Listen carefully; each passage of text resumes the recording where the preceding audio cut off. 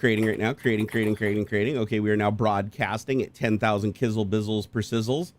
We have 0 dropped frames, and now I'm going to go take a piss. Will you welcome everybody to the show? Do it. I hope that doesn't count as swearing in our first 30 seconds or whatever. Yeah. Wait 29 more seconds, and then you can swear. Yeah.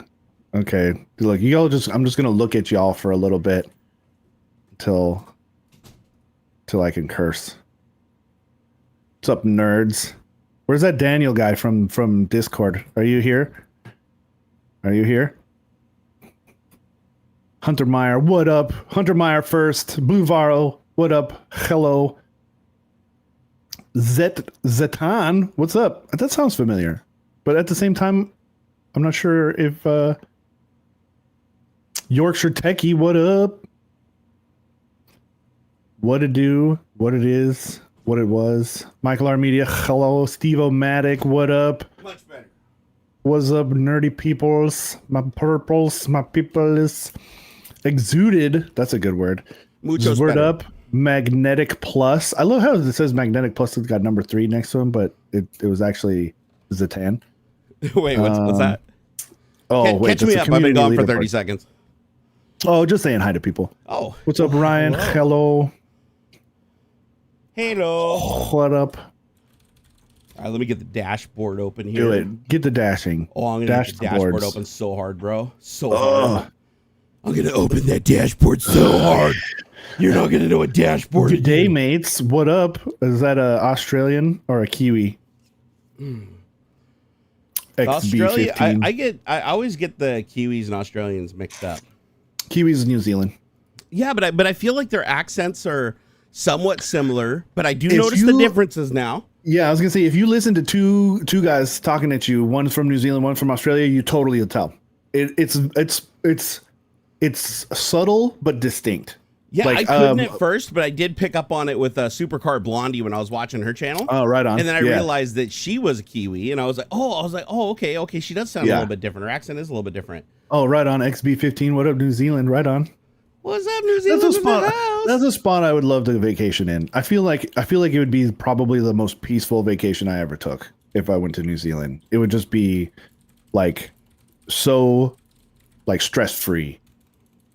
Just from and it's probably cliche, right? Because you most of American media is just going to show the shit that you've seen from Lord of the Rings and that kind of stuff, and there's more sheep than people kind of nonsense. But even still, I just get the feeling that even scrub out the cliche stuff, I still get the feeling New Zealand would be just a real cool, chill, very peaceful place to hang out. Where every animal can kill you. No. New Zealand, I think, is less scary than Australia. Oh, is it more chill in Australia? Because I know in Australia, it's like the mosquitoes are absolutely massive. Yeah, there's snakes freaking everywhere. The fuck do I know? I'm just an ignorant American. I don't, and the weird thing is, people that live in Australia, their kids are their 3-year-old kids are just playing in the backyard and shit with fucking snake, poisonous snakes everywhere and stuff. It's weird. It's almost because you're born there. I don't know if you're immune to the venom or what the shit is, or the animals don't bite you, but it seems like they don't care. I feel like it's less yes, it's a lot of dangerous animals and things like that, but first off, most of the population of Australia is right along the edges, right? The coastal edges. Hardly anybody lives in the interior of Australia. And so you're less likely to really come across the dangerous stuff if you are in the more urbanized spaces. You got to be out in the kind of the sticks a little bit before things get too crazy. I would assume. Yeah, because I was gonna say, I know people all the time are getting the shit kicked out of them by kangaroos. Kangaroos will square off with you and fuck with you. I watched the guy he was skydiving and he hit the ground, a whole gang of kangaroos went over and started beating his ass. They're ruthless, aggressive, dude. Yeah, violent. But at the same time too, even some really dangerous stuff are not that aggressive, right? You see beekeepers all the time, or people who come to who will come to your house and rescue beehives and stuff. They'll get their hands all up in there and stuff and have bees all over them. They're not getting stung a million times because bees aren't necessarily aggressive. They're not just attacking every fucking thing that comes around. You have to pose a danger first.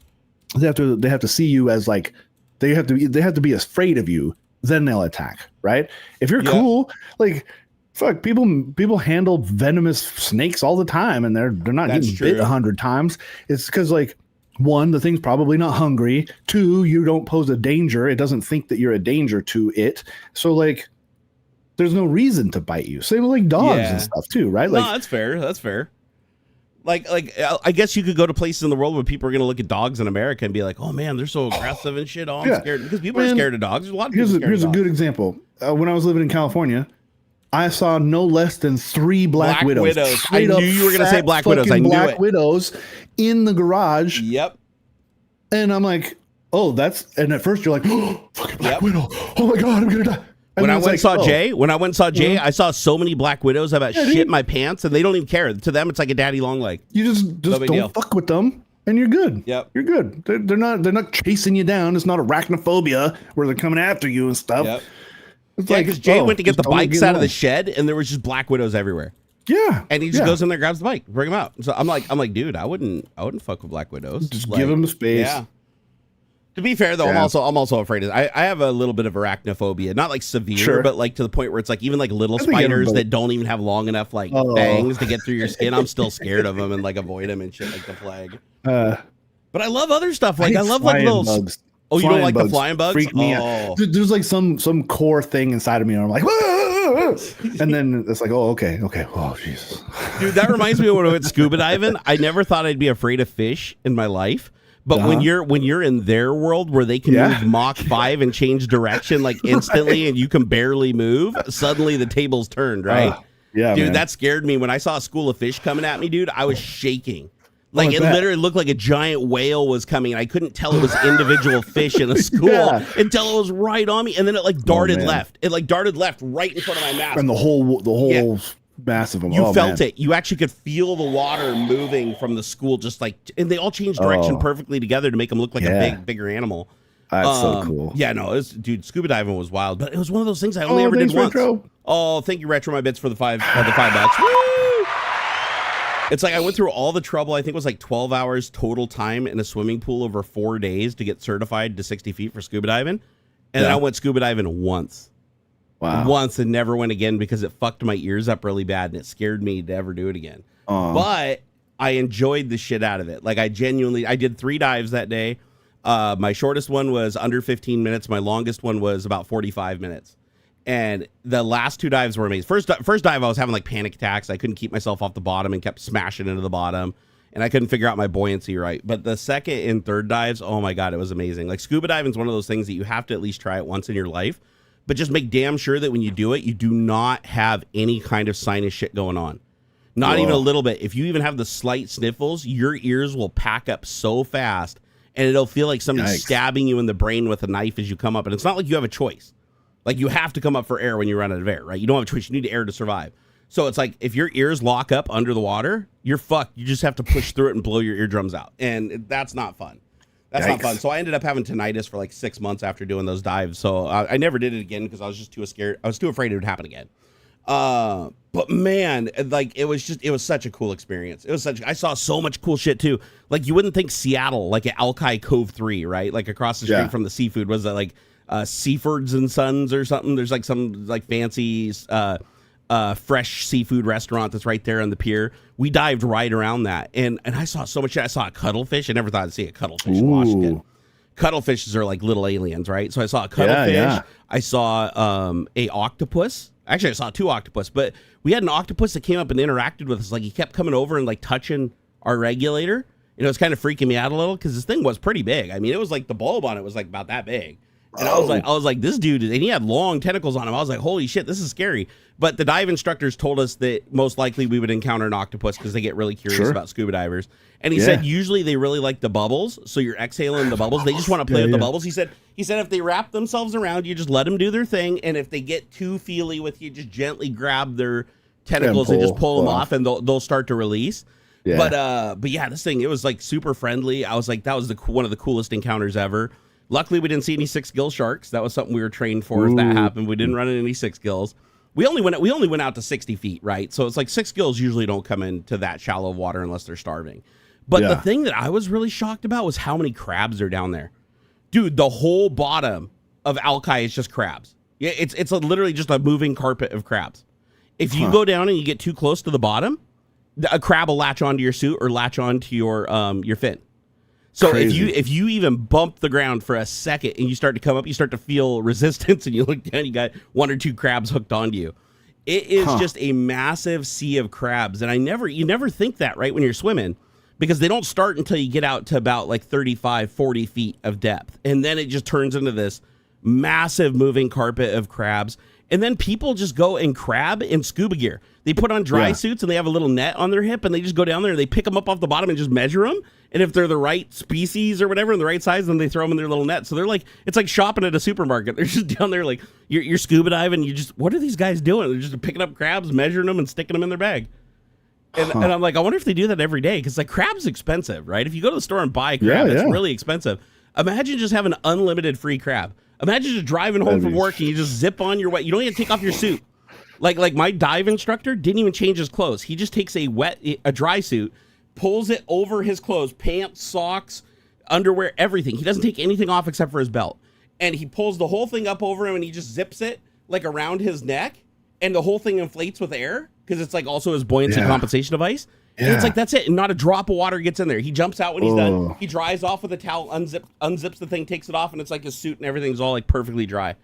I was so jealous because for me, I had to get like basically completely naked with my coworker, and we had to basically put powder all over each other, like baby powder. Dude, it was a weird experience because it's all in the public bathroom. This is like a skeezy public bathroom in Seattle where you'd think 2 dudes would be going at it, right? So we're sitting in this public bathroom and people keep walking by and like poking their heads in and then walking away because they don't know what's going on. All they hear is 2 big fat guys grunting, helping each other pull on their whale skin suits.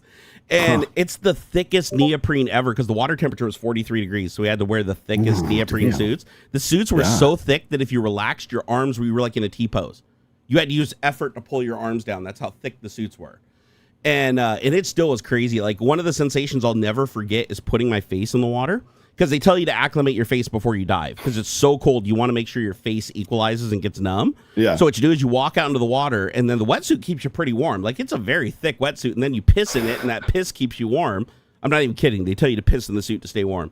So you put your face in the water, and if you have fillings like I do, they actually make a noise. Why? They make a noise because the air contracts inside of the filling, and it forces it to suck air by, and it creates a whistle effect. So you put your face in the water, and it sounds like this. It goes, huh. Isn't that, dude, it's so creepy. It's so creepy. I didn't like it, dude. When I first started, I was like, I want to go back to the pool. I want to go back to the pool. I honestly didn't think I was going to be able to dive. It was that cold. But what happens is you have this weird response where as long as your core of your body stays warm, your extremities, like your hands and your face and stuff, will go completely numb. Oh, yeah. Like you have no sensation. It almost feels warm. It gets weird. It's like you feel the opposite of cold. It almost feels like your face is warm. But realistically, it's freezing off. And then when you come out after diving, your whole face is just beat red like you got sunburned because all your capillaries and stuff contract. That's why I like, as long as I can keep my hands and feet warm, I can handle some very, very chill temperatures. Yeah. 43 degrees is pretty brisk, though. That is very brisk. I was like, why are we scuba diving this time of year? And he's like, I don't know, bro. You were the one that came and did the class this time of year. But the truth is we did it because it was super cheap through a Groupon. And now we know why it was super cheap, because like nobody wants to learn how to scuba dive, you know, in the fucking spring or whatever. And so, not to say that Seattle water really gets warm. It doesn't. It's like, it does not get warm. No, like no. It's like it might 60. Yeah, maybe in the high 50s, low 60s. It's not going to be like the tropics, but yeah, we definitely dived. It wasn't the coldest time of year. He said that the water actually does get down to, I think he said 36 degrees, which 36 is like, that would probably be really, really painful, like legit painful. But once you get scuba diving, once you start moving, I never felt cold. Once I got over the numbness of my face and we actually started the dive and I took a healthy piss in my suit, like I was pretty warm, like through the whole dive. Actually, I was colder when I came out of the water, if I'm honest. But yeah, getting the suits off sucked too. Like actually getting the suits off was almost harder than getting the suits on. Like it was, dude, it was weird because you're all stiff from all the cold and everything like that. You're all stiff and you're trying to get this like thing off you, and it's like suction to you. It feels like the inside of the suit is like rubber that's got a ton of little holes in it. And those little holes create like bubbles of air insulation. That's what neoprene is basically. It's just a bunch of little air bubbles that create like the insulation effect inside of the rubber. Oh, interesting. And, But when they cut it, a bunch of those bubbles are like half bubbles, and that creates like little suction cups. Yeah. And so that shit just like suction cups to your legs. And I don't have a lot of leg hair or anything like that. So it was really, really freaking hard to get that damn thing off. Wait, what Pele said? I really think spiders and anything with more than 4 legs are creepy. I mean, fair point. Anthony said just a couple dudes powdering each other up in a sketchy bathroom and grunting. Oh, dude, yeah, that was a weird experience. But I'll tell you what, man, I got some killer deals on Groupon. I haven't used Groupon in a very, very long time. I don't know if it's still as good as it used to be, but damn, did I have some cool experiences with Groupon. I get to fly an airplane, legitimately take off, land, and fly it like by myself with an instructor basically just sitting there as like the emergency takeover if I fucked up really bad, right? Yeah. I got to do the whole thing, and it was like an hour of actual like engine on time. Like not like, oh, you show up in 45 minutes as a class and then you get in the plane for 15 minutes. No, it was an hour on the engine, legitimately flying, and it cost me $99. That's less than the fuel. Like if I rented that plane and put the fuel in it to fly the hour, it would have costed more than that for this like Cessna 174 or something like that. It was a 4-seater Cessna. It had an engine that was like my Subaru. It was really freaking cool. But and they even let me fly wherever I wanted to. I thought that they were going to make like we were going to fly like a predefined path. They're like, where do you want to go? I was like, where can we go? And he's like, oh, we can. He's like, where do you live? I'm like, oh, out of this city. He's like, oh, yeah, we can get there in 12 minutes. I was like, it took me an hour to drive here. He's like, yeah, but you're winding like this. It's like we're going straight there and doing over 100 miles an hour. And so I was like, okay. So I told him where I lived, and he didn't even have to look in the nav system or anything because, he's the instructor. He knows where everything is. So we literally flew over my town, and I couldn't figure out where my house was, so I followed the roads. I found a familiar road, and I literally flew above the road, winding and weaving and taking like all the turns and everything, just like I would with a car to find my house. And then I finally found my house. I called my wife on the cell phone while I was flying the plane. He literally let me. I'm sitting here flying the plane, freaking cell phone, trying to get my wife to answer so she can come outside and wave at me as I'm flying over. And she wasn't answering the phone. So I flew over the house twice, dipped the wing down, and took pictures of my car and her car in the driveway of my house while I was flying over. Dude, it was badass. It was legitimately badass. So, I mean, great experience. Like, great experience with Groupon. Yeah. I did I did the skydiving from Groupon. You did skydiving? That's the one thing I never got to do. I never got light enough to do it. Scariest thing I've ever done in my life. Oh, serious? Oh, dude, I was scared as hell. Did you have to be pushed out? I know a lot of people have to be pushed out. It's tandem. It's tandem, so, like, you don't really get a choice. But, So does the dude, like, just shove you, like, not without even a warning, or does he, like, let you know he's about to do it? I mean... They do like the first couple people. They do the classic like okay on 3, 1, 2. Ah! Got it. Okay. But for me, it wasn't. I don't really have a thing. I don't mind being up high, but it's like when I start looking over the edge, or like you're close to the edge of something up high. Yeah. That's when I start freaking out. So like I was totally down to jump on my own. Like I didn't. That part didn't scare me. But it's like once you're falling, holy cow. So it was like about a minute, maybe a little over a minute of free fall before they pull the chute. I swear to God, probably the like 30 seconds of the free fall, I just was unhinged.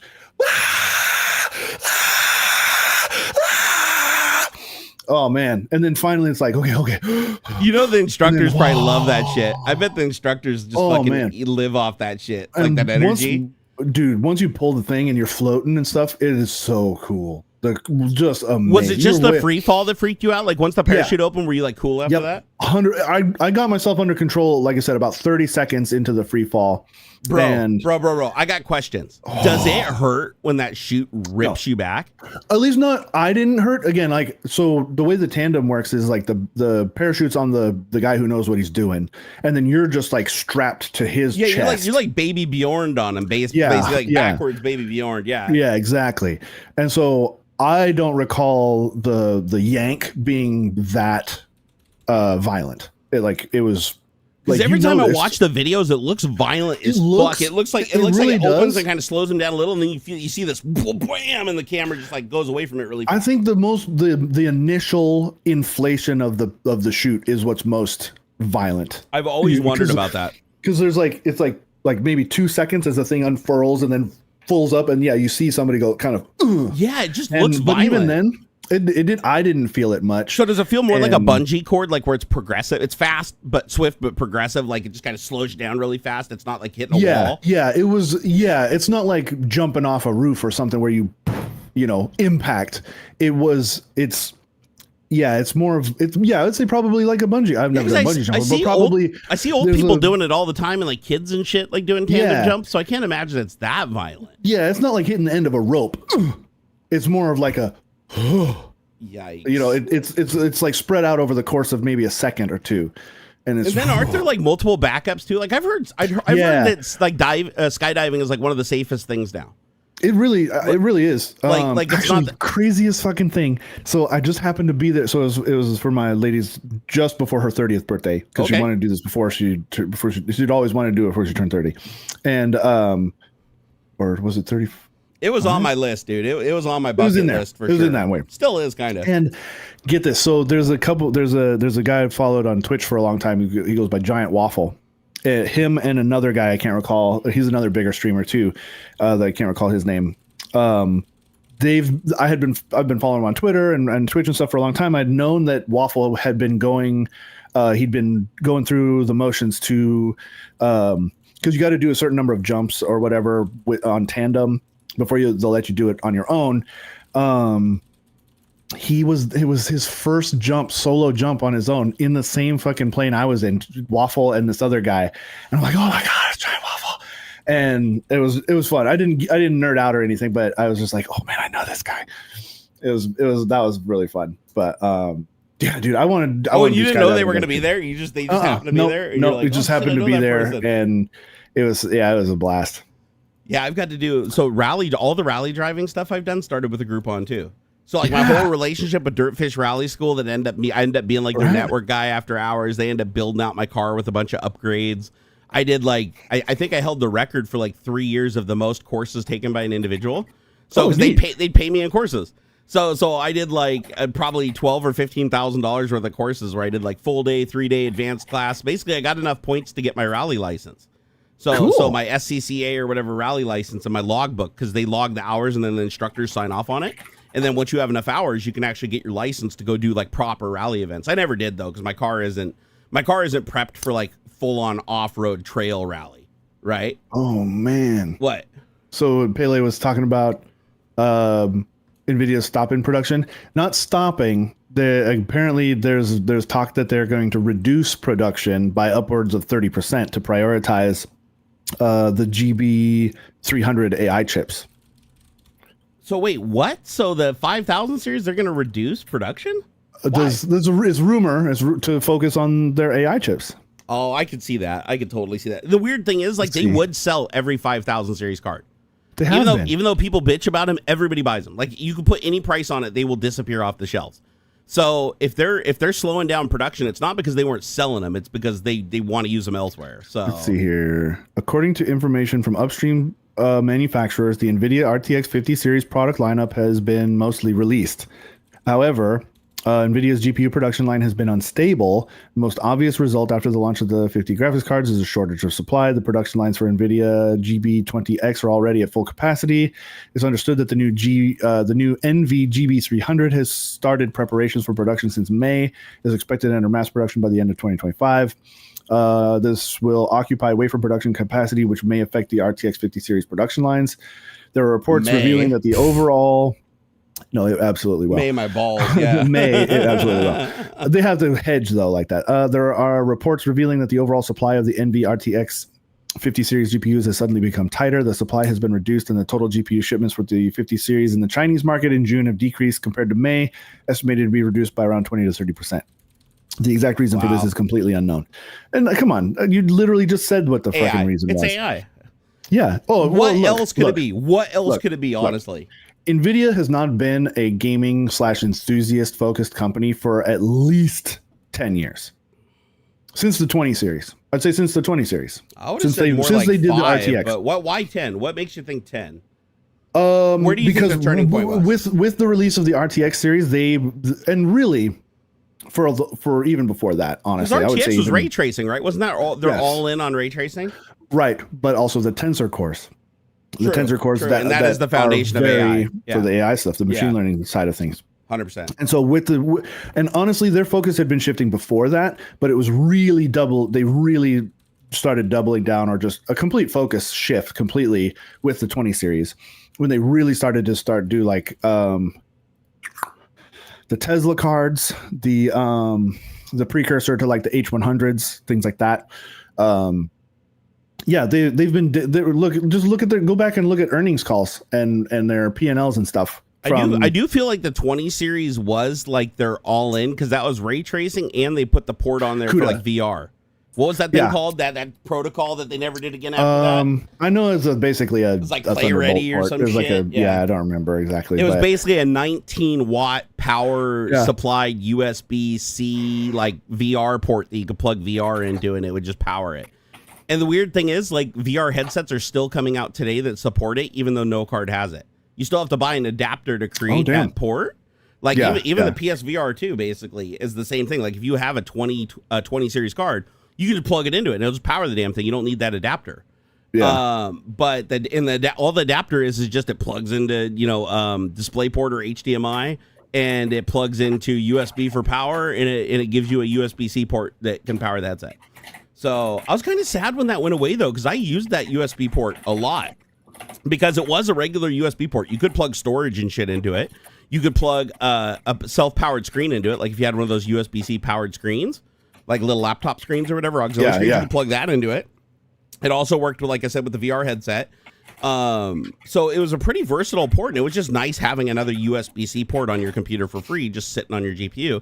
Oh, and it supported Thunderbolt. So you could do Thunderbolt through it, and you could connect a Thunderbolt display to it also, and it would work. So it was a very good port, but I don't know why, for some reason. And I know AMD cards had it too for like 2 generations. I want to say Nvidia only had it for the 1. Probably is a bandwidth thing. It's too weird communication stuff, Yeah, see, Third Shifter in chat just said he's got the 2080 Ti, and he uses the PSVR headset with that port.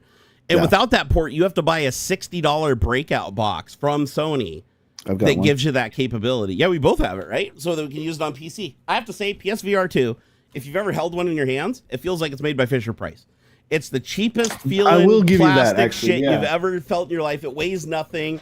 It just, oh my God, it feels like if you drop it, it's just going to shatter into a million pieces. However, once you put it on your head, you appreciate that lightweight immediately, and the visuals are amazing. I will tell you right now, PSVR 2, if you're getting it for the PlayStation 5, unless you're just a Gran Turismo enthusiast like I am, don't bother. But if you're getting it for PC, get that adapter. Get the headset and the adapter, and I will tell you right now, it's one of the best all-around VR experiences you can have on PC. Like, seriously, like it's just the right amount of resolution. It's no screen door effect. It uses OLED screens. Almost no VR headsets use OLEDs. It's very rare to see OLEDs in a VR headset. And the optics package it uses isn't the greatest. Like, I'll admit, it does have like the God rays and stuff like that, but you don't notice them as much with OLED, because OLED gives you that absolute black. You don't have that back banging off of everything. In my earphones. Yep. Oh God. Easy does it. There's an order. Oh, I've made a mistake. I've made a huge mistake. Oh no. Hey, I want to take a moment to thank Blue Varro. I didn't see this earlier. He gifted 5 memberships. So if you got a membership from Blue Varro, please thank him. That was a damn nice thing of him to do. Blue Varro. Here, you know what? Instead of bat knife, I'm gonna give you flame. Okay, it's not working. Why is it not working? Was it because it was cheap? Here, let me turn off the light. Maybe that'll make it easier to see here. Hold on. Oh, there it is. Flame.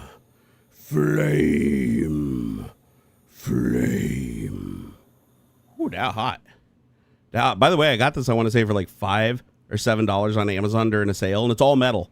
It's all metal butane torch, and it looks exactly like the Hacksmith's torch that costs like $100 or whatever. Don't get me wrong, I like the Hacksmith's torch. I like the way it looks like a lightsaber. I totally want one. I just can't afford it at the time, so I figured next best thing is generic Chinese knockoff that has like similar internals. I also got a plasma one for I want to say this was like $9. You like push a little button to like have the little forks come out, and then you push another button, and it's USB powered, and then it just creates like a little cross plasma thing. Isn't that cool? Like, I don't know if you can see, it's not focusing, but yeah, it's like it lights paper on fire instantly. I like them. Plus, this one, both of them work in wind. Like, wind can't put either of them out, so it's good for like light and barbecues and shit like that. So that's primarily why I got it, for barbecue lighting and candle lighting. Third shifters, so yeah, without the adapter, my Bluetooth isn't good enough for the controllers to connect. Can only use one at a time. I know that PSVR 2 is very finicky with Bluetooth. If you do get a PSVR 2 and you want to use it with your computer, the adapter thing does not give you Bluetooth. You have to use the Bluetooth on the computer. I recommend just buying a little $20 Asus Bluetooth, Bluetooth 5 dongle or whatever it is. Yeah. That thing works flawlessly. If you have that one, you'll have no problem. Too. Yeah. Yep. They're cheap. They work fantastic. And then what you do is all your other Bluetooth shit, you put on your PC's Bluetooth, and then you just use that dongle for the controllers, and you'll never have any problems. Which is usually through your Wi-Fi. It's built in to your, like, if your motherboard's got Wi-Fi on it. Yeah, they share the antenna. It's also on the... You know what's Bluetooth crazy, though, is this is the thing I don't get, is why does Wi-Fi need an antenna that's like this long, popping out of the back of your motherboard connected to a port for your Wi-Fi to have any range, but a Bluetooth dongle that just looks like it's the size of just the USB connector plus like another couple millimeters. That's enough to like reach out 30, 40 feet and connect to your earbuds just fine. Frequency. I mean, is Bluetooth that high of a frequency? Like, is it like the super high gigahertz or something? Like, isn't it lower frequencies go farther? Lower frequencies require bigger antennas, I thought, because wavelength, right? The lower the frequency is, the larger the wave. The smaller, because really super high frequencies are like really, really tiny waves. Yeah. Plus, Bluetooth isn't. Actually, that must be it. It must be a higher frequency because it's no good through walls and shit. Like it gets interrupted really easy. You're supposed to have almost like. I can get pretty far away, more than 30 feet, if I have direct, like almost line of sight. Like you can get pretty far. Yeah, I know it's rated for 30 feet, but you can go further if you. Oh, sure. Yeah. My motherboard's Bluetooth will allow me, like if I use the onboard motherboard Bluetooth that uses like the external antennas that magnetize on the side of the case, I can go all the way to the other side of my house, which is 90 feet, out on the front porch, close the door, and still be able to communicate back. Because I used ESP, and that's with an ESP32 with no antenna. Just using the ESP32 with this little onboard, PCB antenna, and it's able to go 90 plus feet. I was actually really surprised with that. So range is good. Range is really good with modern Bluetooth. Dude, have you? I don't even know if we're gonna touch on topics at all. But did you see Styropyro's fucking handheld laser thing? Fuck yeah, I did. Dude, that is the coolest shit I've ever seen. Remember, I told you my biggest fear in the world is that device, and all he does is swap out the laser diodes with IR laser diodes. Dude, if you use the IR laser diodes, everything you point at just catches on fire from a mile away. Yeah, not even blind. Like, don't even worry about blinding. You just set their clothes on fire instantly. Yeah, they just boil you from afar. Like, did you see how fast that thing was just lighting wood on fire? Dude, the wood, the fucking... second he pulls the trigger, the wood is just smoking and the gases are catching fire. I loved him. Uh-oh. What happened? I think we might have lost his audio. I bumped the cable and it was just in one ear for a second. I loved how he was blasting some stuff. My balls. I Ew. Like he was blasting like that CD case, and he's like, he explained how like at higher powers, the plastic was like weird.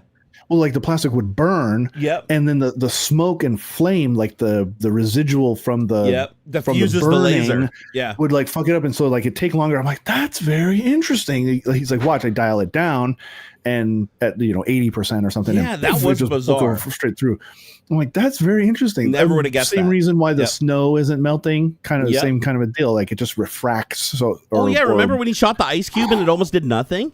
Yeah. You're like that because he shot a white piece of paper, that's normally highly reflective to laser. It instantly just bursts into flames. Well, there's some of that, like, I'm like, come on, man. You play with lasers, and it's not just because it's white doesn't mean it's reflecting all of it. Like it's still gonna heat up, and like your thing is lasers, and you're acting surprised that it didn't. That the paper just burned right through. I'll tell you why. I have a 1 watt blue laser that has similar wavelength that he was using on his laser. Yeah. So if I pointed at a black piece of paper, it instantly lights on fire. Like the second I hit the button, fire comes out. If I point at the white piece of paper, literally nothing happens. A little bit. Nothing. Well, that's 1 watt too. That's 1 watt. That's enough to like set a brown paper bag on fire. Some of it, I'm like, come on. Same thing with the wall. White. If I shoot the white on the wall, the white paint on the wall, it barely does anything. If the black paint right next to it on the wall, it'll burn through the black paint down to the white paint and then stop burning. Yeah. Like vaporizes the black paint. So white does reflect a lot of light. But just because it's reflecting it doesn't mean it's not absorbing some of it. It's still slowing down. It's still going to heat up. Some of it though is the key, right? Some of it not enough. Not enough. Yeah, of it, but like a mirror too. Like it's not perfect. You could punch through a mirror with a laser just because it's super reflective. It's still going to heat up. The glass is going to slow the light down enough. That's why your car gets hot. Right? No, but you just made a good example. The sunlight comes through. The sunlight comes through the glass, slows the light enough that it turns to infrared. It slows it down and that's what heats up your car. Have you ever seen a laser mirror? Oh yeah, so laser mirrors are first surface mirrors, right? So there's no glass in front of them. Basically, the laser hits the surface and rebounds. They have to be cleaned and polished so precisely that if a speck of dust gets on there, the speck of dust will burn and destroy the mirror. So they have to make sure that there's like no dust on the surface of those mirrors when they're working with super high powered lasers. Now, low powered lasers, you can just use shitty old mirrors, like your bathroom mirror will reflect it just fine. But when you're talking high powered mirrors, like if you try to shine that in your bathroom mirror, it would just punch right through it. Yeah, like the imperfections in the glass would explode. Yeah, it would like hit the back, it'd go through the glass, heating up the glass slightly, but then it would heat up the back so much that it would start melting the glass in front of it. So lasers are weird like that, though. That's why, like, his test with the CD case, right? That was weird that the smoke diffused the light and lower power is more successful. Or did you ever watch Backyard Scientist where he was using the even more powerful laser that's used for welding? And he's using it to cut branches off trees. Thing, though. That was cool. Yeah, so the Backyard Scientist did a video where he took an actual laser welder, like a $20,000 laser welding unit, where the laser's in this giant 700-pound box. And he's outside shooting it at branches on trees. And it's cutting through like 3-inch branches on trees like 100 feet in the air, cutting them off, and the branches are falling. Wow. And the second he pulls the trigger, you can see that branch just billowing smoke from all the steam and the burning wood and everything. Now, that's a pulsed laser, right? That's not constant. Like Styro's was continuous. And he kind of explained some of that in the video too. He's like, look, as I'm saying, this is the most powerful handheld laser or whatever, but he's like, heck, even my laser welder is like bat, like it's got it's not continuous. This is like a beam. Yeah, he has a laser tattoo removal machine that's like 1,000,000 times more powerful than the one he created. Crazy, dude. But the thing is, it looks like it's continuous, but it's not. If you do it under like a high-speed camera, it's pulsing. Because it's like the capacitor bank charges up, discharges, and that gives you so much more power that you can push through. But the fact that he was able to create something that was handheld with all the RC batteries inside of it that could produce that level of power is just mind blowing to me. Plus, those batteries got to get so hot, dude, with the current he's pulling. I thought it was so cool the PWM thing, and he was explaining how like it's not tunable. First off, of course, because this is media and video games and stuff, I was shocked that it made no noise. Like, you just pull the trigger and a beam. There's no sound from it. You'd think at least there'd be some sort of like electronic buzz, from the discharge or something. But no, just completely silent. But then like you mess with the fucking PWM thing, and it's the wood. The wood is what's making the noise from it heating up and cooling off fast enough. And like, he's like, bro, I think I could make like a laser, like music maker, basically like a laser piano or something. Like, I'm like, holy cow, dude. Like, that's so weird. Like, just like using the sound of the thermal expansion of the material hitting just to create music. That would be weird. Oh man, how rad would that be? Just have like a 2x4 and have it walking back and forth like a typewriter, just going. That'd be awesome. I was thinking too. He was talking about like having to get certain material like in the right focal point because he's got the lens, right? And he's like, oh, I got to adjust it. If you had some sort of like you could do like a weaker laser for range finding, right? Yep. And then adjust and then the lens could adjust itself to the right focal point and stuff. Holy cow. Hey, somebody in chat asked if lightsabers are lasers. No, I think they're plasma. No, and even canonically they're not. It's a plasma beam. That's what I thought too. I thought it was a plasma weapon. Yeah, it's a magnetically contained plasma. Yeah. Think who did that? jerry rig everything. Yeah, made a proto saber. Who did that? I don't think it was jerry rig. Was it somebody else? Hacksmith. That's right. Yep, Hacksmith. They did what they call a proto saber, which again is canonical, right? Well, maybe pseudo canon, because like I think it's mentioned in the books or whatever. So a lightsaber is self-contained. It's just motherfucker. Do it again. It's fucking. I got like a fucking 12-foot headphone cable. Fucking bullshit. Pardon my French. So the lightsaber is self-contained. The power source and everything is in the hilt, right? The proto saber, which is like you go a million years behind in Star Wars, has a separate power pack and like a cable attached to the hilt. And so that's what the Hacksmith guys did. Sort of. It's basically a plasma torch, a portable plasma torch. Or plasma welder. And dude, man, I'm so bummed. Asus sent Puget Systems a miniature one. It looks just like the one that Hacksmith made. It's like a collab with them. I want to see if I should look up to see if I can buy it separate because it was so fucking cool. They gifted us one and I lost the raffle for it, and I'm very sad. Yeah, kind of like Ghostbusters, but that was a proton pack. Yeah, Ghostbusters was a proton pack. You actually had a small particle accelerator on the. That's what the backpack is, a small accelerator, like CERN. Particle accelerator. Accelerator. Yeah. And the gun is that plasma beam is a particle beam. The electron beam or whatever they call it. A little different. Yep. Protons, a little different. This is more technically plasma. It's any particle, correct? Can't you accelerate any particle? And like Large Hadron Collider doesn't just do protons and electrons; it can do anything. They more I've most commonly read, they slam gold together. Seriously, that's they slam gold atoms and stuff together. Yeah, they try to slam really, really dense stuff together. Is that okay? So they try to use a dense particle. Is that so the mass like has a better chance of the two connecting and grabbing onto each other? Yeah, because I know you have to like overcome the strong nuclear force or whatever, because otherwise they repel each other. Like most particles want to bounce off each other. They'll like bounce off. Yeah, to get fusion, you have to basically like force the bitches together with heat and speed. Yeah. like no, it's wild stuff, man. Like it's crazy so cool. How big of a machine they had to build, and then they didn't even know if it was going to work when they built it. Like imagine putting that much money into something and not knowing 100% that it's going to do what you want it to do. The thing is, there are still smaller particle accelerators. Like there's one in Texas. I think there's one in the Midwest somewhere. Like we have two, right? At least two particle accelerators. So the theory has been. I want to say we have the second largest one here in the United States. Of it.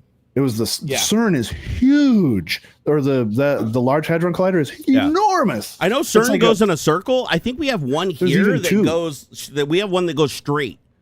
I know here in the United States, I've seen one that goes straight, but I don't know how the hell that works. Like because once you accelerate it, you have to mash it at the end, and then it's done. There's no going around again. Right. Whereas with the Large Hadron Collider, I think they keep accelerating particles and picking up more and more speed as it goes around over and over again. There's like a smaller one where it goes. Yeah, they call it the track, right? Into the big one. Yeah, that's right. The racetrack. It goes around. Once it gets up to speed, they basically like flip it over to the other channel, and then it goes flying into the collector. Yeah, that's wild, man. And the fact that it all has to be under a vacuum, they have to use liquid hydrogen to cool it down, and all the magnets and stuff. And how many miles is it? Is it like 18 miles or something of track or something like that? 100 kilometers across, I think. It's a lot, man. It's a lot because it can't be a very sharp turn either, because they have to keep the particles magnetically combined without touching the wall while they're going near the speed of light. I was way off. So the Large Hadron Collider has a circumference, so that's all the way around, of 27 kilometers. This translates to a diameter of 8.6. That's still huge, though. That's still, like, just think about how massive that is. It's a little over 5 miles across. And it's built underground? Oh, is your wiener dog crying? Is that what I'm hearing? Yeah, he's whining. Oh, pick him up and give him some love. Come on. Mom's outside. And his buddy, pick him up. Let's show him off. Come here. Gotta show him off. Hey, Retro My Bits, baby. Thank you again for that $5 earlier. Also, DeWolf's Den, Daniel Frost. Thank you, and Blue Varo again. Thank you for the memberships. Appreciate it. Oh, look at that little wiener dog. He wants to yell at people outside. What specific breed is he? He is a miniature dachshund. Miniature dachshund. Okay, Gosh, he's got such a long snout. Specifically a long-haired cream. Hey, what's up, Don T. Kellogg? Oh, is he growling at the strangers outside? He yell at people. This is why he can't be outside. He's got his necklace on. Oh, bro, he's barking like right now, but he's got his necklace on and he knows better. So he grumbles because if it gets too loud, it'll buzz, and he doesn't like that. So he's learned to be just quiet enough. He knows how to stay just perfectly under the under the trigger. Oh my gosh! Wait! Why isn't this working? I just noticed. I noticed that Retro My Bits tipped $5, but it's not showing anywhere on the screen. I feel like something messed up. Oh, wiener dog wiener. Show off the wiener dog wiener. Red Rocket, yum. No, just kidding. It's like Red Robin, but it's Red Rocket, yum. Yeah, we're not southern enough to go down that road. Why is it? This is weird. Why isn't this updating? I just looked on Stream Elements page 2 and it's not updating. It looks like Stream Elements events are like not registering or something. Yeah, because notice we have Retro My Bits did a $5 tip and it didn't change anything at the top of the screen. Oh, that's crazy. So I tried reloading it in OBS and it didn't do anything. Then I looked on Stream Elements and it's still not showing up. So I don't know what the hell this thing's doing. You're welcome, Don, for showing my wiener. It's like, come on, is this thing broken? What's the deal? What's the deal, Stream Elements? It's probably from when I reset the key. I probably had to like reset it somewhere else. You're not hearing that music in the background, are you? No. Okay. Is that outside? Is there music playing outside? No, it's literally like right outside my office or something. No, that microphone's badass at rejecting it, dude. It's so good. Okay. Here, let me. Because I'm pretty sure we'd get a fat DMCA because it's like Taylor Swift for sure. So.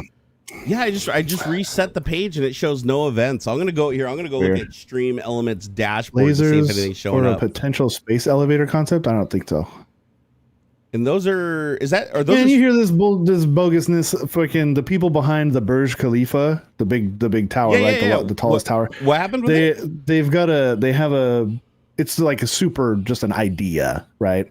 But they want to instead of like building a space elevator to, like transport shit up to space or whatever. Yep. They're playing around with this idea of capturing an asteroid, putting it in orbit, and then building a tower down to it, not attached to the Earth. They want this fucking thing to still orbit Earth so that this tower is just zooming across the landscape like 300 feet off the ground or some whatever craziness. They want to build this tower down off of this fucking asteroid. And I'm like, that is the most ridiculous thing I've ever heard in my life. You still have all of the freaking problems of a space elevator, right? You need material science to like be way freaking better. You're going to hang a trillion fucking tons off of an asteroid and you think that shit's not going to fucking fall out of the sky? Come on. Like the concept alone is just ridiculous. I feel like a lot of stuff that's come out of like the UAE's been pretty fucked up lately. Hey man, they built that palm tree freaking peninsula and turned it into a resort. They built that Burj Khalifa. Like if anybody's gonna do it, it's gonna be the UAE. But it's just ridiculous to think that way. No, fair enough. But didn't you see like they're getting so weird now? They're like talking about building this one mega city that's just one giant building that's like miles and miles and miles long and like a mile tall out in the middle of the desert. Yeah, the strip. Now that's actually an interesting concept. And then they have to get like water like way the fuck out there, like in the middle of the desert. They have to create a channel that's like 100 miles long to get water there. It just, I don't know, man. I feel like they do come up with some ideas that you're like, okay, maybe that's like, I wouldn't have thought the Burj Khalifa was doable when they first started talking about it. Like, let's build a building that's so high that like fucking airliners are crashing into it and shit. But some of the shit that they're coming up with now, I just feel like they're just trying too hard. Like they're just like, oh yeah. we're gonna build a fucking space, a giant space station in orbit that has like artificial gravity and houses 3 million people. And it's like, okay, come on, we can't even get a fucking Starship can't even orbit the Earth properly, for crying out loud. Half the time they can't even get the fucking door to open on the thing to push cargo outside of it. Like I think we still got a ways to go before we're gonna get there. I mean, hey, credit for trying, right? Sorry, jumping back here.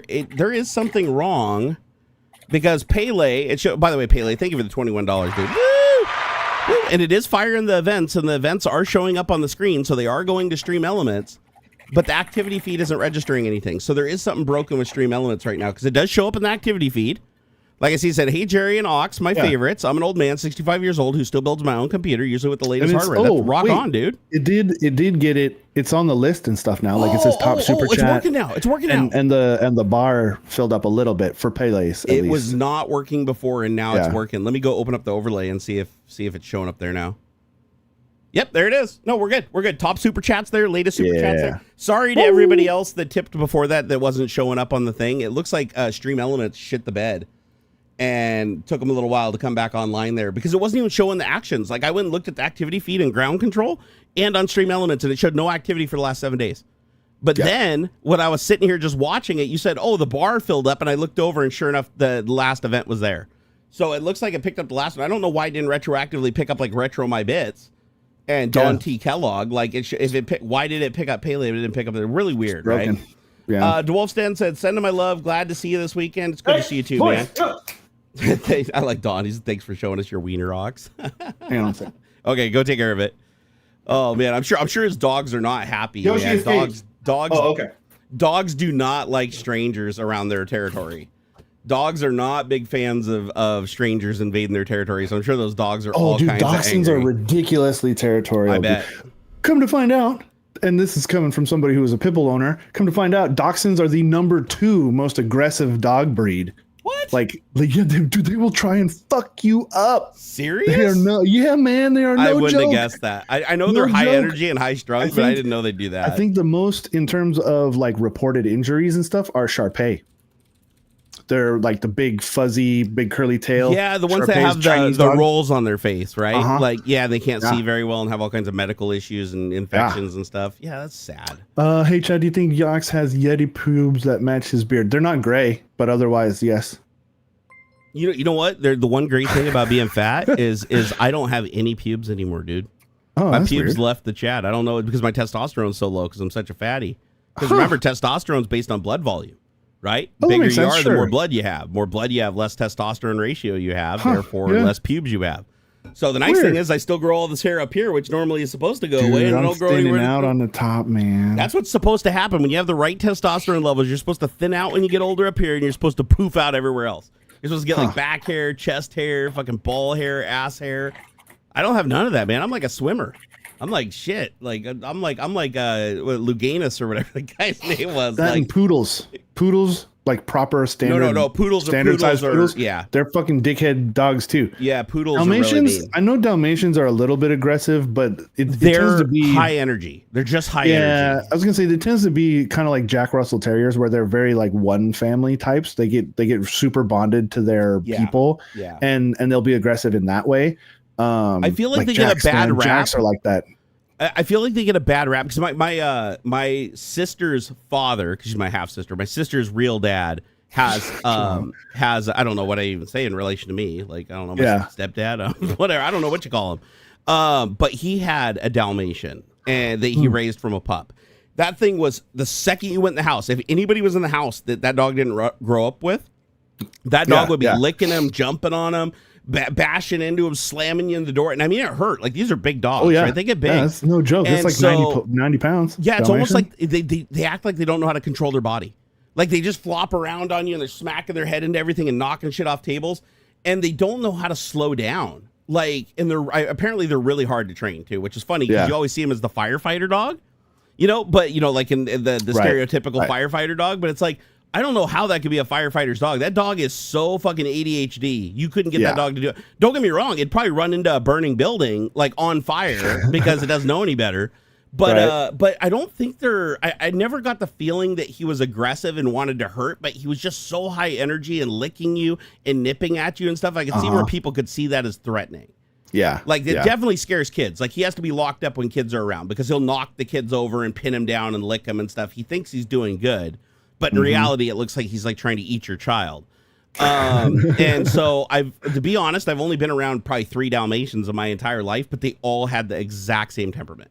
I bet. So I think it's super common. Now, is it possible to train them and like have a chill one? Probably. Well, of course. Yeah, there's always, I mean, just like pit bulls or whatever, or any dog really, like there's always going to be, the outliers of like good training and proper like maintenance of their attitude and shit like that. My mom was amazing. Yeah. Like, she could train any animal to do anything. It was wild. Like, that was the one. My mom's, if you ask what my mom's superpower was growing up, it was training wild animals. Aw, that's cute. Like, we had raccoons. She trained raccoons. Like, how do you train a fucking raccoon? It's like little baby raccoons that are getting into everything. And she had that in 7 days. She had those things like just doing exactly what she told them to. Cats notoriously hard to train. Like to get, and she had all of our cats growing up were like dogs. Like, you could call them, they'd come, you tell them to leave, get down, they'd get down immediately. Like, they knew their names really well. Like, you put food dishes next to each other and they knew which food dish to eat out of, and they wouldn't go into each other's food dishes. Like, my mom would train these cats so freaking good, and I've never been successful. My cats just walk all over me and only come around when I give them treats. So I don't have the touch. But I still think it'd be rad to raise a cat as a dog or with dogs, cool. And vice versa, like a little puppy with cats. Have you ever seen when you raise cats around dogs? Sometimes they bark. Yeah. Oh yeah. Isn't that wild? Like a cat trying to bark. Yeah. It's so fun. Because cats, a lot of the vocalizations from cats are for humans. They don't do it to each other. Like, a lot of people think cats are all like mowing and purring around each other and shit. Not really. No. A lot of that stuff they just do for humans. It's subsonic. Yeah, they communicate. They do like have vibrations and stuff for themselves, but yeah, it's to I've heard that it's supposed to replicate like baby sounds, so that it triggers a similar response in humans. Yeah, and I definitely get that vibe. Like, when they want a treat or something like that, they use a slightly higher pitched sound and drag it out a little bit more. Like, a little meow, meow. I'm so happy. There's a guy on TikTok that has like a whole series on how to like talk to your cat. And like one of them, there's one sound. He's like, it's like number 4. If you make this, it's like a kind of sound. It's weird. Like come here. It's like come here. And then there's like 1,000 stitches of other people doing that. Like, there's my cat over there in the doorway, and watch. I go, and the cat will look and come trotting over, or like they'll do it loud enough, and you'll hear the cat come from like downstairs or whatever. I need to watch this. My cat's need training so bad. Dude, yeah, there's like 6 particular like sound like phrases, I guess, that communicate to the cat, like, because they're trying to talk to you too. Yeah. Oh, I figured out a sound though that makes cats freak the fuck out and just run in every direction. If you have a cat, one of these times, just really loud, go wee wee wee wee wee, and watch what they do. They fucking take off, dude. That's because all cats are criminals. Seriously. Like, I'll be sitting in bed, and it's like I was doing, because I was trying to annoy my wife doing the wee wee thing from that movie. Was it Kung Pao Enter the Fist? Wee wee wee. And the cats fucking just got up and bolted from a dead sleep in both directions, slamming into the doors up and down the hallway. So I was like, I don't do it very often, but yeah, when they piss me off, I'm like, wee, wee, wee, and they take off running. But I was like, that's weird that sound sets them off like that. There's something instinctual about that tells them they're about to die or something. Like, they're like, shit, get the hell out of here. But the weird thing is, like, some cats are a lot different. Like, my first cat that I had, my first cat when I moved out from my parents' house, her name was Hannah. And she was the most wonderful little cat ever, little blue cream tortie. She was itty bitty, about half the size of the cats I have now. But she was super smart. You could call her.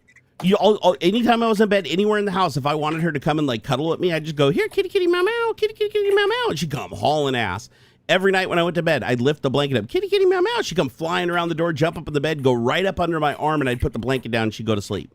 My cats, I've had them for almost, 9 years now. And I still can't get those son bitches to even get on the bed on command.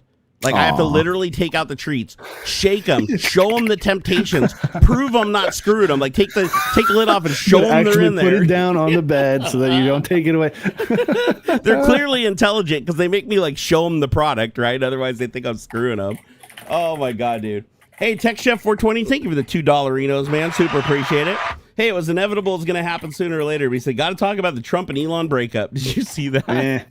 Come on, dude. It's all the same bullshit drama. I predicted it. Until something actually, I mean, yeah, but who cares? I do. I care, know, but man. I mean, I guess that's not quite the right phrase. It's more like what effect is it going to have? If what Elon and Trump are battling each other, it slows them down, hurting us. So that's does it though? Because it there's practically riots in LA as ICE is like being trapped in their own DHS detention center. Well, to be fair, that doesn't really have anything. People with paintball guns. That was already like on autopilot, though. That was already on autopilot. I'm talking about shit moving forward. The damage is going to get done. They're not going to slow down just because Elon and Trump are fighting. I kind of feel like he's already. I feel like he's kind of already given up.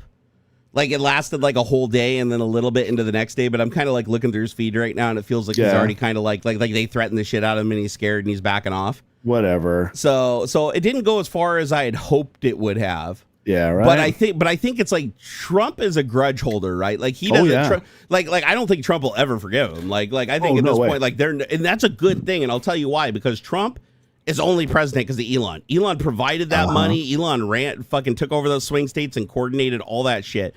Yeah. So, and Elon even admitted to that during the argument the other day. He said you wouldn't even be president if it wasn't for me. Without me. Without me. So which that seems like something you really don't want to be admitting publicly, Elon.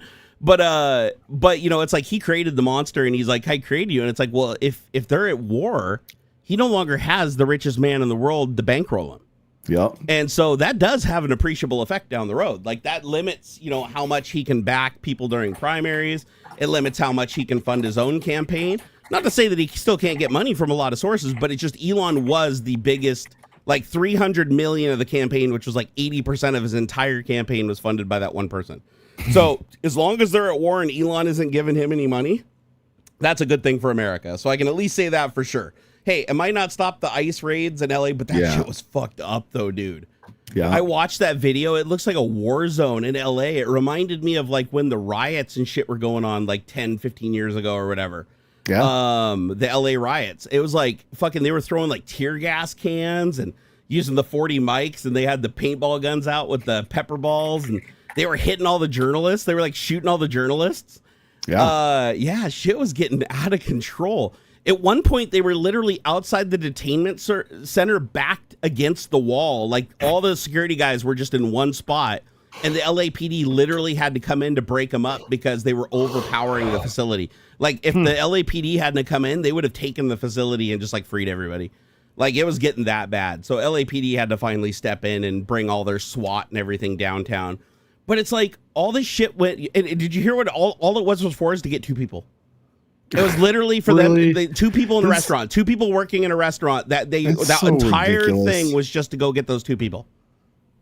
And they did arrest them. They did end up arresting them in the end. But it's like really, like it was that important to arrest just for two people to like show up with that kind of a presence. Like literally a single cop car could have pulled up and walked in there and just said, "Hey, sorry, we have to take you in for questioning or whatever." Like they didn't need to do that. That's the ridiculous part. That's the ridiculous. Like what happened in what was it, Minnesota, I think, just recently too? Yep. Where like a big crowd of them like were able to fucking like they've stopped whatever their operation and like they ran. Like they ran off out of this neighborhood and they bring in these like armored personnel carriers and shit. They got like two of these monster tanks basically and like 45 jackboots to go like snatch up a couple people out of a Mexican restaurant or something.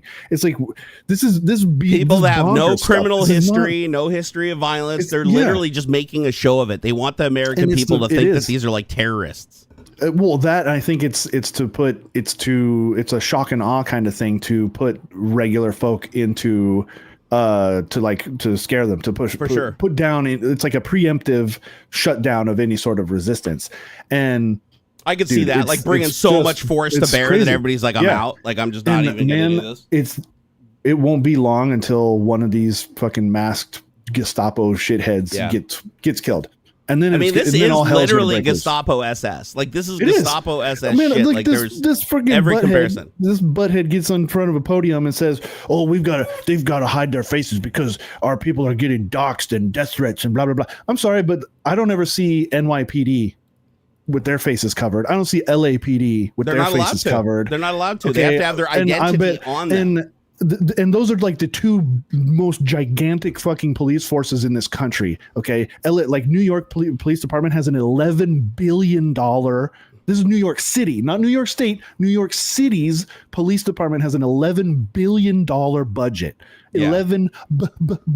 billion. New York and LAPD budget. are basically like private militaries. Okay. Like they're huge. Yeah. They are not covering up their face. Maybe when they do like SWAT stuff or whatnot, they might, but that's more because like we're throwing gas cans and shit around, like, you know, tear gas canisters and things like that. But that's when they have like a signed warrant for like violent people, known violent people. Then they got to gear up. Yeah. They're hiding their fucking faces and stuff because they're not supposed to be doing it this way. They're not following the rules like they're supposed to be doing. And it is only a matter of time until they go into the wrong fucking neighborhood and people will either get taken hostage, people are going to start snatching these freaking ICE people back, or they're just going to start killing them straight up. Yeah. It's going to happen. And that's when shit's really going to start going bonkers, because that'll give the feds an excuse to try and occupy sanctuary cities.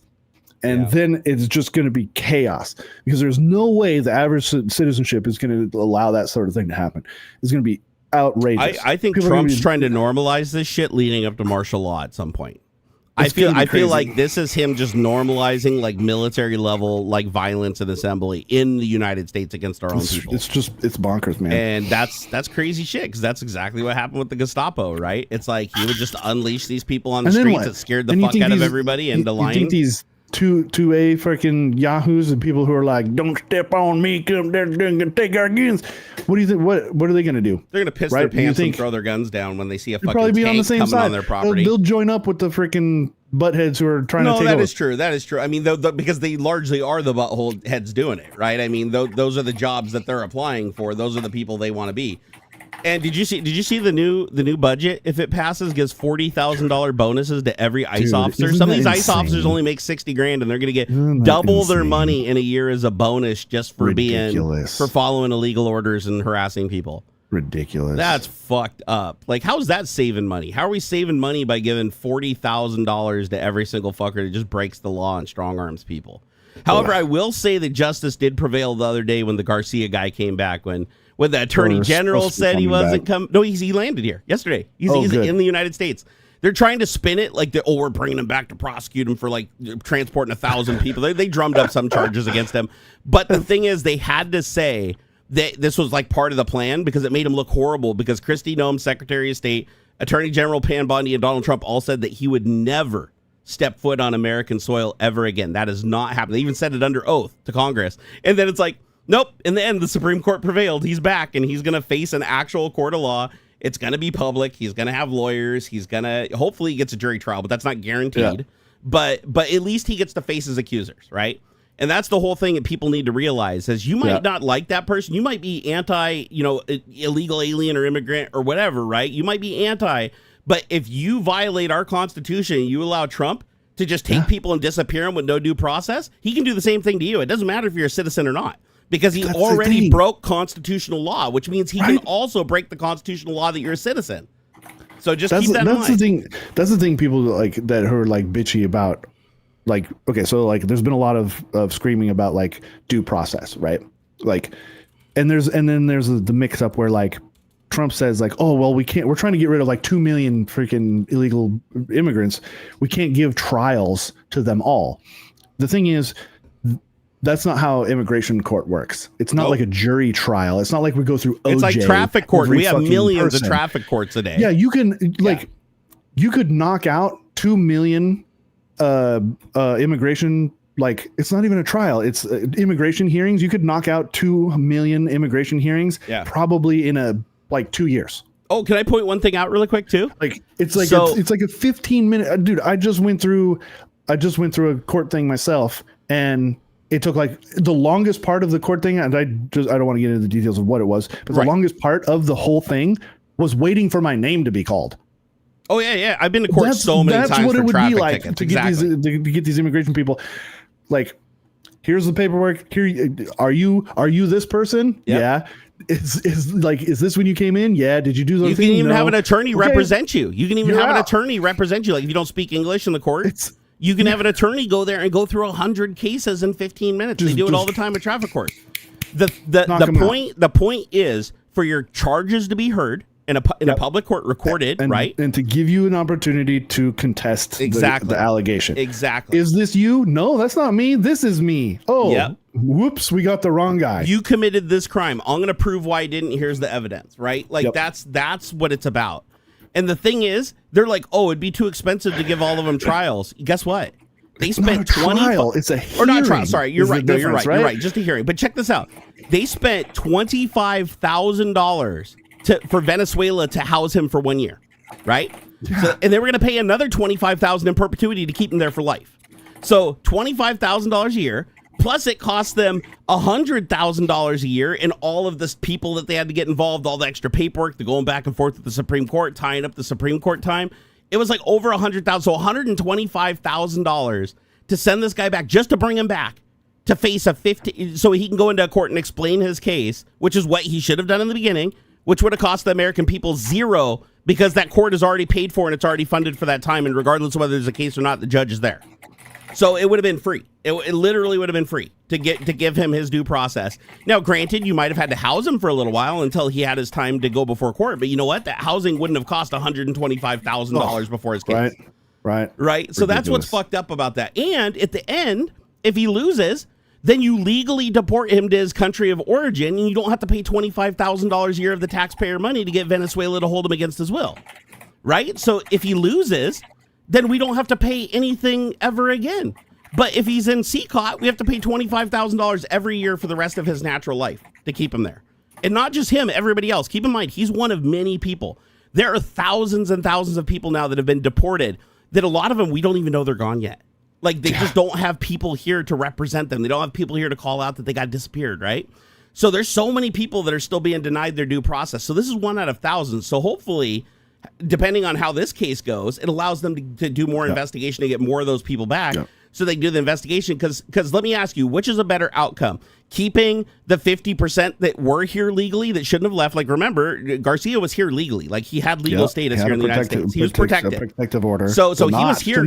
And like, the thing, what really kind of chaps me too is like, the order was very specific that he was not supposed to be deported to El Salvador. Specifically, very specifically, because that's where the people trying to kill him were. So like, go ahead, give him his 15 minutes in court, deport him wherever the fuck, like wherever, but just not there. Not right? There. Like, go to Venezuela. Or wherever or Jordan or wherever the fuck we're sending people now. Like, it's just so weird, man. And not only that, they send them to CCOT where literally they're housing the gang members that threatened him and his family. It's so crazy, man. It was so stupid how that went down. But the thing is imagine if, let's say we deport 100,000 people. How much is that if you pay $25,000 a year? What is that, $25 million a year you're paying to house these people? Yeah, right. $250 million a year? I don't know. I'd have to do the math. But you're paying that every year to keep these people locked up in another country when if they just got due process, they would either be here participating in society, paying taxes as citizens, or under a visa or whatever, right? Or they would be deported and we wouldn't have to pay anything ever again. So it's a really stupid system. It doesn't save us any money. It costs us more money. It circumvents the Constitution. It's just a way for Trump to disappear people he doesn't like. Half the people that these huge groups came in and descended on were influencers that just said shit he didn't like online. Oh man, that chaps me up too, is hearing Rubio talk about canceling student visas, and especially in particular the one gal who wrote like an op-ed thing about, I don't even remember what the subject matter was, but it was supporting Palestine. Yep. And they canceled her student visa and kicked her out. It's like, and his argument is like, well, you know, it's a privilege, right? The student visas are a privilege. And he's like proud of having cut off like 2,000 student visas or whatever. And it's like, if you're here, like, and you're not supporting us, then you should leave. And it's like, who's us? Bro, who's us? You're not required to support your government. You're not required to support Trump. They couch it in terms of like, well, this country and blah, blah, blah. And you're stirring up, you know, hate and terror, blah, blah, blah, supporting terrorists and stuff. And it's like, first off, Palestine isn't terrorists. Yeah, maybe Hamas isn't that great. There's terrorists in every group. There's terrorist Christians. There's terrorist Muslims. There's terrorists everywhere. Like, that's painting generalization. All Muslims with the ISIS brush. Yeah, I'm sure all the women and children in Gaza that got killed were all fucking suicide bombers. Right? Like, no, they're not. And man, that's another thing too. Seeing some of the news clips out of And I admit it's more it's like so they're sad. hardcore, like right-wing hardcore, like news stuff. Yeah. But dude, they want to kill them all. They do. And that is it's so weird because it's like the same stuff that high level Germans were talking about in the 30s and the late 30s and stuff during World War II. And I'm like, you guys aren't looking in the mirror. You're not seeing the similarities of what you're doing. And and like, it's always never forget, right? It's always 6 million, 6 million, 6 million. And it's just it's chilling. It's chilling to, and again, I'm not trying to paint with a broad brush myself. I understand that this is probably just a smaller piece, but they're loud. And this is not like, I've seen plenty of of Jewish Americans and like Hasidic, what's the right word, rabbis and stuff, like they run the whole gamut of like, no, this isn't Jewish, this is Zionist stuff, like this is like makes us all look really bad and that kind of a thing. But man, it does really make them look really bad, and it's freaky, and it's sickening and chilling at the same time. And man, you hear the stories of like, oh, come to this place where it's like going to be okay to like get aid and medical supplies and food and stuff, and then they just blast everybody that shows up. Yeah, it's fucked up. Hey, I want to call out something I saw in chat here because I think this is really important to correct. No, you do. You made a hell of a good point. It's just, man, it's no. You should be pissed. I want more people to be pissed about this because we're losing. It gives me fucking goosebumps, and it's so sick. Go ahead. What were you going to say? What America is capable of doing is disgusting. Like what we are willing to back and what we're willing to support, especially with Trump as president, is fucking scary, right? Like what is his name, Bibi or whatever, Bibi Netanyahu or whatever. He fucking wants to just destroy Gaza and just put down a fucking parking lot in a resort, right? I mean, he wants it gone.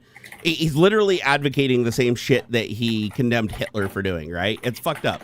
So, but no, I want to correct Daniel DeBoy in chat here. So he said two things that I want to address. One of them is about Trump being on the Epstein list, completely out of line to suggest that. No, it's not actually out of line at all, and I'll tell you why. He's on I can back logs like 19 times. So just so you know, in court, Trump testified that he was never on Epstein's jet ever. He never flew on the Lolita Express. He was never on that jet. He said that under oath. Okay. The flight logs were released from the Epstein list, and it showed that he was on the plane 7 times. You wouldn't forget that you were on a plane for 7 times with him. Not just that, but again, yes, recently. Yep. Fucking doofus ass released basically the same shit that was released before. Right. They didn't release anything new. They just released the shit that was already on the internet. Yeah. So no, it's not out of line to suggest that he's on the list because he said that he didn't know Epstein very well and that they weren't friends when Epstein under oath said that they were friends for 15 years and there's video and photographic evidence to support Trump did too. Trump said so himself. Oh yeah, he's a real great guy. I love partying with him. And I've known him for 15 years. He loves women. He loves women the way I do. Yeah, he loves beautiful women, little on the younger side. Exactly. He knew exactly what was going on. So first of all, we can prove, like, literally with the evidence on the table that Trump lied. Trump lied with his own words, right? And we have the evidence to prove that he lied. So no, it's not out of line at all to suggest that he's on the Epstein list because he's done absolutely everything he can to prevent it from coming out. If he wasn't, he would just why wouldn't they release it? He would just release it. So now the other thing, this is the more important one that I want to address because this is the more important one that I think every American citizen really, really needs to think about. He says American citizens should support their president. No. 100%. I couldn't say no more. The president is an employee of the people. The president is not a king. The president is not somebody that we help. The president is somebody who's hired and paid to help us. When they don't do that, they should absolutely be criticized and held to account. That is actually our Constitution requires it of us. What American citizens should do is enforce our constitutional law and uphold our civil rights and freedoms and exercise those rights. Yep. So to bow down to a president, that's authoritarian bullshit, okay? Yeah. No, if a president is not doing good, you do not support him. That's a ridiculous line. I know you just comment on this, but I just have to laugh after I read this. American citizens should support their president. I know. It's just when I read that, I was like, actually, oh my God. No, they absolutely should not. No. Every American citizen should be critical of every aspect of their government. From when you vote for a representative stuff all the way up to the top, you should be critical. Yeah. If you vote for a rep and they don't do what you want them to do, you vote against them, right? You tell them what they're doing wrong. Trump is the same. Criticism should not be seen as some sort of insult. either. Like it's weird. Like when you get feedback from your boss that says, "Hey man, you need to pick it up and you meet your deadlines." Do you take that as a personal insult? Like, "Oh, you son of a bitch, you boss, you fucking, you're supposed to be." And don't you also give feedback up the chain as well? Like I don't know, but I don't know how your work might operate, but my job, I am encouraged to criticize not just my direct report, but my skips all the way up to the boss, the big fucking president and founder of the company. I have sat down with the guy and told him shit that I think he's doing wrong. 100%. You should be able to do that. And he takes that with candor and that kind of stuff. If you take it with candor and you grow and learn from it, you become a better person. If you fight it and you punish people Trump for it, is not doing a well job, he will be impeached. No, he won't. Not when he's got a bunch of sycophants who control the Congress and the House. Exactly. And I would like to point out that he was Congress impeached twice the last time around, remember? But then they didn't convict because, because the Republicans controlled the Congress or the Senate. And also, I would like to point out that even if he was impeached and removed, he still doesn't have to leave the White House because he has unprecedented immunity that's never been granted to another president in history. A little different? I actually went and did the research on this. I can draw the argument. But I can see where there be an Let me explain. Let me explain, and then you can tell me if you disagree. Impeachment's not a criminal trial, though. So, which is what the immunity thing gives him he can't be convicted or tried for official acts while in office. Criminal. You have to commit a high crime or misdemeanor. Right, but you can't impeach if you can't cite a high crime or misdemeanor, and you can't because he can say any high crime or misdemeanor he commits is in the interest of national security. But there's a difference. There's a difference because like Bill Clinton, right? His impeachment was actually based off of his perjury. Right. He lied. He wasn't criminally convicted of perjury. But the act still was a crime, right? Yeah. So it's the But here's the thing: they were able to charge him with a crime. I'm saying they can't even get to that point with Trump with immunity. That's what I mean. But they could because it's not a court. It's not a judicial thing. It's a legislative thing. The Congress can pass that's what's happening when House and Senate impeach and then remove them from office. It's not a judicial issue.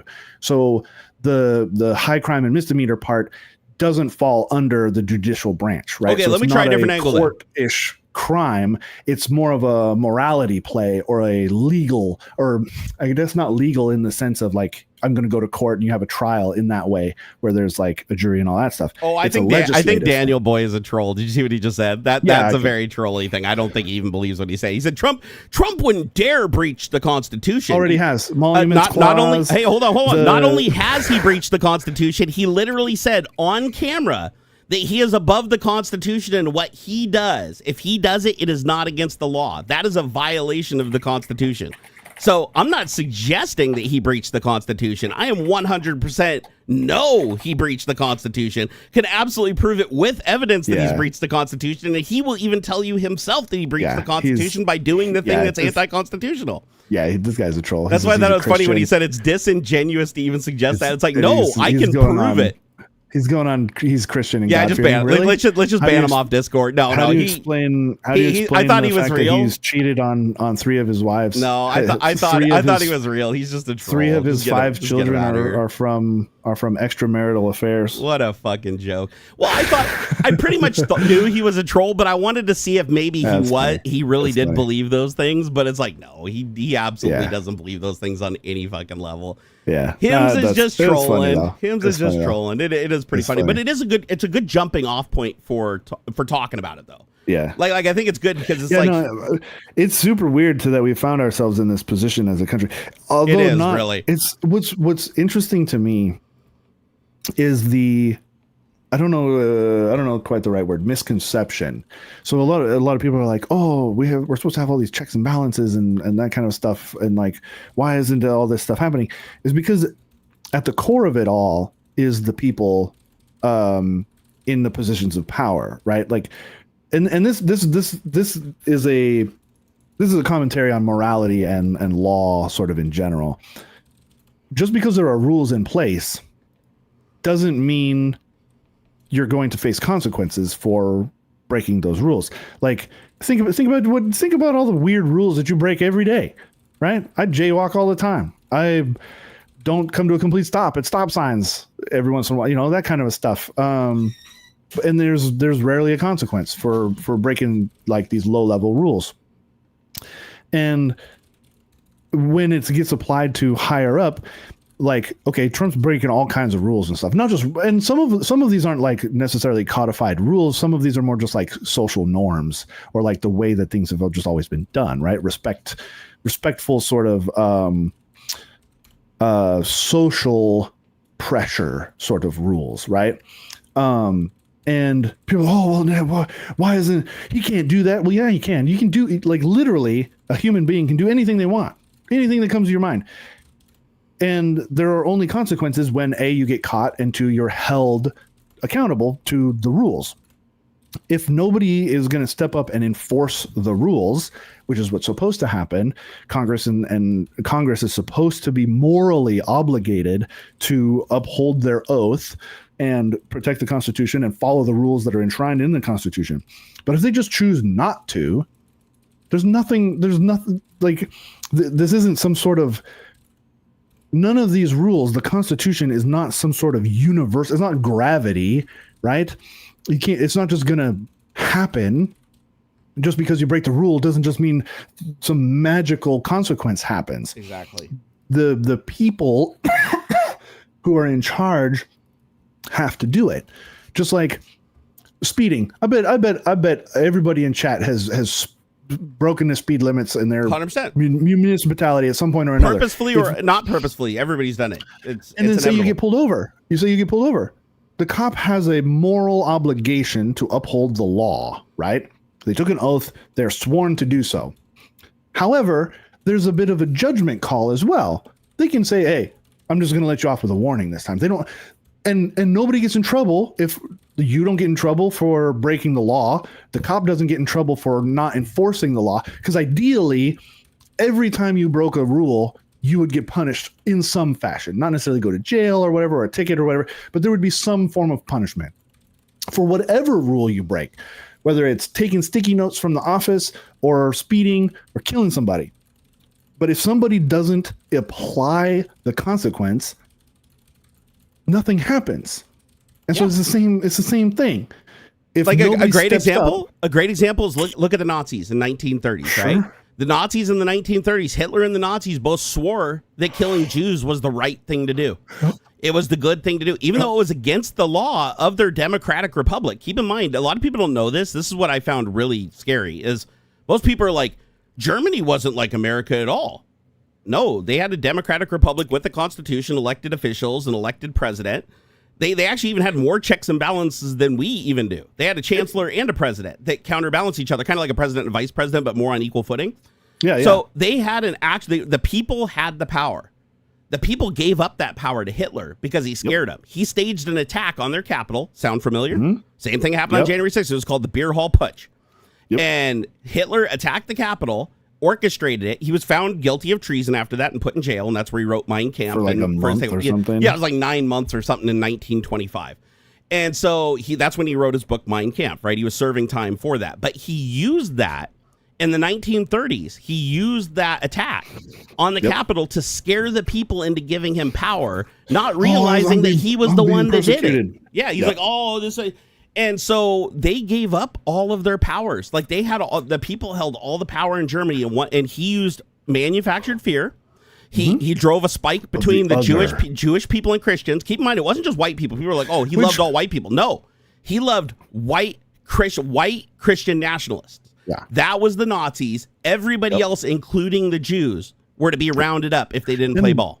And for a little more context, Germany was in a bad way after the First World War. Yeah, this was during the Depression too. Okay. Like this, they were in really rough shape when Hitler came along. Yeah, and for I'm sure someone can. Hitler was also an immigrant, by the way. Hitler was an immigrant, just like Trump and his family. Yeah, he's Austrian, but the Jewish folks who were in Germany at the time.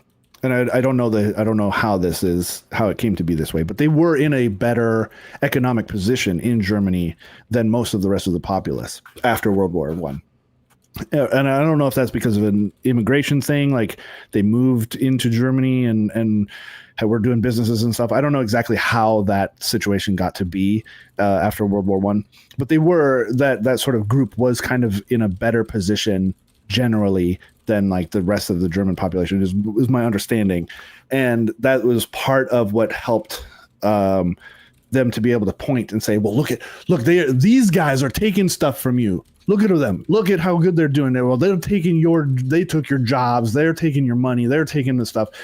And so it helped. And again, that's sort of where we're at too, is like, I mean, it's almost become like a cliche joke about how like immigrants are, they took our jobs, they took our jobs, right? The whole South Park thing.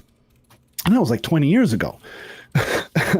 And so like, that's the thing is like you go, oh, hey, look, man, that guy is going to try and take your cookie. And you give somebody an enemy to point at, and you can totally take them out. Oh, give me just a sec. I gotta step away just for a minute. No worries. And so keep the rabble. Yeah. No. I actually got a really good question here that I'm glad that was asked. Oh, good. This is a great one. I'll be right back. Speedy Share said, genuinely curious here. Is there any specific reason why you were so invested in all this stuff? Yeah, because it horribly affects my family, my friends, and my son's life. He said, isn't it way above our pay grade? No. If you think it's above your pay grade as an American citizen to uphold your civil rights and to uphold democracy, then you're just giving up your autonomy. At that point, you're just along for the ride. And I don't ever agree with that. He said, and doesn't affect our lives in any way. Oh, no, it greatly affects our lives. If you don't see how it's affecting your life right now, you're not paying attention. But I can tell you exactly how it's affecting my life. I've already lost $20,000 out of my 401k directly because of Trump and his insider trading flip-flop bullshit, okay? My son is labeled as a DEI hire and has to register in a fucking autism database, crippling his ability to get a job in any position at a company that depends on federal government funding in any way or the federal government themselves. Right? Okay, so that affects my son's life. It affects my life. It affects my ability to claim him as to claim the dependent, the personal exemption for dependency, because that's going away if the big beautiful bill passes. Cost of living has gone up dramatically across the board. We keep track of our budget every single month, and food has gone up by almost $250 a month for our food across the board. If you look at all of our food and all of our staples we need, our bills have gone up. Even our internet prices, we've received notifications that they're going to be going up. The problem is all of these tariffs around the world are impacting all of the raw materials and the basic components that are needed, even for the businesses that build made in the USA shit. It turns out made in the USA shit isn't usually made in the USA. It's usually a bunch of parts from other places assembled in the USA. So here's the thing. It absolutely affects me, and I can approve it, and it affects me on a huge level. It affects my friends.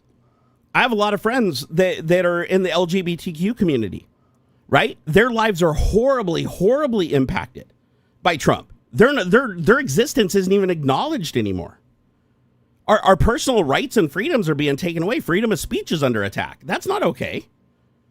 We have a president that's made more money while he's in office by sucking us dry than he ever made as a private citizen. So there's so much corruption going on. That all comes back to us. Remember, we're all taxpayers, right? So this all impacts all of us. So it's fucking bad. It's really, really bad. So Speedy shares, if you haven't noticed any change in your life, then wait, you barely make $30K and you bust your ass and you're defending this? Do you realize the big beautiful bill actually will cost you another $1,500 to $3,000 a year on your taxes? Remember, anybody that makes under 100K actually has to pay more taxes. Just so you know. So if you're not lying and you really bust your ass to make that 30K, you're about to get a whole lot less next year. Just so you know. So, and the other thing is, you're saying this doesn't affect you. Do you not have a 401K? Does the company you work for not pay into a 401K at all or allow you to contribute to a 401K for your retirement? So if you have a 401K, your 401K is definitely affected, because under Biden, it was a complete, very, very linear trajectory, constantly going up, which is what the Dow is supposed to do. The stock market is supposed to, on average, go up by a certain percent every year, a little bit more, a little bit less, depending on things. Under Trump, it's been going down and then completely stagnated. The country's credit rating has been dropped for the first time in history. So literally borrowing money from other countries now comes at a higher rate. That impacts all of us, because all that borrowed money, whether it be government or businesses, that translates into higher costs for us. So if you don't see it affecting you, you're just not looking. Like you're not either you're being disingenuous about how much you make, or you're really not paying attention, because this absolutely does affect you. Like even if it's just the cost of goods because of the trade war, this does affect you. Right? So saying that this doesn't affect anybody is disingenuous. As a matter of fact, you even agreed to it. I just see right there. You're like, oh, inflation, it's sad. I know. So you're even agreeing that Trump is causing a problem with inflation going up because of the trade wars. That does affect you. That does affect the cost of things. So now your $30,000 doesn't go as far. So to say that it doesn't affect you is disingenuous. Now, do you have an autistic child? No. You don't have an autistic child, so that part doesn't affect you. That's a big part of what affects me. Okay? Maybe you don't have any friends that are gay or trans. And if you don't have any friends that are gay or trans, then maybe that doesn't concern you, and you don't care if those people are not acknowledged, don't get any kind of help or benefits or anything that a straight person or a cisgender person is entitled to. Maybe you think that's okay, but that doesn't mean that it doesn't affect other people. So when you say this doesn't affect our lives, what you're really saying is you don't think it affects your life. But I can absolutely prove it affects my life, because I know exactly how it affects my life. I know how it affects my friends' lives. 2 of my friends have had to shut down their Etsy businesses because they can't even get the products to sell anymore. Right? Amazon prices have gone up across the board. If you install the averaging app that shows you the price of goods, almost all of the goods, once they've been out of stock and they have to restock, they go up by anywhere between 8 and 30%. I saw one that went up by 100%. It doubled in price. Batteries for UPSs, lead acid batteries. You'd think we could just make those in the United States, right? Good old fashioned lead acid batteries for UPSs. They used to cost like $8. Now for 2 of them, it's $46. That's insane. It actually costs almost the same to buy lead acid batteries for like your little Razor scooter and shit, and your UPSs in your house. It costs about the same to those batteries buying lithium iron phosphate, which is a technology that should be like 4 to 5 times as expensive. That's not that much. So what I'm trying to say here is, no, I can absolutely see how it affects my life, and that's exactly why I fight this stuff. It's not above my pay grade at all. No. Anybody that thinks that it's above their pay grade to speak out against it. Remember, we vote to elect these people, right? And if we vote to elect these people, we are absolutely within our right to hold them to their oath. Right? And when they break that oath, they enrich themselves, and it fucks us, and it fucks our family, and it fucks our friends. It's never above our... Yeah, we're obligated to speak out against it. Shit, you can't stay quiet and allow that shit to happen. Look what happened in Germany. What happened in Germany when the Nazis suppressed everybody and they couldn't talk? What happened when everybody on the street was afraid to say anything out of fear that they'd be rounded up and killed and made an example of just for defending innocent Jewish children? We don't want to go there. We have a president that wants to go there. We don't want to go there. I can't imagine you want to go there. Who knows? Maybe you do, but I'm not going to assume that, because I want to assume that maybe you're just not seeing it affect your life on a huge level because you haven't done your taxes yet for next year. Like, that's still coming up. Yeah, but dude, the shit that he is doing, it is never above your pay grade to hold the president that is elected by the people. And again, I'm not saying he didn't lose the election. The election's fucked up, and Elon Musk broke the law horribly. That's something else too. But like, he's still president. We could have a conversation about how the electoral college is. The electoral college isn't really broken. It doesn't accurately reflect the will of the people as it should, or perhaps even used to. Oh, dude. This might be a troll, but I'm not sure. He said, I mean, if anything, I'd trust more with my country's financials because he's a billionaire, successful businessman. No. Dude, he said, unlike any other president who tries to abuse it. No. Why do you think he's rich? Of fraud out of New York. Why do you think he's a billionaire? Because this is what I'm curious. Because again, this is scary. He thinks he's a billionaire. He doesn't know that. Even though it's public knowledge, on paper, in the same way that, I don't know, bankrupt 7 times. Okay, but billionaires don't bankrupt 7 times. Billionaires pay their debts. Trump does not pay his debts. Yeah, billionaires don't have casinos that go under with nobody paid. The people that built the casino never got paid. Still to this day, haven't been paid for the Taj Mahal. Dude, what about the gal? There was he has to sell Bibles. I think it was for one of his rallies. Some. Just even a bakery or whatever, like knocked out like something like 6,000 cupcakes or something for one of his rallies. So Speedy Share said, I don't know the specifics. All I know is he's a billionaire. He's only a billionaire because he became a billionaire as president of the United States. It's so, yeah. Do you realize in the first 4 months he's been president, he's made more money than he has his entire life? It's just been... He made over $200 billion on a crypto scam in his first 4 months as president, when the previous 4 years he barely made anything. let's give a little bit of just for the sake of conversation. Fair enough. And say Trump was a low-level billionaire even before the presidency, the first time around. It was only in real estate, not in business. Okay, it was due to the value of the properties that he owned, not because of like anything. Any of the actual businesses that he's put his name on have failed. So, okay, yeah, maybe he was decent in like investment, but it was only real estate investment. Okay, that is a very small slice of the overall economic engine. And again, does not necessarily mean that he has any sort of business acumen. Like right. Ross Perot back in the early 90s ran as now that's a billionaire. Ross Perot, a proper low level, probably only like what, 5 or 6 billion. But that guy's a proper business billionaire, at least at the time. He might be dead. I don't even know. But he wanted to run the government as a business. Oh, we're gonna cut costs and all this stuff. That is a successful businessman. Trump is not a successful businessman. Every business that he's put his name on has failed. Yep. Period. True. So he might be a billionaire in terms of like value. Or he doesn't even own his own buildings. All his buildings are like, he put his name on it. He had to sell it to another person. He had to mortgage it and sell it to another person just so he could keep his name on it and still act like he owned it. And so, dude was in debt. And so that's the difference. Like that's the difference. That's not.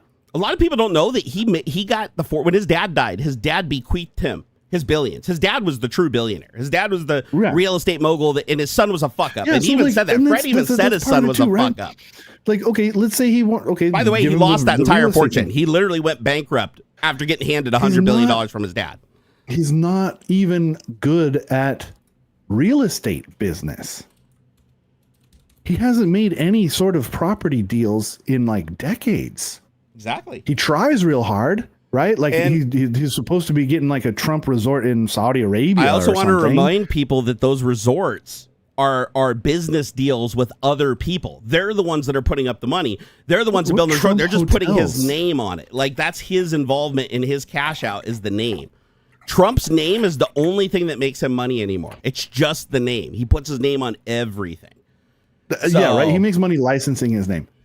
Yeah, Trump hotels. We got. There's what looks. I see 8 on this website. Did you know Trump? 8 of them. Did you know Trump's hotels generally don't make any money? The only one that did was the one in D.C. that he sold after the Chinese rented every room in the thing for his entire 4 years of his first term to grease him so that he'd give him deals. Why do you think Trump was so good to China his first time around, and he's not so good to him this time around? The difference is his first presidency, they rented out his entire hotel and were shunting millions and millions of dollars into his pocket. You know, it's fucked up. Did you know? Here's another thing. Here, I'll ask you. Speedy shares. I'm genuinely curious if you know these things. Did you know Trump doubled his rate for membership at Mar-a-Lago from $500,000 to $1 million a year? And do you know why he did that? He did it because all the Secret Service members he forces to have memberships, and he makes us pay for him to have a membership, even though he owns the place. So every year we have to pay out $1 million for every Secret Service, every assistant, every personal person he has to do his business. He takes them all there for $1 million a year. And then when they're there, they have to still rent rooms and rent amenities, even if they don't use them. Even if they're just there for the day and they go back to their plane, they still get rented a room at full rate. Which is a violation of the emoluments clause of the Constitution. Complete violation. Yep. You want to tie this back to the other dinkus who was talking about how Trump wasn't ever going to violate the Constitution? Yeah, the Daniel guy or whatever. Jimmy Carter had to sell a peanut farm because so that there wasn't any sort of even the implication or the vague even look that there might be some. Did you know Trump said he was going to divest himself from Mar-a-Lago the first time he was going to become president? He swore to the people. He said, when I'm elected president, I will take all of my properties and everything and I'll hand them over to my children and they can manage them and I will have no involvement in any investing or anything. He didn't do a single thing. As soon as he became president, he just kept them all and kept running them himself. He just acted like he never said that, and nobody held him to trust, it. Right? Yeah. So sadly, when you have the right people in place, you don't have to follow the law. Like people are like, oh, well, if he's doing things that are so illegal, why isn't he be held accountable for it? Because he replaced all the people that hold him accountable.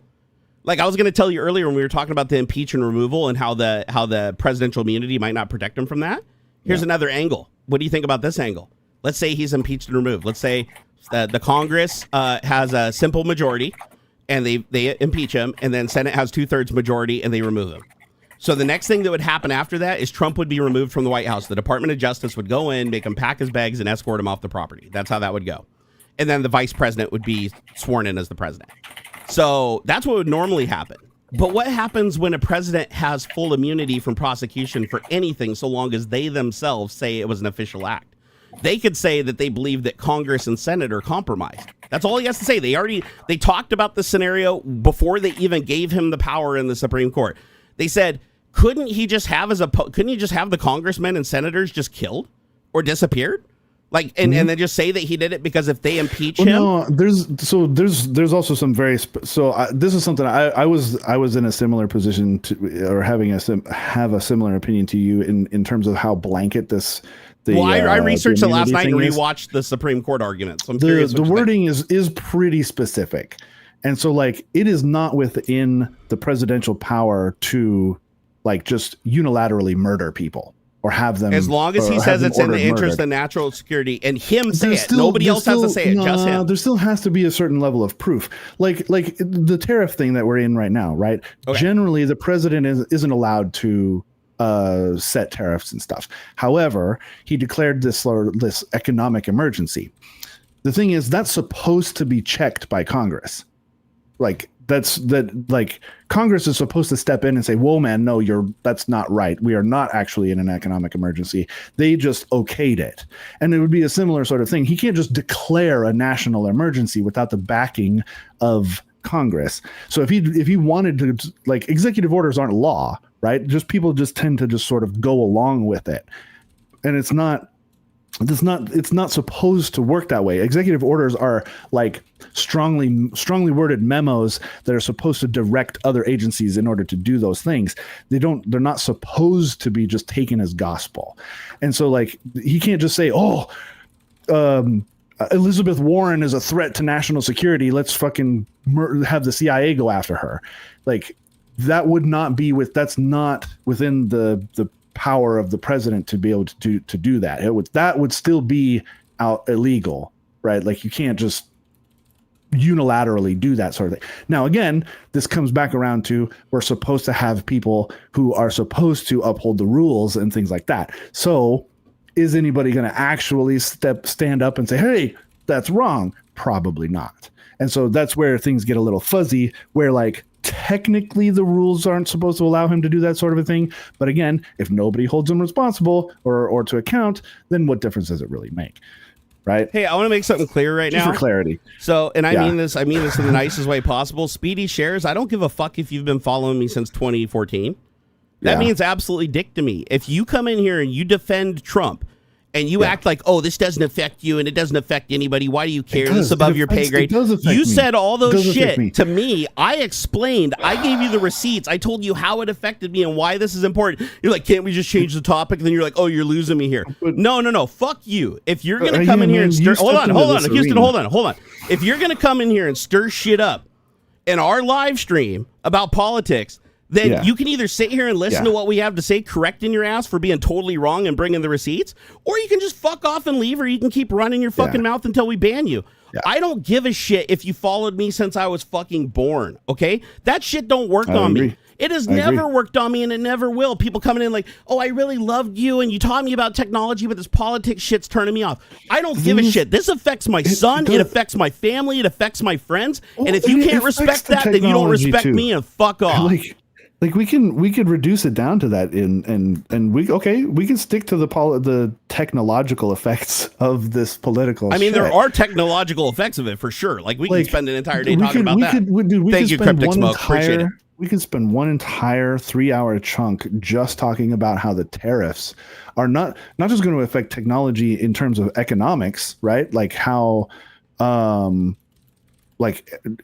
think GPUs are expensive now, like wait until Q3, like wait until the summer is over, man. Like Q3 is going to be garbage if this stuff doesn't get fixed. But like, just think about the long-term ramifications of what this has done to the Speedy Shares out. He's States. Never supported me. Fuck that dude. He doesn't even have an icon on his account. Probably another fucking troll account. Hey, Speedy Shares, eat shit, dude. Fuck off, dude. That's what a like hypocritical thing to say. No. Hold on. He said TDS. He's the one that brought this up in the first place and doesn't know shit about the president he supports. He literally proved his ignorance. Hold on, where was it? Where'd it go? Oh, sorry. I banned him, so he probably got his message. No, that's just okay. hit, you delete the message. I can view. Here, it. I'll click view just so other people can see it too. Where he said, getting a much, Jerry. I love you though. No, he does. You don't love me. If you disrespect me on this level, you do not fucking love me. Oh, he says that is bullshit. Right here. He goes, I'm not on either side. I don't understand enough. Bull fucking shit. And then goes on to say PDS is getting a bit much. I explained to him and I brought the fucking receipts. He's like, oh, can we talk about something else? And then he's like, oh, I'm not on either side. But then he uses TDS. Only one person uses TDS one time. You have to be indoctrinated into MAGA. 100%. Democrats 100%. Don't use TDS. GOP Tea Party don't use TDS. The only people who use TDS are the people that have been exposed to Trump saying it over and over again. I'd like to point that out too. I want to make a distinction between Democrats and more liberal or leftists in general, because there's a talk about Elon says that Trump's on the Epstein list and blah blah blah, and there's a lot of these Republican or right wing pundits are like, this has got to be some kind of like a trick, to get the Democrats to support releasing the list. And it's like, bro, the left in general has been screaming about releasing this list since before Epstein died. They wanted this to be public. They wanted the Black Book to be public. They wanted Maxine Giswell to be fucking everything about her to be exposed, everything. Because the biggest difference, I think, between a lot of the right-leaning folk in the United States versus the sort of centrist left-leaning folks in the United States is the leftists that I know, the people who are sort of left of center, they don't care who's on the list, whether it's red, blue, purple, green, it doesn't matter. They want accountability across the board.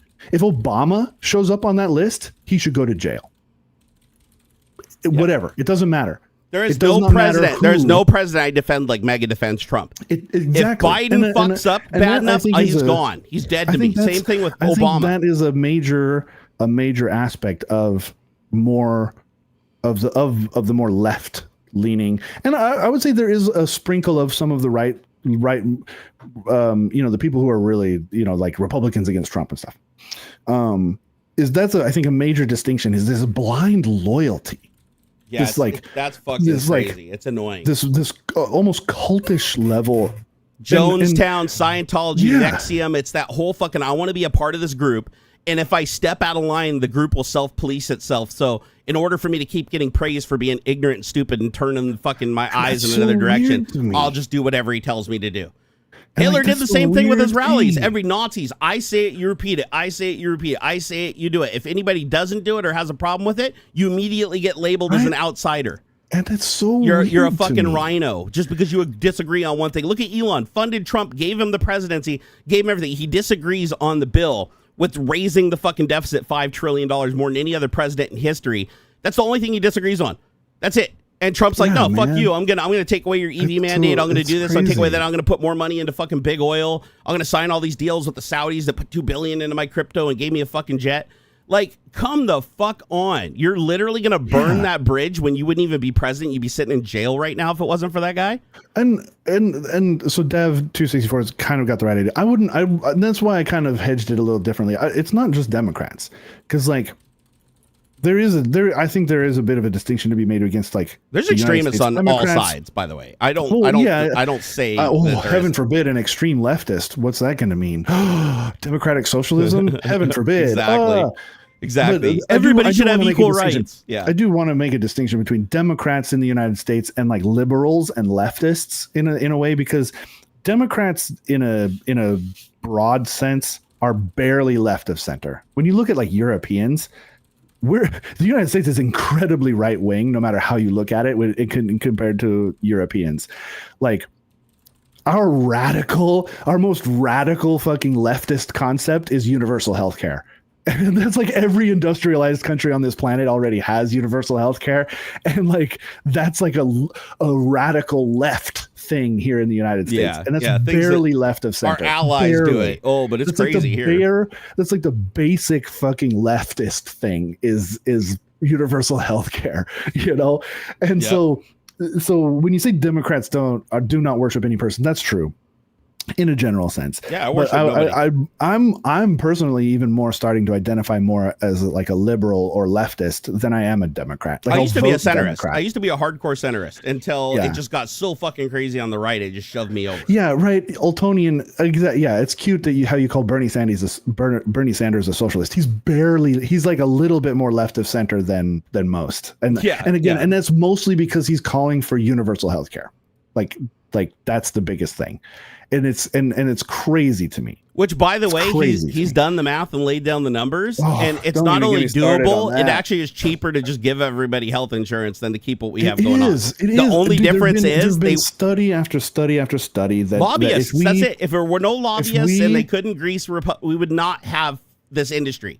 If we expanded Medicare to cover every single person in the country, it would save. I can't remember right now off the top, but it would save somewhere like a couple $100 billion. Yeah, check this out. 3% of military spending. If you take 3%, just that, not nowhere else. No, if you take it from everywhere else, you even just 3% of $1 trillion. Nothing. It's fucking. Yeah, but no. What is that? That's $300 billion or $30 billion. I think. Do you know how much we pay to get rid of the shit we don't use that expires? We would literally just be building less of the shit that we don't even use, and everybody would have health insurance. And you know what? Another 1%, and everybody has free education too, all the way through college. Like we could literally do for 4%, you could do everything. It's just wild, man. It's fucking wild. No, I said 3%, dickhead.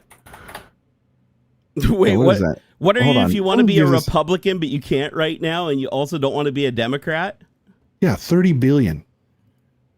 Well, I don't know. It comes down to this is where labels don't really match well. This is why the party system sucks. Be in the middle. This is why the party system sucks. Yeah. Or at least the two-party system. I like how it's done in other places where you have the Labor Party and the Red Party and the purple People Leader Party and stuff, and then your parliament or whatnot, like somebody gets 20% of the vote. Well, okay, then they're like everybody gets a little bit of representation, right? Like you can have those super whack job guys, but they only get one guy in the parliament. Whereas the more popular people will have like 20 people in the parliament, and they can speak and vote better and stronger and stuff. You get a lot more ideas. You get a lot more representation of your crazy wackadoodle shit, whichever side you want to go on. But at the same time, you get a better coverage of how the population actually feels.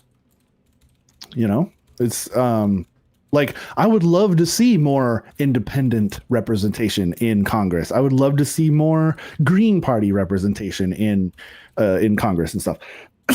It shouldn't just be like that. You see that classic map of the seats, right, in the Senate, right? It's got all the chairs, and it's like a kind of a U shape. I would love to see that cut up into like 6 or 8 different sections, and where okay, there's 15 chairs of the Labor Party, and you got two guys who are like the Communist Party. Like why not? They probably got something good to say. I'm not sure I fully want to support that. I don't know, but I wouldn't mind hearing something. I would love to hear more ideas, and yeah. The problem is that Germany and Italy had parliamentary democracies in the 30s with many parties. They do, as far as I'm aware, they do still. As far as I'm understand, that's how it works. There are multiple parties that are represented within the parliament. Or I'm not sure. I'm unfamiliar with the full vocabulary of how they work, but yeah. I think that's still because didn't that super right wing German party get like 13% of the vote or something like that, and so they do have some level of representation in the parliament. Again, I'm unfamiliar. So can I ask? I want to ask a question to somebody in chat here, and I think this one might be genuine. I honestly feel this one might be genuine. So Jacob one said, "Sorry, but I feel totally out of place here." He said, "I'm a huge fan of Tech Talk show, but the politics stuff maybe no. Hold on. He said, makes me feel guilty or uncomfortable for who I voted for. Here's the thing. here's the thing. When you voted for him, did you know he was going to lie and do all this other shit? Because here's the thing: if you got fooled, the question is, how do you feel now? Yeah, here's the thing: how do you feel? If you understand that he's a bad person and that you voted, like your vote enabled him, and you wished you could take that back, you know what? I think that's great. You learned. It's like, yeah, you can't be. If you got fooled, I get it. People get fooled every day, everywhere. People get fooled. If you learn from it and you grow, it's a good thing, and it puts us in a better position to fight back and get back what we lost. However, if you feel guilty and uncomfortable, but you still support Trump, then you should feel guilty and uncomfortable after what he's done. He literally lied to you, moved the goalpost, and you went along with it. It's like, that's not good. So this is important, I think, because I've seen this on social media a lot too, and there's like pushback against. No, you voted for this. You knew. You had to have known what was going on. And I don't necessarily agree with that, because like I've been on the internet long enough to know that like people can kind of be brainwashed, and the algorithms and stuff are designed to keep you in an emotional state of like anxiety and anger, and it tends to lean toward negative emotions. I find myself getting all negative on social media and stuff too. So like it's easy enough to be manipulated in that way. So yep. When I see stuff like that, it brings to mind the three parts of an apology, and I think it's really important that anybody who might feel sort of regretful for being manipulated or sort of tricked or whatever,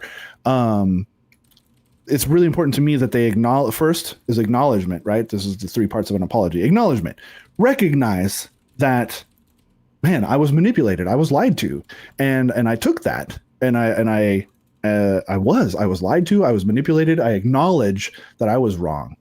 And then the second part is acceptance of responsibility, because I looked this up. So I accept. Oh fuck! I played a part in what's happening right now. Yep. I directly had a hand in this. Holy fuck, and I regret that. When I do something that hurts other people, and I own it. I take responsibility for it, and I grow from it. Because if I don't, then I'm just smacking them in the face. It was a waste. Well, yeah, and this is the to me, it's the acceptance of responsibility. Yes, I had a direct responsibility for what's happening right now. I had a small piece in this. And then 3 is making amends and offering a plan for repair. So what are you doing now to make up for it? Right? Yeah. Are you supporting your local LGBT people? Are you going to warn your neighbors who it's not even if they might be illegal, if they look like they could be illegal. That's the thing, because they are absolutely racially profiling. They snatched up a guy who was a legal, 100% legal, not legal resident, a U.S. citizen. They snatched that guy up and held him for like 3 or 4 days or something. Or I don't know. Maybe it was a few hours. It doesn't matter. They snatched him up, told him that his ID was fake, and snatched him up with no due process. It must have eventually got some kind of process, but only probably because of the social pressure that happened. And so, like, are you out there? Are you making amends? Are you offering a plan for repair? Are you going to continue to vote Republican? Because right now the entire party is fucked. Yeah. The entire party is fucked. So, like, that's the key aspect. Are you now amplifying voices that are marginalized, that are being directly affected by this stuff? Yeah. Are you making amends? Gone. Tea Party is dead, just like the DAP was dead in Germany, right? Like that's the thing. Yeah, it's gone. It's not coming back. Nothing about the other side. And I'm sure they have their bad side too, 100%. And again, that's why I come back around to like the leftists or the liberals and leftists. They're not like loyal to a particular person, right? Like I said, like if it turns out that Obama, Obama did some really shitty stuff while he was in presidency. Yep. Like there's all kind of drone stuff that he authorized that was really fucked up. He tried to ban what he considered assault weapons, which was an open-ended thing. I fought back against that, but you know what the difference is? He listened to the ruling of Congress. Yeah. And he stopped there. Trump doesn't do that. Trump banned bump stocks unilaterally with an executive order and bypassed everybody. But everybody defended him on it. The gun people are like, oh, the bump stocks? Oh, he banned those? Oh, we're just going to act like that's normal and that's fine. And it was a good reason that he did that, right? But he took your rights away. Obama tried and couldn't because he followed the rules. Jacob, you don't have to support LGBT directly. I would say I would then ask though, are you okay with them being Are they allowed harassed? to exist? Are you okay with them being nobody says you have to sleep with them or drugged behind trucks and stuff? That shit happened when I was a kid. Yeah. I remember a few, like more than one instance of like a gay guy getting strapped to the back of a fucking truck and drugged down the graveled roads and stuff until he died. A lot of gay people were murdered just for being gay. In the name of Jesus, they were murdered because they were killed in the Bible. Because if that's okay, if you're okay with, like, I understand maybe religion doesn't allow you to support them, but does it also mandate that you deny their existence? I do have one thing to say on the religious front, though. That is, nobody follows the Bible to the letter of the law unless you're fucking Westboro Baptist Church. So if you're saying that the gay people can't exist or because the Bible says so, then you're also agreeing that women can be raped, that you can rape women and pay 50 gold shekels to the father and then marry the person you raped. Because the Bible says you can do that. New Testament, all the new iterations say that you can do that. That's not Old Testament. That's your Bible now. I can get behind. I can be okay with someone who is at least not actively against a marginalized group. Honestly, that's especially all I'm in the asking LGBT for. style. All I'm asking for is the people's right to exist. Just like you have rights, they should have the same rights. That's a core part of my sort of personal philosophy. Is like, I personally just want to be left alone, and I am more than willing to let everybody else be left alone too, to do whatever the fuck. I want everybody to be left alone. I want everybody to be able to do what they want to do, as long as it doesn't stop other people from doing what they want to do.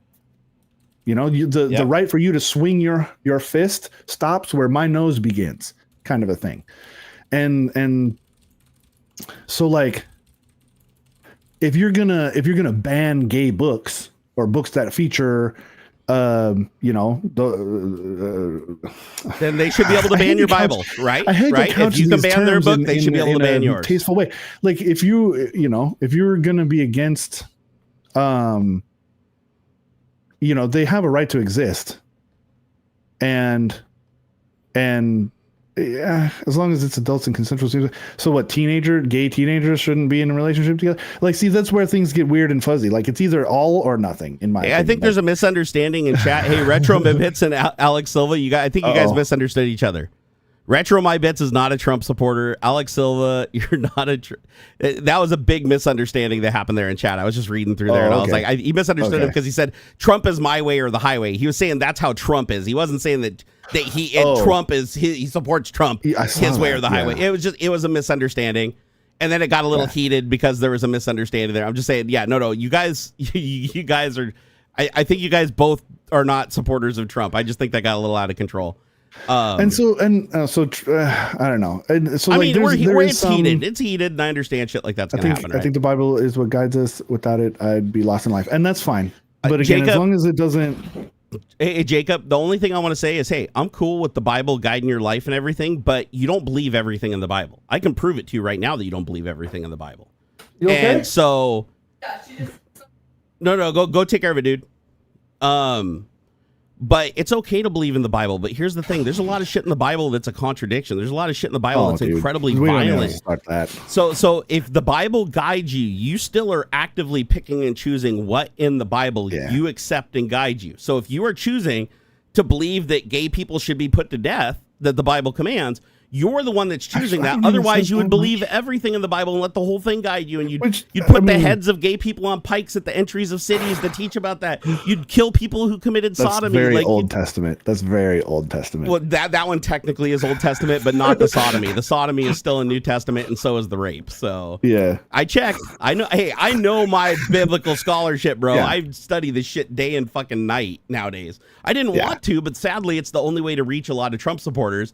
Because they seem to fall back on he's a Christian and he's serving God. And it's like, no, I can literally prove to you that he's not a Christian. I can prove to you that the Bible literally describes him as the wolf in sheep's clothing. Like, I can show you. So if you want to follow the Bible, I'll point you right at the verses that proves that this guy is as evil as they come and he's manipulating you, pulling you away from God. I can prove that. And I was raised Christian myself, too. So it's like I have knowledge of Christianity and I studied theology through my 20s, right? I read all these different translations of New Testament. And a lot of them are really close. There's a couple here and there that really do take liberties with changing it, but the vast majority of them agree, like New King James, New International. They reword things a little bit here and there, but they both pretty much mean the same thing. He said, that's why my parents voted for Trump, because of Christianity. The church even promoted it. Okay, to be fair, Jacob, so your parents voted for Trump because he's Christian. He's not Christian. I can prove to you he's Christian. He didn't go to church his entire life. He got married outside of a church to all the wives that he cheated on and divorced, except for Melania, because Melania refused to marry him unless it was in her family's church, which was a Catholic church. Otherwise, all of his other marriages were outside church. He refused to go to church. Okay, the only church that he did go to was during his inaugurations, where he attacked the bishop for just asking him to be nice to humans. Yeah. That's all she did. And he called for her to be stepped down. She needs to be deported immediately. Yeah. So if you think Trump's Christian, it's because you're just believing him saying he's Christian. You're just taking him at his word, even though it violates everything the Bible literally says he's a wolf in sheep's clothing. And that in a person of wealth, they have a better chance of fitting through the eye of a needle than getting into heaven. Okay. Right. So literally the Bible tells you that guy is not of heaven. That guy, there's a reason why Jesus was a carpenter and not a fucking multi-million billionaire fucking Pharaoh. Okay. So again, this is the thing with Christianity. It's like, if you think Trump is a Christian, then you don't know your own faith. You really don't. And if you think the church support him, go back and look at which churches support him. If you think every Christian church supported Trump, no. Vast majority of Christian churches were fully against Trump. It was the prosperity faith churches, which are literally scams that tell people that they should give their money to the pastor so he can buy more jets so that God will smile on them, with no guarantees. Okay, they just take their money and run. Joel Osteen, fucking Benny Hinn, Kenneth Copeland. There's list goes on, right? Those are not Christians. None of those people are Christians. Every single one of them is a liar and a cheat who profits off of the word of God. So I just want to be clear here. People get confused with the religious shit. And just so you know, that's why Hitler used Christianity and why Trump used Christianity, because it was the largest conservative religion that they could manipulate people into believing them on faith over what they could see with their own eyes and their own experience. And that's exactly what's happened. I swear, I can prove this all day long. I can answer any question. Yeah, it's all good. It's he said it's very scary to say this, but do you think the church was paid illegally to promote him? No. Actually, the prosperity churches were paid. A lot of them were paid to promote him. Maybe some. The woman that said he was a prophet, I forget her name. The lady that walks around speaking in tongues on stage and tells everybody to give her money. Religious advisor. Yeah, I can't remember her name. Like his chief religious advisor in his cabinet or whatever. Yeah, he definitely gave her a lot of money. And same thing with Kenneth Copeland, and I don't know if he gave Benny Hinn money, but Benny Hinn money pushes him because he likes all the benefits that Trump gives to the prosperity faith churches specifically. Same thing with Jerry Falwell Jr. and all the money that was shunted to him and his university, but it was found out that he was like watching his wife have sex with the pool boy, and then that leaked out and that caused a scandal and he had to step down. So the leader and owner of the religious university that told kids they couldn't drink and they couldn't have premarital sex, he was doing all those things. So again, like literally, it's a little bit of a scam. But here's the thing. I don't care if people are religious. If it makes your life better to believe that there's a God up there and he's shining down on you, fucking rock it. But don't let another person get between you and that person and tell you that you need to do shit for them to make their lives better, and then you'll get rewarded after you're dead. That is the dumbest scam ever. Yeah, that's the thing. Like, you can keep Jesus in your heart and all that stuff, as long as like the whole point is by the way, we knew today was going to be spicy. Yeah, it's just like you're supposed to keep it to yourself, you know, with religion. With Jesus in particular, Christianity in particular, you're not supposed to be out on the street proselytizing. Like, he talked against that in like very explicit terms. Right? The hypocrites are the ones who preach on the corners and stuff like that. And that you're supposed to go and lock yourself in a room and have a personal connection with God and through Jesus. Like, the whole church of Christ is not a physical thing. It wasn't never meant to be, in my particular interpretation of the word, it was never meant to be a building. You were supposed to have a private and personal connection with God through Jesus.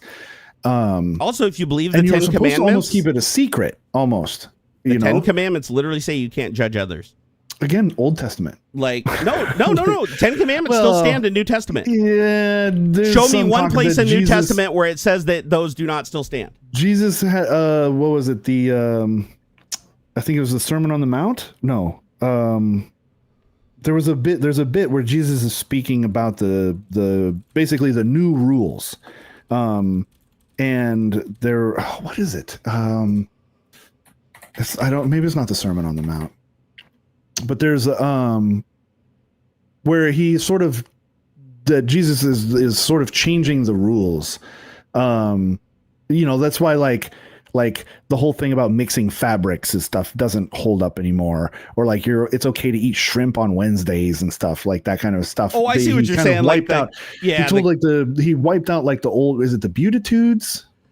To be fair, there are commandments that are generally just not observed by churches, like you said, like the really weird ones, like not mixing fabrics. I don't think like basically wiped out the rules in Leviticus, and and it Matthew really just boils down to just love each other. Yeah, so Matthew even says specifically, he said, "Do not think that I have come to abolish the laws or the prophets. I have come he said, I have not come to abolish them, but to fulfill them."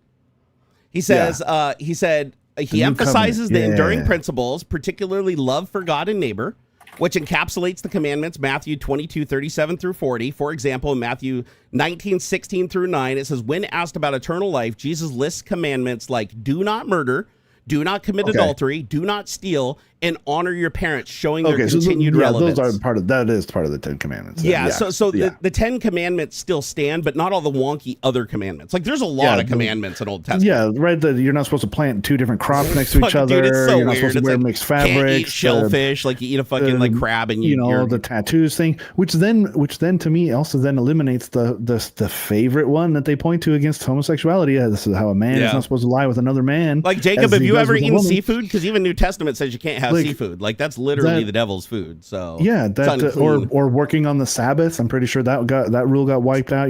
You're not supposed to work on Sundays. Well, no, that's okay now. Dude, that was hilarious. Did you see in Congress where the guy was like opposing the lady who was trying to she was like trying to impose the commandments or something, and he's like, this is Sunday and you're trying to pass a bill. Yeah, dude, that was in Texas. That was amazing. Love that. And she kind of was caught up by it. She was kind of caught up by it, and she's like, oh, I wish it didn't have to be today, but he's like, but you're still doing it, right? Like you are violating. How are you telling other people to follow the commandments when you're sitting here violating a commandment right now? Like if you start off by violating a commandment to force people to follow this when you're not even following it yourself, that's bad. Right. And she didn't agree. She kind of like segued and moved away from it. But that was like, dude, that was amazing. I mean, we're going to go down a weird path if we go down this too far. Because like Paul, like. Dude, it could go on forever. Paul was like and a lot of people refer back to Paul's writings too, where Paul was like, I'm sorry, but Paul was a weird guy.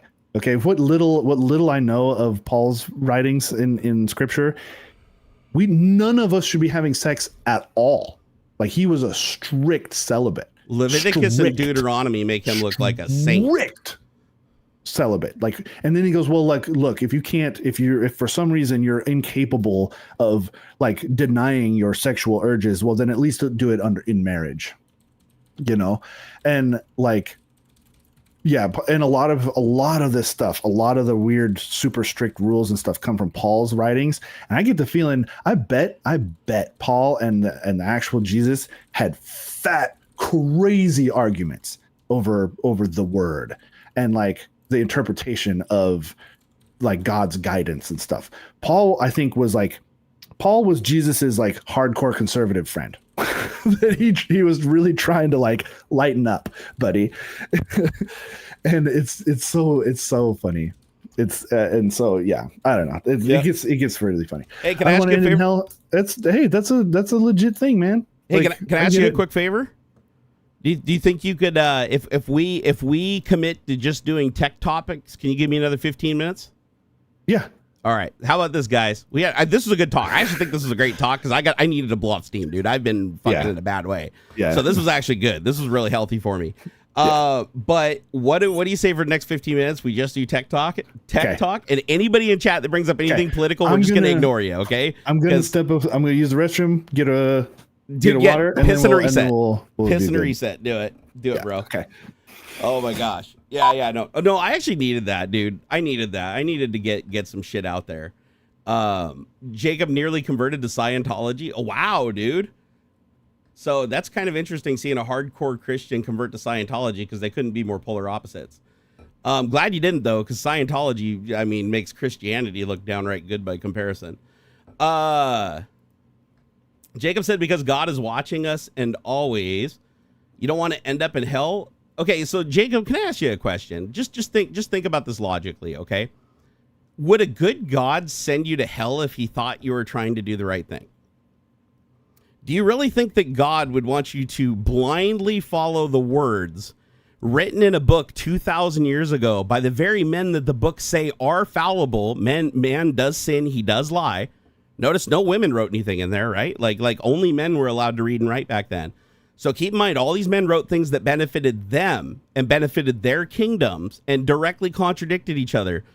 If God sends you to hell for not believing, and you can't even believe the contradictions, because if you believe everything in the Bible, you're believing contradictions. Like you can't do the two things at the same time because they contradict each other. So no matter what, everybody is a sinner and nobody can follow the Bible as it's written today. So by definition, if you think that sends you to hell, we're all going to hell no matter what. It doesn't matter what you do. But you also have to remember that the Bible says God will forgive anything. If you ask for forgiveness, you can literally be a child rapist. And the Bible says if you ask for forgiveness, you will be granted it. The only thing that can't be forgiven in Christianity is suicide. That's it. That's literally it. If you can apologize for anything else and be forgiven, according to the Christian Bible. Okay? Just not suicide. Suicide is an instant trip to hell because you're taking a life that God owns, according to the Bible. So as long as you don't commit suicide, you're good. You could literally be a rapist. You could murder people. You could do all the bad things Trump does and still just walk right into heaven. Doesn't matter. As long as you ask for forgiveness, you're good. So that's going by the Bible itself. But also remember, you can't follow everything in the Bible because if you do, you violate the contradiction. So, oh, no dissing the Holy Spirit. Sorry, my bad. And it's not just no dissing the Holy Spirit. It's you can't accept any other God before him, although the Bible also says that that's technically forgivable. So, but yeah, if you accept another God before him, then you go to hell or whatever. So yeah, so but as long as you don't accept another God before him and you don't, basically as long as you say you believe in God and you believe in Jesus and you ask for forgiveness, you're good. Like the Bible says you're totally good. Paul was converted after the crucifixion. You mean Peter? He was one of Jesus' disciples. Yeah, because I was going to say Paul's writings weren't that crazy. I thought Peter's were more crazy. So maybe he did have it mixed up. It might have been Peter he was talking about. So, but yeah, it's just the point being here is Christianity is, and not just Christianity. It depends on whatever the popular religion is in whatever country. People utilize religion to manipulate people because religion is one of the things that's indoctrinated as a child. Sorry, I keep getting focus pulled. I did that last week too. So Jacob said, Barnacules, if you aren't a Christian, please can I request you not talk about the Bible? No, you can't, Jacob.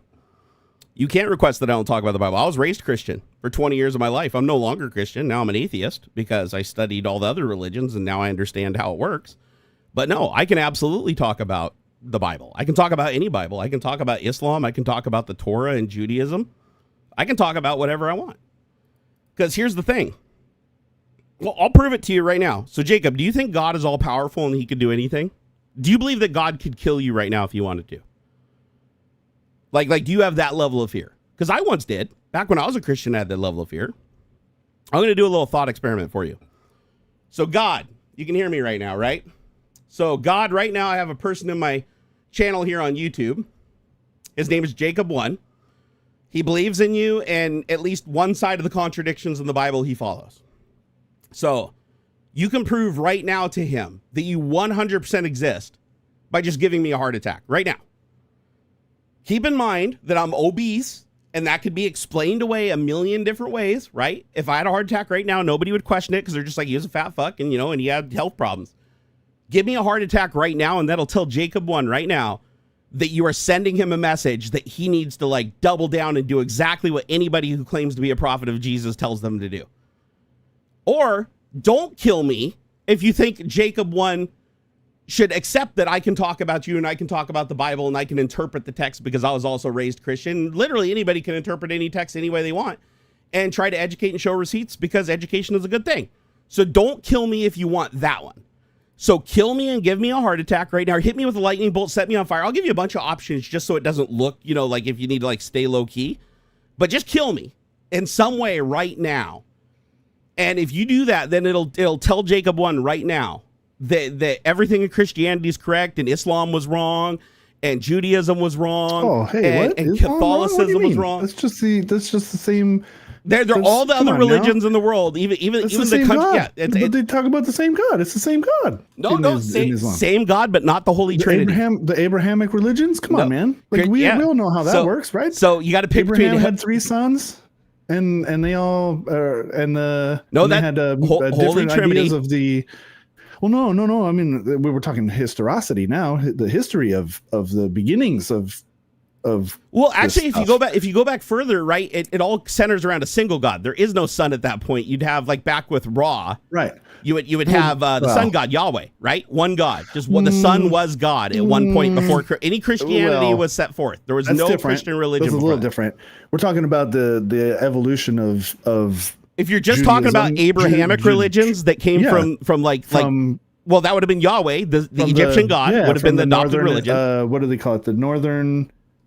The northern. Hey, Jacob Israel... 1, dude, I gotta answer this one. This is too good. Jacob 1 said Islam is bullshit. Muhammad married a 5-year-old girl. Okay. I don't know if you've read your own Bible, but there is a lot of underage fucking and raping in Christianity too, sir. And Lot's daughters. Yeah, Lot's. Did you not read Lot? Jacob, let me ask you a question. Have you ever read the Bible? Go look up Lot's daughters in your Bible right now, and you come back and tell me that's cool. Didn't Lot offer them up to the horde of people who were demanding to see the angels that he was harboring? He sure did. So, Jacob, if you think Islam is bullshit because Muhammad slept with a 5-year-old, then you need to think Christianity is bullshit because some of the pedophilia that happens in the New Testament. Yeah, you're kind of ignoring some shit in your own Bible. You're throwing stones in a glass house on that one, bro. Like seriously. But to be fair, I found that most Christians haven't read the Bible cover to cover. Atheists generally read the Bible cover to cover. That's what ends up making them atheists. Thank you, James Campbell. The Northern Canaanites. Yeah. And eventually evolved into. Was that the middle step between Yahweh? Or Adonai, Yahweh, however you want to call it, the true name of God. Yeah, because there was plural gods, and then the last Egyptian compacted them into one. My God, don't even get me started. So there's literal battles in the Bible where it says that God is fighting other gods and loses a couple times, by the way. So your infallible God is really not. Yeah. By the way, God hasn't killed me yet, so he agrees with me. Has prophecies that don't turn out quite right, and a bunch of other things. But yeah.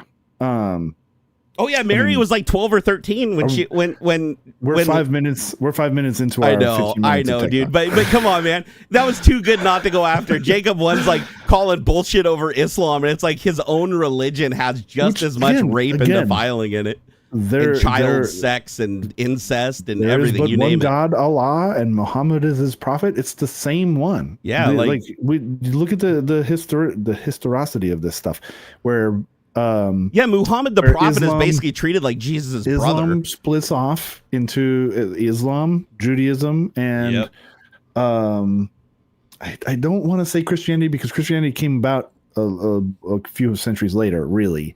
But there is a third one that is sort of just wrapped up into Catholicism and Christianity and Catholicism still is a legitimate branch. It's just a later branch. Old Testament isn't quite right either because Old Testament is really just the Jewish Bible, but not the Torah. Sort of. It gets a little murky for me because like. The one thing you'll notice is the Sumerians is technically old Judaism, kind of, but it's more attributed to Catholicism. And every modern day religion can be traced. Every modern day written religion, religion, can be traced back to the Sumerians. And Christianity did not. Egyptian religion, Christianity, none of that existed for 1,000 years or more after that. So Sumerians invented the written language, and then right after the written language, they were like, "Shit, we can write stuff down and move information out to people," and they used that. Yeah, religion was like their government. So.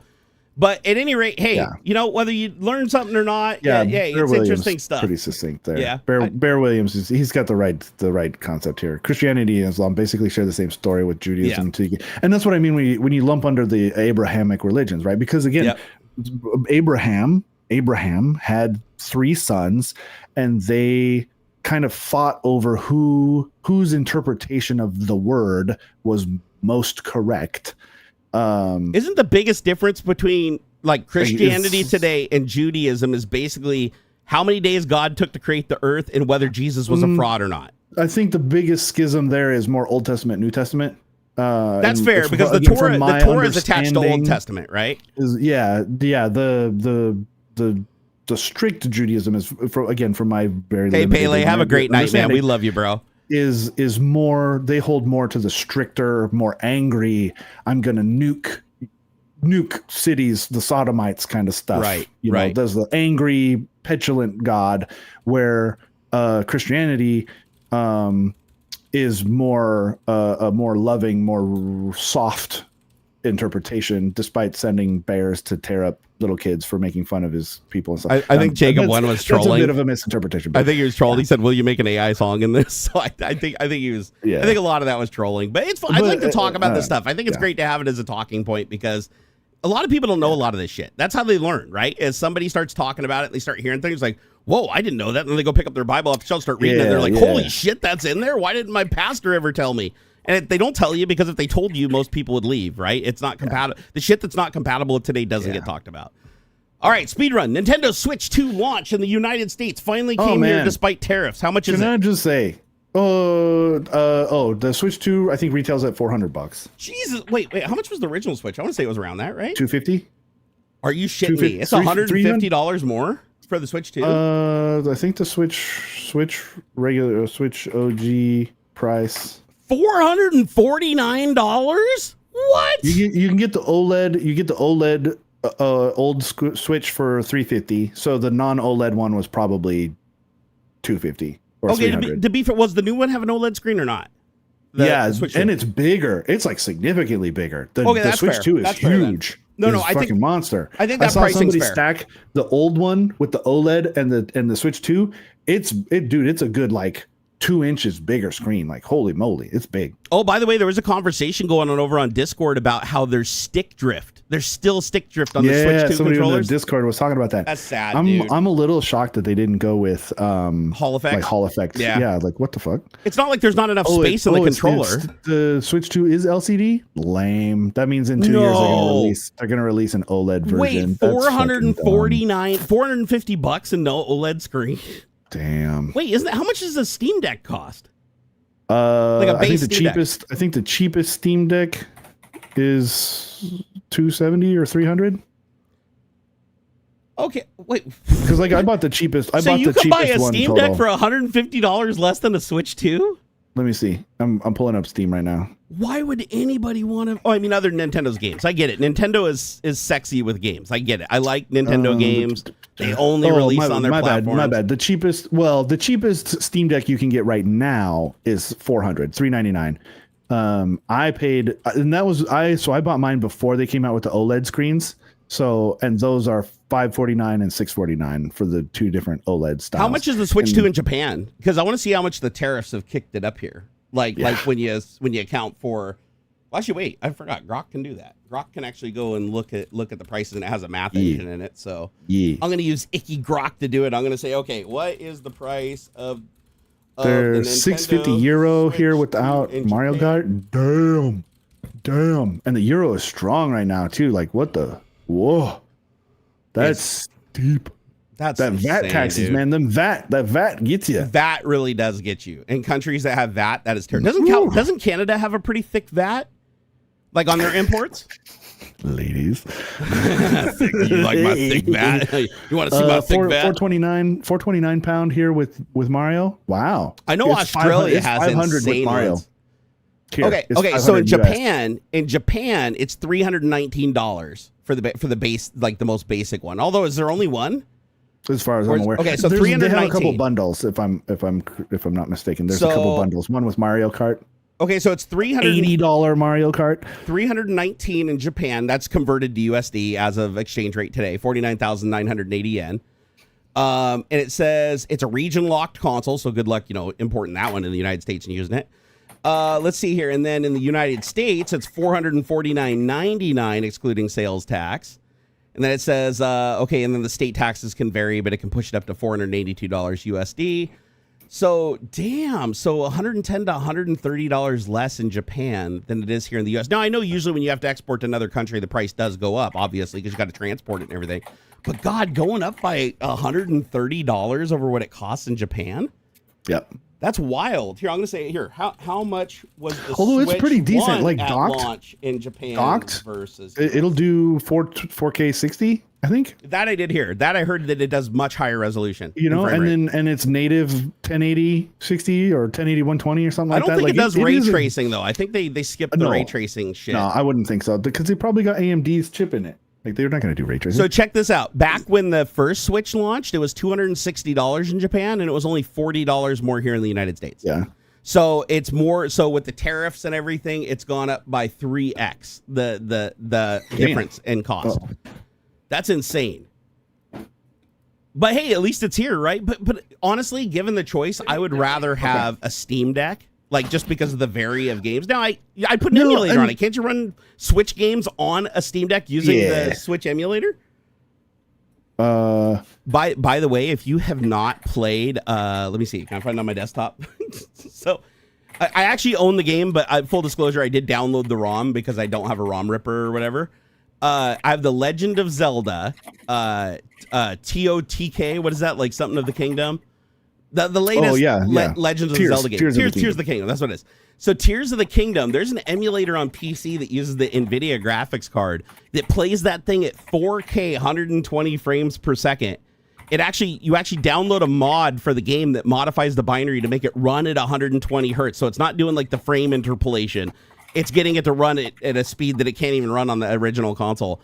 And it looks so good. And it plays so good on like a really high-end graphics card. So if you want to experience like Legend of Zelda like you never could on an actual Switch, this is where emulators get into now. Like you can play better on the emulator than you can on the original hardware. I come across this guy on TikTok. Yeah, I think it's TikTok where like he's playing like these old PS2 games, but he like he runs a bunch of different like add-ons to the emulator that he's using that it'll do like, oh, here's like this texture pack that you get, and then there's like built in this like upscaler in the emulator and a bunch of other little things like these lighting effects that you can apply inside the emulator and this and that. And I'm like, holy cow, dude, he's taking some of these old like Resident Evil 2 makes them look like brand new again games and stuff, and like you can still tell like the models are old, right? Because there's no getting away from the polygons, right? But like it doesn't matter because like it's wrapped in like a gorgeous fucking texture and the lighting is amazing and like it's upscaled and like it looks like a brand new game. It's almost like a pseudo demake of a brand new game ish. Like, oh, I'm purposefully making a PS2 style game, but I'm going to use modern graphics technology to do it. And it's like super cool. Dude, it's gorgeous. I'm like, it's a lot of effort, but man. So you know how you're talking about the polygon thing, how you're kind of stuck with the polygons? Yeah. So it turns out that DirectX in some of these emulators, you can enable a feature that's called tessellation. Yeah. And what it'll do is it'll take all the polygons on the model and like subdivide them up to like 16 times.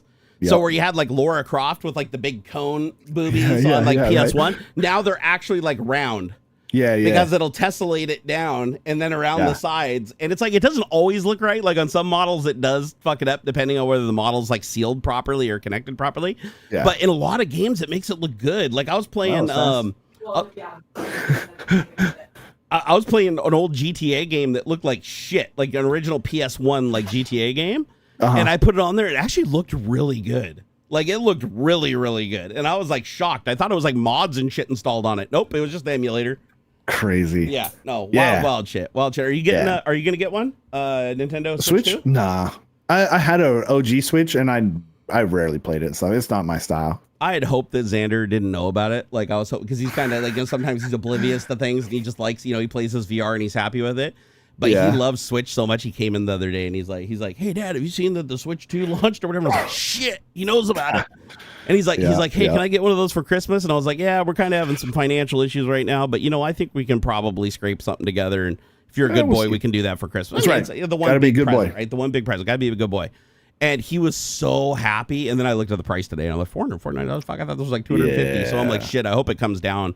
I doubt it will. It'll probably, if anything, it'll go up towards Christmas. There'll probably be some sale or something. You get it like, I mean, it'll still be that price, but you'll get a bunch of extras, right? You'll get like a carrying case and a couple games and stuff, but it'll still be like $500. Yeah. God, man, I don't want to spend that kind of money. But you know, the cool thing about my son though is he is so understanding. Most understanding teenager. You wouldn't like. I am so lucky because I can literally just tell him like, "Hey, we can't afford that right now. We can't do that right now." He will let it go and never talk about it again. He's just okay. That's cool. Aww. Just go do something. And it's like sweet. I actually get more upset about not being able to get him something than he is about getting it. And I find that just like I'm the luckiest person in the world that I have a son like that. Like he's literally anytime he hears us talking or like, oh, hey, you know, we got to go hit the 401k again and pull out of distribution. I'm all freaked out about it or whatever. If he overhears it, we try not to talk in front of him, but he overhears it. He'll like bring his piggy bank in and be like, hey, you guys can have this. He's like, you can just have it. You know, and actually come to think of it, his piggy bank over the years, we put a lot of money in there. That thing probably has $1,000 in his piggy bank from like the last 10 years. So if he really wanted to switch, he could buy it himself if he wanted to, but he doesn't want to open his piggy bank. He's like, he only wants to give it to us or just keep it in the piggy bank. It's great. He's awesome. I'm hoping that he can use it to go towards a car when he can finally drive, because I know he's gonna be really excited to drive. But we're not gonna get his license until he's probably like 17 or 18, just because, you know, we gotta he's you know, he's on the spectrum. He's really high functioning, but at the same time, you know, we got to protect him from some things in the world because, you know, people will try to take advantage of him. People will try to hurt him, you know, especially in the climate that we're in right now, which again, people say, oh, none of this Trump shit affects you. No, it absolutely does. It does. It puts a big target on my son's back, sadly, and it really hurts his future. And it's scary. It's scary as a parent to have to go through that, but a lot of people don't understand it. Amazon replaced human. Speed run it. Apparently they're gonna have self-driving Rivian vans with robots that jump out to deliver your package. Dude, how scary is that? Are you gonna be thinking like iRobot when you look out your door and like the van pops out an android out the side and runs into your house? Less iRobot and more Snow Crash, actually. Oh, I don't think I've seen that. Not a movie. Book by Neil Stephenson. Oh, if it's a book, I've definitely not read it. He did Neuromancer. He did a couple other cyberpunky type, cyberpunk-ish. Actually, I think he's attributed as being one of the major, like kind of godfathers of the cyberpunk sort of genre. But Snow Crash in particular, there's a lot of like VR and stuff. But what brought to mind to me is images. The very intro. This is such a joke, and like I think he totally did this on purpose. So the name of the main character is Hero, Hiro, Hero Protagonist. That's awesome. Like that's his actual name. That's his honest to God name in the book is Hero Protagonist. And he's a pizza delivery guy in the beginning, but he works for the mob. Like the pizza deliveries are done by like a mafia of like, dude, Italian, that's like such a style. cliche, the pizza mob. Yeah. It's like Rick and Morty. And it talks about like how there's like these sort of almost city, like corporate city states and stuff, and like all this other stuff. And it brought up images of that intro scene where he's like trying to deliver a pizza and like his car gets attacked or something and blah blah blah. And I'm way over time. No, I was just sorry. Are you? Yeah, I'm just wrapping up a list. Yeah. No, if you gotta go, you gotta go, bro. Okay. If you gotta go, it's okay. She's saying no, it's okay. Okay. Yeah, but it conjured up images of that initial scene in that book. It's a really good. I grabbed the audiobook or something. It is a fantastic book. Snow Crash is amazing. Actually, everything by Neil Stephenson is really good. I'm worried about how many jobs that would kill those. Amazon drivers are like, that's a lot of jobs. There's a lot of Amazon drivers. Do imagine if they just all got laid off one day. Yeah. And then that floods the market because they got to find other jobs too. That's what worries me is the total jobs decrease because everybody has to go to automation to hedge their bets. Yeah. That means that more people are competing for less jobs in other areas. Happens. They're going to do this automated delivery thing with robots in the trunk or whatever, and people are going to start smashing up the delivery robots. They're going to get jumped and stuff. I know that did happen with the food robots, like the little food droids that drive up and down the side. Drunk people would just start wailing on them and shove them out into the street and shit. Yeah. So probably not. I think it's going to be a little while, probably 5-ish years or 10 years or so. But we're going to start seeing a lot of like human versus robot violence and stuff. I know the flying drones are already out in some states. Like Amazon is like legitimately doing real deliveries to people in some jurisdictions. It's just not here in Washington yet. That's crazy. All right, bro, you go ahead and get out of here. I'm out of here. Thank you for staying a little late. I appreciate it. Yeah, no problem. Yeah. You guys have a good afternoon. I'm AuxxZillary everywhere, just like it is right in the corner here. Where is it? Yeah, in the corner. You, sir, are indeed in the corner. Because it's mirrored. I'm mirrored. There. This is me. Doesn't it feel good that today though we got to get out a little aggression. We got to get a little antsy. It's like when you do that, it feels good. It's like a release. It's literally it was like a mental orgasm for me. So thank you to all the people I banned today. Yeah. And I know actually I kind of want to give props to that Jacob. It was Jacob one. I do. Jacob's still here. No, we didn't ban him. Whether you were trolling or not, man, I think you at least took our comments with a certain level-headedness, and you weren't real, excuse the pun, but preachy or negative, despite us being sort of disagreed with you. I think you took it very well. And I think you took it in stride. Yeah. You were willing to at least hear us out without becoming aggressive and super negative, and I think that's a really cool thing. And like, stay strong in your beliefs. Stay strong in your beliefs, man. Like that's a totally okay thing. It doesn't make you a good or a bad person. It's really only your own interpretation of yourself. Just don't let other people control you. Not even me. Like, just don't let yourself be controlled. Choose your own destiny. You handled that well. And if other weirdos, not that you're a weirdo. I'm sorry. If other people took our disagreement the way that you did, I think we'd have a lot more fun disagreements. Agreed. So I'm AuxxZillary everywhere. I'll see y'all guys next time. All right, take it easy, brother. Bye. Yeah, for me, I just try to match energy, right? Like if people want to get mean towards me, I'll get mean right back at him, right? But no, he did a pretty good job, whether he was trolling or not. That was actually he got us on a good topic, and I like discussing that topic because I think it's interesting just how little people that claim to be Christian or claim to be religious really know about their religion. And to be fair, I was in the same boat, right? I was raised Christian, and I believed a bunch of shit that was told to me that I thought was what in the Bible, and it turns out it wasn't. And a lot of the shit that was in the Bible was never told to me, and then I found out later, and I'm like, this is the book I'm running around telling people that I believe were, two underage daughters get their dad drunk and impregnate themselves, fucking their dad or whatever, and end up ruling two kingdoms with the resulting sons. Like, it's like, oh my God. It's like, where the fuck did that come from? Nope, it's been in there the whole time. It's just nobody ever talks about it because that doesn't sell the religion. And when you are a church, you sell religion. That's what you do. You are a religion salesman. And I got pitched. And when you're a child, you believe everything that's told you, right? Well, you have no reference.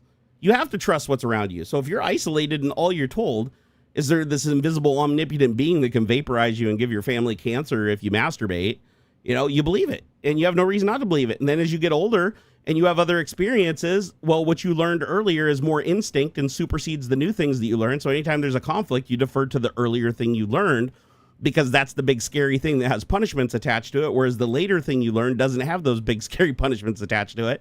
So you defer to the thing that's scary, right? And that's why fear is a part of every religion. You will never find a religion that does not use fear to indoctrinate. It's a big part of it. If you don't use fear, the thing falls apart and you don't get to run everything. Today's political conversation brought to you by Daniel. Yeah, Daniel ended up being a troll. I thought he was serious at first. Like when he was on Discord talking earlier, I was like, you know what? This is somebody that I think I can answer all of his questions. I can give him the proof that he's asking for. And then it was clear that he was just trolling. So I just banned him. But hey, we had a great conversation as a result. So, banning somebody isn't necessarily a bad thing. It's actually a good thing because when people come in and troll, force them to create a new account, then they got to come back under a new account next week and start a whole nother conversation. And then we get to talk about it again, and then people learn, right?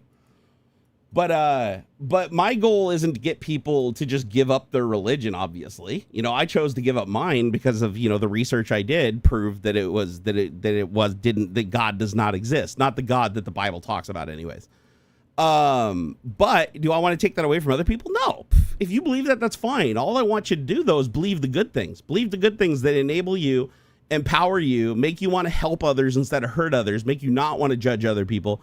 If you follow those tenets of any religion that you have, I think that's great. I think that's amazing. If that empowers you, makes you feel better, rock on. But if you're using religion to hurt other people, use it as an excuse to make yourself better than other people, and you're refusing the existence and denying other people the same rights that you have yourself on the grounds of like a 2,000-year-old book or whatever and weaponizing it, then yeah, you're not a true believer in that religion. You know, you're just picking and choosing whatever bad thing in it benefits you and ignoring the things that contradict you. And if that's the case, and nobody can follow the whole Bible. Trust me, if you've read the Bible cover to cover, it is impossible to follow every single lesson and every single lesson in the Bible, because there are so many contradictions in there. There is no way for you to follow both lessons simultaneously, right? like you're not supposed to hurt people, but then it's okay to rape women if you pay 50, silver shekels or whatever to the dad and marry the daughter and take care of her for the rest of your life.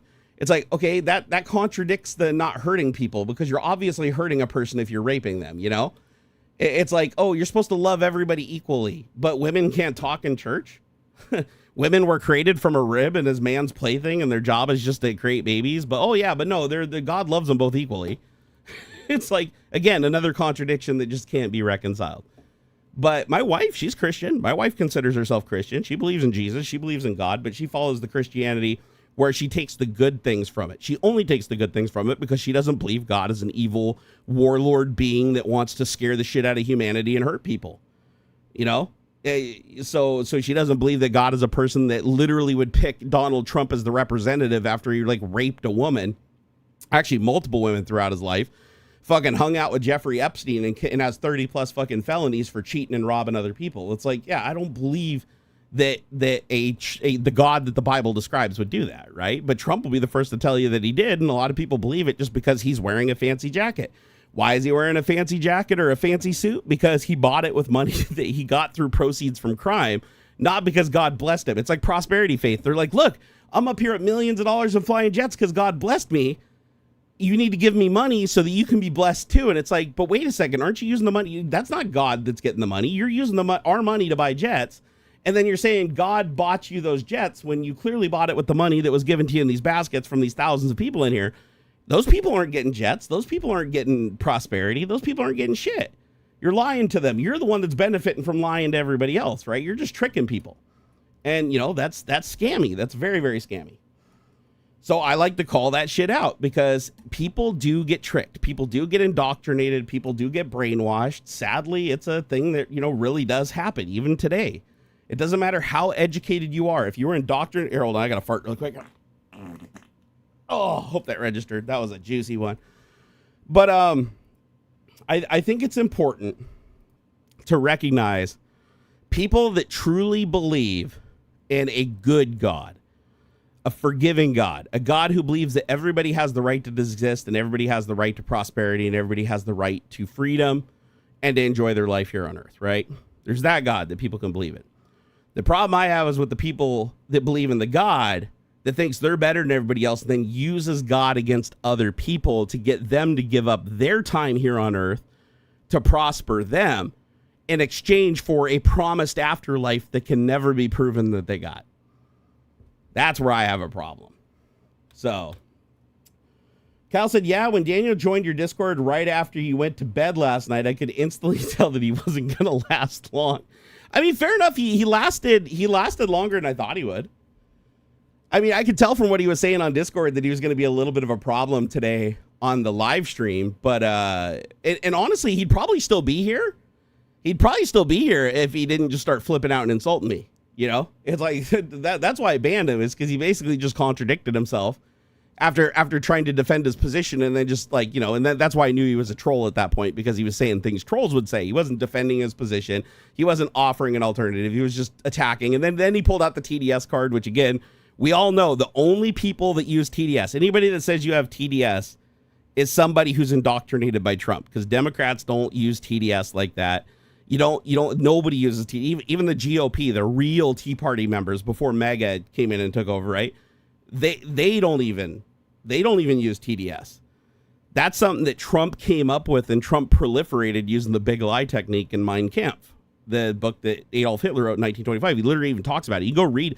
I read Mein Kampf because I was curious what Trump read, right? And they talk about the big lie, and it's literally called the big lie, directly translated to English. It's called the big lie. And the big lie is coming up with names, unique names for things, and then repeating them ad nauseum. so that the people hear the lie much more often than they hear the truth, and they hear it presented in a specific way, like Russia, Russia, Russia, or Ukraine, Ukraine, Ukraine, or give the weird names he gives people, because then he's the only one that uses them, and he says them over and over and over again. Everybody else uses slightly different verbiage when they're talking about it. And so people go, ooh, I hear this one more than anything else, so it registers as the truth just by default in the human brain because you heard it more frequently. Whatever you hear more frequently, it's like commercials. Every time you hear a commercial in the shower and it's like, call 1-800-375-2899 today. Once you hear that every single day for 10 years, you can recite it by memory, even though you never called it or never even cared about the business, just because you've heard it so much.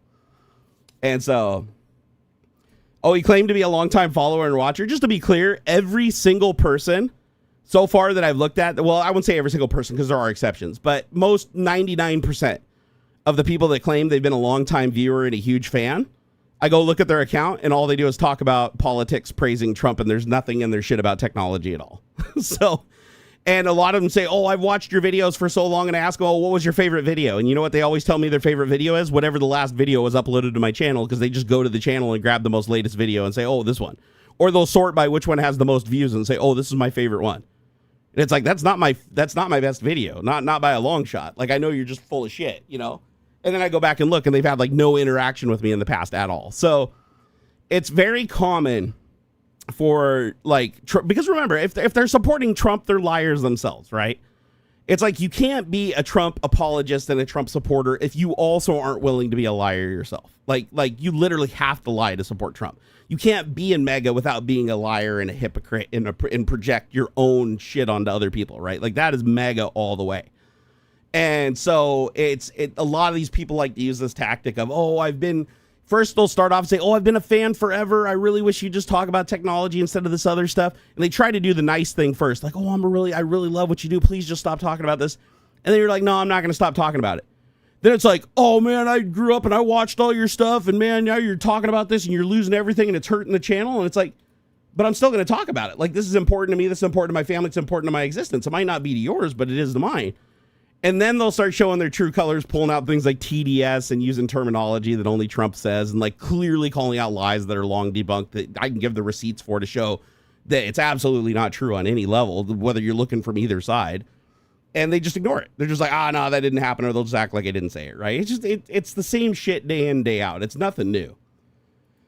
Yeah, metalhead, exactly. They want attention. That's all it is. The only reason they're coming in is because they know that it's somebody who talks about Trump. They're going to try to get him to stop, and if they can't get him to stop, then they're going to try to make him feel bad about it. That's the whole fucking grift. It's the same thing every day.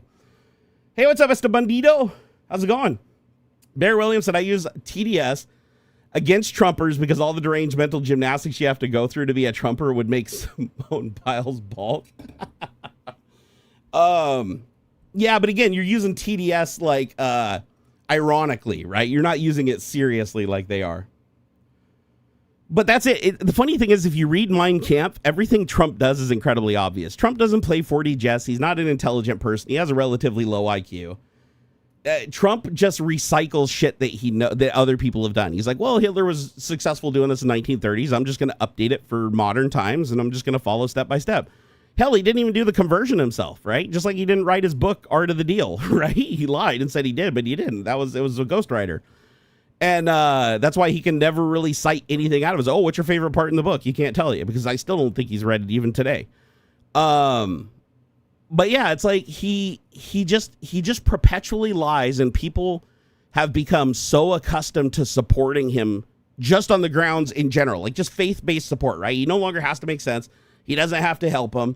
He doesn't have to do anything that he promises. They will just bend like a reed in the wind to whatever he happens to be doing, because it makes them feel like they're a part of the group and they're afraid of leaving the group. Just like Scientology. If you leave the group, you lose your family, you lose your friends, because usually, in those groups, a lot of the people that you hang out with, or you sell out your family and friends to be a part of that group. Like, you pay a huge price to be affiliated with a group like MAGA. So you pay that big price, and then you're like, yeah, even if you have an aha moment, you can't leave, because if you leave, that group will either punish you into submission to come back, or you'll be ostracized and you won't have access to those people, and you'll lose the respect of all those people. And that's how cults work, right? You build the cult to a certain size, you put in the effort, you put in the time, You tell the lies, you pay the right people, you trick the right people, but once it gets to a certain size, you teach it to self-police. And then as it grows, that police force also grows. And if any, and not a whole bunch of people step out of line at once. It's always one here and one there and one there, and the group is programmed automatically to pull them back in. Even if they want to leave themselves, they see themselves and others policing that person back in and punishing them, that now they're afraid to try to leave themselves because of what they just did to that person, even though they want to leave. And chances are a bunch of those other people also want to leave, but they can't. And that's the price of indoctrination. It's pretty scary shit. Hey, you guys, mind if I take a quick little break? I got to go take like a rager of a dump. So let me see. Do I get any music? No, I don't got any uncopyrighted music. All right, you guys just hang out here for a few minutes and look at AuxXillary's picture there. I'm gonna go take a rage and dump as fast as I can, and I'll be right back. Sorry, nature calls.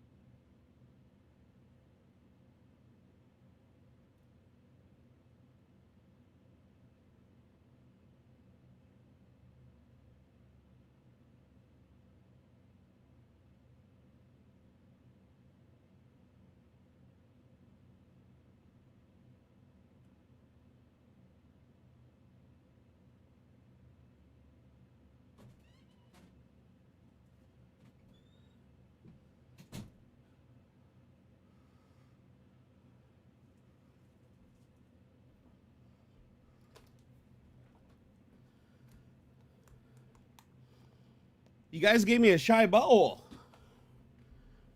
I couldn't make the poopies. Oh. Had to go downstairs. I was thinking this one was going to need the bidet. But I got to work her out a little more. It's really Trump dick rider syndrome. TDRS. Love it. Oh. Oh, VR Gimp said, what is it? Mein Kampf, Chapter X, Section 6. Why you're obsessed, why we're opposed to the Jews. The relevant passage is if you tell a lie big enough and keep repeating it, people will eventually come to believe it.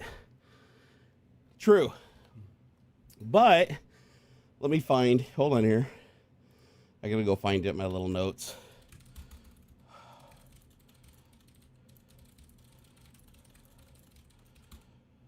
Oh.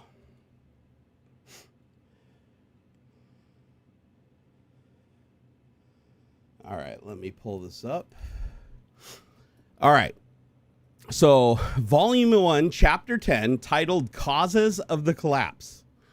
So, the term refers to a propaganda technique where a massive deliberate falsehood is told with such conviction and repetition that people assume it must be true because they cannot fathom anybody fabricating something so audacious.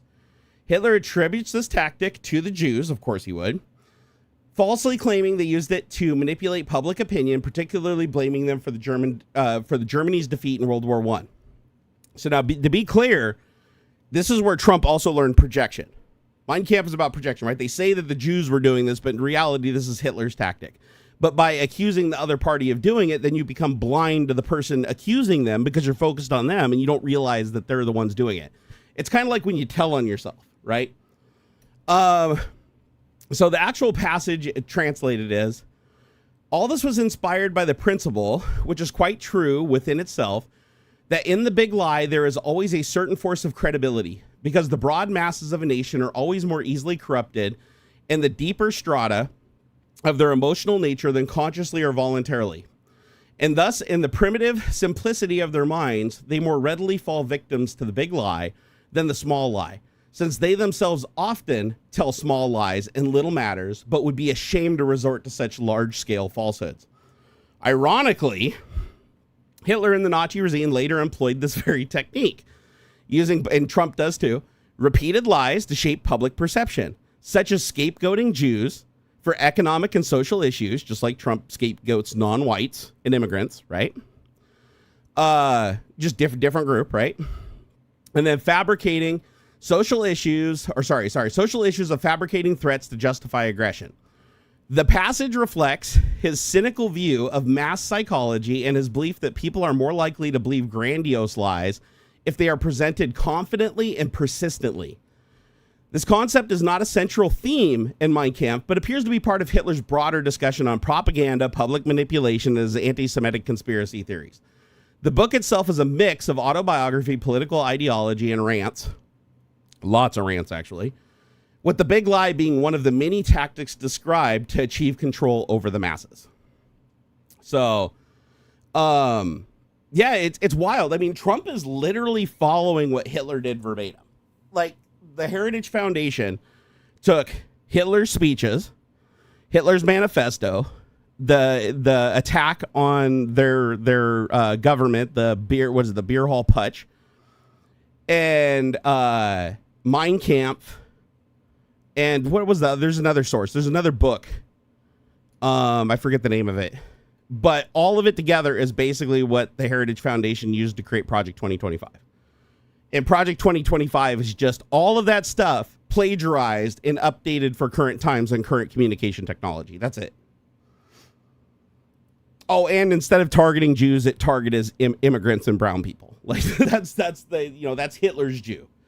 Unlike Hitler, who went after the Jews, Trump's group is different, but he's using the same exact tactics. He wants to round them up. He wants to send them to camps or prisons, just like Seacott, right? No due process. Just, hey, you cross them, boom, people snatch you off the street and throw you into fucking, prison somewhere. Thankfully, he hasn't, as far as we know, he hasn't sent any of them to work camps yet, but that will eventually come. Once he realizes that he has enough power that there's no way he can be stopped, then he's going to realize that, wait a second, just like Hitler did, right? We could just kill these people, or we could use them to manufacture weapons and grow our military complex. And, we can literally make them build the ammunition and build the shit that we use to blow them up. And sadly, that's kind of how shit got started in Germany, right? Hitler was just a political figure on the rise, and the DAP, just like Trump, converted and joined the GOP and rose. They both changed the name of the groups. He changed it to Nazi. Trump changed his to MAGA. They both kept the original names, DAP and GOP, because for people that vote down ballot, they just vote for the party and don't really know who's there. And then Hitler used his own attack on their capital that he orchestrated is the fear and grounds to give the public to give him more power and convince the chancellor to give him unchecked power.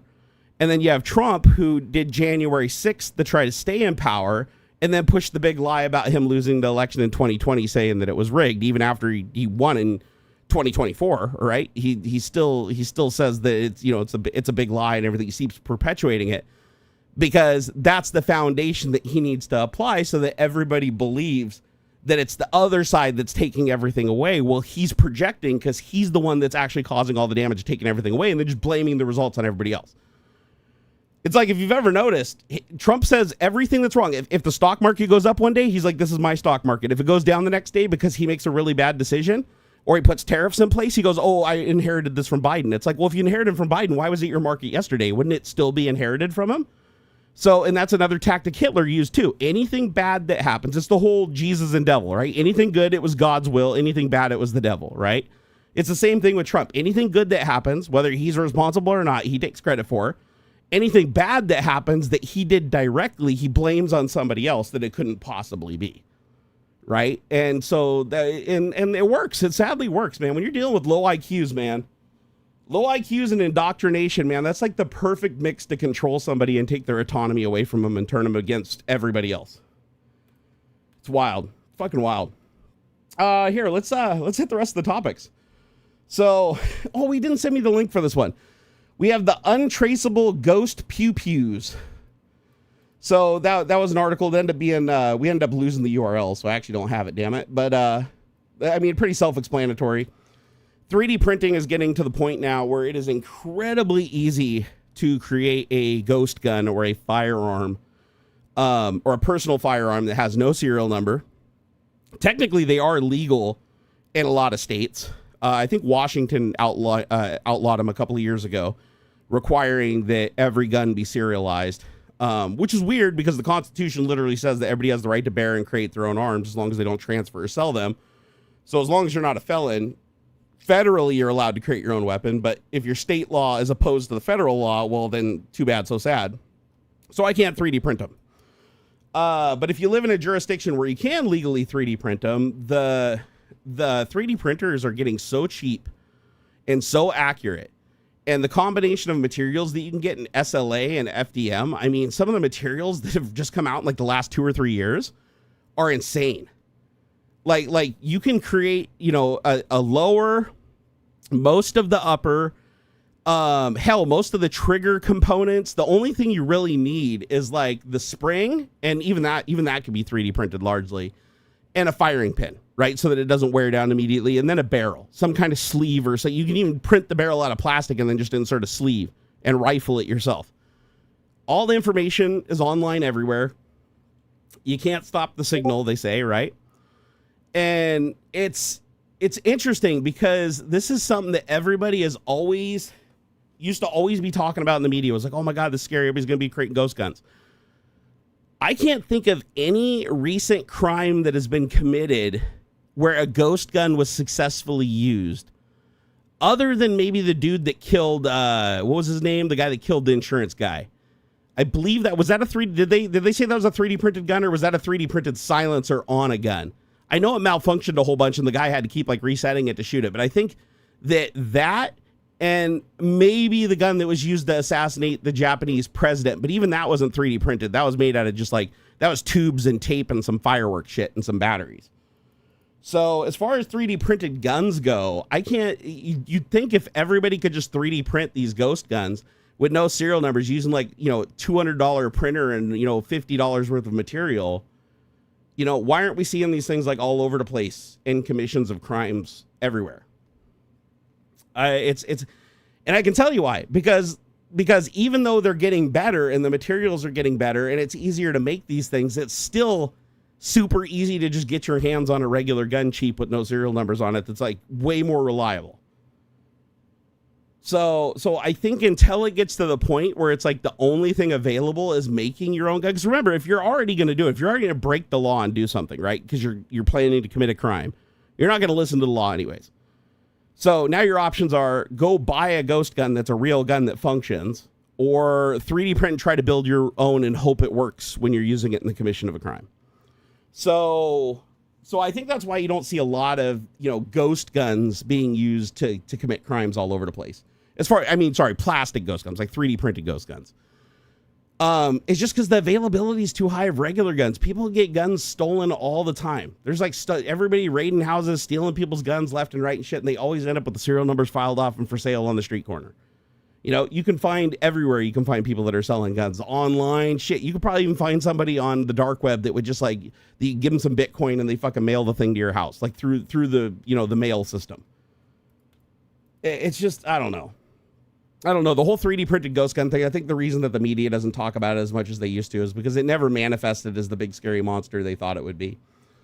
There's just not enough incentive. The people that 3D print guns are firearm enthusiasts that follow the law, that go to the range and shoot them. Or you're in countries where firearms are completely banned and there's no other way to get your hand on a firearm than to build one yourself, right?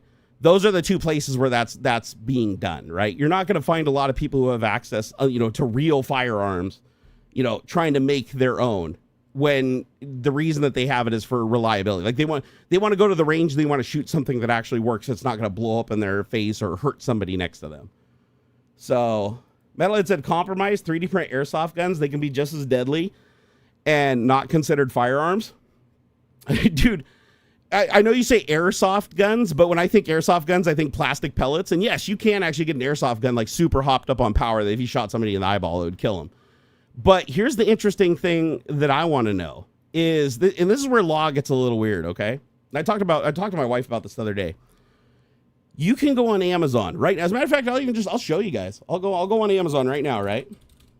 I'm just going to type in PCP 50 cal 0.50 cal.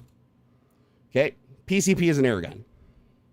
So right now, I'm going to show you, let's see, where is it right here? So $849. I'll just pick one. There's literally 1,000 of them on the website. This is on Amazon. So if I get this link right here, I'm just going to copy some random one. I don't know if this is a good one or a bad one or what, but I'll just put a link. It's highly rated. I mean, they sold 297 one. It was at 4.5 stars. So here's a link. If you guys want to click on it. This is a Umerix Hammer 50 cal PCP pellet gun air rifle. Now, when people think of air rifles, they think of like your little daisy pump action, stick your little 177 pellet in it. And if you shot somebody with it, it'd probably hurt them really bad. If you shot him right in the eyeball, maybe it could kill him. If you shot him in the ass, or it's probably just going to go into the soft tissue and it's not going to go any further, right? And it's not going to go through a lot of clothing and stuff like that. Air guns aren't like that anymore. Air guns now have caught up or exceeded actual firearms. You can buy a semi-automatic 30 caliber PCP air gun that can fire as fast as you can pull the trigger, or fully automatic. You can even buy a fully automatic 30 caliber gun, 20 round magazine that will just lob those at 4,500 PSI downrange. We're talking projectile speeds in the 700 to 900 feet per second. So breaking the sound barrier, supersonic. And because it's an air gun, you don't need a license. I believe in most, so I don't know if felons can own them, but you don't have to have a license. You don't even have to be 18 years old, I think, in some places to buy these. They can ship right to your doorstep. They require no background check, and this thing will literally take down like a bull moose at 150 yards. And not only that, you can put a silencer on it. Silencers aren't regulated for air guns. They're only regulated for firearms, which means now you can put a silencer on the air gun to make it way quieter than a firearm, even a suppressed firearm, like way quieter than a suppressed firearm. And now it's just like, pop, pop, pop, pop, pop, pop, pop, and you're accurately shooting a 30 cal projectile that's really heavy. These are very heavy projectiles. And you're lobbing them downrange at speeds where you can penetrate body armor. So this is the thing I don't understand is the news always talks about, oh, we got to make guns illegal. We got to stop assault weapons. We got to improve background checks, but never does anybody talk about the fact that you can literally just go, and there's videos all over YouTube of people shooting holes through cinder blocks, people shooting holes through armor, people literally hunting and taking down like big, huge elk.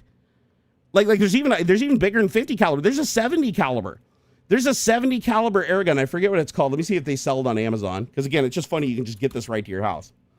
So let's see, is there any 70 cals? Okay, so they don't have the 70 cal, but there's one gun, I forget what it's called. It's like the Tyrannosaurus Rex or the Tyrannosaur.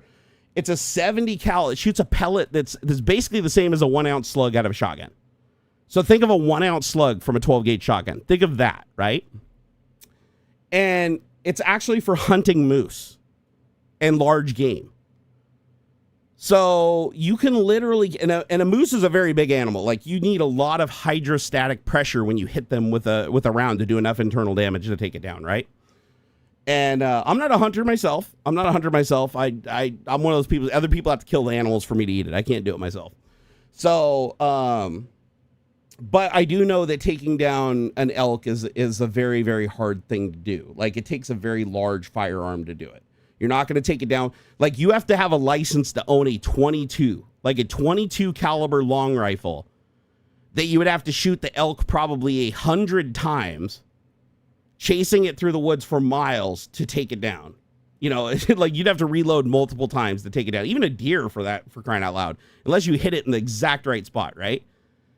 These air guns, one shot, you hit it anywhere in the mass, and the hydrostatic pressure from that is going to completely fucking obliterate it, and it's going to fall to the ground instantly. So one requires you to get a background check. You have to wait 7 days. Once you clear it, you have to go and get it. You can't put a silencer on it. It has to have a certain barrel length. You know, there's all these requirements, right? Depending on the state that you're in. However, I can go buy a fully automatic machine gun, 4,500 PSI. So basically scuba tank pressure, right? 4,500 PSI fully automatic gun with like 20, 30 caliber rounds in it. And with a silencer. And just go. And just fucking utter destruction. Like, and we're talking heavier rounds than an actual, like a 30 caliber bullet. A 30 caliber rifle bullet doesn't weigh half as much as the 30 caliber round that these air rifles shoot, this solid lead projectile. Some of them even have armor on them. Like the bullets they're like, instead of just being solid lead, they'll be lead and then they'll have like a copper jacket on them. Or some of them have like, you know, crazy projectiles that like are designed to like fork out and take different wound paths for like home defense rounds and shit. But just imagine, you don't need a license. Right now, I can go to Amazon right now, click add to cart, and I can shoot these in my backyard. Here in Washington State, I could go in my backyard in a populated area where if I shot a firearm, it would be a felony. But I can take this air gun with 4,500 PSI that can do more damage to a cinder block than a 12-gauge shotgun. And I can shoot this thing in my backyard, and it's legal. The cops might show up and be like, hey, your neighbors called, and we're like, holy shit, because they are kind of loud. But I can just show the cop, no, it's an air gun. Look, it's an air gun. It's got an air gauge. Look, there's no firearm. There's no gunpowder, nothing. I don't have to have a serial number. I don't have to register it, nothing. I can own as many of them as I want. I can make the projectiles myself, too, because you can just buy the lead, and you buy the lead forms. You put the lead in a pot on your stove. It melts at stove temperature, and then you just pour it into the little forms like you're making ice cubes, and you break it open, and now you have lead projectiles for your gun. You can't make bullets that easy for a firearm. For a firearm, you have to put a primer. You have to get the shell. You have to put the primer in it. You have to pack like the wadding. You have to get the gunpowder down in there, pack it. You have to put the projectile in there, pack it, and seal it. And it's like a whole process to make ammunition. To make ammunition for an air gun that can do equal or more damage, all you have to do is pour some molten lead into a casting, and you now have a bullet. So don't you find that interesting? Like how the media is so up in arms against firearms. If I shoot a firearm, it's super loud and draws a lot of attention.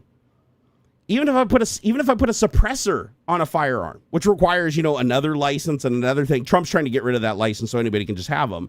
But right now, as it stands, you have to put it in a trust. You have to register it. And then once you go through all that and you clear everything, now you have a gun that isn't even as quiet as the air gun is without the silencer. Now the air gun, you can put any barrel length you want on it and add any silencer you want to it. And now you have a supersonic air gun that is whisper quiet with no muzzle flash, meaning that it can't be seen shot at a distance at night. You're not going to see any flash. You're not going to hear any report from a long distance because now it's suppressed and it's super quiet. You're only going to hear it from 30, 40 feet away. And this gun you can just buy off Amazon and legally own. You don't have to register it. You can have as many of them as you want. You can make the bullets anywhere that you have access to heat. So, and unlike a firearm where you have to have a special FFL fire license to have fully automatic or even burst fire,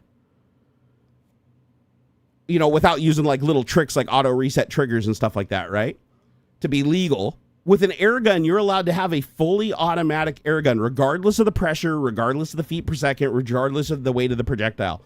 you're allowed to have a fully automatic air gun with a suppressor, a short barrel so it can be concealed, that is fully automatic, that can shoot hundreds of rounds a minute. And you can order it off Amazon for like $800 to $1,500 and make the ammo yourself at home or buy it online. You know, it looks like you can get 20, 50 caliber rounds for about $32. Or you can buy the lead stock and a caster and make that make that same 20 rounds for like $5. So it's a lot cheaper to make your own ammunition, honestly.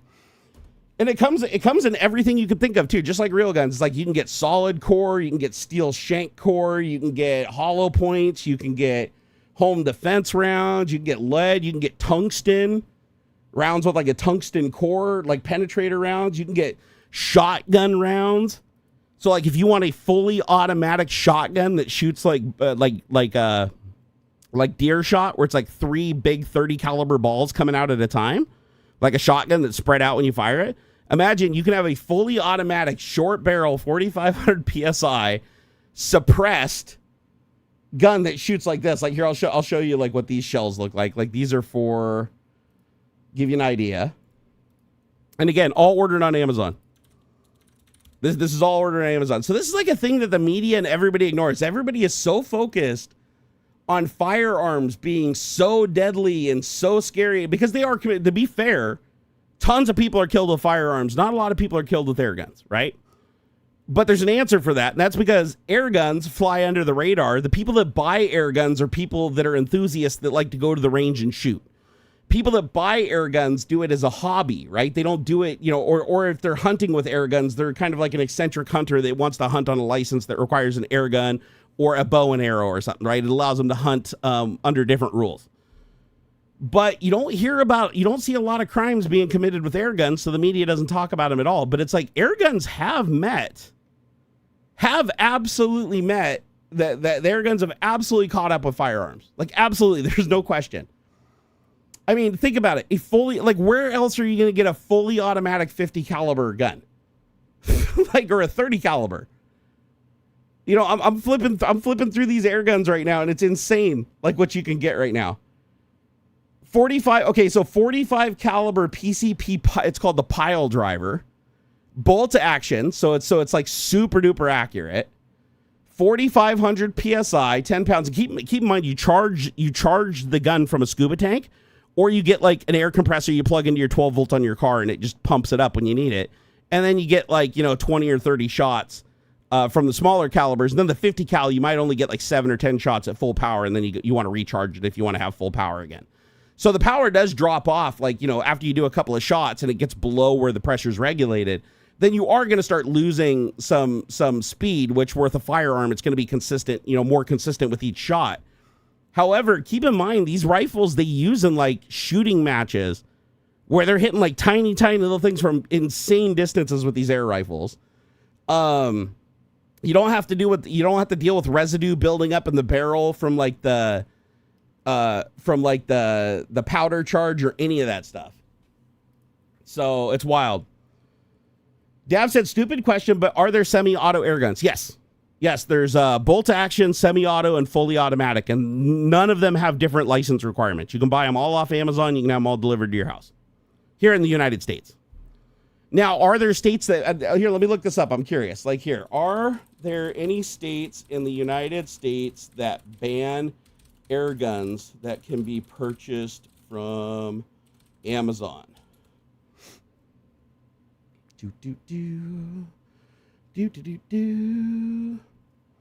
No U.S. state outright bans the purchase or possession of air guns, like BB guns, pellet guns, or air rifles, that are typically sold on Amazon. But several states and localities impose restrictions that can affect their sales, shipping, and use. Amazon's policies and state and local laws create a patchwork where shipping may be restricted, even if an air gun is legal to own. Below is a raw, unfiltered breakdown based on the available data. So California has no statewide ban, but air guns cannot be sold to minors under 18. Amazon often refuses to ship air guns or BB guns in California, despite them being legal for adults and available in local stores with age verification. Customers note that retailers like Pyramid Air Shop compliant airsoft guns, ship compliant air guns in California, suggesting Amazon's restrictions are just precautionary. So Amazon just chooses not to ship them in California. However, here in Washington, I just checked. I can add it to my card. I can add the ammo to the car. I have everything delivered. If I had money right now, I would love to own an air gun. I've never owned like a high-powered actual air rifle that's like, 4,500 PSI. That'd be awesome. But I don't have the money for it. But that would be cool because then I would, I could shoot it in my backyard and I wouldn't have to worry about, the cops dropping by and thinking that I'm shooting, a 12-gauge shotgun in my backyard, which would be a felony. Connecticut says they prohibit carrying air guns in public or possessing them in vehicles, but possession by adults is completely legal in Connecticut. In Illinois, air guns are not classified as firearms, but those over .18 caliber must have a velocity below 700 feet per second. Local ordinances like Aurora prohibit air guns entirely. Amazon's refusal to ship to Illinois may stem from local bans or outdated policies. Now, to be clear, they're saying any gun over .18 caliber must have a velocity below 700 feet per second. So that's smaller than a 22. So that's like, little .177 air rifles, basically. However, it says if they're over that size, they have to be 700 feet per second. Let me remind you, the larger the projectile is, the more force it has at the same feet per second. So 700 feet per second might not be a ton for something like a 22 projectile, but 700 feet per second is a shitload for a 50 caliber 1 ounce or 2 ounce slug. So still, even in Illinois with their current laws, you could buy a gun that shoots a 50 cal 1 ounce slug at 700 feet per second. That would still be enough to take down a bear. And it'd be completely legal. So Maine prohibits selling or furnishing air guns to those under 16. Massachusetts prohibits furnishing air guns to those under 18. And minors cannot possess them in public without adult supervision. New York says it's illegal for anybody under 16 to possess air guns. It says New York has stricter rules treating air guns as firearms, which may prompt Amazon to restrict shipping to state or specific codes. Interesting. So in New York City, specifically, like in New York, you can own air guns, but in New York City, they treat them as firearms. So that's the first city I've seen that treats a air gun as a firearm, which is interesting because that's what I'm talking about. I'm like, why aren't they treated as firearms, considering they can do just as much damage and they can be fully automatic and have silencers? None of that shit's regulated. Rhode Island classifies air guns as firearms, meaning felons cannot possess them. And let's see here. And firearm-related laws apply. However, still no background check. You can still buy them outright. You just have to be an adult. No, but firearm laws apply. And then Washington State has no statewide ban, but King County, including Seattle and Auburn, has seen Amazon refuse shipments of airsoft products, possibly due to local ordinances and misinterpretations of the assault weapons ban. Users report nearby Pierce County faces no such restrictions. That's interesting because technically I'm in King County. Other states like Wisconsin, North Dakota, and Delaware have no significant restrictions. Aurora, Illinois bans air guns outright. New York City treats air guns as firearms, and King County, Washington may have local rules prompting Amazon shipping bans.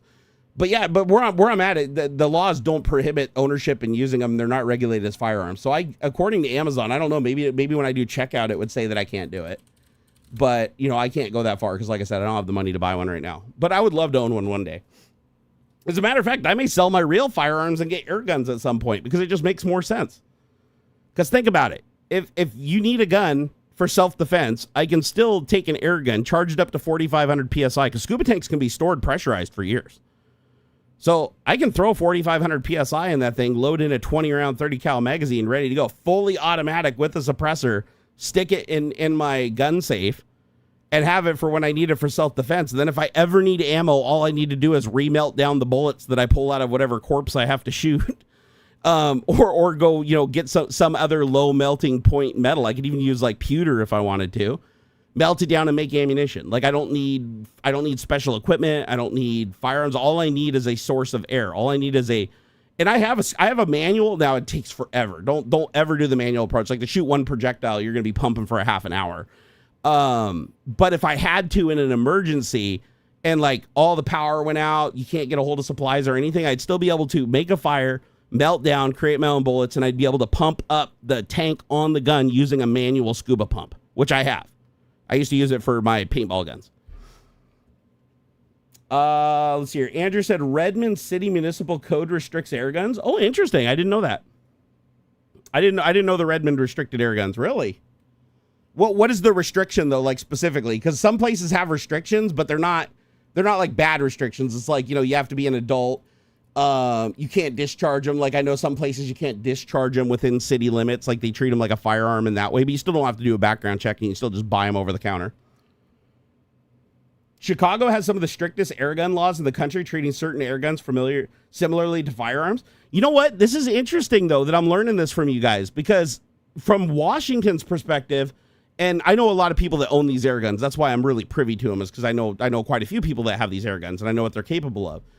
And they were all able to just buy them online and have them shipped to their house. Like there was no background checks, nothing. And they have suppressors. They have guns that are fully automatic, bolt action, semi-automatic, short barreled. One of the guns is even a pistol. It's a fully automatic pistol that shoots 30 caliber rounds.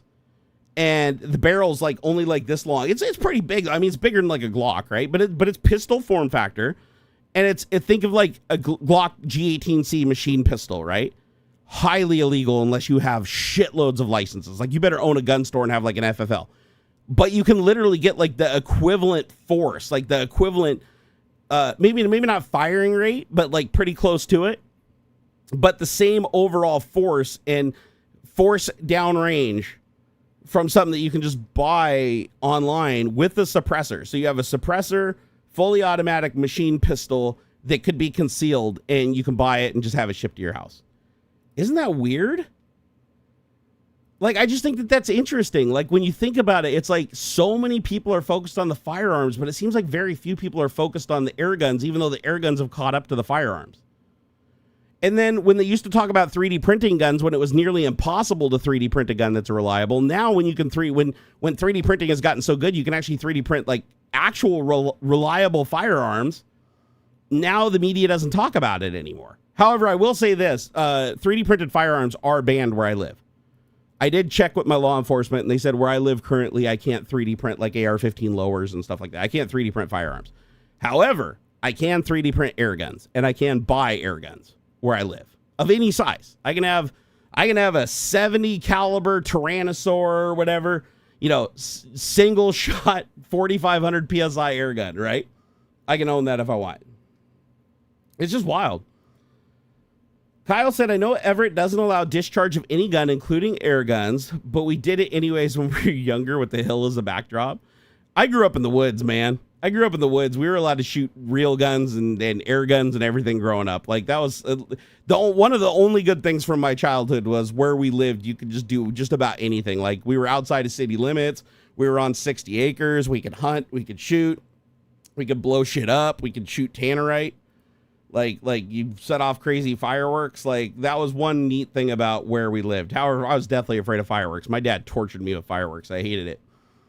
Old Broker, what's up, my man? It's good to see you. He said, hey, it's Master Barnacules. It's good to see you, brother.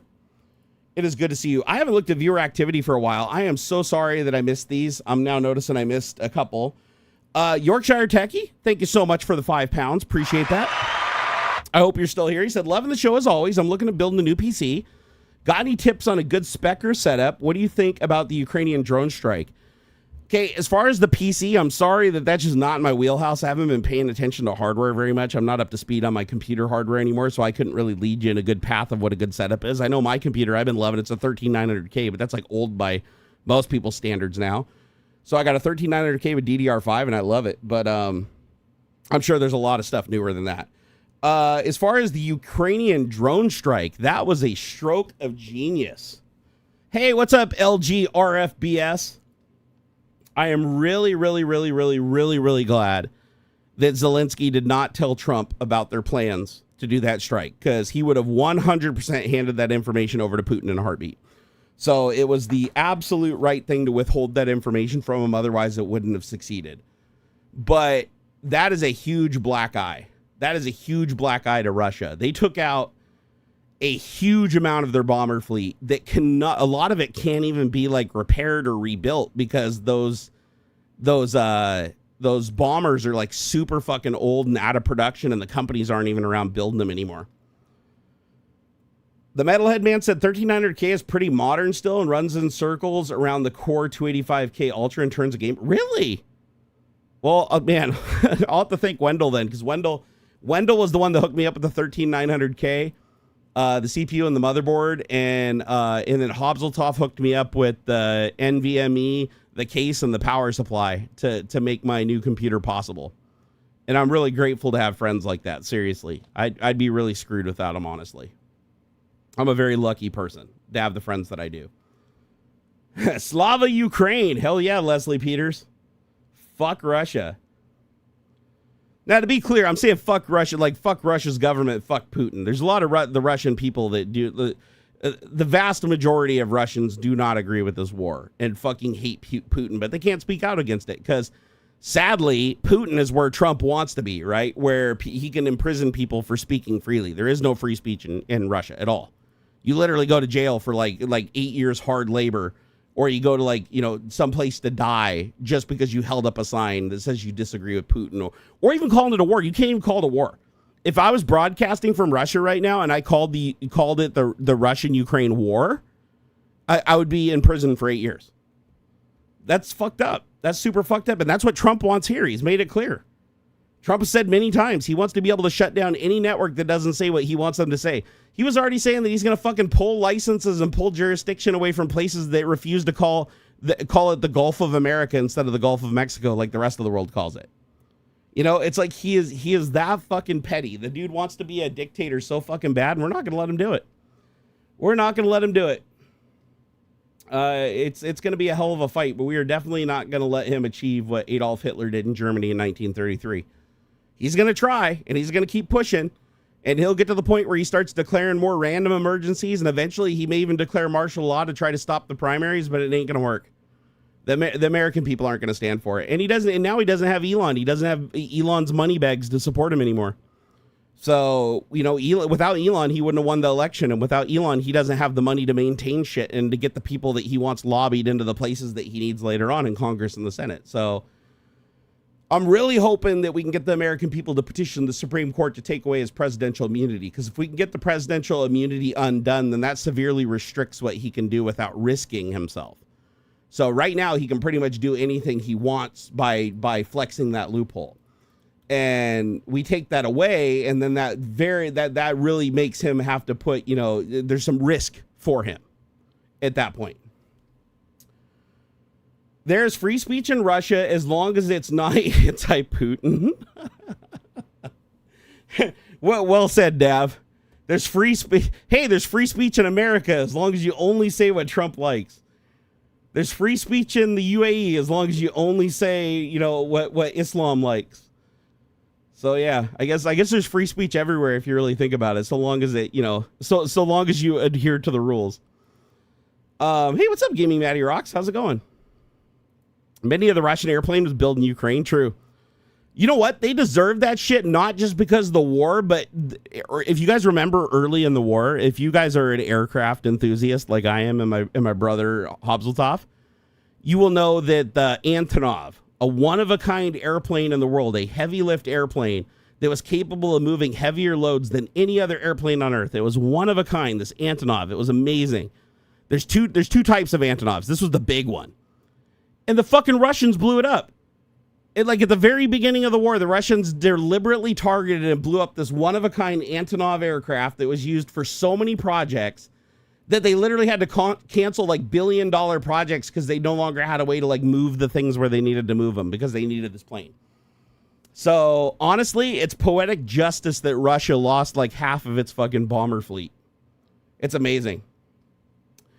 Andrew said Amazon won't ship air guns to Redmond addresses. Quick search shows RMC 924020 for discharging an air gun, but not about buying one. Oh, that's okay. I don't live in Redmond, so I can still get one where I live. Let's see here. Let's see. Scrolling through. Is there anybody in here in chat that doesn't know about the drone strike that Ukraine just landed against Russia? Deep inside of Russia. We're not talking right across the border like they were doing when they were hitting the fuel depots. We're talking about they literally went after their bomber fleet at 4 different airports and coordinated an attack. It took I think they said it took 18 months to plan. And they kept it a secret, so not even Trump knew about it. And what they did is they moved these drone trucks. They had like solar chargers to keep everything topped up. They had communication relays so that the pilots could be back in Ukraine piloting the drones to their targets while they were in Russia. And they basically just pulled these trucks up and parked them within proximity of these airports that housed these bombers. And then when the time was right, these trucks opened up like a flower, and all the drones go fully charged and topped up off the solar batteries and everything. They all take off with the uplinks. And all the pilots back in Ukraine immediately start going to their targets. They all knew their targets that they were flying to by looking at like satellite imagery.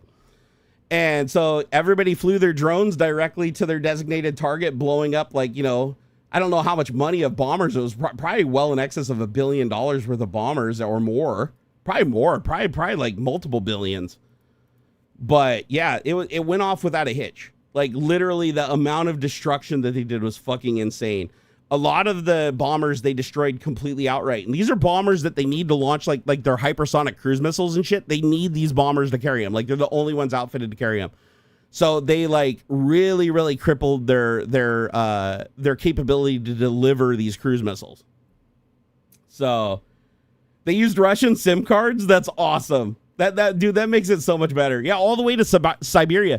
They literally hit 4 airports that were spread out across all of Russia. You know how big Russia is. Russia's fucking ginormous, right? So the fact that they had these 4 airports that they knew were housing these these bombers that were just fucking destroying Ukraine, giving them air superiority, it was crazy. I'm sure Putin like shit his pants when he got the news, because Putin thought that there was no way Ukraine could launch any significant attack inside of Russian territory. But what he didn't account for is them taking their time over months and months and months and strategizing and launching an attack he would never see coming. And they couldn't do nothing about it. Not as far as I know, not a single drone got shot down. Like, I don't know if every drone hit its target. Some of them might have malfunctioned or some of them might have fell down. But like every drone was just flying along nice and slow, looking for the best place to hit each bomber. It was fucking crazy. It was rad. It was fun to watch. They published a video online of a bunch of it. And it's like, there's no pushback. Like, you don't see anybody shooting at them. You don't see any like vehicles driving out trying to shoot them because they're so small. These are not huge drones. So I'm sure that anybody there just heard some buzzing and then boom, boom, boom, boom. By the time they knew what was going on, it was already over. Hey, Vermarion, thank you so much for the 23.99 euros. Woo! Hey, I really appreciate your support. So does Ox, man. He said, thank you for everything. Hey, hell yeah, brother. If everybody could give him a thumbs up for that, I'd really appreciate it. I didn't mean to push that, but that was good timing. Putin was not constipated after the attack. That's for damn sure. Oh my God. Putin had to shit his pants. Like, had to have. Could you imagine? Could you imagine being that fucking confident and like and that fucking arrogant, and you literally get like your bomber fleet just obliterated by fucking off the shelf DJI? I have to tell you, asymmetric warfare is amazing. It's absolutely insane how effective these drone attacks are and how hard it is to defend against them, considering that, you know, a fucking missile that could do the same damage as one of these drones could cost upward of $100,000 to $250,000 on the low end to hit one target. And yet these drones can deliver the same payload for like $1,000. That's just, to me, that is just insane. Like, just think about it. It's like, and these are things that you can buy off a shelf, stick a battery on, put your little 3D printed components and ordnance on it, boom, you're ready to go. Take it out in the field, you push the button, fucking thing flies to its target, it's done. You can even put, they even put fiber optic leads on these things now, because the Russians were using these high-end radio jammers that would jam the entire radio spectrum to basically overpower the drones. So then the solution to that was just, adding these spools of really tiny strands, like human hair strands of fiber optic, and the drone would just pay it out behind it as it was flying, so there was no more radio signal. And so they couldn't jam those. So again, that just instantly defeated their shit, and just tack on another $100-$150 per drone. And now you defeated that.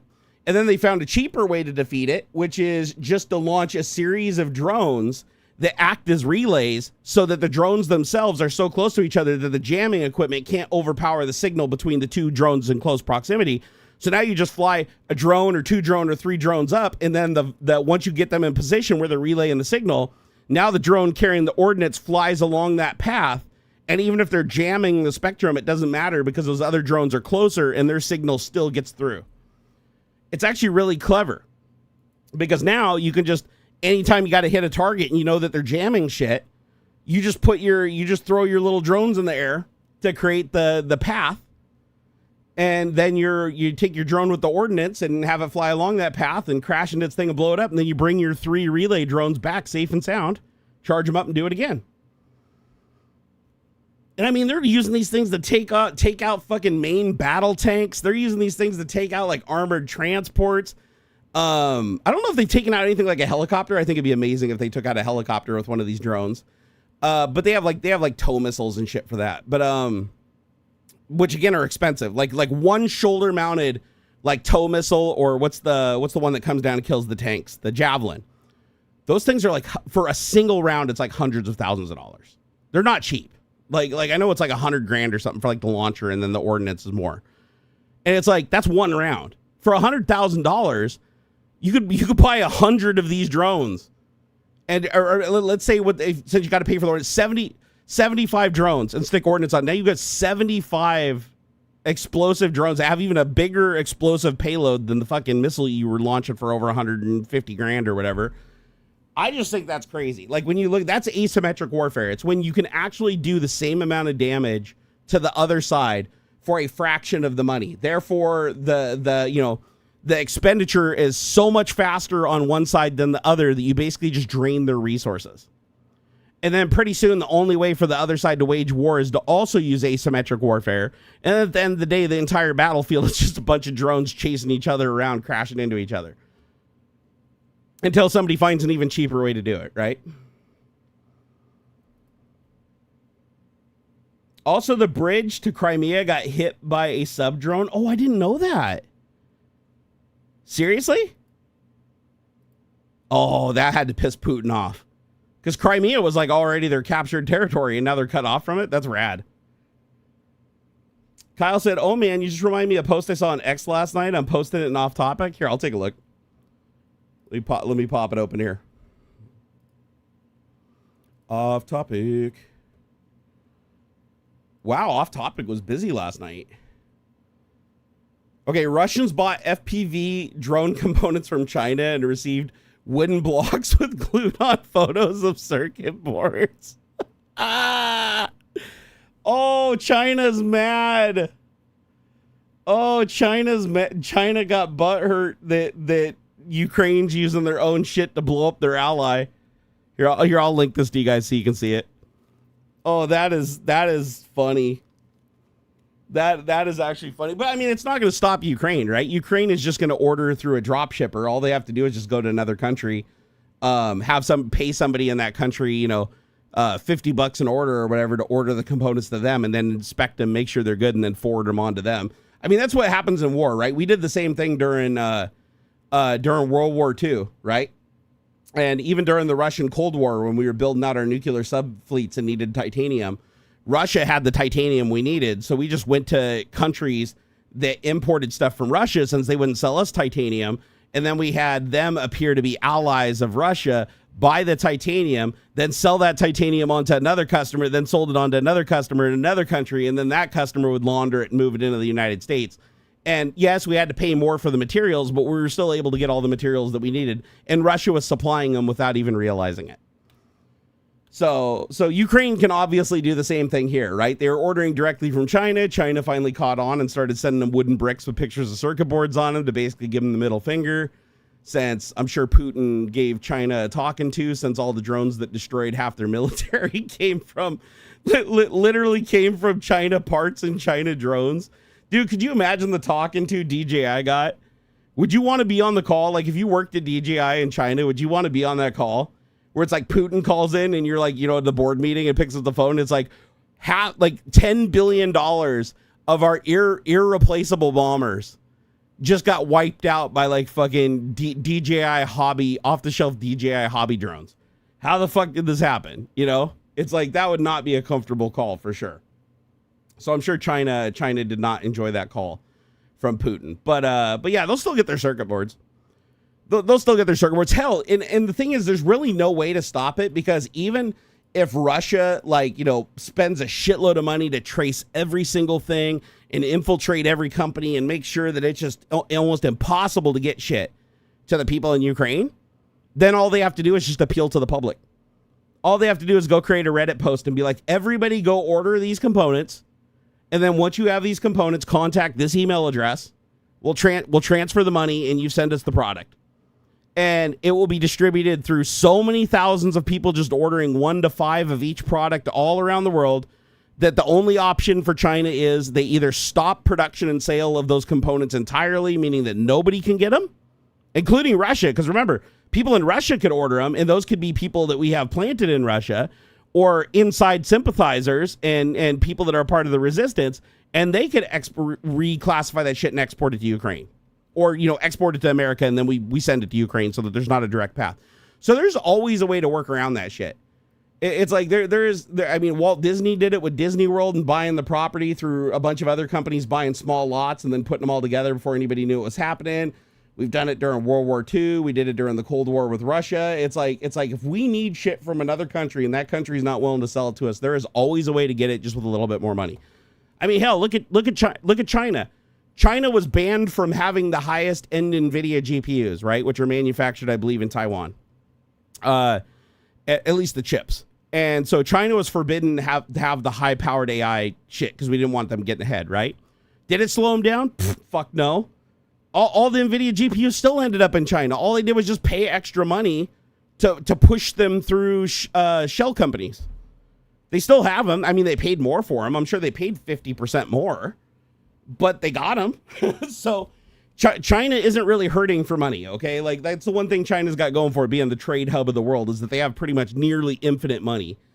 So they don't really care if they have to pay 50% more for the compute power. Same thing with cryptocurrency, right? China has pretty much dominated mining cryptocurrency since the beginning of cryptocurrency, because they can literally order all the components to manufacture the shit cheaper than anybody else and create these ASIC miners. And they can deploy them at such volume with such cheap power that, like, nobody else can even compete with them. And then they don't sell their technology to other people at the same rate that they do. They use their technology first for a while, so it's the best in the world. And then once they get the next best thing, then they sell the old shit off to other people to mine. And so they always keep themselves ahead of the curve. They always keep themselves at the top, right?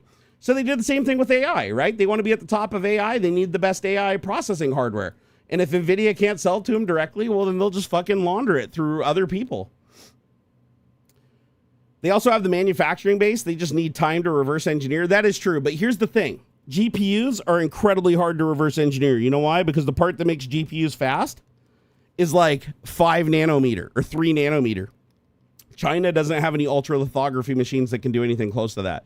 Why do you think like Taiwan and South Korea, they protect their ultralithography machines like nobody's business? There's a reason why there's only like a couple dozen ultralithography machines in the world capable of building these like really high nanometer, high performance chips.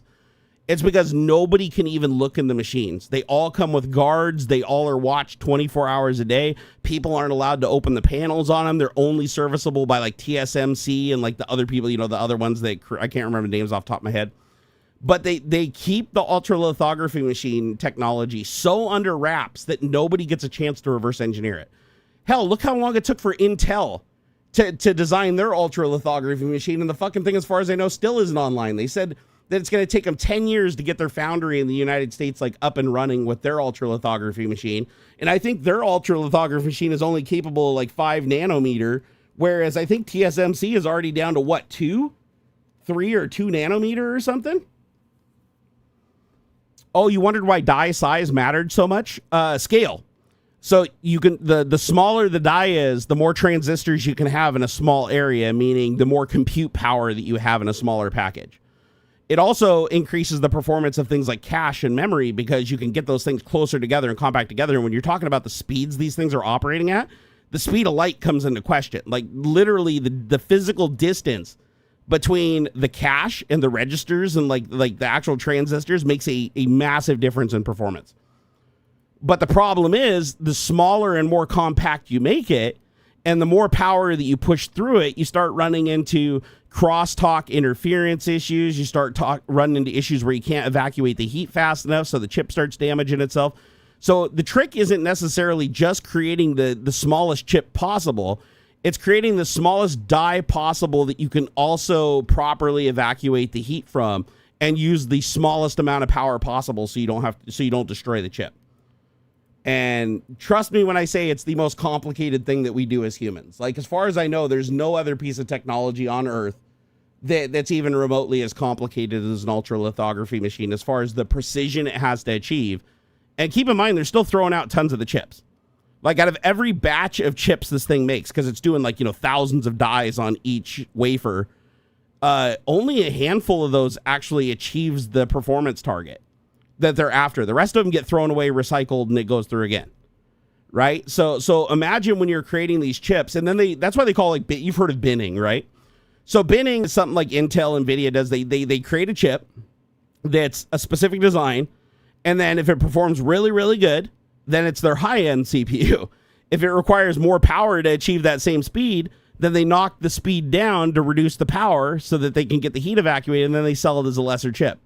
So basically, the chips that are the most precise, just by chance, right? Environmental factors, fucking calibration, whatever it is, those chips, you only get a couple really high-end chips. That's why they're expensive. Then you get more lower-end chips, and then you get even more lower-end chips. And then you might even have a bin at the bottom that are like, half the transistors are fucking dead on the chip, and you have to change the CPU microcode to just still work, but not have the same capacity, right? And then you sell that as like a super lesser model for like less money. And then once you start getting down to the chips, like honestly, here's a great example is who here had a PS3? So the PlayStation 3 was notorious because the chip that they manufactured, the manufacturing process was so unstable that it was rare for them to create a chip where all 8 cores worked. It was like an 8-core CPU, and it was bespoke. And so these chips were so state-of-the-art at the time that the PS3 came out that, hey, what's up, Bubba and Matt? Nice to see you. So these chips were so precise that it was rare to get a chip that had all the cores working. So they just assumed, they just disabled the core because most of the chips had a bad core, so they disabled it. And then if they happened to get a chip where all 8 cores worked, which is a fucking miracle, they would just pick one of the cores at random and disable it in the microcode. So even though that it worked and it would have increased the performance of that PS3, they couldn't sell it because then certain people would have PS3s that were slightly faster, and that would have pissed people off. So they intentionally disabled the working cores on those PS3s. However, people figured how to hack the PS3 and install Linux onto it. And then under Linux, you could get that core back. So if you were lucky enough to have a PS3 that had a functioning 8th core, you could re-enable it and get that performance back under Linux using it as like a crypto miner or a rendering machine, or people used them for all kinds of shit back in the day. But isn't that funny? Like you bought a PS3 and chances are there was a fairly high likelihood that you had a core that was perfectly fine, that was just shut off and would never be used. It was just wasted. And the reason being is they didn't want to throw away all the chips that were down a core, because so many of them were down a core when they came off the die. And it was just one of the 8 cores at random was just wouldn't work. So they were like, you know what? If we just accept the dead core and the few chips that the core does work, we just disable it, then we get, equal performance across all these PS3s without having to throw away the chips. Because the alternative would have been, they'd create a chip with the 8 cores, and then like 3 out of 4 are only 7 cores working. They'd have to throw those 3 7-core chips away, create 4 more, and then maybe have 1 or none with 8 cores working. And so they wouldn't have been able to produce as many PS3s. They wouldn't have been able to ship as many. They wouldn't have been able to sell them as cheap. So they were like, nope, let's just eat the performance of 1 core, lose roughly, I don't know, what would that be, 15% of the performance or whatever. Let's see, what would that be? So so if you had 8 cores and you lost a core, oh, brain is not mathing right now. What percentage would you be down? Because if you had 8 and that was 100% and you lost 1 core, that'd bring you down to 7. So you'd basically be, you'd be losing 1/8 of the performance, which isn't like ridiculous. Like, that's not a ridiculous loss when you consider now almost every chip you make is sellable, whereas before most of your chips weren't sellable and would have had to been recycled, and that would have raised the price dramatically just to get that 1/8 performance back. And what sucks is they could have just allowed that core, if it worked, to be enabled. But what happened is, what happens when people realize that there's, consoles out there that have slightly more performance? Well, then they're going to start going on the secondhand market for more money. People are going to start seeking them out. People are going to try to figure out like which ones with what serial numbers or which manufacturer have a greater likelihood of having that 8th core. And then people aren't going to buy the ones that are pretty much guaranteed to be 7 core. And then that fucks up everything. It's kind of like, remember Celerons back in the day? I remember back when Celerons, I had one, a Celeron 300A. I even remember it. So Celeron 300A is back when Intel had like the card style CPUs, right? That sat horizontally. So the Celeron 300A was a chip that right out of the box on air cooling, some of those chips from Costa Rica, because Costa Rica had a much better foundry. In Costa Rica, you could get chips that would almost all do 450 megahertz on air out of the box, without increasing voltage or anything. They just did it. You just fucking go to the BIOS, crank it up, boom, 150 megahertz. And keep in mind, these are normally only 300 megahertz processors. So you're going from 300 to 450. That is a massive increase. And then once you took that Celeron and overclocked it to 450 megahertz, it was basically rivaling chips that were 3 to 4 times as much. So now you had a Celeron 300A that was like kicking the shit out of like a proper Pentium 450.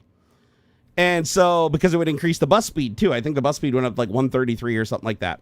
But yeah, those Celerons were sought after. As a matter of fact, I loved mine so much that I found another Costa Rican Celeron and I bought a dual chip board so that I could have 2 Celeron 300As running at 450. So I had a dual CPU 300A run at 450 on each. Now, some of the really rare Costa Rica chips could do 5 gigahertz on liquid cooling. Or sorry, not 5 gigahertz, sorry, 500 megahertz. So now you're going from 300 to 500. That's damn near doubling the performance of the CPU. That's insane. And it's the same price. The chips weren't any different price, but here's what happened. And this is why Sony didn't do the same thing.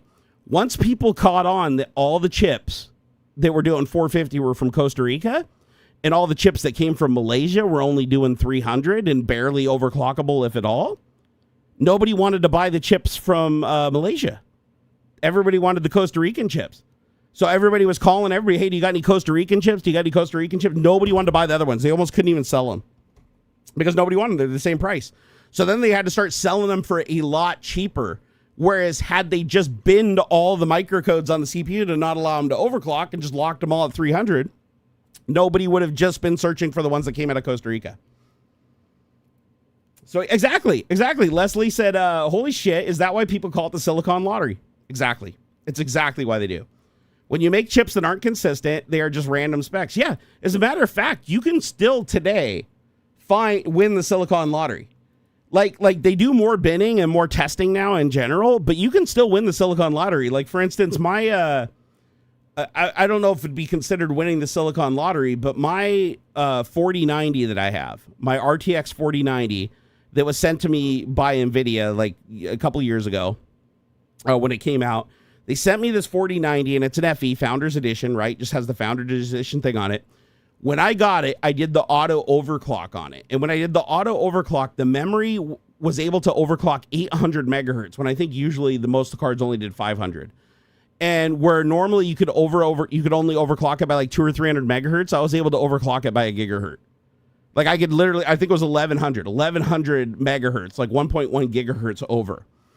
It was a massive overclock, and it was on air, and the thermals were still within range, and it was rock solid. So I ended up just winning the silicon lottery, and that I have a 4090 because again, it was the highest end card they sold at the time. So if they got one that was capable of much more, they couldn't bin it because they were already at the top line product they sold at the time. Okay, what's happening? All my screens just turned off. Okay, now all my screens just turned back on. What? Oh, it's because it opened up NVIDIA control panel. Never mind. So you could say I won the silicon lottery because I got a 4090 that's a lot more overclockable on air and a lot more powerful, and I didn't have to increase the voltage or hack the BIOS or anything. It's just a very, very good chip.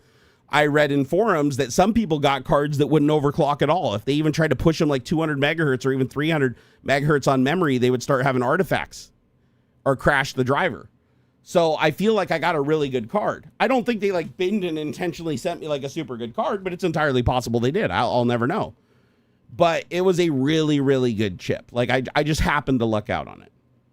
And since it was the highest end product and they didn't have a higher end product to move it up to, there was nothing they're not going to try to cripple the chip on purpose or like hold it for a later product. They're just going to stick it on there and say, oh, this chip meets all of our requirements for the highest level product that we have. So we're going to put it on the highest level product. And then if it doesn't meet those standards, then they just drop it down to the next product. Like for instance, I think the 4090 is a little different. I don't think the 4090's been down to like a 4080. Because I think the architectures are slightly different. Correct me if I'm wrong on that, though. I can't remember if the architecture changes between the 80s and the 90s or between the 60s and the 70s. But I know there is an architecture shift, and then when that happens, they can't bin it because it's technically a different architecture. But within the architecture window, like say there's 3 models, and they all use the same exact chip, the only thing that changes it between being like a 4070 or a 4060, 4070, or 4080 or whatever, hypothetically, I'm just picking random cards here. The only difference between those cards is when they tested the chip, it only met the performance requirements for that specific batch. And so it ended up on that. But if you like pulled the card apart and pulled the chip off, it would be, they'd all be the same model number. It's just the binning, chose which one it was on. Hey, Bubba and Matt, thank you for the $5 super chat. He said, I hope you're doing well. Me sore as fuck. Oh, me too, brother. He said, F knee up. I've been having troubles with my knees too. Knee problems are not fun. He still had a charity gig, dude. If you guys notice, that's why my arm's up like this, is because I'm like pushing on my desk to pull weight off my back. Currently zonked out, folding laundry. Going to perform at OMG Con in Kentucky. Rock on, dude. Well, I wish you all the luck in the world, Bubba to Matt. I'm always pulling for you, brother. Also, that's so cool that you're doing a charity gig. Charity gigs are good. We need more charity in this world. I've been having super bad problems with my knees. Going up the stairs has been okay for the most part. Going down the stairs is where I'm having problems. I have to be very careful going down the stairs because if I step on my knee sometimes and it's not perfectly straight, like I twist my leg out or I twist my leg in, which is really common when I walk, just because the geometry of my hips all fucked up. So like my foot tends to have a different gait when I walk. It's just all over the place. But if I don't consciously keep it perfectly straight as I'm putting it down on the next step to step forward, and I have it left or right, my knee will just buckle. And it gives me no warning. It just goes click, and my knee, it just feels like no muscles there, and it just goes, ugh. And so far, it's happened like 3 or 4 times where I've fallen on my ass really hard and then slid down a couple steps. And so I'm very careful to like lean backwards and hold on to the rail now, because one time my knee buckled and I went forward and I caught myself on the railing and on the side of the stairs going down. And I was able to catch myself, because otherwise I would have just done a full-on face plant down at the end of the stairs into a bunch of shit that was a lot of metal stuff that shouldn't have been in the stairwell that was piling up there from me not being able to bring it upstairs. So it was just slowly piled up over time as I was moving shit around. And I was like, fuck, if I had gone into that would have been a hospital trip for sure. So, have I seen a chiropractor? No, I used to do chiropractors back in the day. They fucked me up really bad. Now I don't go to chiropractors anymore. But some people swear by them. Some people like them. I'm more in the department of they do more damage than good, at least in my situation, because they don't understand how to work with bodies like mine. But yeah, I had multiple chiropractors fuck me up really, really bad. And it was not fun. I feel like chiropractors, and again, this is my own opinion. It does, other people have different mileage, and if it helps you, it helps you. That's the end of it. Like that's one thing I don't argue with people on. Like, right? I will argue with you about Trump. I will argue with you about politics, religion. I will argue about all that shit where there is clear evidence and clear receipts to be delivered. However, there's one thing I will never argue on, and that is what helps with your pain. Everybody has a right to live the most comfortable that they can. Living with chronic pain is like the worst fucking punishment ever. So I don't care if the only thing that solves your pain is fucking heroin and fentanyl, and that's the only thing that gives you any kind of quality of life that keeps you from offing yourself. If that's what you got to do, that's what you got to do. That's where I'm at with that. Like, I'm not going to argue with you on that. Now, I'm not talking about like addiction to recreational drugs and shit like that. I'm talking about like medically supervised. It's the only thing that works. The doctors tried everything else. It's like, but no, I am of the mind that if that's the only thing that allows you to function and not just want to die constantly, then even though it's a really bad thing that can hurt you, it's doing less damage than the alternative, which is you offing yourself, right? And I've been in pain before where I had suicidal thoughts because I couldn't imagine being in that state of pain indefinitely. And so I know what that's like to be at that point. And so anything that can control your pain and mitigate it to the point where you can still enjoy life and want to exist is a good thing, no matter how much it harms you. Like, and a lot of people don't understand that. The people that fight against, this is why I don't like that the people that create the laws around what treatments you can have and what quality of life you can have and have access to are the people that don't suffer and need those things. You ever notice that? Like the people that get together and vote on what prescription drugs you can use, what medical trials you can enter, whether or not you can have something that you had before, or whether or not you can start something you didn't have because there's no other options. All the people making those decisions for the most part are people that don't need those things. And I hate it. That's the thing I will argue against, is I think that the only people that should be qualified to make a decision on something are the people that are affected by that something. I really, really don't think, it's just like this. Like, I don't think in the education system, the people that should be designing the education curriculum should be the people that are the highest educated. The people creating the education curriculum should not be the dumbest people that benefit from taking advantage of people that are held back, right? It's like, why did the Nazis or why did Adolf Hitler attack the Department of Education in Germany in 1933? Why did he require that schools in Germany stop teaching science above teaching the kids that he was the Fuhrer and he was basically the go-between God? Like he required schools to push that. Like the kids had to actually like pledge allegiance to Hitler. The kids had to, like, even Mein Kampf was mandatory. If you got married, you had to buy a copy of Mein Kampf. It was required. You couldn't even get married in Germany unless you bought Hitler's book he wrote in 1925 while he was in prison. So it's this kind of shit where it's like, when you let somebody who benefits from you being stupid keep you stupid, that's not good. That's not good. The person who benefits from you being stupid should not be the person that gets to design the curriculum to keep you stupid. You know what I mean? The educated should be making the decisions on education. The people afflicted by the condition that requires treatment should be the ones that make the decision on the treatment. It should not be the people not affected by it. And this is why I hate that, like, Trump is so prideful about destroying the Department of Education, because, again, Project 2025 saw that Hitler destroyed their Department of Education and replaced it with indoctrination to basically raise kids to see and fear their leader. In 1933 Germany, it was Hitler. In 2025 America, it's Trump. But they want the curriculum to teach the kids and raise them to believe religiously that Trump and like Hitler back in 1933 were the go-between with God. Listen to what they say. They're the smartest people in society. Anything they say goes. If you deviate from them, you're going to be punished, in the afterlife. You're going to be punished now, and you're going to be punished in the afterlife. So that kind of shit is what allows you to keep indoctrination going, right? As long as you make sure that generation after generation after generation, you gain access to those children, you indoctrinate them before they can get a proper education, then you always ensure that you can exploit them for resources. You can use them. You can throw them in the military and stick them in front of guns and get them shot at. You can make them do anything you want to benefit yourself while they believe that they're doing what they're supposed to be doing because you took advantage of them, warped them, and kept them dumb.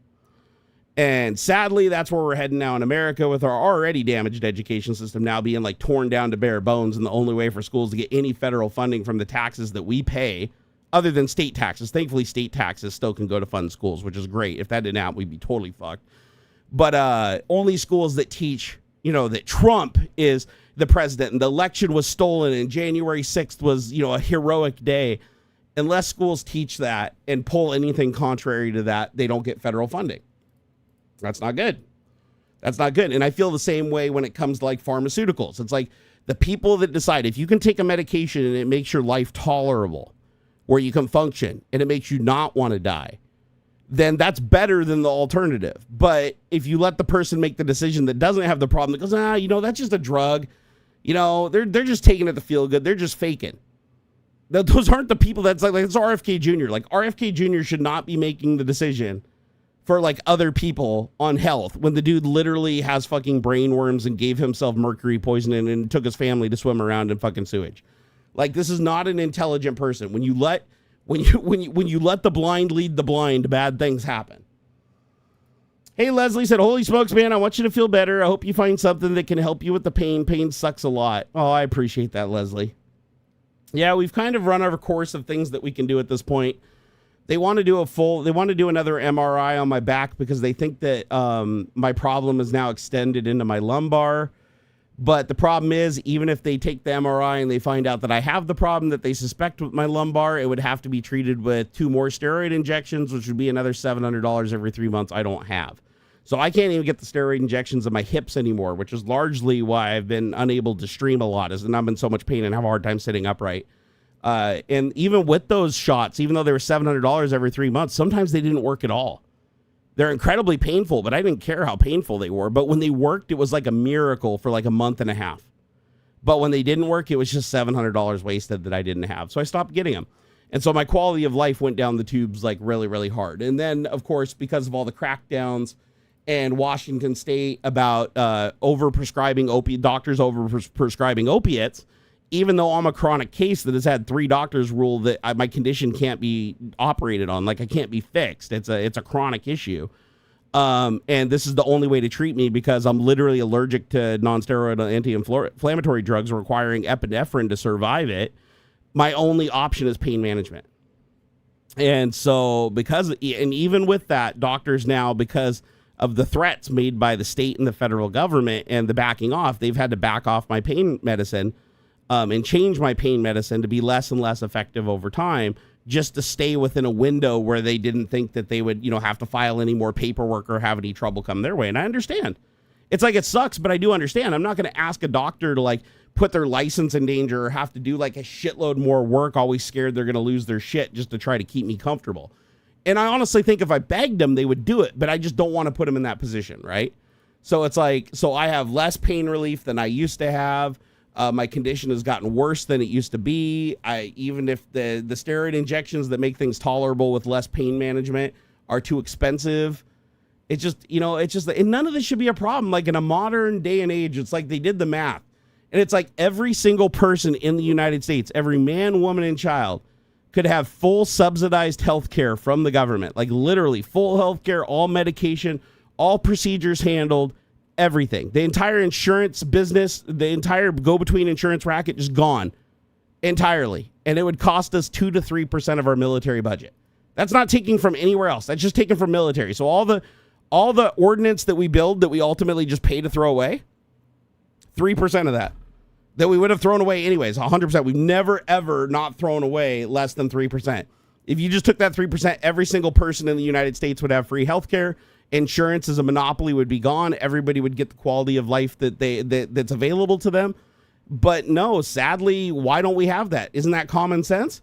Well, it would be, except for the insurance industry is the most profitable industry in the world. Like pharmaceuticals and insurance, they are in cahoots with each other. They make so much goddamn money that they afford more lobbyists than anybody else in the world. And those lobbyists go and pay representatives. If you elect a representative to go represent your state or your district and state in the Congress or Senate, they go there with good intentions usually, but the second they have boots on the ground, 50 lobbyists hit them within the first week. And those lobbyists are like, everybody else is doing this. We already paid them. We'll give you $50,000. We'll do this. We'll fucking grease you and give you this and this and this. All you have to do is convince your constituents that you need to allow insurance companies to charge whatever they want, and that insurance companies are really, really important, and you got to convince them that we have to stick around. It's like it ends up costing everybody more money, and the insurance companies are the only ones that benefit. Everybody else suffers. And why are the representatives okay with this? Because they get a shitload of money by going along with it. They get free insurance. They get free pharmaceuticals. They get whatever they need from those companies whenever they need it. They get all their campaigns funded. They get all of their advertisements funded. They get attack campaigns against the people that are running against them that aren't accepting the bribes. So it's like, fuck, this lobbying stuff just kills us because it's like one of the biggest holes in our democracy is that everything that's good for us gets fucked.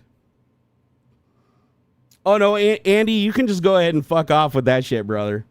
you can seriously go eat shit and die. Yeah. I mean that in the nicest possible way, but yeah, literally go fuck yourself. Nobody likes you. What a piece of shit, man. Dude, Andy, I didn't promise you jack shit. Take that shit elsewhere. Oh, you promised. What happened? You promised us you'd lose weight. I didn't promise you shit, Andy. I didn't promise you shit. I have chronic medical issues that you couldn't even dream of surviving. The fact that I'm even alive right now is a fucking miracle, you piece of shit, okay? So I'll tell you what, you can take that and shove it up your ass. Do you think I want to be fat like this? Do you think I want to fucking be this heavy? No, I fucking hate gravity's effect on me. I hate how it affects my sleep. No, it's a fucking symptom of what I have to do to survive, you fucking idiot. God damn. These people, I mean, I know they're just trolling. Like, Andy's probably never, ever watched anything I do. He's probably a Trump supporter, just like the other guy that came in here, created another account from earlier when I banned him. But still, it pisses me off. Nonetheless, that these people are, oh yeah, just you promised to lose weight, you didn't lose weight. Oh. Yeah, why would I want to be this way? Like, Andy, why aren't you 400 pounds, huh? Why, if it's so great, why aren't you? It's like, goddamn, people. This goes back to, remember how I just told you, guys, that the people that make the decisions are the people that don't suffer the afflictions. Oh, we should get rid of this treatment that helps all these people because we don't need that treatment. So let's get rid of it because it doesn't affect us and we can reduce spending. But then we fuck all those people. But who cares? We're not in the same boat as them. That's what's fucked up is the stupid assumption that it's like, oh, well, I'm skinny, so you could be skinny too. It's like, no, it doesn't work that way. It doesn't work that way. You don't have to fucking take drugs to fucking not kill yourself, okay? You don't have to take drugs just to fucking not cry 50 times a day because of the pain that you can be in at the fucking peak of things. You try to lose weight when you can't even fucking walk. Not because of the weight. You literally gained the weight because you couldn't walk. You didn't. It's chicken and the egg, man. It's chicken and the egg. I'm not advocating that being heavy is healthy. No, it fucking sucks. It's horrible. I wish I didn't have to be this fat. I fucking hate it. But it's kind of hard not to be when every single time I go on a fucking diet because I'm shamed into it, I end up coming out worse. Because I end up losing all my fucking core muscle or have a cytokine storm fucking take out my, or not cytokine, what is it? Uric acid crystals fuck up all my joints from keto. And then I end up gaining more weight because I can't move as much as I used to be able to. So like, even though I was like fat before and I could move and get exercise, now I'm even fatter because I can't fucking move at all because I tried to lose weight. Oh no, Death Saw, I know he wanted to bait me, but hey, it gave me a reason to talk about this and let off some more steam and ban him at the same time. Yeah, exactly. Yeah, exactly. You've seen me exercise before. I literally used to do streams. I did 3 hours on an elliptical glider during a stream. I fucking loved those days when I could do that shit. And it hurt back then. It hurts way worse now. I can't even fucking do it. It's not even a matter of pain. It's I literally cannot even stand to do it because of the pain. I used to snowboard. I used to ride mountain bikes and shit. I don't want to be this way. God, I got a video on the internet of me climbing 2,500 foot elevation when I was 380 pounds with a 60-pound pack on. It's not a matter of the weight. It's a matter of the goddamn problem that I have with my sciatic nerve and the little fucking hole in my hips that has to go through and now my lumbar. I have bone spurs all over the place. So until you have bone spurs throughout your entire body and have fucking problems with your sciatic nerve scraping, I think, well, you're deathly allergic to fucking anti-inflammatories. Well, everything in your body is inflamed from the tip of your fucking fingertips to your toes. Just shut the fuck up. Next. Jesus Christ, man. You know what? And what pisses me off is a lot of these people are like, oh, I just care about you. I just care about you. I don't get mad at people for caring about me. I don't get mad at people for caring about me, but tough love is bullshit. Tough love gets people killed. You know, it's like these people, it's like they fucking push people to the absolute fucking brink, tell them that they need to do something that they are absolutely not capable of doing because of their situation with no respect for it. And then they go fucking put a gun to their head and kill themselves. And then they take no responsibility for it. Oh, he was just weak. Or they were just weak, or they just ignore it like, oh, that's sad that happened. Oh, I wonder why that happened. It's like, because you fucking tortured them dangling a carrot that they couldn't get. You refused to like accept what they needed to survive, accept what they needed to be comfortable. All you cared about was like what you thought should happen, being the person that doesn't suffer from any of these fucking ailments yourself. And then you get people, it's like, I was fat and I lost weight. Yeah, did you have all the problems that made you gain the weight in the first place? Like, do you have all the same problems as me and make it like really fucking hard to lose? Can you take ibuprofen? Do you have a bunch of bone spurs? Can you fucking walk? Like, just drives me fucking nuts, man. But it is fun to ban these assholes. That actually does make me feel good. Oh my God. He was definitely a Trump supporter though. You can always pick him out, man. That's one thing I can tell you for sure is like Tea Party, GOP, like the legit, like old school Republicans before Trump destroyed the party, and Democrats, you can always tell who is a Trump supporter and who isn't, because the people that aren't Trump supporters are not that fucking cruel. You know?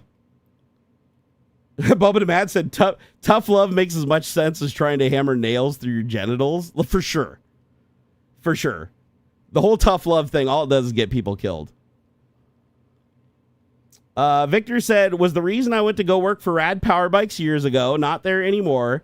He also used to ride bikes and do rally cars at Dirtfish. Fuck, I miss driving rally cars, dude. That was so much fun. Actually, I need to go drive my STI. I haven't driven it because the clutch hurts my back so bad. But I really should go drive it around the block because it's like covered in moss right now. But hey, my buddy Adam got me a handheld pressure washer. You guys want to see it?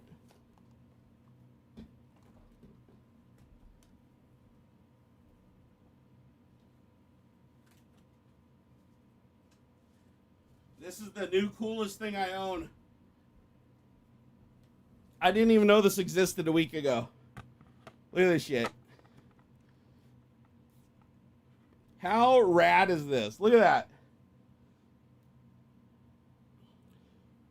There's all the nozzles. And then it's got a big ass battery. See that big ass battery? It's a dual cell battery. It can run in 1 cell or 3 cell configurations with 20 or 60 volts. I'm telling you, DeWalt, man, they know how to make tools. This, all you do is hook a hose onto this, stick it in a 5-gallon bucket. Yeah, it's battery powered. Listen. That's high speed. That's low speed. So it's got 2 speeds. It's got a trigger lock so you don't accidentally pull it and like cut your toe off. It's 550 PSI running on 20 volts. It's got the biggest battery that fits in it right now. Thanks, Dad. The battery was like, fuck, man, my buddy must really love me, dude. He spends so much money on me. I swear, I'm gonna have to start giving Adam blowjobs. Him and Balliet Brand, like, basically fucking are the only reason I'm still alive.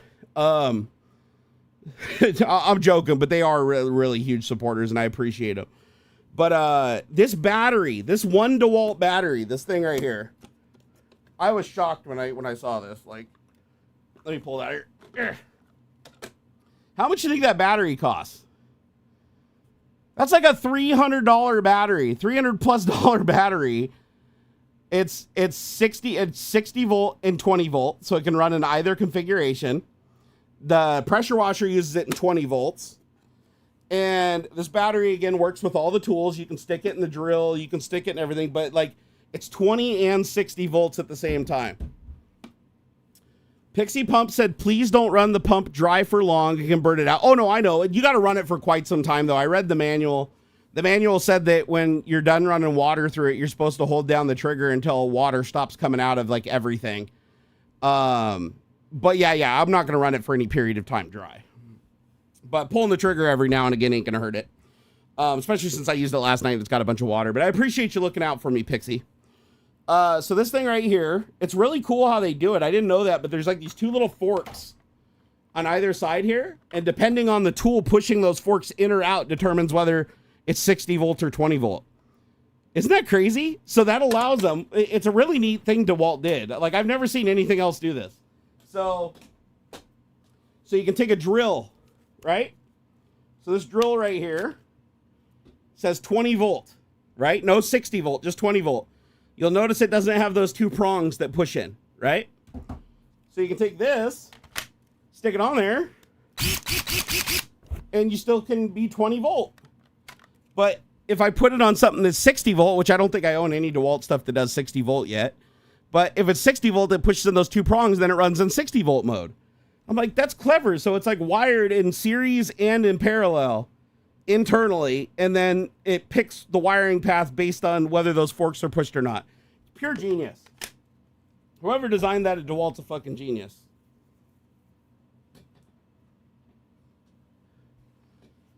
But this bad mamba jamba right here, this thing costs $150, the pressure washer.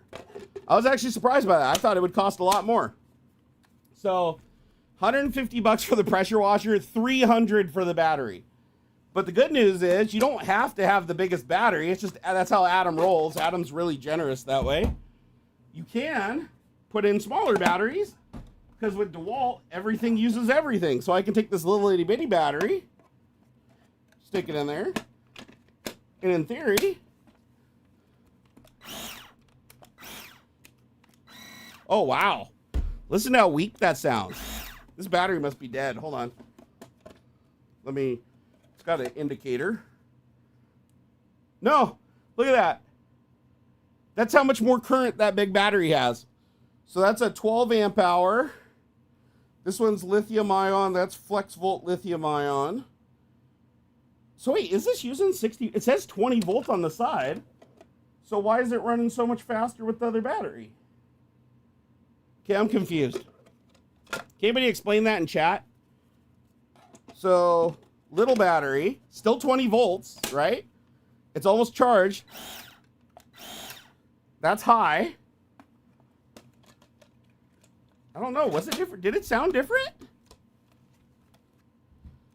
Is this in my head? Hold on. No, that sounds way higher pitched. Yeah, I'm going to say if you get the pressure washer, do not use, even though you can use it with the smaller battery pack, it obviously isn't getting the same current. Like it might be getting 20 volts, but I don't think it's getting the same amps, because it's definitely not running like it should, considering this battery pack still shows, half a charge. And this battery pack I used for like 15, 20 minutes the other night clearing out the AC. So, and it's still way more powerful. So I guess the big battery is just a lot better. Oh, Adam, there he is. Hey, Adam, I got to ask you a question. Are you always just lurking in here, bro? Or do you just know when I'm talking about you? Like, do you get like a little spidey sense in your brain? And you're like, Barnacules is thinking about me. And then you jump on here, or do you just always got me playing in the background?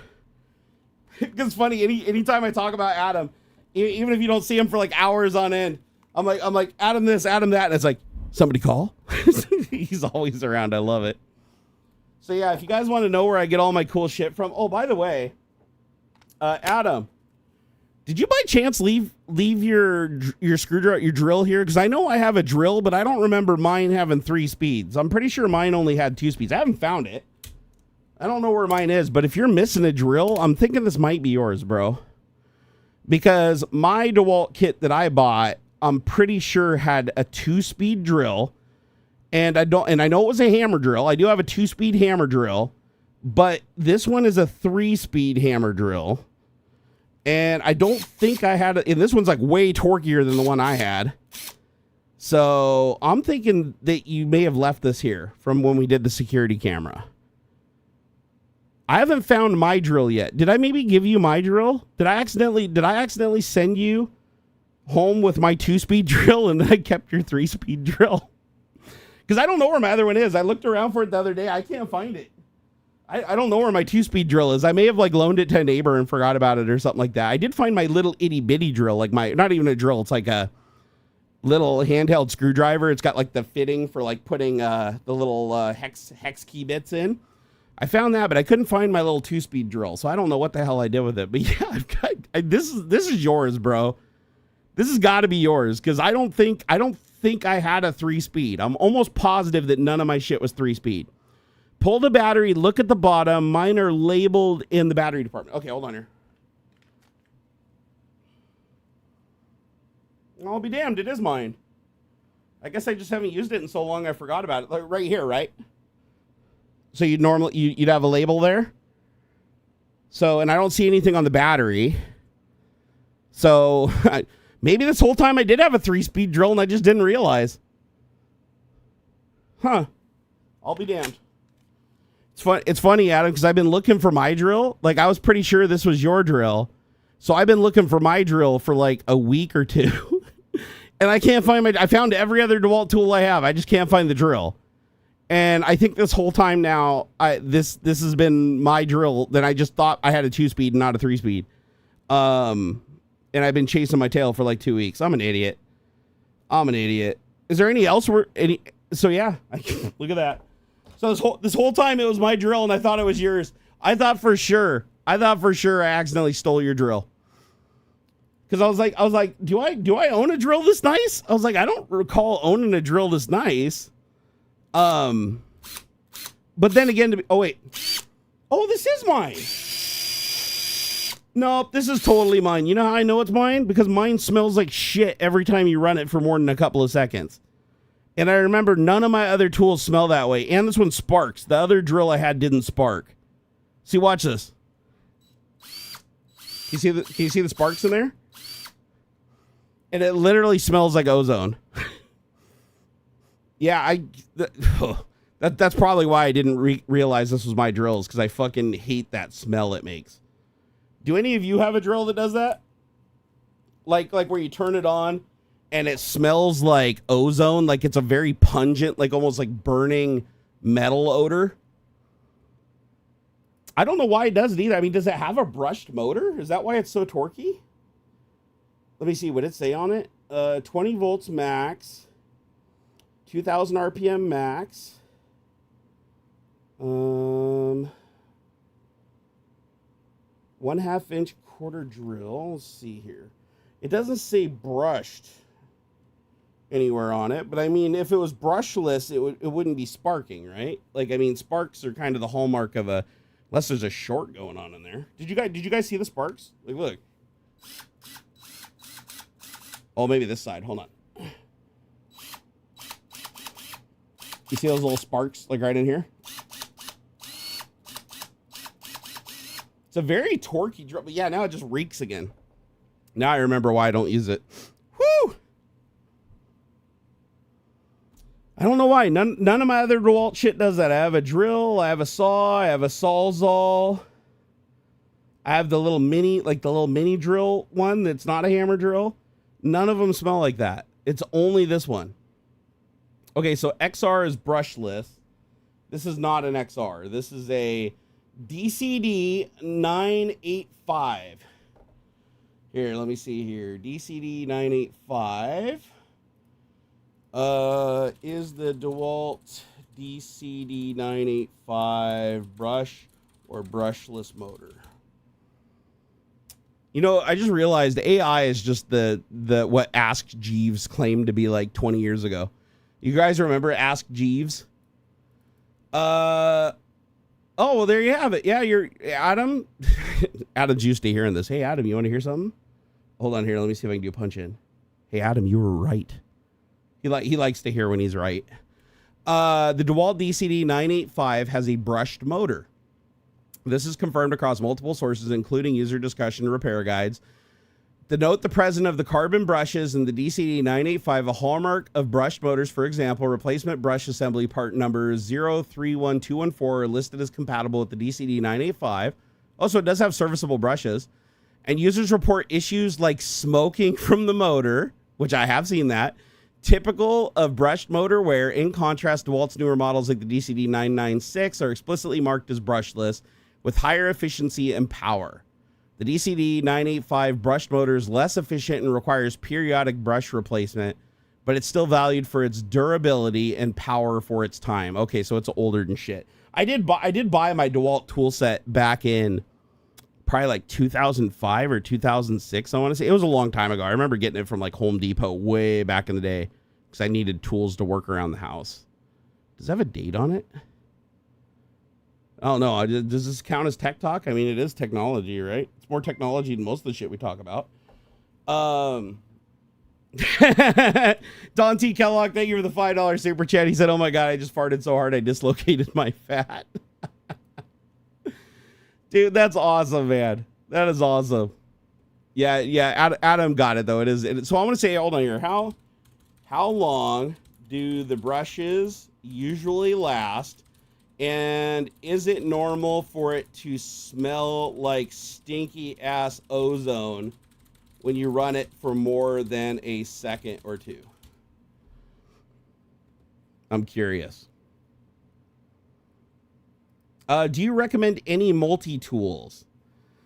I have a couple multi-tools scattered around the house, but I don't have any like one I recommend. Like they all seem like they're pretty equal. Like even the cheap one that I have works good. Adam would know though. I'm sure Adam knows the best multi-tool that's ever existed. I will tell you this though. There is a tool. Let me see. Do I have it on my desk here? There is a tool that I recommend to absolutely everybody. Not sponsored. My wife got it as a birthday present years ago because my where is it? I just used it yesterday. Oh, I might have taken it downstairs. So DeWalt makes a screwdriver, a power screwdriver, and it ended up being the best thing I've ever seen in my life. James Clark, brother, you don't love me, dude. I just went through this with your other account that was in here like 15 minutes ago. You don't love me. Hey, you might want to see me get healthy, but you don't want to understand what's going on with me. You don't want to know the problems. You don't understand that the weight is a symptom of the problem. You don't understand the underlying issues with my health if you think I can just magically just get healthy and survive. And you're probably right. I probably won't make it another 10 years, but that's sadly because there's nothing I can do about the chronic condition that I have. Right? It's like telling somebody with like fucking cancer, oh, just stop having cancer. It's like, no, I have severe fucking problems with bone spurs and shit. I'm not going to go deep into details because honestly, anybody in here that knows or people that have actually watched me for a long time and they'd actually know. But yeah, it's not something that I can just easily fix. Would I love to lose weight? Absolutely. Is losing weight going to save me and make me live a whole lot longer? No, because the other issues are actually more likely to kill me much sooner. But yeah, I want to live forever. I'm not religious. I don't believe there's an afterlife. I don't believe that I'm going to go to heaven and all this great shit or whatever. I believe that this is my life that I get. And this is what I get for now. And this is in the next life. I'm not going to remember anything about this one. So I want to live as long as humanly possible. So I'm glad that you want me to live forever because I also want to live forever myself. But my options are not quite as straightforward as you might think since you don't live with the condition that I do.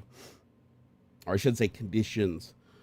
But I'm glad that you do wish me the best, James Clark. If you genuinely do wish me the best, that's awesome. But if you're just the tough love shit, you know what, James? I've just had a lot of, you know what? I take it back. James, you know what? I don't think anything you said was particularly mean. I think I just have had it with a lot of people coming in here that don't understand what I'm going through. And it just gets frustrating. I don't think you meant anything mean by that. I don't think so. I looked at, I mean, saying I'm not going to make it another 10 years like this. I mean, fucking, no matter what I do, chances are I won't make it another 10 years at all. Like, there's really not a lot I can do for the underlying pain issues that are preventing me from having quality of life and causing the symptoms that you see. So I'm going to back up for a second and just say I think you just caught me at a bad time because literally there was another person in here practicing the tough love bullshit not 5 minutes ago. So I was still fresh from that one. And then there's probably about another 5 before that. So I think I'm just at my wit's end. Forgive me. But yeah, for what it's worth, I do want to live as long as humanly possible. It's never not been that way. I don't care if I feel like I'm on fire. I want to live as far as I can. I'm sorry. No. I get it, bro. I get it, James Clark. I'm sorry. I actually reread what you said and I was like, no, I'm just sensitive. But you just had poor timing. You didn't know any better. It's just after this is shit. Sorry guys, I'm just a little fucking emotional right now.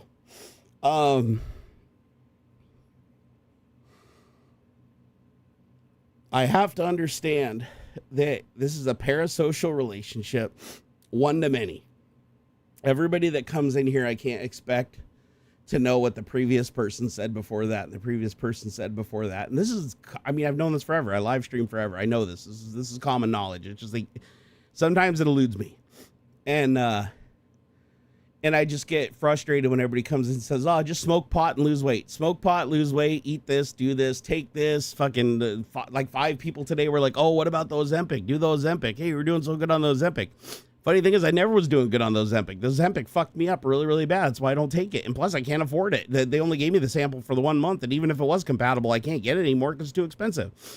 So, but people don't understand that. And then what happens is I explain it to them. Then the next person comes in and then they didn't hear the previous explanation or they heard it and didn't accept it. And then they go through the same thing. It's like, I can explain it 1,000,000 times and still have a person come in and be like, did you do this? Why aren't you doing that? Why are you killing yourself? Why are you doing this? Even though they don't understand what's going on because they're not me. But I have to understand that there is no way for them to understand what's going on with me. They might have my best interest. They might be trolling. It's impossible to know with text. And it just starts to get to you after a while.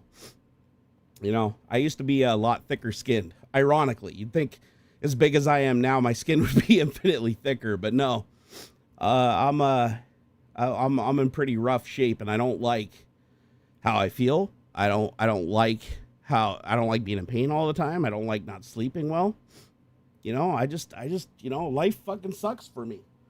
And it's just sad that so many people think, oh, you want to be this way. Like you're just being lazy. You're just being lazy. You just love just sitting there weighing 400 pounds, fucking struggling to breathe and being in massive fucking pain every moment of your life. Not being able to do anything that you fucking love at all. Yep, you got me. You got me. I'm that guy. Again, I'm not saying you, James Clark. I'm just trying to explain how it just gets frustrating because it's like from your perspective, you're just coming in here and you're just trying to be encouraging, right?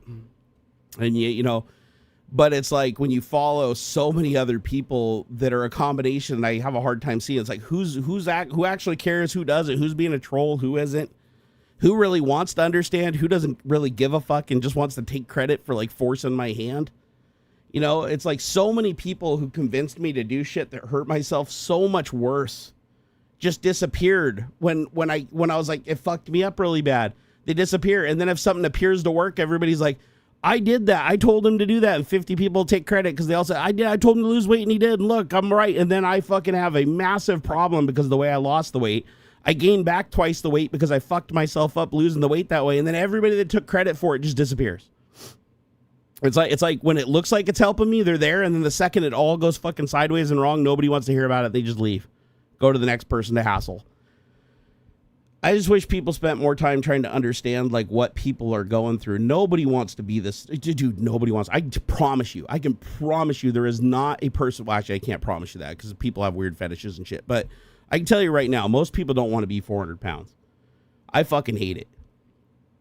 But you know what I hate more than being 400 pounds is losing 100 pounds along with all my core muscle that's keeping my back supported and having absolutely no other options for pain relief. Meaning that if I do that, I might look better physically, but I'm going to be shaking and in so much more pain.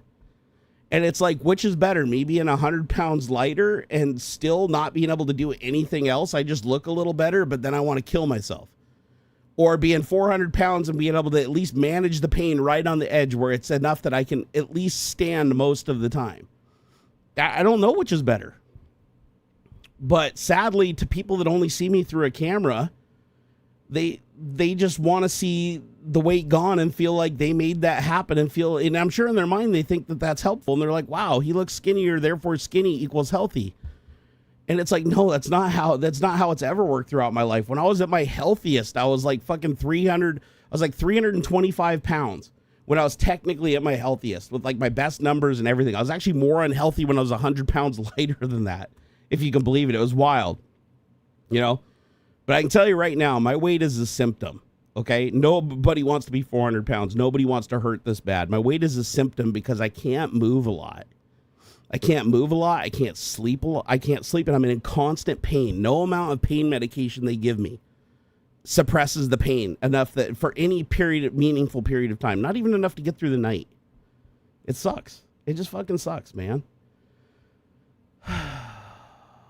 You know, it just sucks. It just sucks. You can't win. But then on the flip side, the more I think about it, it's like even when I lost a ton of weight and I was skinnier, you'd have the people that were like, oh my God, you lost so much weight. You look so good. And then you'd have the people that never saw me when I was fatter. Oh, you're so fucking fat. You need to lose weight. And it's like, I just lost 100 pounds. Fat ass, you're just lazy. Lose weight. God, that's gross. But then the people that know me are like, oh, wow, you lost a lot of weight. You look great. But there's always going to be the people that come in no matter what I do and see that. But the problem is nobody's going to know what it's like to be me. They only know what I look like. They don't know what it's like to be me. I wish there was a way to like, I wouldn't ever want anybody to feel this, but I think if people could feel what it feels like to just be me, just even right now sitting here when I'm not even at my worst, not even close, just understanding what it's like to be in constant pain that you can't escape. There is no escape for it. The closest I get to an escape is my wife has a Theragun and she puts on high and she just rams into my hip and runs up and down the back of my leg along the sciatic nerve and then up into my hip. And that and she can only do it for a certain period of time because it wears her out, right? It's really tiring to do that. And while she does that, I can lay my head down and that's the closest I can get to complete pain relief, but only while she's doing it. The second she stops, the pain rushes right back. And so sometimes she can do it for 15 minutes or 20 minutes if I'm lucky, and I can lay my head down and I can actually get like 20 minutes of like blissful rest. But that's it. And the hot tub. The hot tub is the only other place, but the problem with the hot tub is I get in the hot tub, and then if I stay in the hot tub too long, which I want to, because when I'm in the hot tub, I'm like 90% pain-free when I'm floating, to take the pressure off my hip down here. But then the problem is if I stay in too long, then I can't get out of the hot tub, and then I get scared because I'm stuck. You know, and then if my wife's home, I can call her and she can come out and try to help me get out of there. But as you can imagine, it's hard for her to help me move around when I can't move myself. And if I'm in the hot tub too long and my heart starts fucking palpitating or whatever, then I can't, my legs just give out. Like I can't, like they're too relaxed and I can't actually get myself out of the fucking hot tub. But anyways, I don't want to go down all the problems of everything, but, it's been rough lately. It's why I haven't been streaming much on Twitch lately. It's why I've been so laid up in bed. I'd give anything to just be able to go outside and just walk around the block. I'd give anything to just go drive my car for 100 miles, window down, have a good time. But you know what? I got a lot of good shit going for me too. Even with all the bad stuff, I got a lot of good stuff going for me. I'll tell you what, I'd rather be alive on fire than dead and not. So I got that going for me. And I've got enough anchors on this earth that I'll never commit suicide. I can promise you that. If I ever die and somebody says it's a suicide, I can promise you it wasn't. I can promise you it was foul play. I promise you. I won't go into the details, but if you watch me long enough, you know exactly what I'm talking about. You know, I came so close one time that it scared me so bad I will never ever even think about it again, ever. If that thought even remotely crosses my mind because the pain is so bad, it will go away just as fast as it crosses my mind. I will never do that. If I die, it's going to be in my sleep or getting hit by a bus or because my heart gave out or something. It'll be something like that, you know?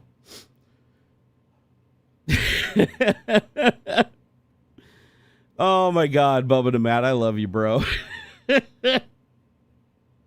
I didn't actually know that at least you ain't Zach Galifianakis who stuck his dick in the hot tub. Oh, wait. He was stuck in the hot tub because he stuck his willy in the intake port. Dude, I remember having that talk with my son. When my son was, you know, he was starting to get a little older a couple of years ago, and he was starting to really start to notice his weenie. And I remember those days well when I was a kid too. Like if you're a parent and you have boys, you know exactly what I'm talking about. It's like there just comes a day where the weenie is like the most important thing on earth, and they discover it. And it's like a fucking Nintendo. And I remember we were in the hot tub once, and he was just hovering over the jet. He was just sitting there kind of hovering over the jet, going back and forth, big shit-eating grin on his face. And I was like, "Hey, what are you doing?" I looked at him. I was like, "Hey, what are you doing?" And he looks back at me. He's like, "Nothing." I was like, "Okay, we need to have a little talk." We need to have a little talk, but he comes over here. I was like, "You can put your finger in there. Do not put, you know what I'm talking. Don't put anything else in there." And he looked at me like it was that look where it's like, I know he was thinking it. He claimed he wasn't, and he wasn't ever going to do it. But I was like, I could tell from the response. You know, as a dad, I know he was thinking it. And I was like, and the reason I know he was thinking it is because when I was a kid, I did the exact same shit. And then I found out later as an adult that kids have actually died doing that. They literally, because I don't know, boys they want to put their weenie in holes. Fingers and weenies, just if they see a hole, they have to put. Remember, I used to finger the microphone port when I had a hole in it. I don't know what it is, but boys have an instinct to just put things in holes. It doesn't matter if they're on the spectrum or not. Just boys and holes are just a thing. So I knew he was thinking it because I did it when I was a kid at a local pool. I literally pulled my shorts down and stuck it in the intake of the pool. Luckily, I didn't have to dive because that's how kids drown, is they go underwater and do it, and then they can't get out and come back up. And I stuck it in there, and I almost got it stuck. I almost got that damn thing stuck. And and when I pulled it out of the hole, it was bruised, man. It hurt for days after that, but I didn't tell a soul. But my biggest fear when it got stuck at first and I couldn't pull it out, I was like, oh my God. I was like, please, nobody come over here, because there's other people swimming, off in the distance in the pool, and there was the pool lifeguard was sitting there kind of giving me the eye, like they were wondering why I was standing there for so long.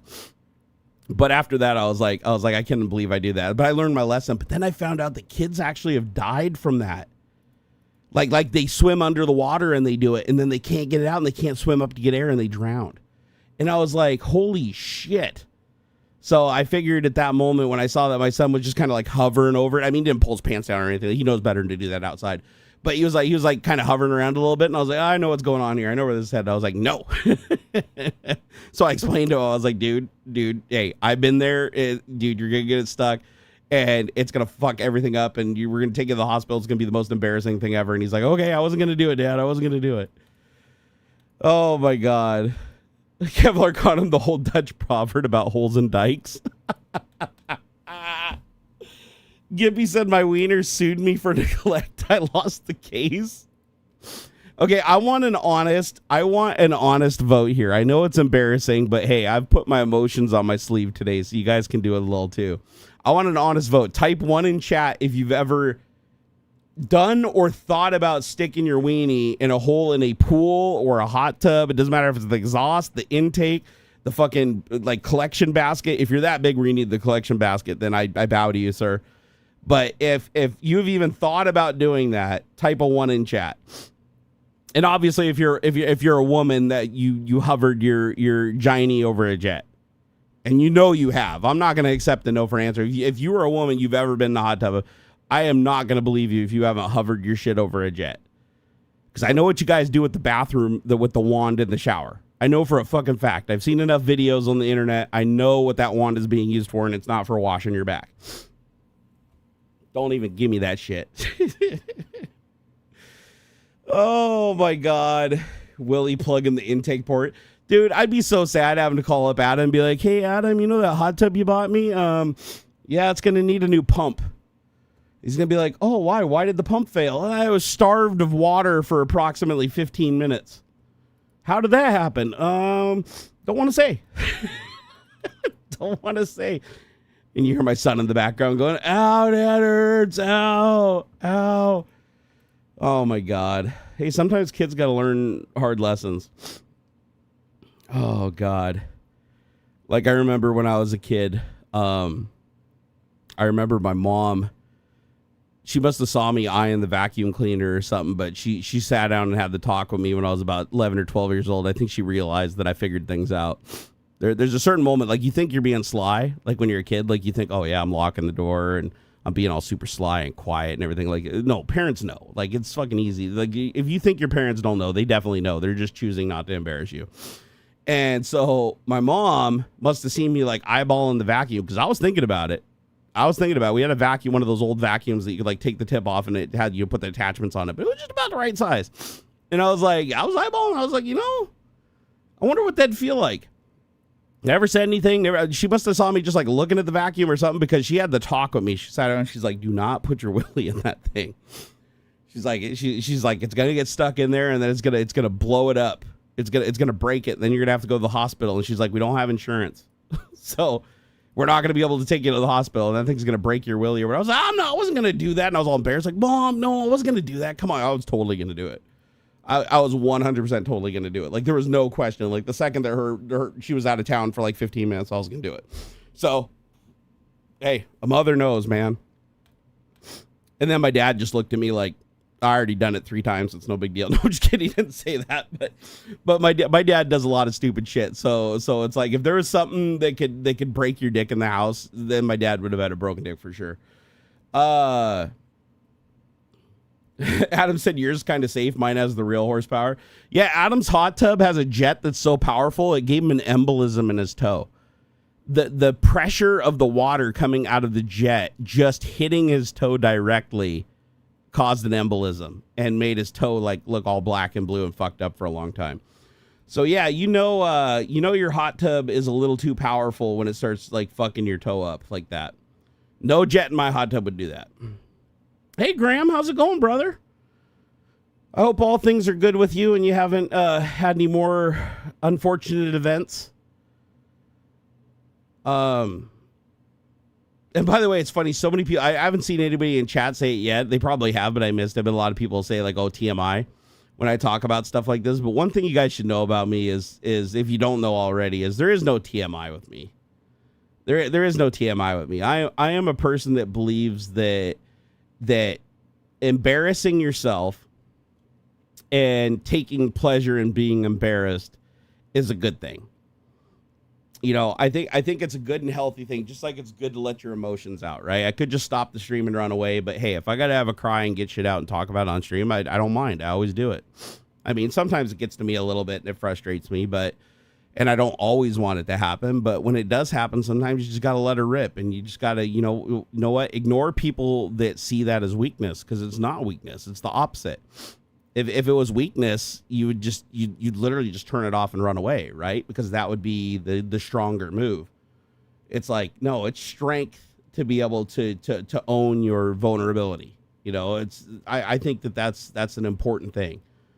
I also think it's good for people to have connections and emotion with each other and to understand that each other are human and understand that each other, you know, that we all have our struggles. We all have our limits. We all have our mental issues. And the longer that you try to hide it and the longer you try to conceal it and the longer that you try to present as something you're not, the harder it becomes and the more dangerous it becomes to you mentally. Yeah, bottling up is not good. Michael R. Media said my stream lagged so hard I just heard the wiener in the hot tub whole talk.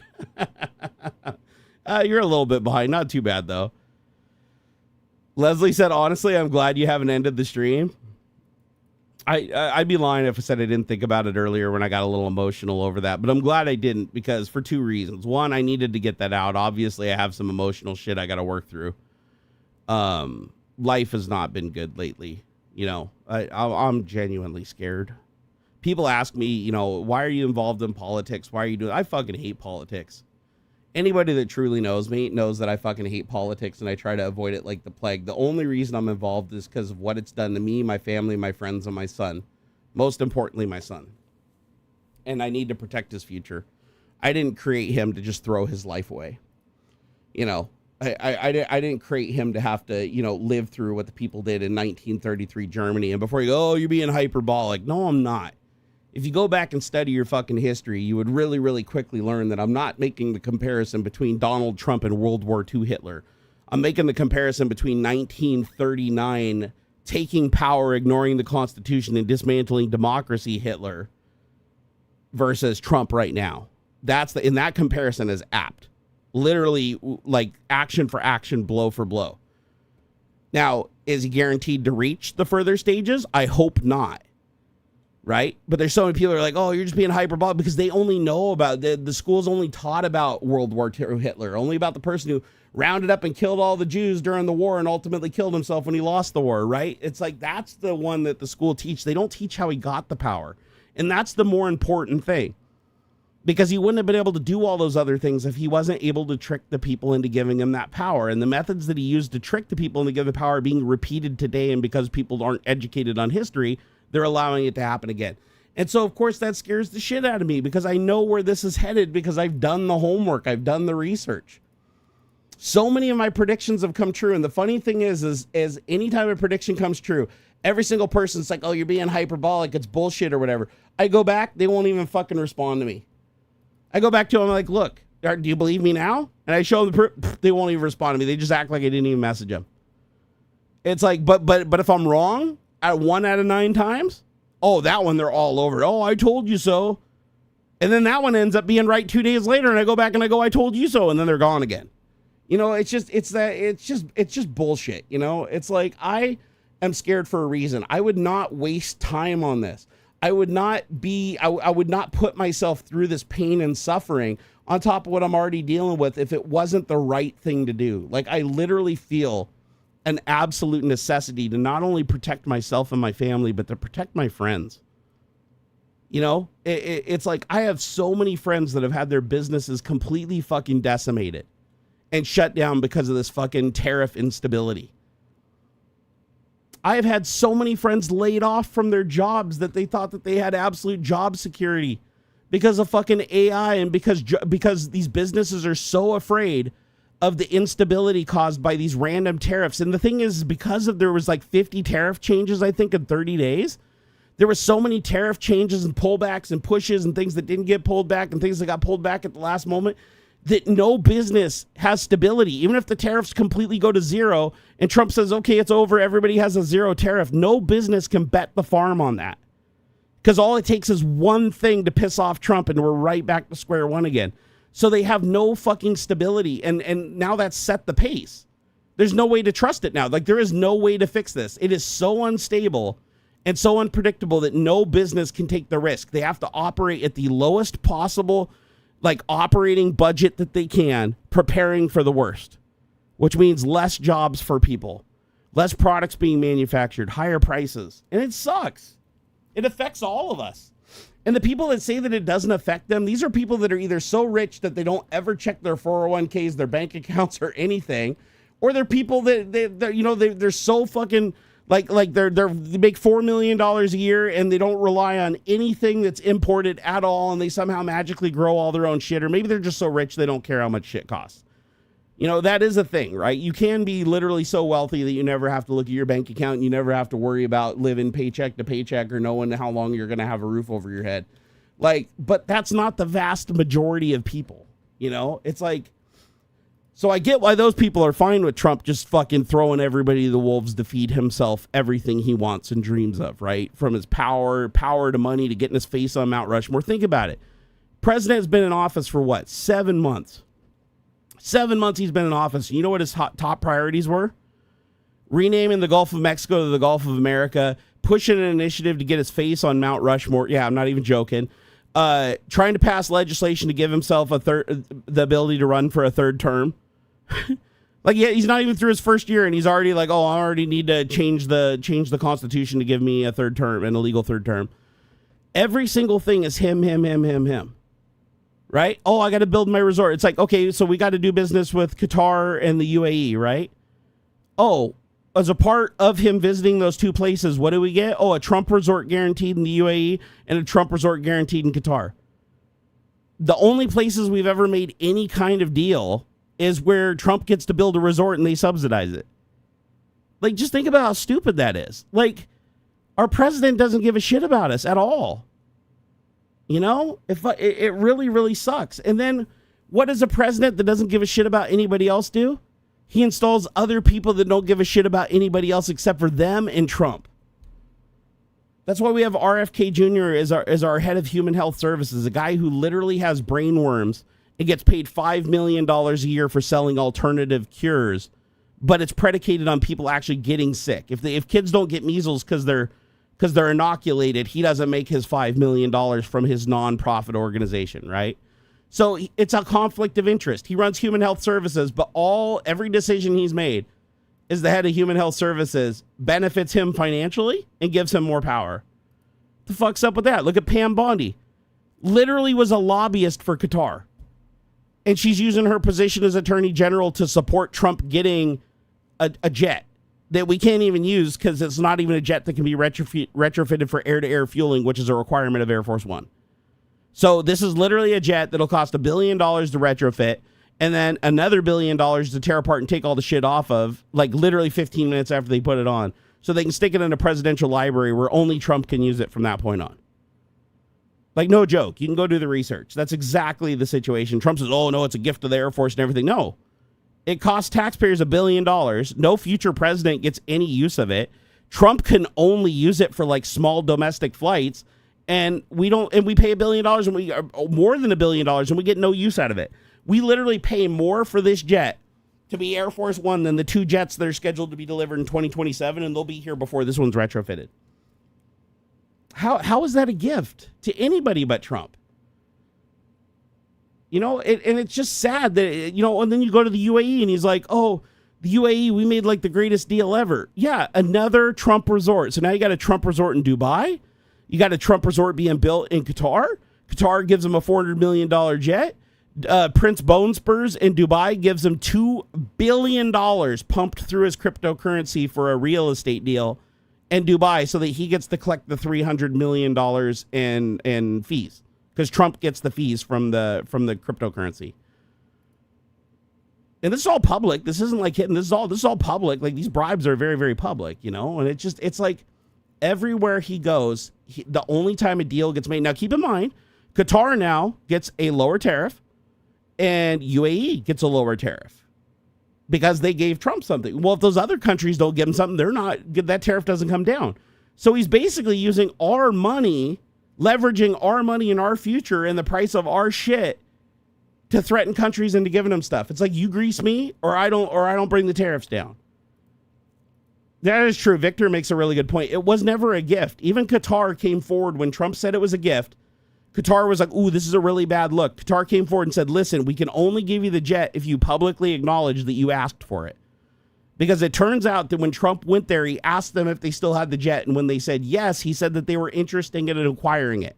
And it was only when they said they were interested in acquiring it and that Trump, you know, nudged them and said, listen, like this, you know, if you gave this as a gift, this would go a long way towards our relations. They were like, well, we can't use it anyways. It's been sitting on the tarmac over here for a long time. So sure, you can have it. Like he asked for it though. Like he literally was like, you know, there's the bribe I want. Are you willing to give it to me? And in exchange, I'll give you lower tariffs. And you also have to agree to let me build a resort in your country, and you have to help subsidize it, give me the land, give me the permits, and expedite all that. And they're like, done.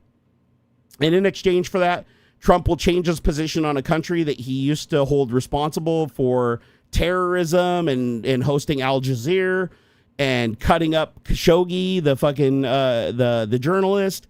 Like, he's willing to forgive, turn a blind eye to all that, which he was critical during his first presidency. He's willing to ignore all that now and shine him in a good light as long as they, you know, spend $2 billion through his cryptocurrency and they give him a jet. That's a conflict of interest. And then Pam Bondi's like, oh, no, I'm the attorney general, and I say that it's perfectly legal, and this is amazing, and it's a gift to the American people. And it's like, wait a second. Before Trump made you the attorney general, weren't you a lobbyist for Qatar, the government of Qatar? And she's like, yeah. It's like, wait a second. So you're defending him getting a bribe from your former bosses. That's a conflict of interest. Again. You know, and now you're like, I wonder why you made her the attorney general. Well, that, and she supported the 2020 election, you know, interference, saying it was a big liar, the stolen election 2020, and she supported January 6th as claiming it wasn't an insurrection, that it was like a heroic act. So literally, it just, I mean, is anybody understanding why I'm upset? I know a lot of you are, but there's a reason I'm upset and a reason I'm involved, because at a certain point, you can't just ignore this shit when it affects your life. It's like everything's more expensive. My 401k is going down when I depend on it to survive right now. My access to medical care is getting less and less and less. My access to the medication I need is getting less and less and less. Because again, these tariffs on these imports raise the price and reduce the availability on the prescriptions I need. Insurance is now fighting claims because he passed executive orders that basically allow insurance companies to deny claims to customers when there used to be protections in place that were put there by Biden that forced them to pay out for the people that are paying. It's so bullshit, man. And before people go, oh, Biden wasn't any better and blah, blah, blah. Biden followed the goddamn rules. He even tried to get as creative as he could to work through it. But at the end of the day, when the Supreme Court ruled, Congress and the Senate ruled, he followed it. Even if he disagreed with it, he had to. Even on the student loan shit, he had to come at it from a completely different angle, and he still got shut down by the Supreme Court and had to abide by it. Does Trump abide by shit? No, he does not. Does Trump just sign everything as an executive order, like more executive orders than like any other president in this time frame by like a massive amount? Yes. Yes, just a stack of executive orders every day. Like it's just he can just singularly make laws when the executive branch is not supposed to do that. You know, what did Biden use his pardon power for? Yeah, at the end, I completely disagree with him pardoning, like his whole preemptively pardon all of his family and shit like that. But I also understood why he did it because Trump said he was going after all of them, and Trump will weaponize government. However, no, I don't agree with abuse of pardon power. But you know who was abused pardon power more than anything? Biden at least had a committee, the pardon committee. Just like every other president other than Trump before him had a pardon committee that picked people that were most deserving of pardons, put them through a check through a committee, and the committee decided who was most deserving of a pardon and why. They were the ones that made the decision. The president, when he agreed, signed it, right? How does Trump do things? Go look up his pardons yourself. Every pardon he's done bypasses a committee. It goes straight to him. He takes the same cookie cutter thing, not even talking about specifics at all. He just says these people were treated unfairly by the justice system, and I am now granting them a full pardon, blah, blah, blah, like a cookie cutter auto pen shit for all of them. And so far, all he's released is all of the January 6th insurrectionists, including the ones that had child porn on their phone, the ones that literally had weapons, and the ones that beat the shit out of police officers, even putting them in the hospital and even responsible for some police officers' deaths afterwards. He freed all them, unconditional pardons, not even commuted pardons, meaning never happened, and he even called them heroes on the way out, including Enrico Ontario, the leader of the Proud Boys, who immediately after being released said he's creating a list of all the people that worked on the January 6th cases to actively go after and punish. When Trump was asked about this, he just dodged the question because he wants them to do it. It's fucked up. Who else is he pardoned? Let's see. Has he pardoned anybody that actually deserved a pardon? No. A corrupt sheriff, corrupt cop, the world's biggest drug dealer who made $1 billion in cryptocurrency importing fentanyl into the United States and selling it to children without even checking their ages or anything, and protecting the distributors from people that died, preventing the law enforcement from finding the people that sent the bad drugs or the tainted drugs in the first place.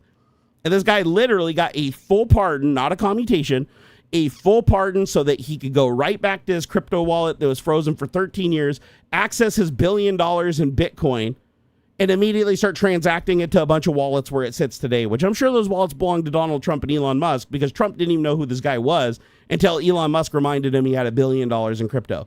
Did he free any other drug dealers? No. He claims the guy was treated unfairly.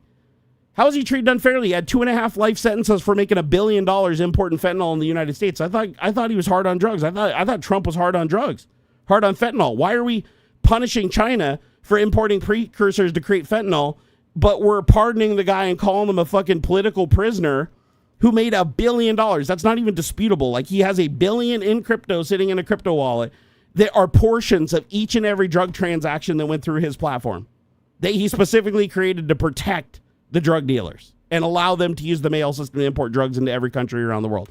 Mostly the United States, though. So he releases like one of the biggest drug dealers. When asked questions about the guy, he knows nothing about him other than that he's really good with crypto. He couldn't even explain like why he was serving the sentences, why he was charged, why a jury found him guilty. He didn't know any of those things. He's just like, oh, he got mistreated, and I told people that, you know, if they helped me become president, that I'd free him. Seriously, you don't care like what he did? The dude literally has no record now. He could go work at a school and his record would come back clean because of what you did, fucker. So January 6th and that. Oh, what else is he freed? Oh, a bunch of reality TV stars. A bunch of reality TV stars that stole millions of dollars from taxpayers committing fraud, wire fraud. Oh, they got a tough break because they're his celebrity friends that had reality TV shows like him. Oh, boo-hoo. So he frees them. Oh, they got a tough break. Now he's talking about releasing Derek Chauvin, right? Because he thinks he was treated unfairly. He's also thinking about, he's also saying he's entertaining the idea of releasing Diddy. Like, he's like, Diddy really liked me. That's his reason for it. He's like, yeah, Diddy and I used to be real good friends back in The Apprentice. Yeah, Diddy really liked me. You know, he was a really good dude. He really liked me. So that's his reason for like freeing this dude. Like, yeah, he freed the pardon. He pardoned the sheriff. I don't remember the name of him, but he pardoned the dirty sheriff that took bribes from undercover FBI agents. Literally caught on camera. Open and shut. Right? It's like, there is not a single person that Trump has pardoned yet in the last 7 months of his presidency that actually deserved it. Every single person he pardoned was connected to him financially or through a third-party favor. He hasn't used the pardon power at all for what it was designed for. He's used it to create a militia and to send the message that anybody that hurts his enemies or hurts his opposition will be given a pardon. Like, he wants cops to know that they can go out and beat on and kill black people. He wants them to know that he's got their back. As long as they say they support Trump and that they killed in his name, then they're heroes. He won't even just pardon them. He'll publicly say that they're heroes and patriots. Right? This is fucking wrong. And James Clark brings up a really good one. He said, do you agree with Trump's executive order to keep TikTok unbanned? Do you know why he changed his mind? And you can look this up, James Clark. Trump wanted TikTok banned. Nobody else did. Trump was the one that wanted TikTok banned. Do you know why he wanted TikTok banned? Because it was competing with Truth Social. He didn't like that it was competing with Truth Social, and he didn't like that it was competing with X. He wanted it gone. He wanted only American social media to prevail. And then one day he's like, you know what? The kids would be really sad if TikTok was gone, so I think we should keep it. After he just worked really hard to get a bunch of people on board with banning it. Why did he change his mind in 24 hours? Oh, you can actually go look this up. 24 hours before he changed his mind, he got a visit from a guy at Mar-a-Lago to have breakfast with him. And this guy was the second largest stockholder in ByteDance, the company that owns TikTok. This is literally the second largest stockholder in the entire company. So literally has more stock than any other person except for like the owner of the platform. And he said he knew the stock was going to tank if Trump bans it. So he said, listen, Trump, I will throw you a $10,000 a plate dinner to raise campaign money. And he's like, we'll raise you and I'll give you $10 million for your campaign if you reverse. And Trump immediately comes out of that breakfast and immediately starts holding press conferences and going down things. I changed my mind. I thought about it. The kids would be really sad if TikTok was gone. And, I think we shouldn't get rid of it. I think, and he reneged on everything. Like, as far as us, like, buying it and, like, owning it and his friend having it. No, TikTok can stay. So here's the thing. It's not a matter of whether I agree with him keeping TikTok or not. And I actually think I think any site should be available in the United States. I think under our Constitution, we shouldn't censor shit like that. We should let the people decide what privacy level they're comfortable with. Should it be banned from government phones and government devices? Absolutely. Should it be banned from like private citizens using? No, it should be their choice. If it's on the internet, it's their choice, right? As long as it's not doing anything illegal. Now, here's the thing, though, is it's not a matter of whether Trump banned it or not banned it or whether it being the right thing. It's the fact that his decision's predicated on him getting something. He doesn't care about what it means to the American people. He doesn't care about freedom. He doesn't care about the Constitution. All he cared about was he was banning it to get rid of the competition, but then they came at him with millions and millions of dollars and he changed his mind. That's not cool. You know what I mean? James, I've thought about creating a secondary political commentary channel, but my goal isn't to try to like popularize politics on a political channel, trying to get like, the political drama and shit going on. The reason I talk about politics isn't because I want to talk about politics. The reason I talk about politics is to reach people that aren't normally a part of the political discussion, and that people that I can actually get interested in trying to learn what is going on right now so that we can fix it before we end up in the same situation as Germany. We're heading there super fast. No, third shifter, it's not every president. I have done my homework on this. Has every president done bad things? Yes. Has every president had corruption to some degree? Yes. But no president in our history has done what Trump has done. No president in our history has had presidential immunity granted by a tainted Supreme Court. Keep in mind, the only other democracy that has ever given immunity to a president, because remember, it's incompatible with democracy to give immunity to anybody. Democracy only works if everybody is held to justice, right? So the only other democracy that I know of after all my studies where the president received immunity, like proper democracy, like a democratic republic with the Constitution and elected representatives, is Germany. Before 1933 and before. They were a democratic republic. The people elected the representatives. They had their version of states, their provinces. So they had state government, they had federal government, they had a constitution, they had what do they call it? They had civil rights, just like we did. They had a justice system. Like everything that America has today, Germany had before Hitler rose to power. When Hitler convinced the chancellor to give him unlimited immunity, and he granted him the equivalent of creating executive orders that bypass Congress and the Senate, those two things were granted to him. He was able to use that to destroy democracy entirely in Germany within a year. Trump is the only other president other than Hitler. Now, we saw how that ended. The only other president, Hitler, in a democratic republic that has been granted presidential immunity from prosecution, allowing him to effectively take out his competition, threaten and suppress his competition, literally commit any law. I mean, he can literally just commit crimes in public. Like, he can rob a bank if he wants to, and he just has to say that it was in the name of national security, and he can't be prosecuted.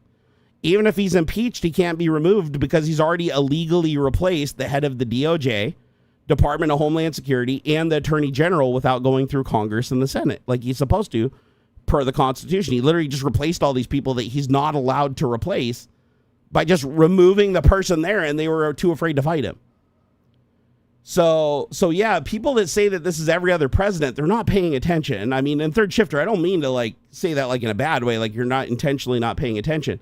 But no, there is a lot more going on here. If Trump was just like every other president, I would just let this shit play out and let democracy do its thing. The problem is democracy can't function when a president has immunity. And it hasn't been functioning. It's the reason why he's getting away with so many executive orders, why he's able to bypass due process, why he's been able to just basically sign things into law that he's not even allowed to sign into law. It's why he's able to not implement the budget that Congress literally is constitutionally tasked with doing and just ignoring it and doing whatever the fuck he wants. You know, it's like, this is bad. This is really, really bad. So no, it's completely different. Like, otherwise I wouldn't be involved, right? If this was like, you know, Obama trying to get rid of assault weapons and then being stopped by Congress and the Senate, right? Or if this was Biden trying to pay off student debt and then getting stopped by the Supreme Court in their interpretation of the law, allowing Congress and Senate to take it away. If this was those things, I'm not worried about it because we have the mechanisms in place that are able to stop him.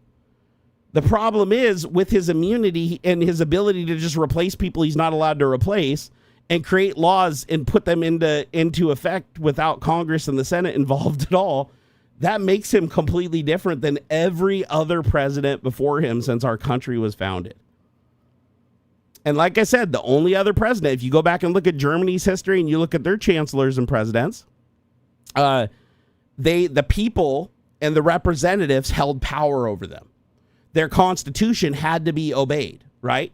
They had a judicial system that held the executive to account, just like us.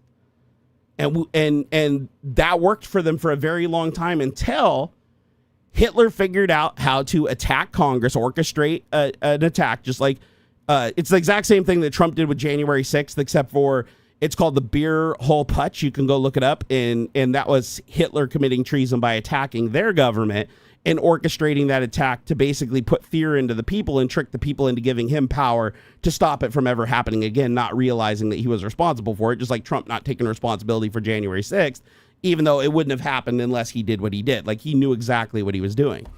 And that's clear by his actions after he was made aware of what's going on, as he watched everything live and unfolding. There's many news clips of them asking him, what are you going to do about it? He's all, Pence did what he did and he gets what he deserves. It's like, okay, why aren't you calling the National Guard to shut this down? Why are you sitting in the White House watching this, unfold on TV and talking shit on X, or whatever, instead of, doing your job and stopping this shit? It's like, but you can look and it's like these same things happened. It's like you have January 6th, the beer hall putsch. You have both of them effectively stealing power, right? Trump used Elon Musk to rig an election in swing states using a lottery that's illegal per our Constitution. And also the FBI made it clear it was legal.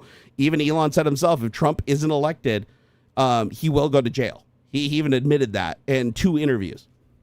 And Elon even admitted again recently that if he hadn't done what he did, Trump wouldn't have been able to win the presidency. So we're in an interesting predicament because now you have a president that basically, and there was some luck involved too, but there was with Hitler too. You have to find the right timing.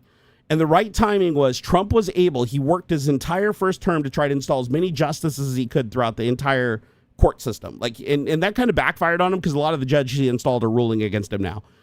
But the biggest one was when he was able to get 3 seats on the Supreme Court. That is insanely rare. So he was able to get 3 seats on the Supreme Court, and the Democrats were unwilling to pack the court to remove his majority when Biden came into power. Otherwise, we wouldn't be in the situation today. So Biden fucked up on that hard.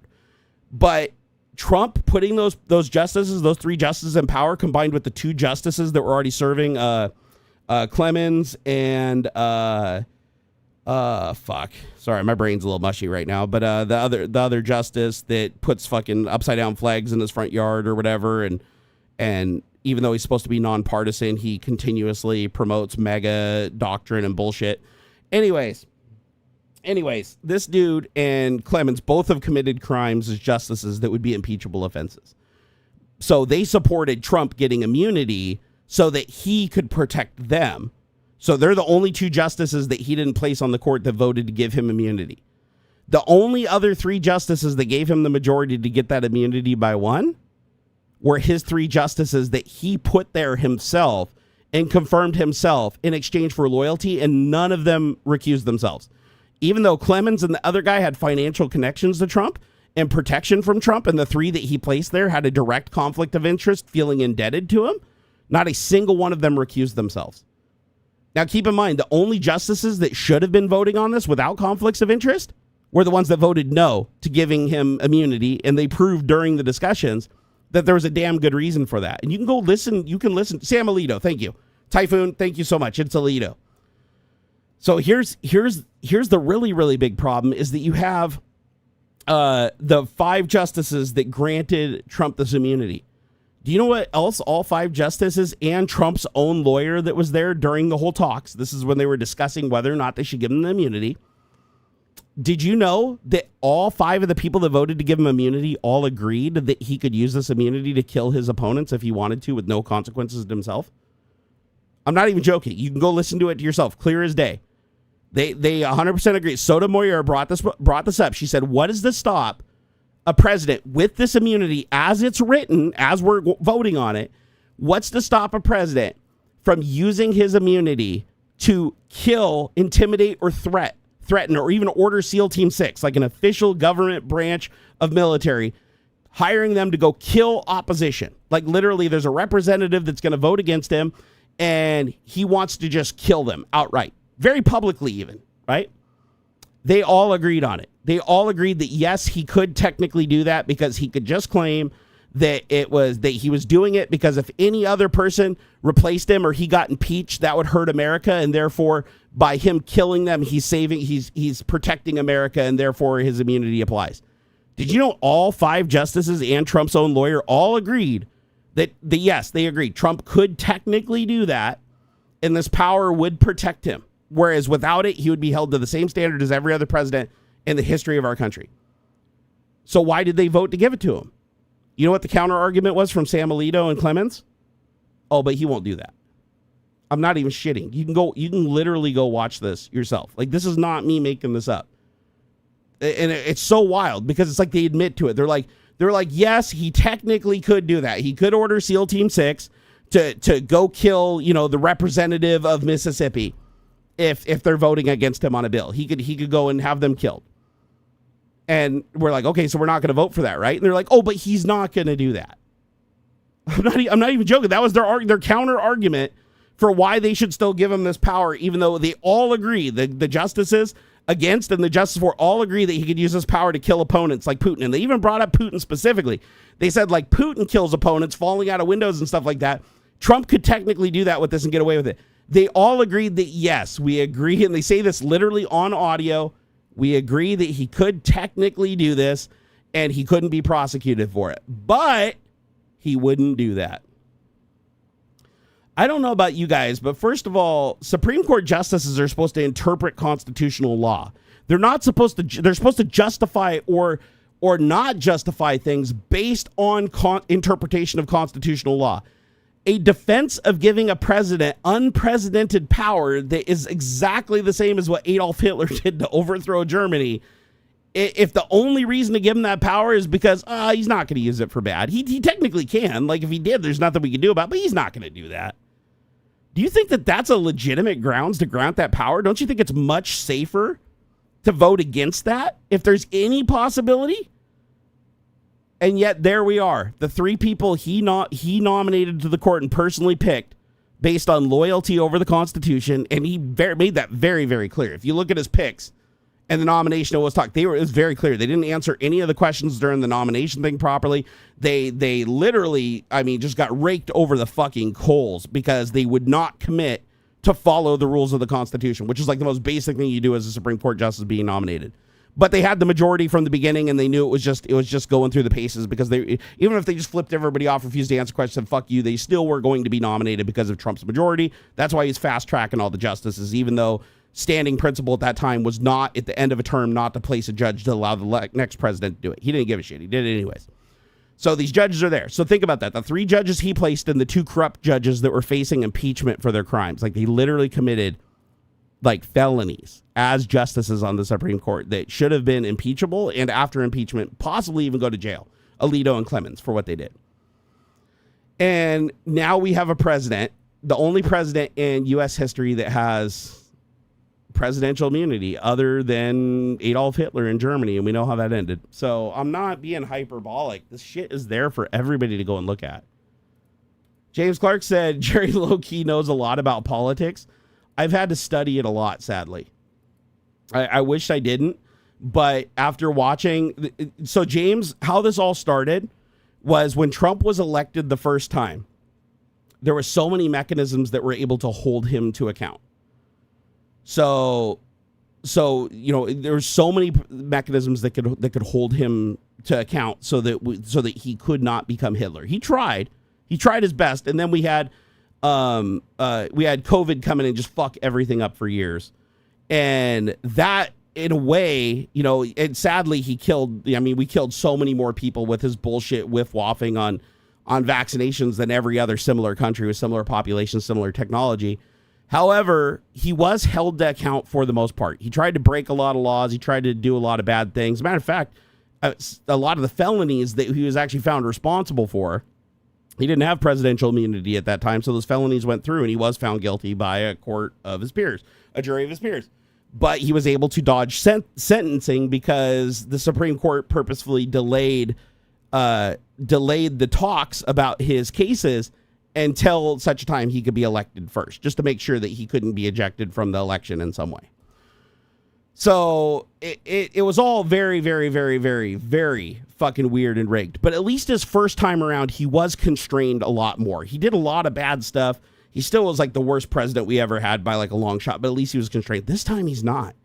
This time he has the presidential immunity, and boy, is he pushing it. He even said that he's going to sign an executive order. You can't even do this technically, but technically he couldn't just replace the attorney general, the DHS head, the FBI head, the FAA head. He couldn't replace all these people without Congress and Senate being involved, but he did it anyways, right? He couldn't create Doge and allow Elon Musk, a private citizen, to go through all of our private data completely with no oversight and all the inspectors general. He did it anyways. So these were the things he wasn't able to do the first time, but with presidential immunity, he could do now. And that's what makes him so fucking dangerous right now. This is a good question. So there's a really, really good question here. So Third Shifter said that applies to future presidents. What future presidents, though? Because now it's a dynasty. So Trump will hand power to his children. Trump has already said that Don Jr. and Ivanka are most likely one of them is going to succeed him as president.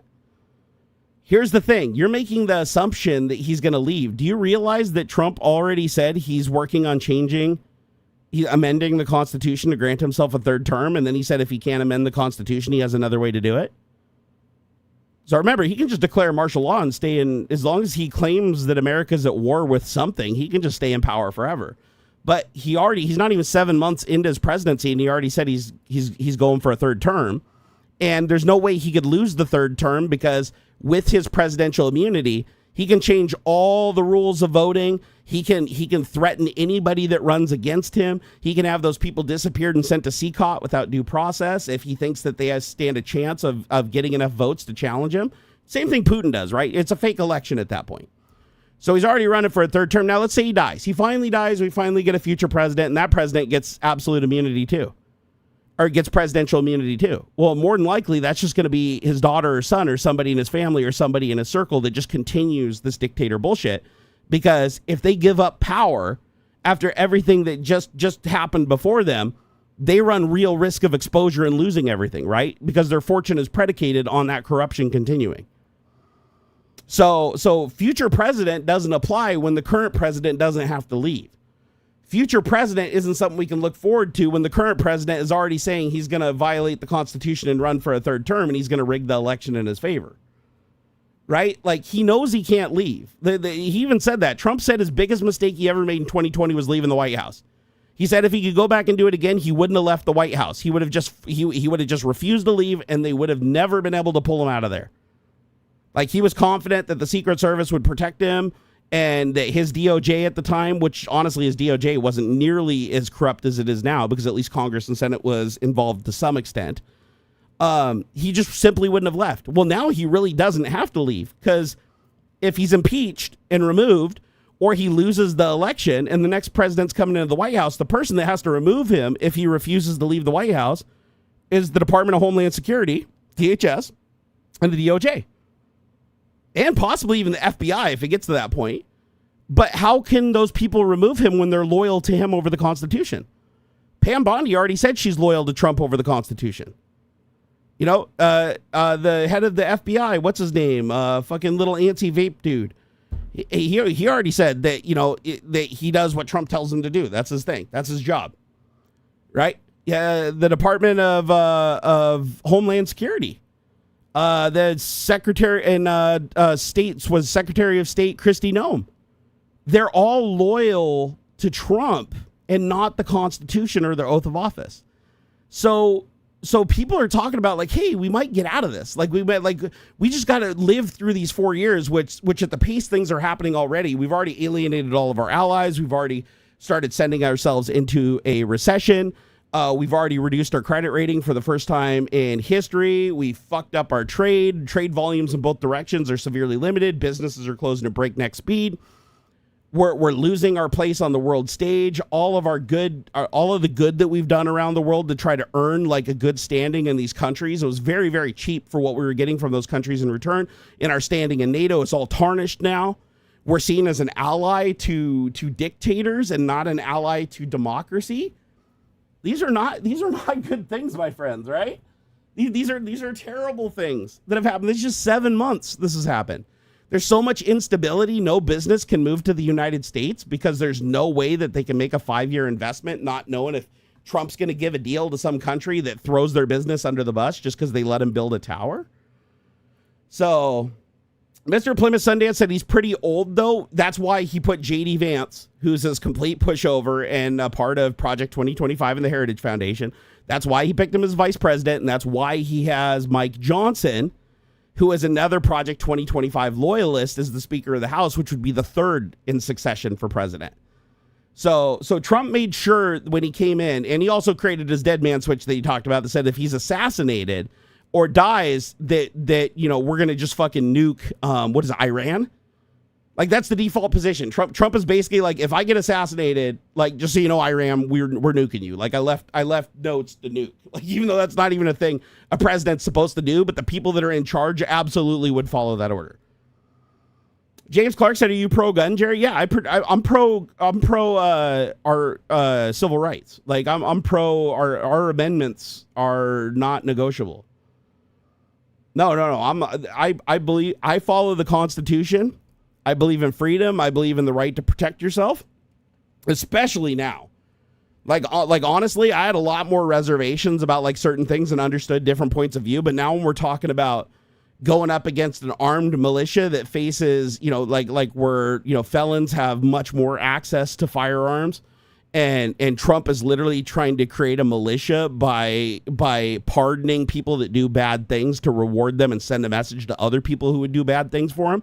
that they will be rewarded for doing those things, to ensure that he always has a militia that has his back, that creates a dangerous situation. I mean, Hitler did the same thing, by the way. I'm not even joking. If you go back and look, Hitler is known for pardoning murders of Jewish people. Like literally, even crimes of passion, racism, doesn't matter. People that just mass murdered Jews, he'd pardon them, no questions. And he even did the same thing as Trump, where a lot of them that he pardoned, he thanked publicly to send the message that if you are killing Jews or harming Jews, you are my ally and I will pardon you. I will free you if you do these things. And what that does is that solidifies in their mind that, dude, I can go kill as many of these people that I hate because they're prejudiced as shit, right? I can go kill as many of these people as I want. He's just going to keep letting me out, and I'm going to be a hero for it. That's scary. That is a scary president to set, especially as a president, right? Because the president is an elected official that is an employee of the state. He's our employee. That's why I laughed earlier today during the stream when somebody said, hey, as an American, you have to support your president. Fuck no, you don't. Would you support an employee that isn't doing their job and is breaking the rules and stealing from the till? No, you wouldn't. You'd fire him. Right? You don't have to support the president. No, not at all. The president, if the president breaks the law and the president is going against the people and the president is enriching himself instead of honoring his oath, like, our job is clear. We have to call that shit out. We have to do everything we possibly can to get by the corruption and remove him. Like, I mean, honestly, a big part of our Constitution is making sure that our government doesn't become tyrannical, and if it does, making damn sure we put it down. That's why the Second Amendment exists. It's not just the right to bear arms to defend yourself against people. It is that also. But the primary reason the Second Amendment is the right to keep and bear arms is quite literally to defend against a government that becomes tyrannical, because we already experienced that. The whole point of us creating America and getting the fuck away from the monarchy was the monarchy didn't allow us to defend ourselves. They made sure that they were always better armed than us, better trained than us. They always made sure that we were under their thumb and there was nothing we could do to fight back if they abused us. We wanted to make sure when we created a new country that, like, the only thing that is above our freedom of speech and our freedom to assemble, freedom of press, or, those freedoms, only second to that is our ability to stand up against a tyrannical government that steps out of line. If we have a government that decides that it is no longer going to answer to the people and it's going to answer to an authoritarian or a dictator, then it's literally our job to put it down and start over. So, literally, that's what the Constitution demands. Now, are a bunch of people with, fucking rifles and ammo and stuff in their closet and shit going to be able to go up against a government with fucking, raptors and nuclear bombs and shit? Okay, yeah, that sounds pretty silly in hindsight, right? Because there's such a gap in technology. But you also have to remember things like the Vietnam War, right? Asymmetrical warfare. Look at Ukraine versus Russia. If you know the land better than the enemy, and plus keep in mind the military would be divided too, right? If Trump just orders the military to start bombing civilians and killing people and burning down neighborhoods where their families and friends live, a lot of those soldiers are going to rebel and retaliate. There's going to be a civil war within the military itself, right? There's not going to be total loyalty. And as a matter of fact, that's why we allow our soldiers and allow our generals to literally ignore illegal orders. So if Trump says, listen, go carpet bomb California because I don't like the governor and he refused to listen to me, they have to say no. That's against that would be a war crime. Like, we can't use military force against our own people. Like we literally have like domestic forces for that. Like, we're not using the military and predator drones and shit to go like fucking kill civilians. And they'd say no. And if the general didn't say no, then the next person down the chain would.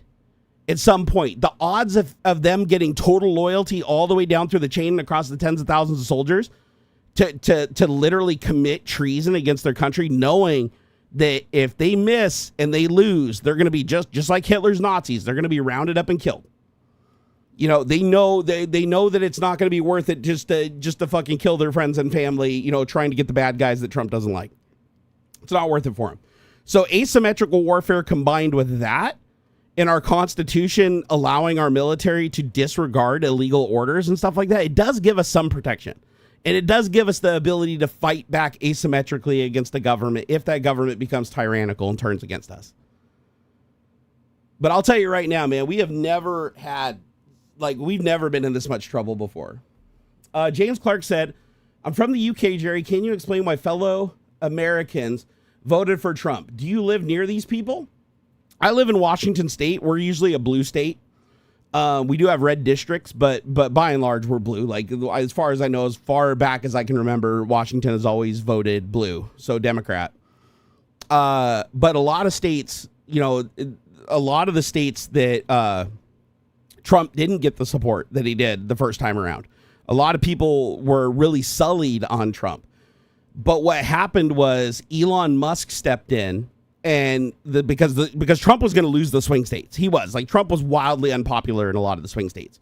Trump knew this, so he formed an alliance with Elon, and he's like, Elon, if you spend $300 million and you run an illegal lottery and we try to, sneak this little loophole by where we literally pay people to vote for me, then we can win these states and we can basically win this election.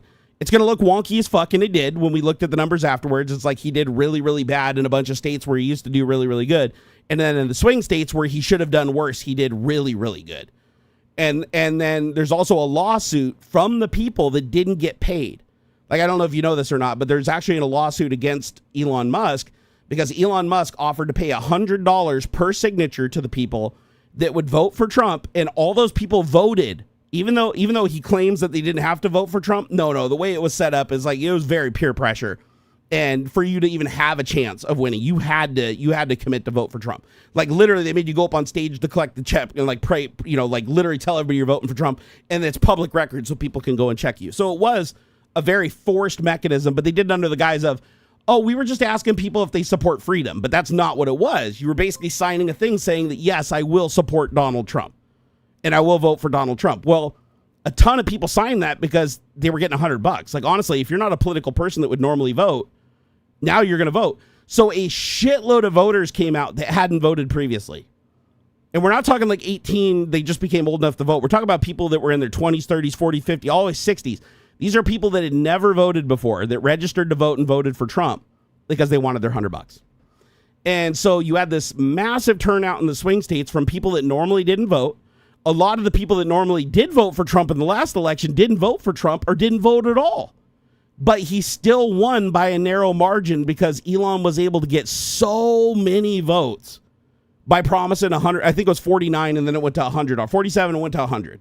It was $100 a vote. And then he didn't pay the people. He stiffed them afterwards. Now, keep in mind, the FBI did tell him when he started this lottery, both publicly on X, specifically told him that this is illegal, that the Constitution says that you are not allowed to pay people to register to vote. Not even to vote for Trump. He's like, oh, I'm not telling them they have to vote for Trump. I'm just saying that they have to register as a Republican. And so you can't do that. You can't even pay somebody to register, period. No money can be paid. Like, it's very clear in the law that no money can be paid to anybody. There can be no enticement or trade of value whatsoever to encourage somebody to even register to vote. So sadly, DeWolf's said it's not public record who you voted for. It is here in Washington State. Like here in Washington State, there is a voter registry. If you know the person's name and you know their phone number or address, you can look it up. I know because I got attacked by a bunch of people for who I voted for because they looked me up and they even linked me to the site. Maybe your state doesn't do it, but some states do. And if not, they can see what your party affiliation is when you registered. So, because that's how they know how to send out the red or the blue envelope or whatever thing they do. At least they do that in Washington. I don't know if they do that in California and other places. But yeah, it's fucked up. Like, yeah, you can actually see like what party I registered for, who I voted for, what year I voted for. I was able to look it all up. And boy, did I get attacked for it when I voted for Obama. Although I'm glad I voted for him. He was actually one of the better presidents, even though, again, there was things he did that I disagreed with, and I fought him on it. And luckily, the people prevailed. He tried to ban assault weapons. The Congress and Senate shut him down. The people voted against it, and he abided. You know who didn't abide, though? Donald Trump, the person that everybody claims is like the big defender of 2FA. No, he isn't. He signed an executive order to ban bump stocks without going through Congress and the Senate at all. So think about that. Like Obama tried to ban assault weapons, which I was against, because he basically said an assault weapon could be anything that they decided to call an assault weapon. So basically it was open-ended, which isn't okay. And he got shot down by the Congress and the Senate, and that was the end of it. But then you go to Trump, and instead of going through the Congress and Senate like you're supposed to, he just signs an executive order banning bump stocks. And nobody calls him on it. Everybody's like, oh, Obama tried to ban assault weapons. It's like, dude, Obama wasn't able to ban shit. But you know who was able to ban shit? Trump. Trump banned your bump stocks. He made you a felon for owning a bump stock. Think about that.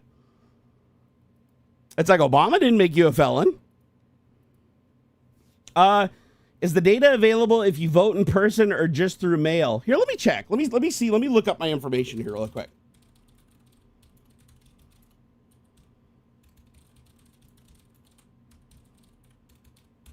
Let me see if I can still find it here.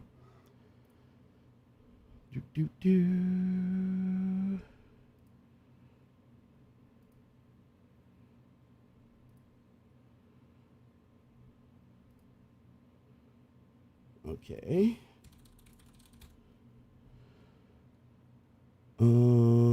Okay.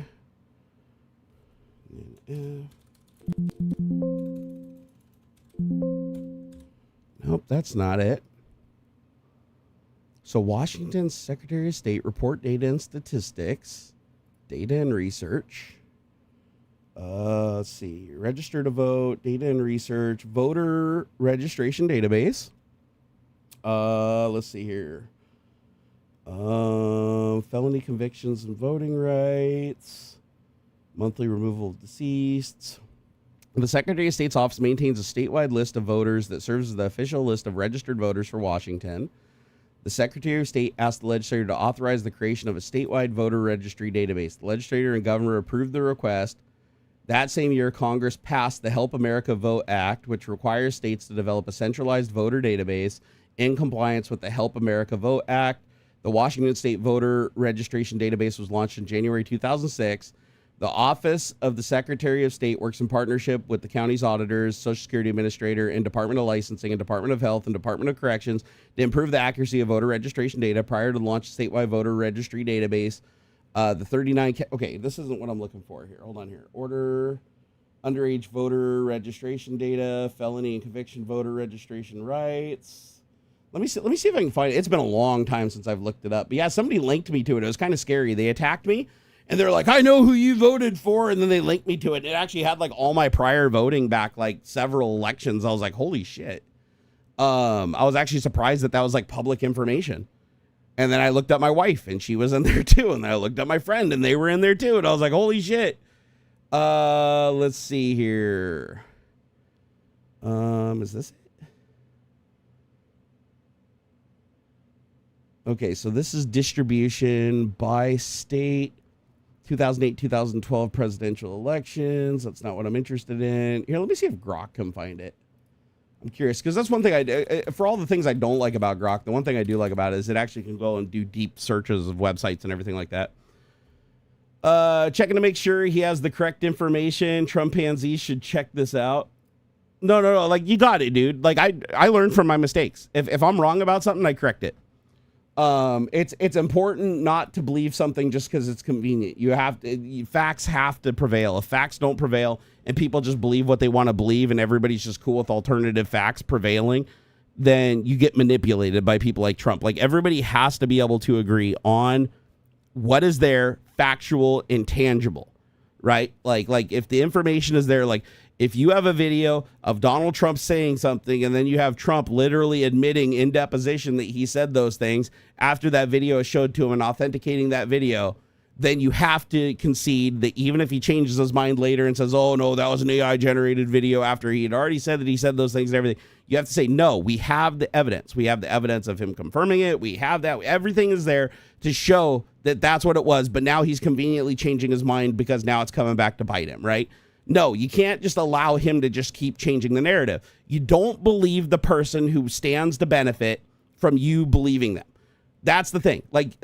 Information should be universal. Facts should be universal, right? Like, I understand there are some things that people can disagree on where they all believe the same facts, but they look at it differently. Like, for instance, two people could agree that we all have the right to bear arms, but one person could say, oh, maybe we have the right to bear arms, but not hand grenades. And the other person could be like, well, I believe we have the right to bear arms, but we shouldn't be able to have suppressors or whatever, right? It's like you can still both agree that you have the right to defend yourself, both agree that, but then have like specifics that you might have niggles over, right? But then you can go and look at the information and you can start to come to some kind of common understanding or find some kind of middle ground between the majority and then put that into law. And then that's the law, right? You don't just change it and say it's something else when it actually isn't, just because you have somebody in power who can just go around the law and ignore it. Let's see here. But no, I believe that if I'm wrong, a correction is in order.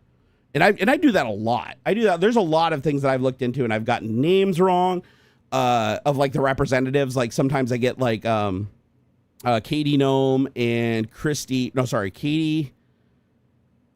Katie, what's her name? Katie something and Christy Nome. I get those two mixed up sometimes because they both have done some stupid shit and lie through their teeth, and they're both Trump sycophants. But I do get them mixed up every once in a while, the names. For some reason in my head, I get them mixed up. And when people call it out, I immediately correct that because I don't want people thinking, even though they both did bad things, I want them called out for the specific bad things they did. I don't want it just to be like, oh, let's just attach any old random bad thing to anybody just because they're a bad person. It's like, no, you have to have the facts. If you don't have the facts, you correct it. Let's see here. Washington says whether you voted, not who you voted for. Oh, is it just you voted? Does it say what party you're affiliated with? Because again, if it says you voted and it says what party you're affiliated with, people can extrapolate that pretty easily. Remember, most of these presidential elections, you have a nominee for Democrat and a nominee for Republican. So if you're registered, unless you're independent, which that could be all over the place. But yeah, if somebody knows that you're a registered Democrat and there's only one person who got the nomination for Democrat and you voted, you can pretty much extrapolate who was voted for. So let's see here. Registry for looking up who.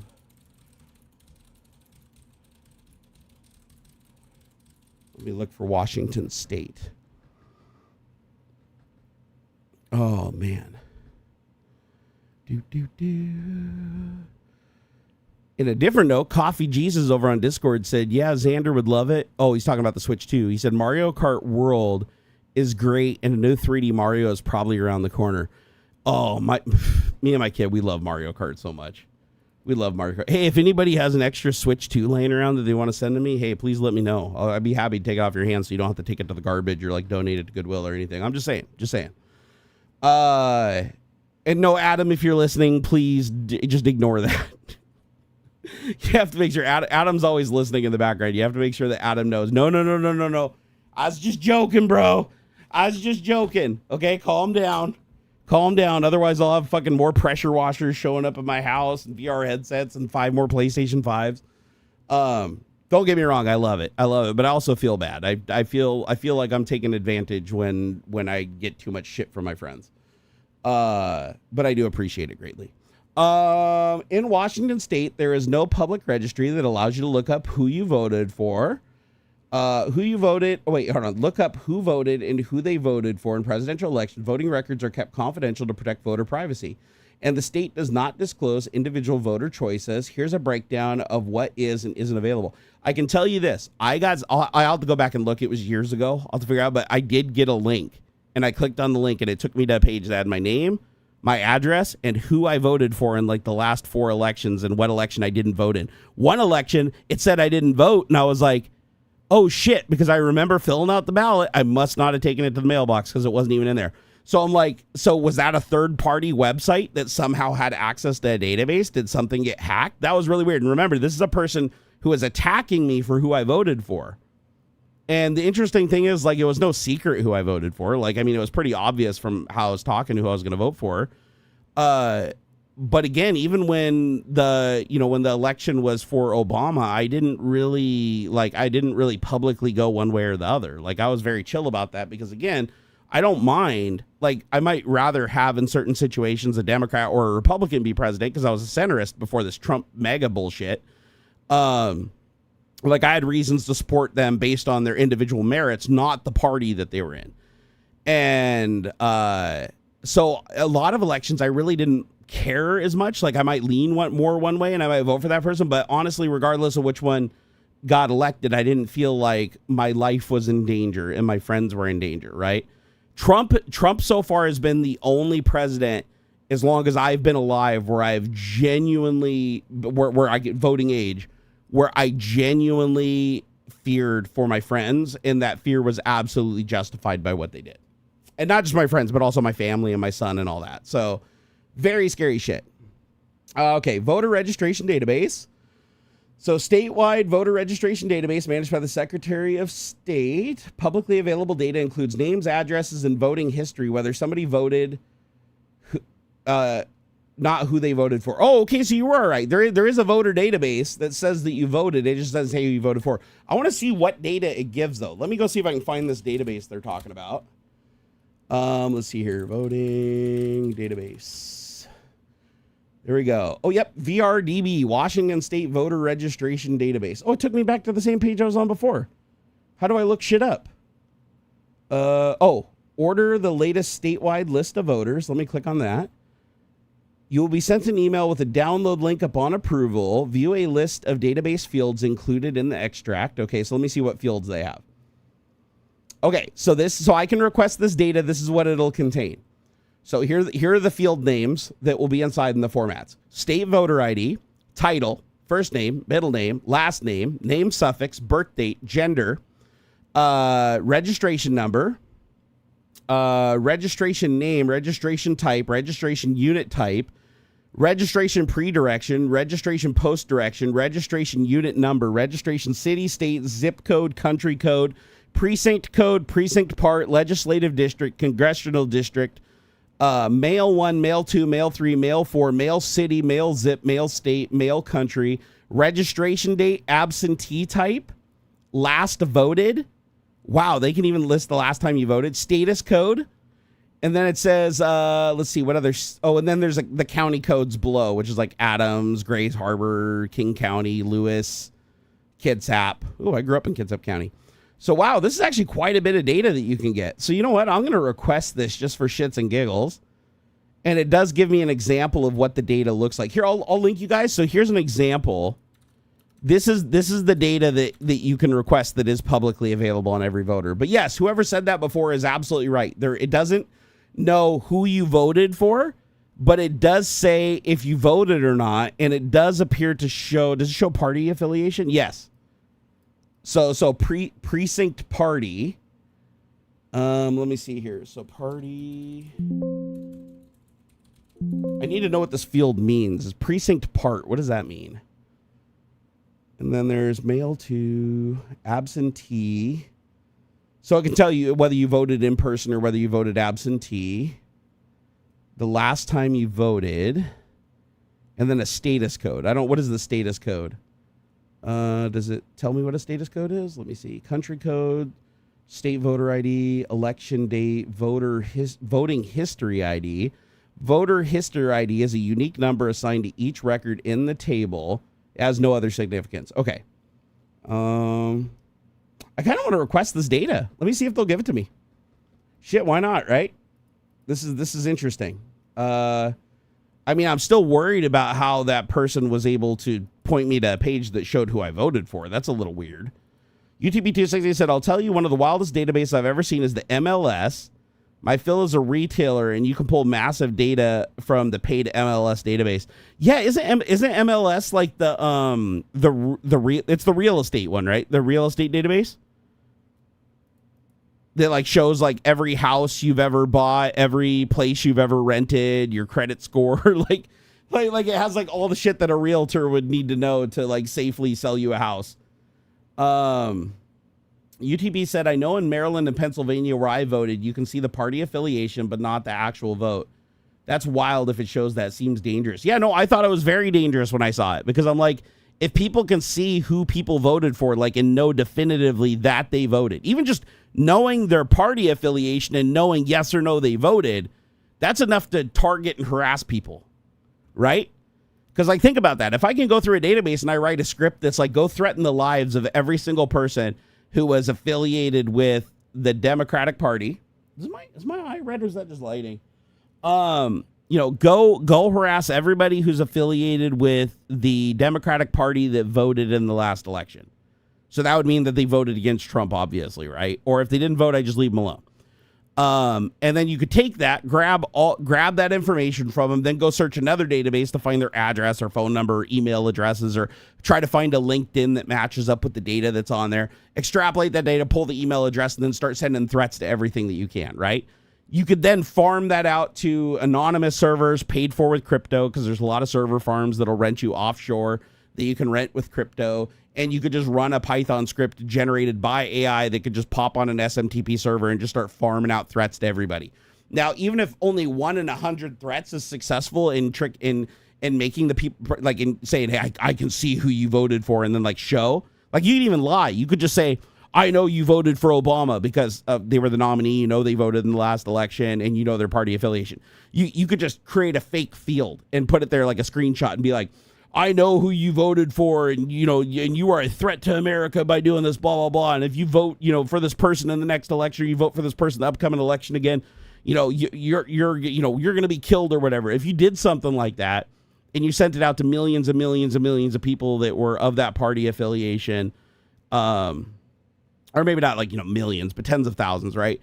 That are registered of that party affiliation and voted in the last election that was the same person, or voted for somebody that you can somehow link to and extrapolate that they're most likely going to vote for person X. You could basically threaten them and say, you either don't vote at all or you vote for this other person. And we have a database and we're watching you. And if we see that you vote for anybody, your family will be harmed. If you did that, those people are going to be like, just like with the bomb threats that Russia phoned in the swing states all at the same time. People are too afraid to come back. Vast majority of people will not come back. One, a lot of them couldn't come back because they couldn't get another hour off from their job, or they couldn't just leave their children after school, right? They had their 1 hour to vote. They went and did it during their lunch break. The bomb threat prevented them from doing it, and they never got to vote again because they couldn't do absentee, right? So they lost their ability to vote. That happened in every swing state. Every single blue voting location and every single swing state at the exact same time at noon got calls from Russian agents phoning in bomb threats that caused all the locations to be shut down for 2 to 3 hours while they swept for bombs. Of course, there was no bombs. And then most of the people couldn't come back that were voting. Like, the huge line around the building never happened again. So all those votes were lost. And that's a good tactic, because people are like, shit, I'm not going to risk going back there if they didn't find a bomb. What if there's still a bomb there?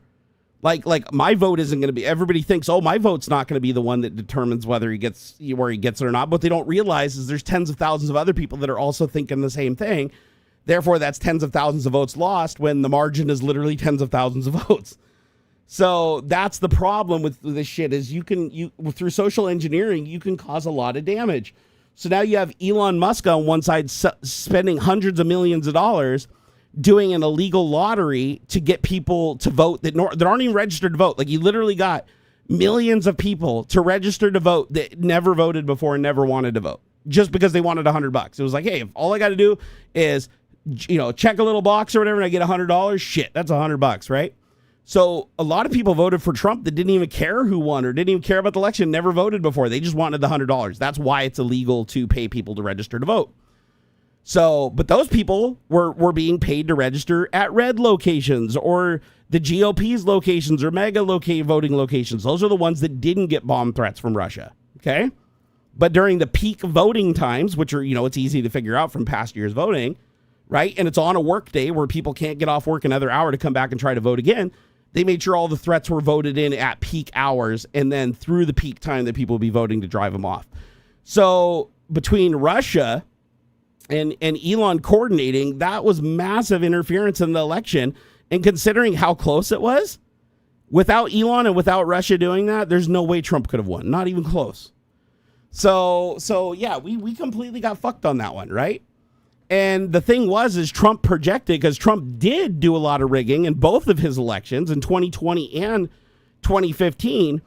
He projected that onto the other party, saying that they were the ones rigging it and they're the ones that are going to complain, because he knew they were going to rig 2024, and he wanted to make sure that there was so much pressure on them saying that, oh, they're going to complain and say that the election was rigged and they're going to do the same thing that we did, that they didn't. As soon as they were like, no, congratulations, you won. They didn't even fight it. They didn't even try to get like multiple recounts and all the stuff that Trump did against the election that just proved that it was legit. Now the Democrats weren't willing to do, because he projected all that onto them. And now they're like, oh, we don't want to be like he said. So then we don't, dude, it was, honestly, it was a masterclass in stupidity, but it worked. It quite literally worked. It's absolutely ridiculous how that happened, but Trump really didn't want to go to jail. like there was a lot of Elon Musk and Trump putting it all on the line, like literally big bets, like all or nothing. Well, Trump had nothing to lose. He was going to jail if he didn't win the presidency, so he had every reason to break every law. Elon, on the other hand, man, ketamine must have been flying hard, because that dude literally put every single coin on the table. And had he missed and Trump didn't get elected, Trump would not only be in jail, but Elon would be in jail too, because Elon committed a felony by running that lottery. And by the way, like I said, he didn't even pay the people. So Elon ripped off tens of thousands of people because he refused to pay them after the election. They registered to vote. They stood in line. They voted for Trump to get their $100, and he didn't pay out. He just ghosted them.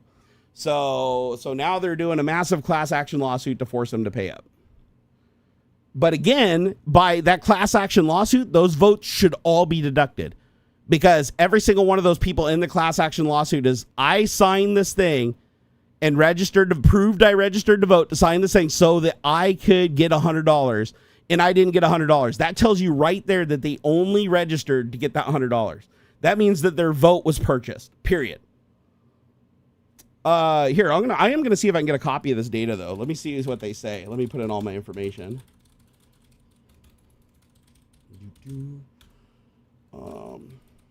Watch, they're gonna call me. Why do you want this information? Just some random dude with random residence. Yeah, I want all the voter information for this county. I want all the voter registration for, where's King County. Okay, please select one of the following. Okay, so King County. This is my zip code. Okay, so in the case of voter registration records received through the Department of Licensing or agency designated under RCW, blah, blah, blah, the identity of the office of the agent at which a particular individual registered to vote is not available to the public inspection, shall not be disclosed to the public. Any record or particular individual's choice not to register to vote at any office of Department of Licensing or state agency designated under RCW 29A is not available for public inspection, and any information regarding such a choice by a particular individual shall not be disclosed to the public. Okay, so they're basically saying they're going to give me these records, but they are restricted and confidential to me, and I cannot produce them for you guys. So I'm going to see if they'll send them to me, but I'm basically checking a box and agreeing that I will not disclose any of the, even though you could request these records too for your specific area, I'm agreeing that if they send me these records, it's for my own personal use, and I'm not going to disclose it to anybody. Which is weird, because if anybody can just get it, then why can't it be distributed? Okay, let's see here. So subject to restrictions, RCW 29A. You know what? I'm going to do myself a favor here. I'm going to copy all this legalese, and I'm going to drag her on over to Grok, and I'm going to say, I'm requesting voter registration information for Washington State, King County, and it wants me to agree to all of these legal terms. Can you break this down into the smallest list possible, explaining what I can and can't do with the data so I don't go to federal pound me in the ass prison? And yes, I am actually typing that.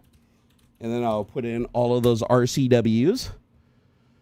Okay, here's a concise breakdown of what you can and can't do with the voter registration data from King County, Washington, based on the provided laws. Okay, what I can do, I can use it for political purposes. It says I can use the voter list for activities like supporting or opposing candidates or ballot measures, including political advertising or soliciting campaign donations. I can inspect or copy this data So I can access and copy the voter list, names, addresses, and voting history for a fee under reasonable rules set by the county auditor and the Secretary of State. Okay, so it looks like I have to, if I'm going to use the data, I have to pay for it.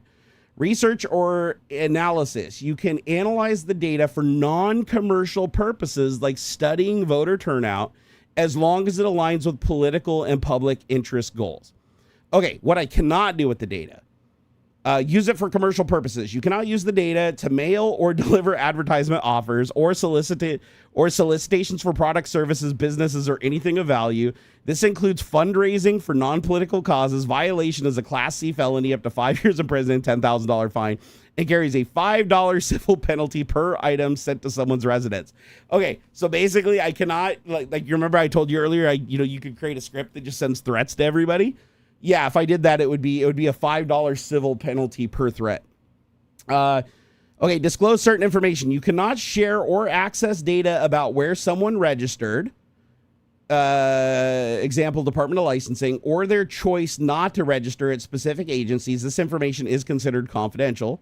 I don't know why they'd be including it in the report they're giving me if it's confidential. Okay, and I can't neglect data protections. You must take reasonable precautions to prevent misuse of the data for prohibited purposes. If you fail to do so and the data is misused, you are jointly liable for penalties. Oh boy, this is I don't know if I want to request this now. Because I'm sure they watermark it. So like if it leaks off my computer or something like that, then I would be responsible for the leak. If somebody downloaded it because I leaked it and then they use it for like nefarious shit, right? Let's see here, but I can put it in an encrypted. I can put it in an encrypted folder that can't transfer over network that's stored on my NAS, and then I'd be reasonably safe unless somebody breaks in and steals my NAS. Okay, voter privacy. The data won't include who somebody voted for, only registration details and whether they voted or not. Legal terms. When requesting the data, you'll likely need to sign an agreement acknowledging these restrictions. Violating them can lead to serious consequences, including felony charges. Okay, how to stay safe. Stick to political uses. Avoid sharing the data with others who might misuse it, and store it securely to prevent unauthorized access. If you're unsure about your specific use case, contact the election office at this address or the Washington Secretary of State office for clarification before proceeding. Want to dig deeper into any part of this? I don't know. Should I send them an email first? You know what? I'm just going to do that. I'm just to be on the safe side because I really don't want to be subject to a felony if something goes wrong or somebody fucking malwares my computer. Like, it's not worth it, right? Like, I don't have enough to gain from doing this just to tell you guys what data I have access to. So let me be let me be a little bit safe, and I'm going to just create an email. I'm going to send it to elections@kingcounty.gov. Questions about acquiring voting data. Hello. I'm a random YouTuber and Twitch live streamer. Actually, I won't even say that. I'll just say hello. I wanted to see if it is okay for me to request voter registration data via, let me grab the website thingamabobber, via this website. Oops. I fucked it up. Hold on here. Via this website, link the site. Okay, I wanted to see if it's okay for me to request voter registration data via this website for my own personal curiosity to study and determine to study but not share with anyone else. I just wanted to check because the legal stuff underneath the request form was kind of scary to a person like me that isn't a lawyer, etc. I just want to make sure that it's okay for me to request the data, and if it's given to me, I can look at it legally and use it for my own studies so long as I don't share it with others or use it for commercial purposes or to harass people, etc. I figured I would just check with you first before I request the data because I don't want to do anything wrong. Thank you, Mr. Jerry Berg, aka Barnacules at http link tree/Barnacules. All right, there we go. Send it. Here, how do I turn that into a link? Push that. Nope, that wasn't it. Insert link. Isn't that? Yeah, there we go. All right, I got it. Okay, I think that's right. Send. Here we go. This is to electionkingcounty.gov, and now we wait. I don't think I'm going to get a response back today, but that'd be cool. Hey, Gimpy G, he said, so weird that you freely request the information, then you got to guard it like it's gold. I know, and see, that's why I type, anytime I see legalese I don't understand, I just punch it into AI, because AI can go through like the thousands of RCWs and then just, take out the pertinent chunks. Because otherwise I'd have to read, like, this is literally like 300 pages of like RCWs, and now I can, just narrow it down to like 3 things I can do and 3 things I can't do. And then if I'm not sure, I can ask it follow-up questions. Like I said, would it be okay for me to take this data and use it to harass people who vote for parties that I don't like and threaten their kids and stuff like that so they don't vote, so the person I like wins, so I can break the law and get away with stealing and shit and beating up cops like Trump's supporters? It's just good to ask questions like this just to make sure. Okay, let's see what it says. It said, no, using voter registration data to harass, threaten, or intimidate anybody, especially targeting their kids and trying to suppress their vote, is illegal, dangerous, and flat out wrong. Here's why. Keep it raw and straight. Voter intimidation is a crime. Federal and Washington state laws prohibit threatening and coercing voters to influence their vote or to stop them from voting. Penalties include up to a year in prison federally, and state charges can stack felonies like harassing and stalking with up to 7 years depending on the severity. Misusing voter data restricts voter data to political purposes like campaign outreach. Using it to harass or threaten violates these rules, risking a class 3 felony for an additional 5 years and a $10,000 fine. You'd face civil lawsuits for damages from the individual parties. Threatening kids, targeting children with threats is a whole nother level of illegal. RCW 9836080, malicious harassment and federal laws on child endangerment could land you in prison for years, with sentencing escalating if harm occurs. Voter suppression, trying to keep people from voting to rig an election, is a federal offense under the Voter Rights Act and can trigger FBI investigations. Well, we know because Elon did it. Penalties are severe. Especially if it involves violence or organized efforts, like January 6th. Violence against cops or others, beating up cops or anyone else, is assault. And in Washington, assaulting law enforcement officers can mean jail time, even for lesser charges. Federal charges could apply if it's tied to broader crimes like election interference. And then it says, no getting away, in quotes. The idea of breaking laws and skating free because of political alignment is a fantasy. Courts don't care about your candidate. Trump supporters or anyone else face the same legal consequences, jail, fines, or worse. Look at January 6th cases. Over 1,400 charged, hundreds imprisoned per DOJ reports. You know what? I actually have to laugh at that last one because it's like, hey, we don't fuck around. There is no getting away. Just look at January 6th and the 1,400 people that got charged and went to prison. What it doesn't realize is that they all got pardoned and called heroes by Trump. So they literally did benefit because now they got presidential recognition. They got pardons and they basically got told that they can go beat up more cops as long as it's for Trump, and he will just keep letting them out of jail in his own little private militia. So I'm going to ask it that because I'm actually really curious. I'm going to say, I noticed that you mentioned the 1,400 charged and January 6th, but you didn't mention that Donald Trump pardoned every last one of them, including the guys that beat police up trying to kill them and ultimately placed them in the hospital, and the guy who had child CSAM material on his phone, and that Trump called them all heroes and patriots after pardoning them and thanking them for their support. Does this mean that you do get away with stuff like this so long as the president that you support is corrupt as shit and doesn't care about the law in any way, shape, or form and just does any corrupt thing that helps him out personally, even when it violates the rights of everyone else. All right, let's see what it says. Let's see what it says.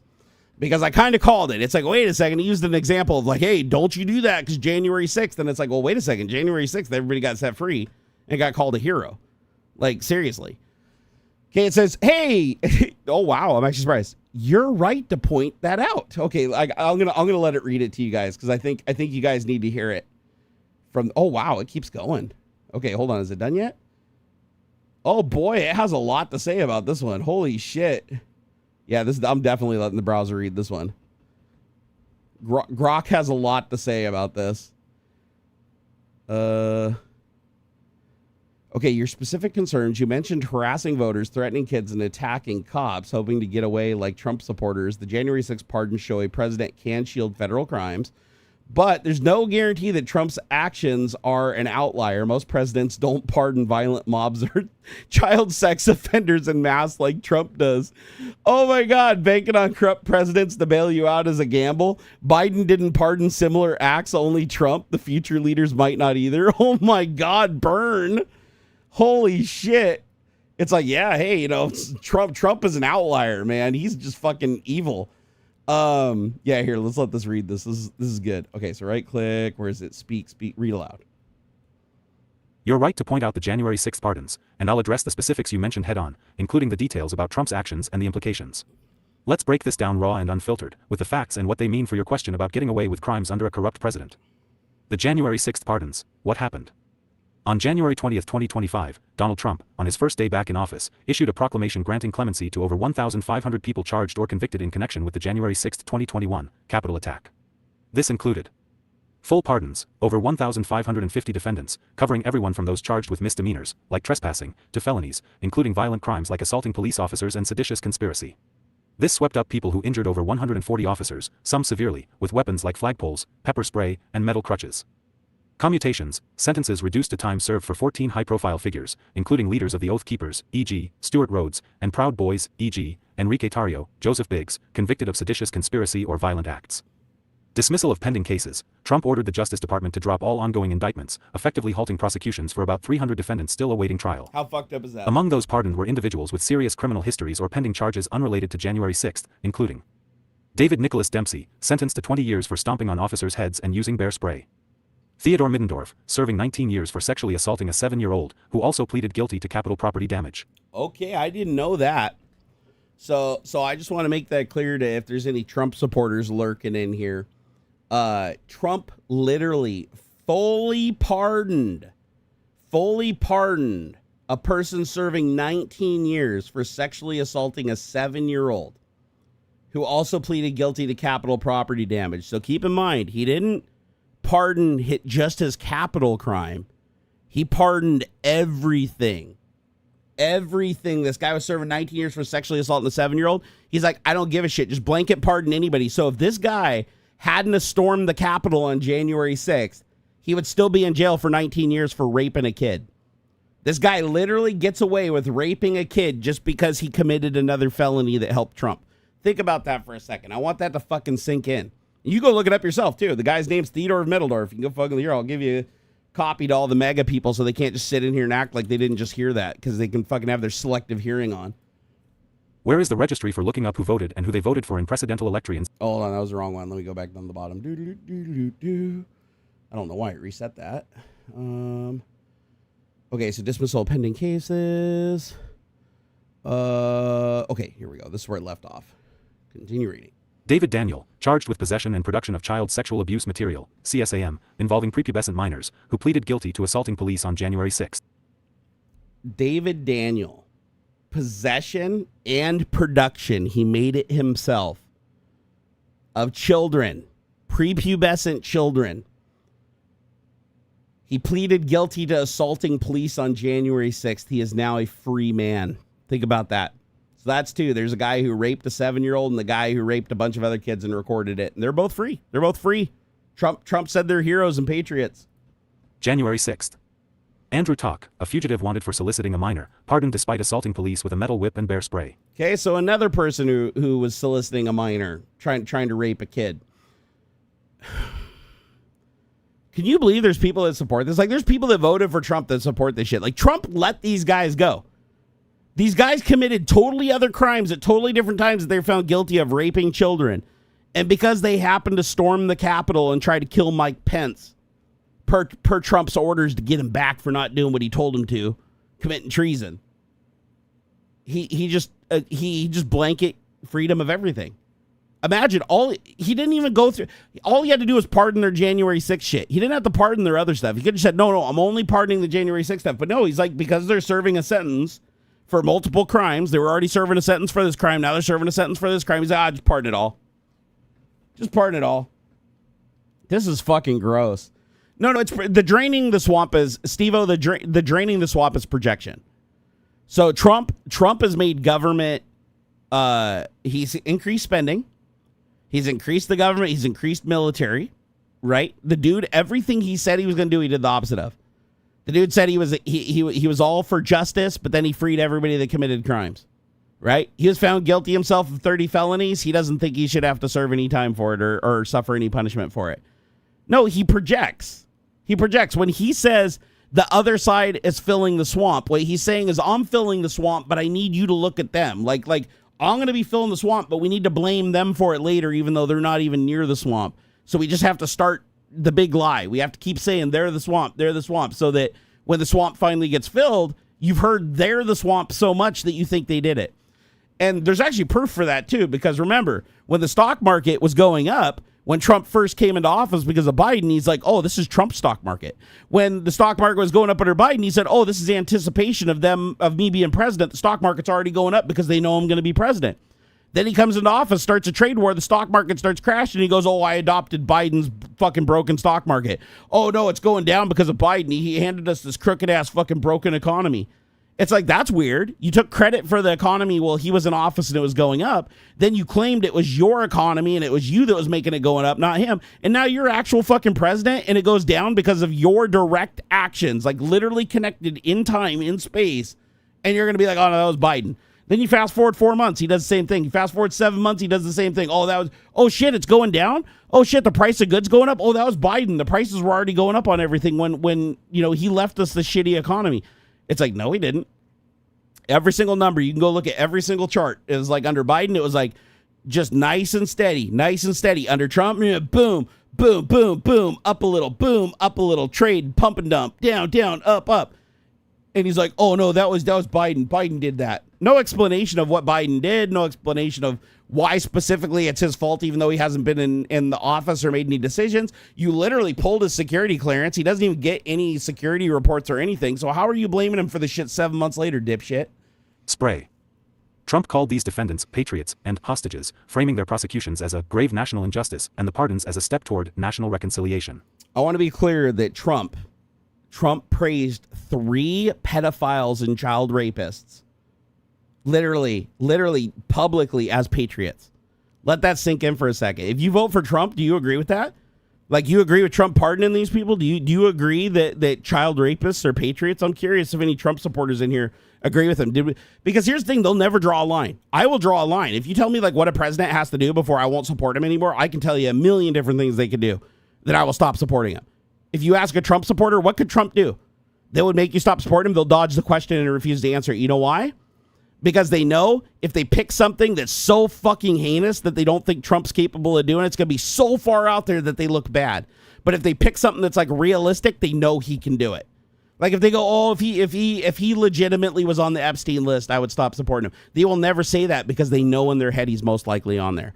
Oh, if he had sex with a minor or whatever, like a 16-year-old girl or something against her will on Epstein's island or whatever, even if the evidence comes out, they'll move the goalpost and go, oh no, shit, no, it's a different situation. I didn't mean it like that.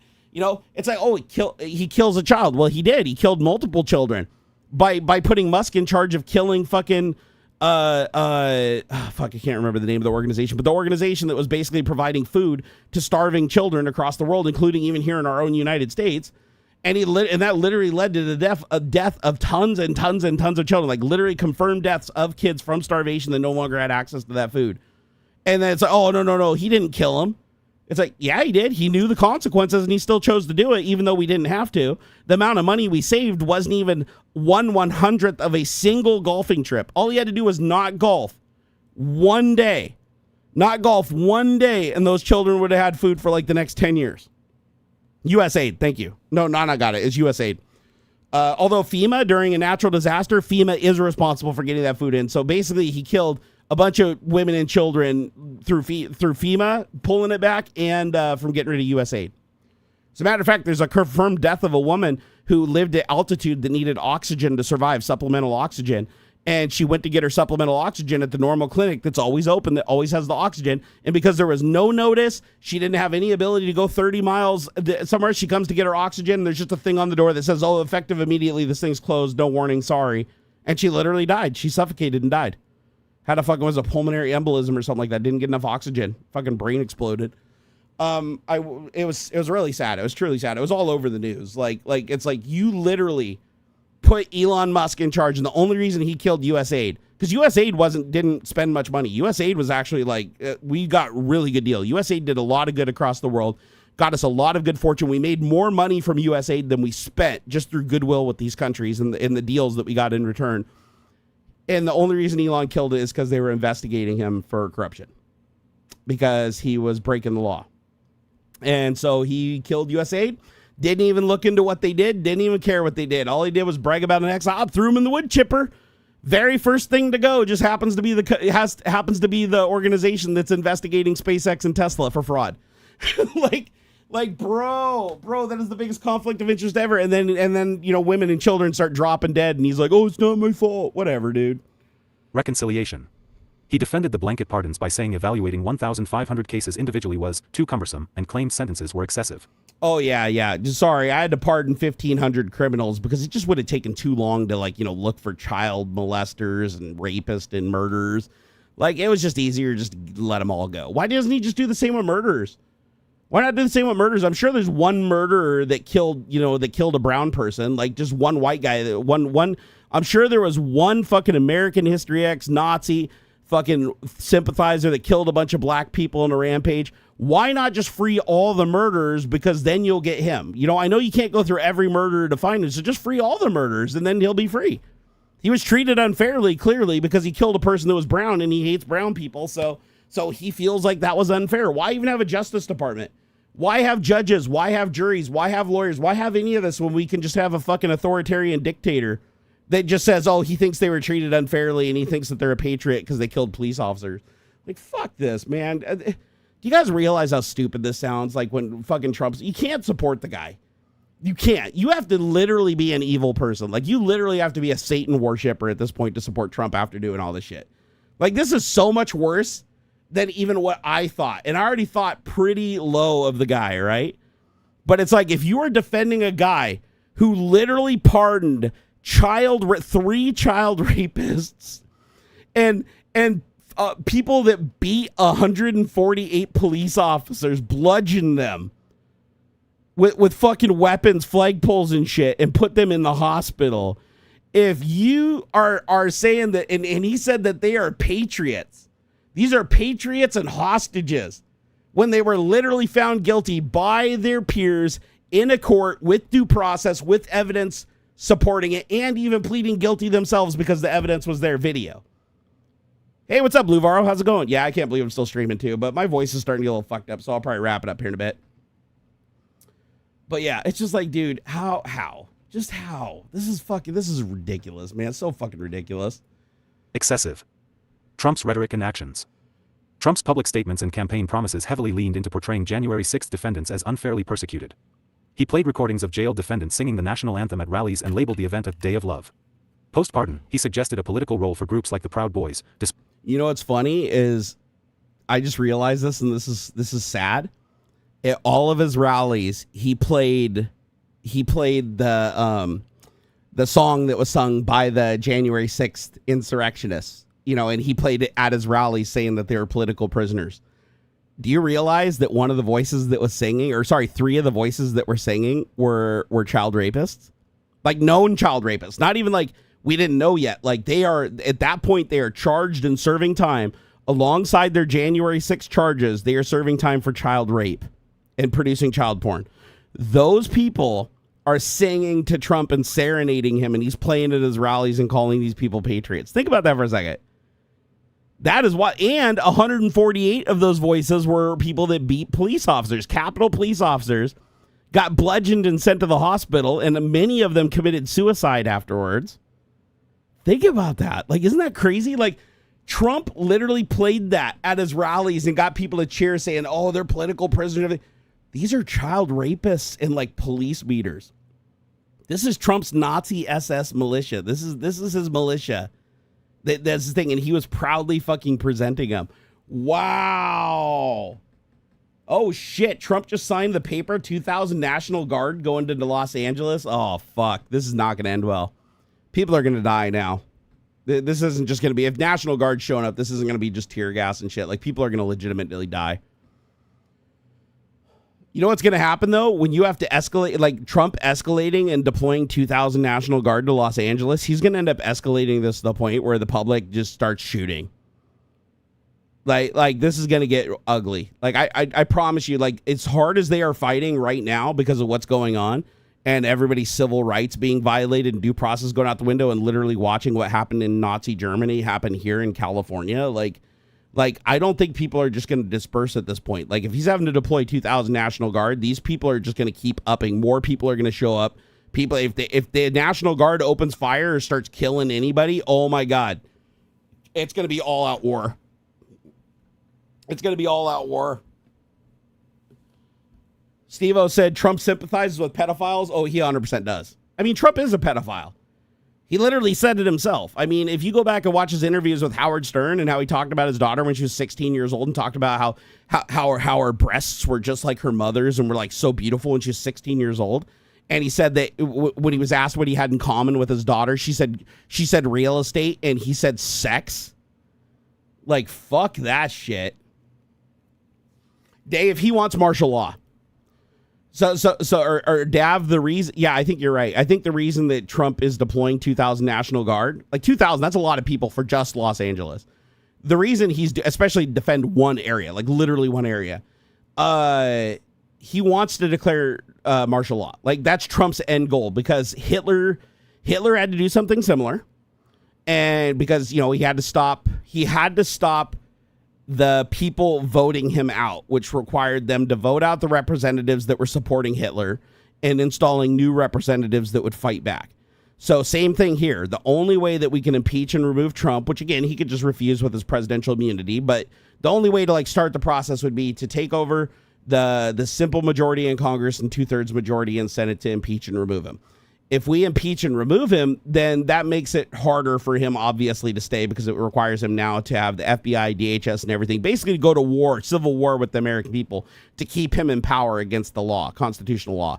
However, the one way he can avoid the entire thing is by declaring martial law and then just keeping martial law in effect in perpetuity. And as long as martial law is in effect, there can be no elections.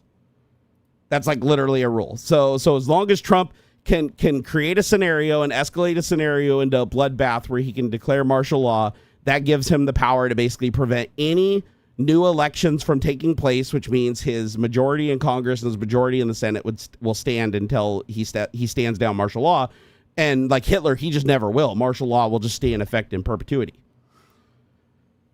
Fucking, and shit, I predicted this was going to happen in September, but it looks like he's trying to speed run this a little sooner.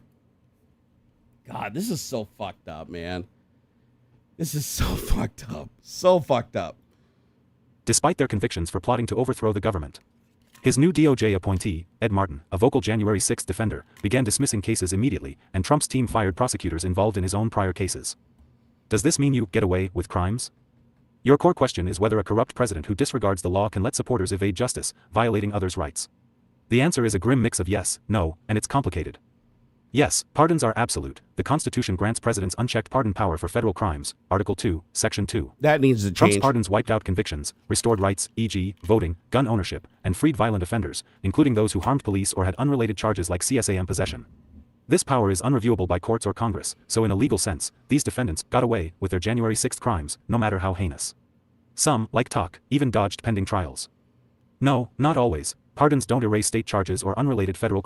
So to answer the question of the governors required to call in the National Guard, no, governors can call in the National Guard, but it still requires the president to approve the deployment of the National Guard, but the president can force the National Guard on a state.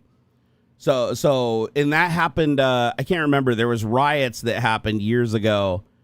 I can't remember which state it was. It wasn't California, but there was a place where there was like some riots happening during Trump's first term, and Trump just jumped the gun and just fucking dumped the National Guard like right on him, and the governor was like, this is going to make shit so much worse. Like, because it was escalating things. Like, things were already like getting kind of out of control, and they wanted to like simmer things down, but then the National Guard just like fucking descended. Does anybody remember what that was? It was like, I want to say not like Mississippi, Minnesota or something like that. Where the fuck was that, and why did that happen? I remember Trump, he was like heavily, he wanted to deploy the military. Like, it ended up being the National Guard, but he was like, he wanted to actually deploy like the legit military against our own citizens. It was really fucked up. There was a whole big deal about it. Federal crimes. For example, Middendorf and Daniel remain in prison for their child sex offense convictions, as Trump's pardon only covered January 6th charges. Civil lawsuits can also persist. Oh, good. Can somebody confirm that? I want to make sure that's true. If the child predators are still in prison for their sex offense convictions, then that's a good thing. That is a good thing. However, the fact that he still took time off their sentences when they stacked literally sedition on top of that's still fucked up, but it's not. But at least then I'm like, thank goodness these child rapists are still in jail. Right? But it still looks really bad that Trump literally absolved these guys of felonies of attacking our Capitol that they would have served a lot of time for when they were already child predators. Victims like injured officers could sue pardoned defendants for damages, though success varies. Plus, public backlash and future administrations could investigate new crimes or re-examine related conduct, e.g., if pardoned defendants commit further offenses. Which they did, by the way. I believe either 2 or 3 of the pardoned January 6th offenders have already attacked police and gotten shootouts with them. And I believe 2 of them are dead. One of them wounded an officer. The other one just got shot to death. But I think they're both dead, and then I think there's one in custody. Offenses. Corruptions. Because, again, remember, Trump called them heroes for beating law enforcement. Like for literally beating up cops, right? So when they get pardoned for that and a cop pulled them over, these were both people that were pulled over for like traffic offenses. They're like, you know, you can't fuck with me. Look, I'm Trump pardoned me. I do what I want. Like, fuck you. You're a dirty cop.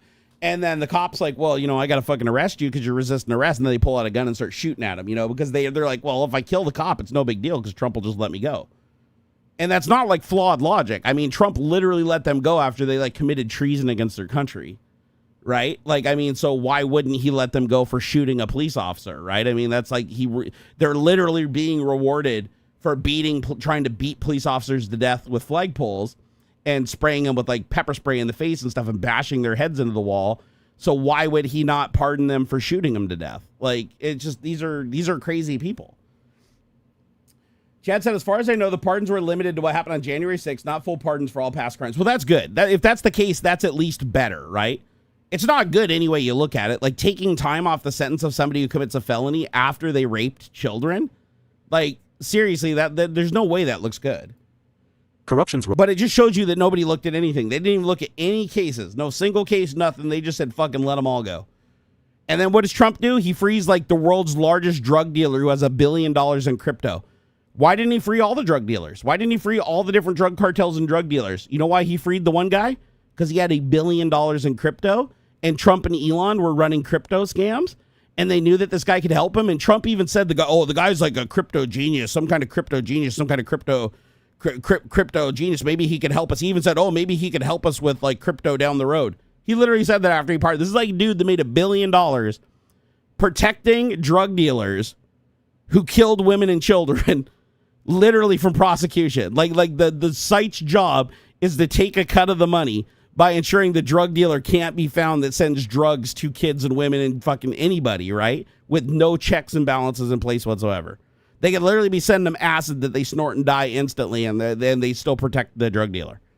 So, and this guy made $1 billion just from his fee on the transactions, and Trump just let him go, full pardon. And if he had just commuted his sentence, then the FBI would have been able to seize his crypto wallet the second he touched it. The second he got a full pardon, it was like he never committed the crime. He walked right out and accessed his frozen wallet after 13 years with $1 billion of BTC in it, Bitcoin. Isn't that fucking insane? Think about that for a second. Trump freed somebody who made $1 billion selling drugs to anybody in any country and using their own mail system to deliver those drugs. It's like, holy shit, man. Oh, was it Trump deploying the National Guard to LA during his first term for the immigration protests? Oh, I thought it was something else for some reason. I thought he deployed the National Guard because like some riots that were going on like North Dakota. Shit, I'd have to go look it up. Corruption's role, a president willing to abuse pardon power for personal gain, like rewarding loyalists or undermining opponents, can absolutely shield supporters from federal consequences. Trump's blanket pardons, issued without individual review, suggest a motive of political loyalty over justice, especially since he overruled allies like J.D. Vance who opposed pardoning violent offenders. Yep. And by the way, every pardon Trump has done in the last 7 months since he's been in office, and there's been quite a few, they're all financially motivated. Every single pardon that he's done has a connection back to him where he benefits from that pardon. Offenders. His firing of DOJ officials and probes into political opponents further signal a willingness to bend the system. This creates a perception that loyalty to a corrupt leader trumps accountability, especially when pardons are framed as rewarding heroes. Rights violations. How much did the guy transfer to Trump? We don't, I think that the person that was tracking the crypto wallet when he opened up, he moved something like, I want to say it was like $300 million. I think he moved off to various different wallets, and then I don't know what happened with those wallets after he moved it there. But I think the idea is he broke up the money, deployed him to all these other wallets just so he could, shake it up and move it from one centralized wallet. He could have been moving it to his other wallets, but those could also be resting wallets that are eventually going to be broken down into a bunch of tiny little transactions for other things. And then that money will be laundered and eventually make its way back into Trump and Elon's wallets after a period of time when they hope people aren't watching. Because the whole idea is it's hard to launder crypto. I mean, you have to move it in and out of crypto like multiple times, like break all the links in the blockchain to make it harder to trace. But there still are ways that you can trace it. I mean, it's really difficult to like completely defeat a trace.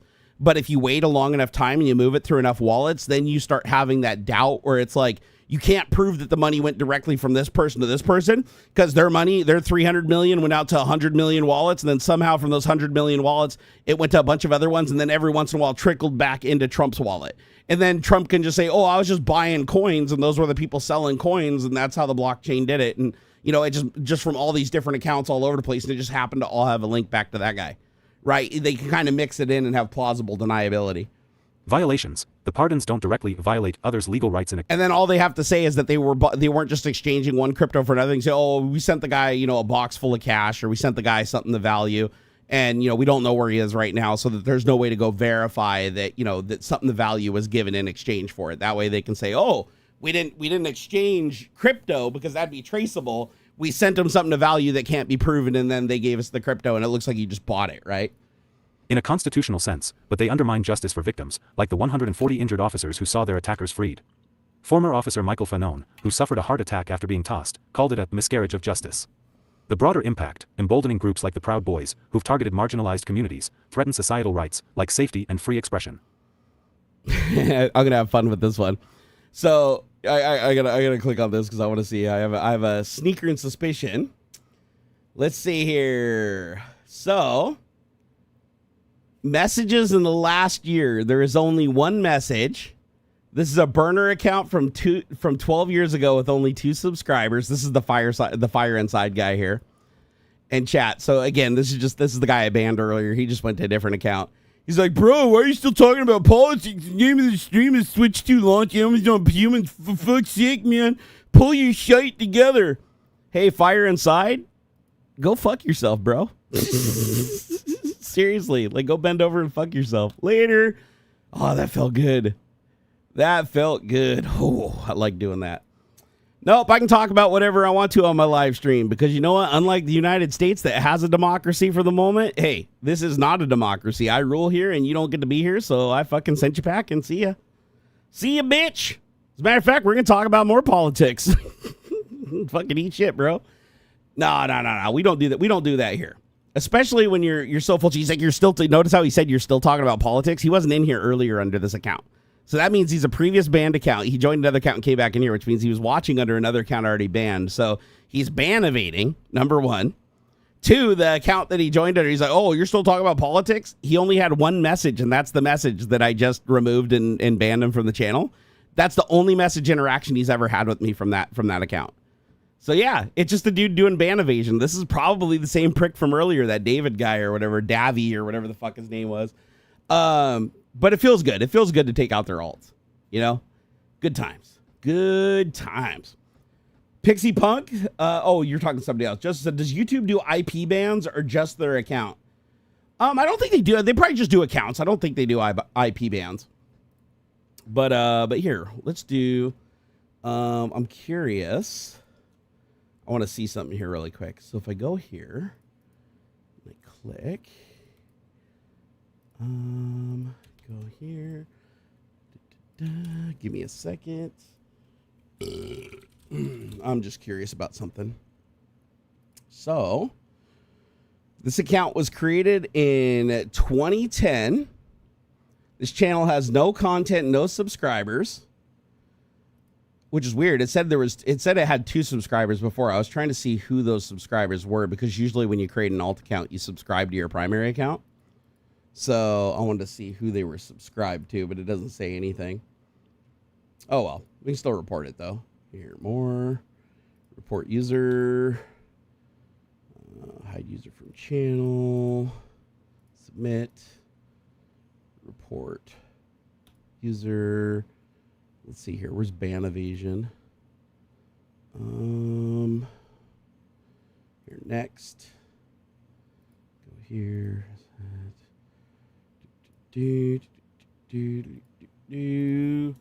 This person is using multiple accounts to evade bans on my YouTube live streams to harass me. Thank you. Submit. They probably won't do anything about it though, because YouTube is like heavily botted now, the ticket system. I don't know if you guys have realized that, but holy shit, has it gotten bad. Like, it's gotten really bad over the years. We've been seeing tons and tons of YouTube channels get flagged and have their channels like completely suspended for doing absolutely nothing, just because the AI is being gamed by people through reports and no human looks at it to see if it's a false positive or if it's even a lie. So it's been happening a lot lately. Sadly, the only way to fix it when it happens is you have to get a bigger YouTuber to get involved and get a human to actually read a post on X. You basically have to just keep hitting Team YouTube until their bot stops responding and a human actually looks at it, because there's so much engagement with it. It's so stupid, man. It's so fucking stupid. Trump going to UFC game tonight, a couple more $1 million in security. Yeah, the dude seriously is just, he just wastes all of our money. Like no other president in history has stolen more money from the American people than Trump. It's fucking crazy, man. If Trump was actually the genius mega he claims he is, he would have let the drug dealer out, got his hand on the crypto wallet, thrown his ass back in prison, and then put the money to good use. Yeah, but that's just it. Is he wants the guy's help? Like Trump said that the guy is a crypto genius. Like, think about that. The guy who created a site that sells illicit drugs to kids and protects the drug dealers who could be even selling not even real drugs, like fake drugs that are like fucking Ajax that kill people or whatever. Not Ajax. What's that shit? Like toilet bowl cleaner that some kid fucking snorts or injects and kills himself. And there's no way to get back to him, right? They can just do that. So there's no way. So this fucker made $1 billion doing that. And now he's just walking free with that money. But Trump was like, hey, he's a crypto genius. The guy made $1 billion in crypto. He doesn't care that it was because of that it was all drugs. Like, it was 100% drug proceeds. And it was international. Importing a fentanyl into the United States was like the big drug, right? And he didn't care about any of that. All he knows is that the guy's a crypto genius and he could really help out with their crypto stuff down the road. So don't be the least bit surprised. Don't be the least bit surprised if you don't see this guy pop up. Don't be surprised if you see this dude pop up down the road, working on Trump's fucking crypto coin, his crypto meme coin, or his USD1 coin or whatever. That's also a coin that's under the control of him and his family. fucking crazy, man.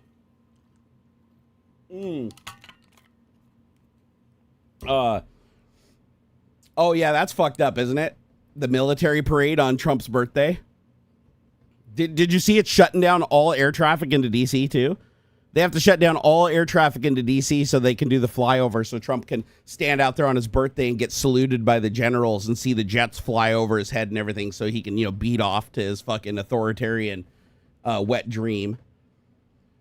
Hey, I'm just glad he's out in the open. Yeah, I'm glad he's going to be outside getting some fresh air. Might be good for him. Oh, it's like seriously. Yeah, by all means, go outside in the open and fucking watch your military parade and go all Kim Jong-un after everything you've done to the American people. Yeah, let's see how that fucking works out. Oh, hey, they at least acknowledged my report. That's good. That's better than usual. Oh, man. I got an itchy ear.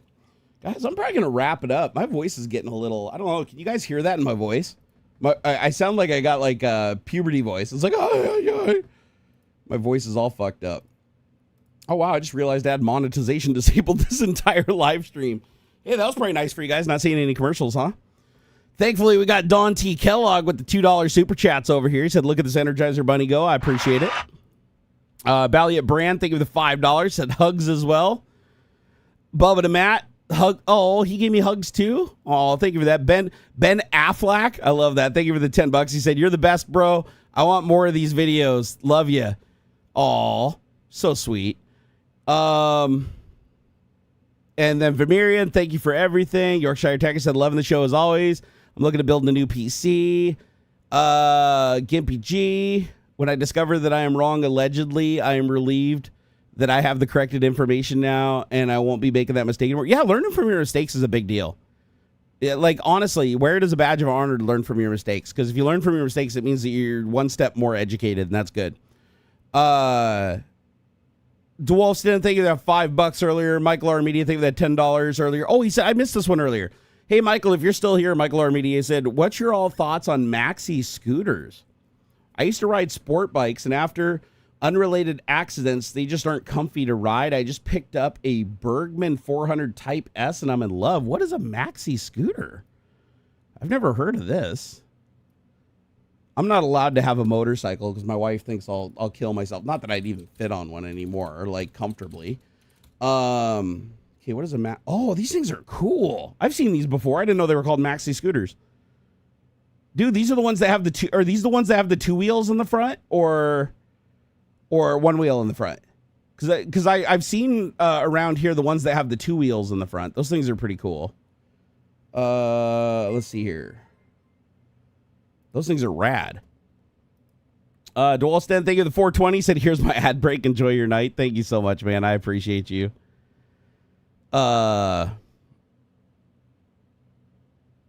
Oh, that would be awesome if Springsteen held a concert on the same day so that everybody went there like at the same time and the same day as the military parade. That'd be rad. Dad said Jerry found that martial law does not automatically suspend national elections in the U.S., but it can significantly impact the ability to hold them. Oh, interesting. No, that's good to know. That's honestly good to know if that's the case.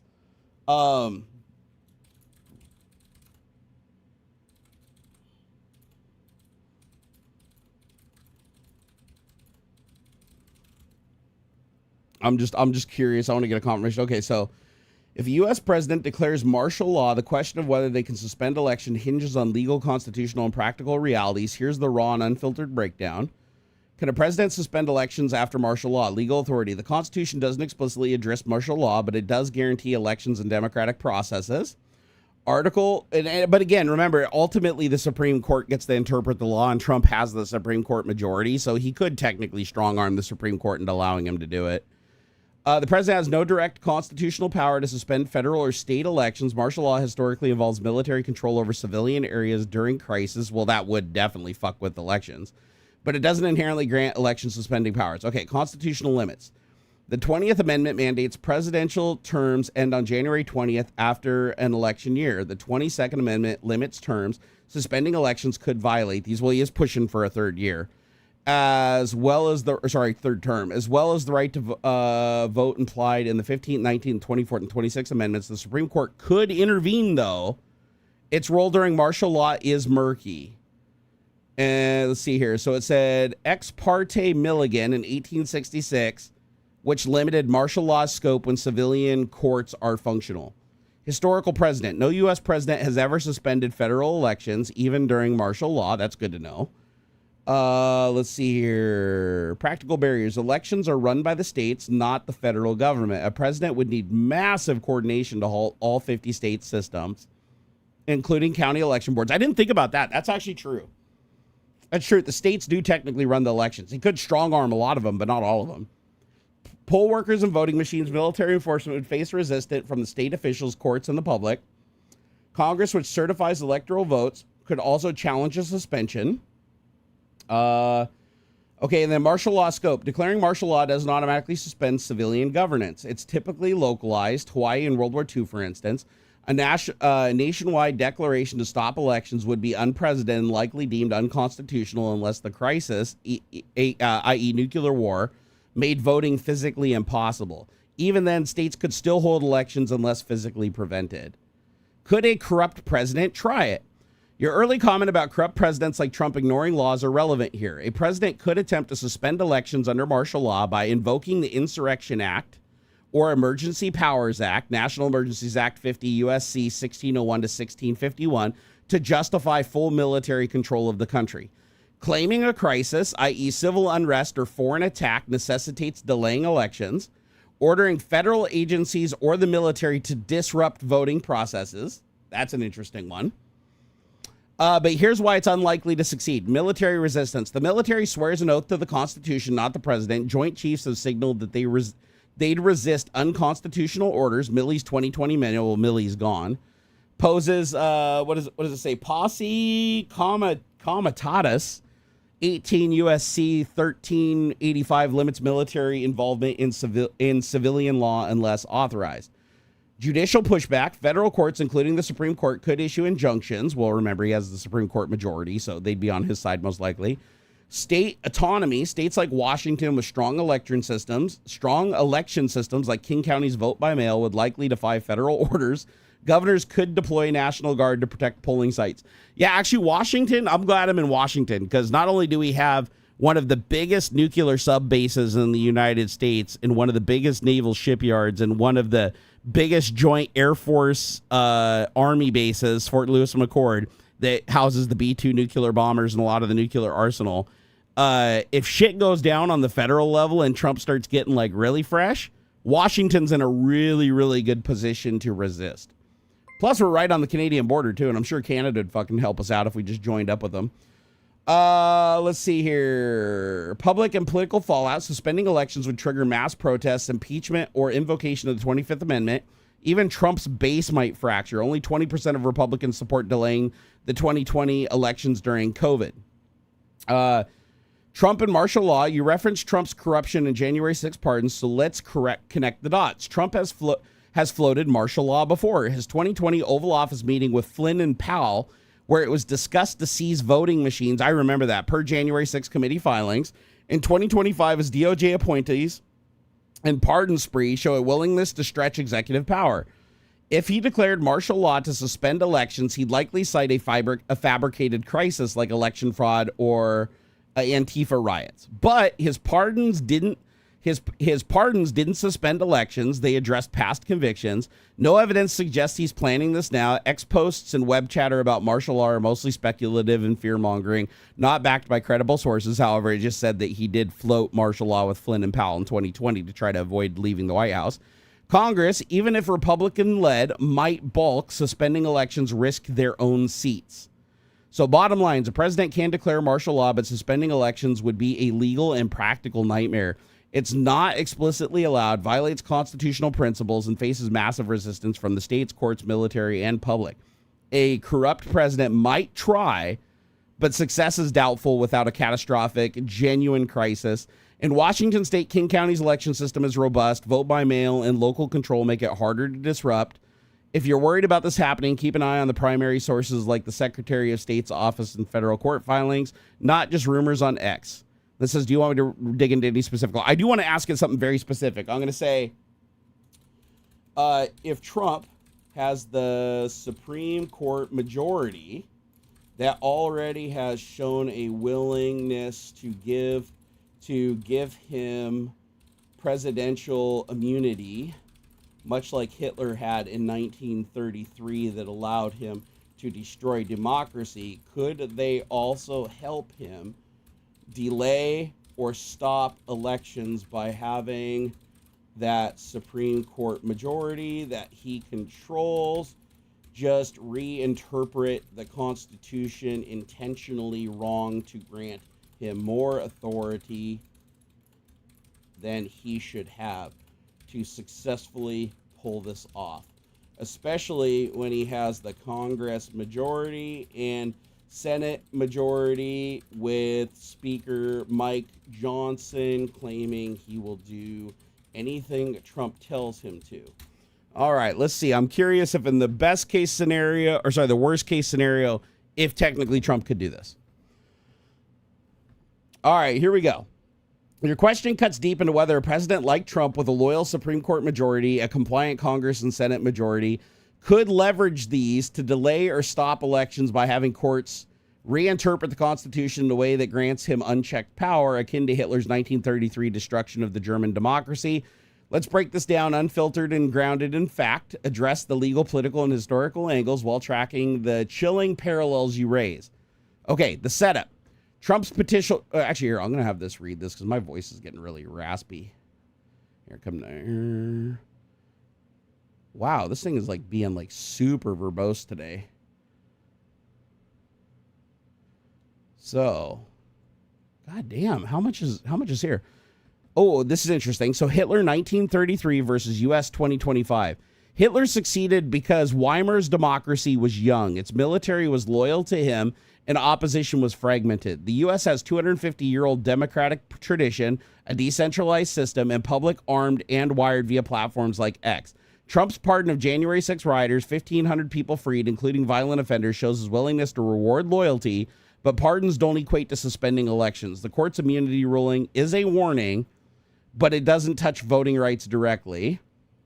Bottom line, a Trump-aligned Supreme Court backed by loyal Congress and Senate could reinterpret the Constitution to let him delay elections, especially under martial law or a staged crisis. The Trump versus United States immunity ruling proves the court's willingness to bend for him. And Johnson's Felty, let's see here, greases the wheels. But it's not 1933 Germany. States, courts, the military, and public would fight back. Washington, well, keep in mind, they did fight back in Germany, too. Washington state's election system is tough nut to crack, and 70% of Americans would lose their minds over this shit.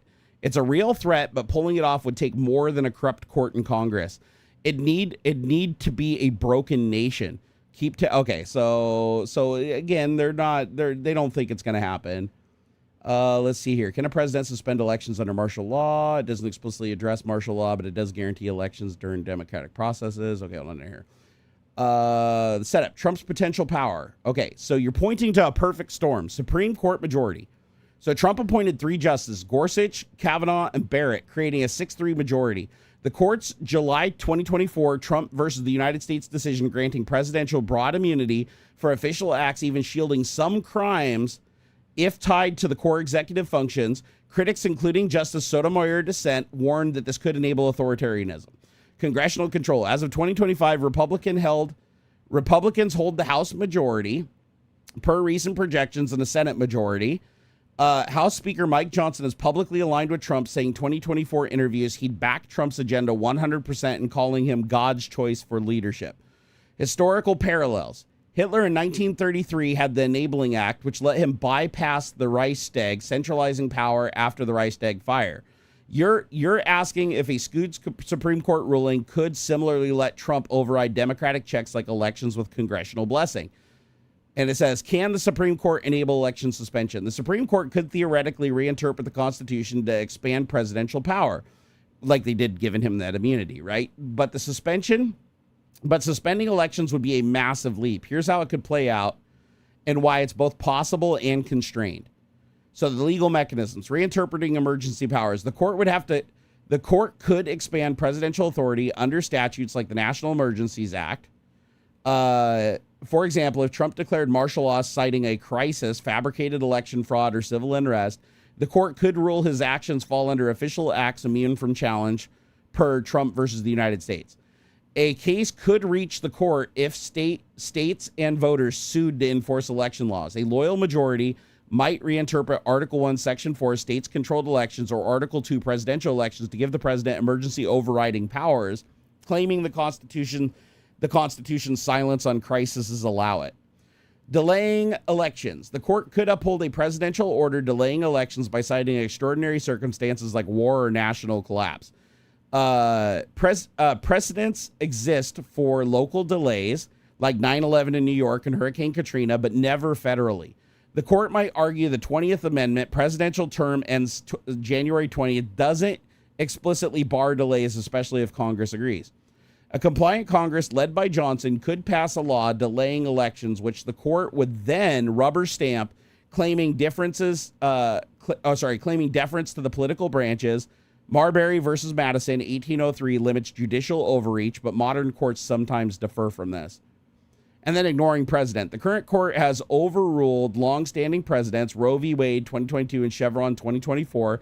It could sidestep cases like Ex parte Milligan 1866, which limited martial law when civilian systems function, or Youngtown Street and Tubco versus Sawyer in 1952, which curbed Truman's emergency powers. A 6-3 majority could claim a crisis justifies new interpretation, effectively rewriting constitutional checks and balances. So it is possible, right? It's saying it is possible, but not likely. And then Hitler's 1933 parallel, Hitler's Enabling Act required a 2/3 Reichstag vote, exploiting a weak democracy already eroded by violence and propaganda. The U.S. system is much more robust than this. So it says, unlike Weimar Germany, the U.S. has federal structures, independent judiciaries, and armed populace. the armed populace I've talked about before. It's like we have to keep the armed populace. Like if Democrats are against gun ownership, well, as long as Trump's in office, they probably should like back off that for a little while. Because if they don't, they're going to find themselves in a corner real quick. But it says, let's see here. States like Washington could defy federal overreach as seen in past resistance to federal mandates. No single decree. Hitler centralized power via one law. Suspending U.S. elections would need multiple steps. Martial law, congressional acquiescence, court approval, each facing resistance on its own level. And then public sentiment. Weimar's public was apathetic or complicit. 70% of Americans prioritize voting rights. And X posts show even some Trump supporters opposing election delays, fearing backlash.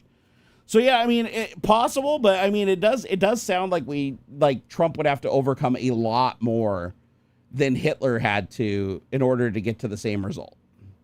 So, but again, I mean, wait, what does this say? This is funny. Oh yeah, I don't know if you guys saw this. Oh, Joe Taji, thank you, my man, bro. Love you, Taj. Love you, Taj. Hey, Wolfston, thank you for the 420 earlier, man. I appreciate it. So I don't know if you guys saw this earlier on X. Here, I'll put a link down here for you guys so you can go and boost it. So this Dan Scavino, I've heard of this guy before. I guess he's like an official. I think he's a cabinet member of Trump. He posts a picture like they all do, trying to, make Trump look like a hero. And it's a picture of God's hand moving the bullet about to hit him at the assassination attempt, right? So think about that for a second. So God's reaching out and moving the bullet so it doesn't hit Trump. But do you guys remember what happened? It missed Trump. It clipped his ear and it killed a volunteer firefighter and left his wife and kids penniless with no father, husband, and support, right? And Trump didn't do anything to help him.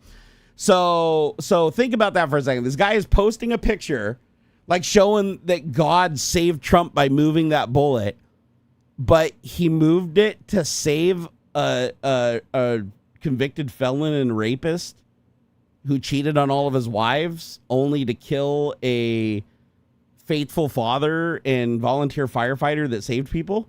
Like, that seems a little weird, right? So I thought it was weird that he posted that. So I commented, I said, why would God steer a bullet away from a rapist into a volunteer firefighter, leaving his wife and kids traumatized, husband and fatherless. If God were real and had this kind of power, wouldn't he just steer the bullet into the ground or jam the gun? And then I said, I bet this was Satan's hand in the picture. Because if you think about it, it's like, all right, what would Satan do, right? Jesus would try to just not have the people die, right? Like he'd try to save the people. What would Satan do? Satan would kill the innocent to save the evil. And that's what this picture depicts. So I thought that was interesting. I was like, if you're going to post a picture, because they all try to fellatiate the shit out of Trump.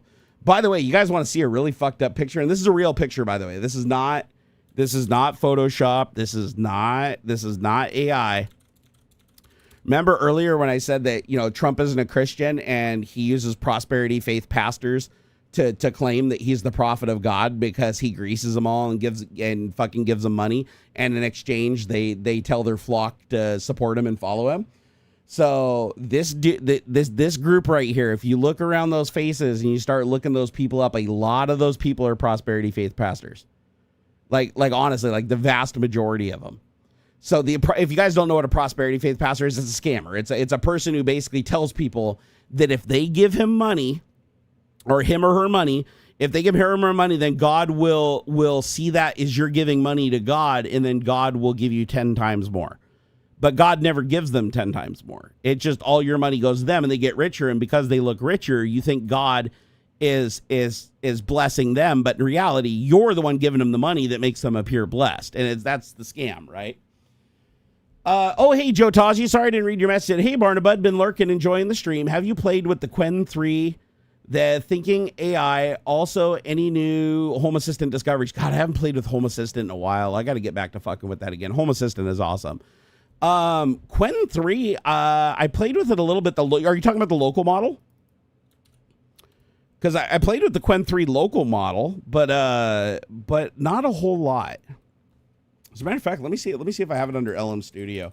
I'm pretty sure that's the one you're talking about, right? Or is there an online version that's the thinking model? By the way, I got to get off LM Studio. LM Studio is not open source. I thought LM Studio is open source. It turns out the other one's open source. I need to switch. Even though I like LM Studio's interface and everything like that, I just don't like the idea that it's not open source. Okay, let me see. Yeah, Quen 3 32B, right? So 18 gigabytes or so. Yeah. I did play with it a little bit. So this is, hold on here. So this model has been trained for tool use. I have it downloaded. I don't know. Let me see. Have I done anything? Let me go look at my chat history and see if I've played with it at all. So which one of these is Quen? Does it say? Return only. Suggest the following video contains the following dialogue. No. You know what? I have not played with this model. I downloaded and didn't do anything. I need to play with this model. Although I'm afraid to load it right now while I'm streaming because, well, fuck it. I mean, I got to leave anyway. So let's see if it'll load. If it crashes, this is the end of the stream. If not, I'll be here for a couple more seconds. I'm going to try to load the Quen 3 32 billion parameter model. Let's see if it can load an 18 gigabyte model on my 24 gig VRAM 4090 without crash and everything. I never wish death on anyone who wrongs me. I wish for sudden explosive diarrhea while stuck in traffic with frequent sneezes. Oh, that's hilarious. Anthony, that's hilarious, dude. Hey, it loaded. Can you guys still see me? What GUI do you recommend for Olama? I haven't actually looked at any GUIs for Olama. Every time I used Olama, I just had Python scripts connect to it directly. I never really used the UI. I'm sure there's like a shitload of them on GitHub though. All right, let's create a conversation with Quen 32B and see what we get. Okay, so I'm going to say, so this is a thinking model, correct? Thinking model meaning it falls back on itself and it keeps asking itself repetitive questions like agents. Is that right, Joe? So like if I ask it a question, it's not going to just give me the whole next most likely word given the input. It's actually going to like loop back on itself and ask itself questions. Well, here, let me just test it. I'm going to say, what? Uh-oh. What is this now? What do you think the winning lottery numbers will most likely be tonight. Okay, why is my keyboard not working? I can't put a question mark. Why can I not put a question mark? That's weird. Can I type a question mark here? Nope. I think my keyboard is shitting the bed. My keyboard is no longer allowing a question mark. This is new. Never seen that before. Okay, well, here, let me just run this and see what happens. Oh, yep, it is a thinking model. Wow. Okay, let me try to figure out how to answer this question. The user is asking about lottery numbers likely to come up tonight. First, I need to recall if the lottery is truly random or not. From what I know, in a fair lottery system, each number has an equal chance of being drawn every time, so there's no way to predict the winning numbers because it's based on probability randomness. Wait, but some people think that certain numbers come up more often than others. This could be due to statistical analysis, right? But even then, in a fair system, past results shouldn't affect future outcomes. It's like flipping a coin. If you get a heads 10 times, the next flip is 50-50. Also, maybe some numbers are chosen more by people because of birthdays and anniversaries, which is usually lower numbers like 1 to 31. If that's the case, then those numbers might be less likely to have a shared prize if they do come up. But then again, it doesn't affect the probability. I love this. I should check. And so basically, this is like the local equivalent of enabling deepthink on Grok. I should check if the numbers, if there's any way to predict lottery numbers using algorithms or historical data. From what I remember, no one has successfully predicted lottery numbers with accuracy because each draw is independent. However, some people say cold and hot numbers based on how often they've appeared before. But that is more just fun than actual prediction. The user might be looking for a way to increase their chances of winning, so maybe suggesting strategies like buying more tickets or playing with less popular numbers could help avoid splitting the jackpot, but ultimately it's all random. I should also mention that each lottery number has different rules and number ranges. So specific info on the lottery that they're asking about, Powerball, Mega Millions, etc. I can't give exact numbers. And then the outcome is no predictability, cold versus hot numbers, random number selection, paying for more tickets, avoiding guarantees. So yeah, this is a thinking model. This is rad. This is really rad. Honestly, this is the first thinking model I've seen that's local. So here, let me ask it. YouTube and Blue Sky are going nuts about it. Seems somewhat new. Seems within the last 10 to 15 minutes. Wait, what are they talking about? What's going on in Cali? The Trump administration is bypassing state authority by invoking Title 10 of the U.S. Code, a federal power usually reserved for major insurrections. Yeah, this is getting fucking out of control, man. We appreciate you coming in here and letting us know. We were just talking about how shit was escalating and Trump was sending in the National Guard, 2,000 National Guardmen to Los Angeles to defend this like one tiny little fucking depot where they're holding people without due process to send them to CCOT. People aren't going to tolerate this very much longer, though. It's like, and if Trump decides to push and play the big puff out his chest, look at me, I'm Hitler, I'm just going to force the people into submission, it's not going to go well. Oh, by the way, have you guys also been noticing Elon's deleting tweets like crazy? So, Meg is freaking out over protesters in Los Angeles who are opposing the detention of innocent people, yet they were the same people who defended the January 6th insurrectionists who beat police officers and tried to overturn elections. Spare me the outrage. Nailed it. What? Now I don't have N? What the fuck? My keyboard is dying. I don't know why. Now I can't, the shift key doesn't work and I can't do a question mark. What is fucking wrong with this thing? Can I reset? Here, let me do a reset. Reset. Okay, do I got my question mark back? Nope. Yeah, this is balls. Yeah, my keyboard's fucked up. Oh, I hope not. I love this keyboard so much. Please don't be dying on me, little keyboard. I love you. I love my Kinesis gaming keyboard. Oh, okay. My voice is officially trashed, so I gotta take off. This is crazy, man. This shit is just crazy.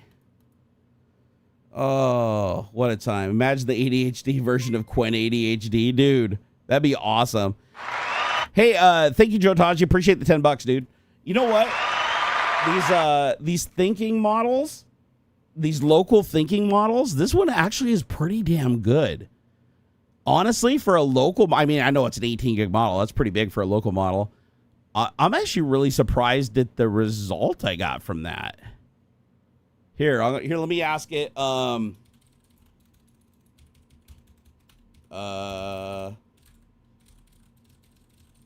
Yeah, my keyboard's just dropping keys for some reason. What the fuck's going on here? Let me turn off N key rollover really quick and see if that fixes it. Connect. Nope. Turn it back on.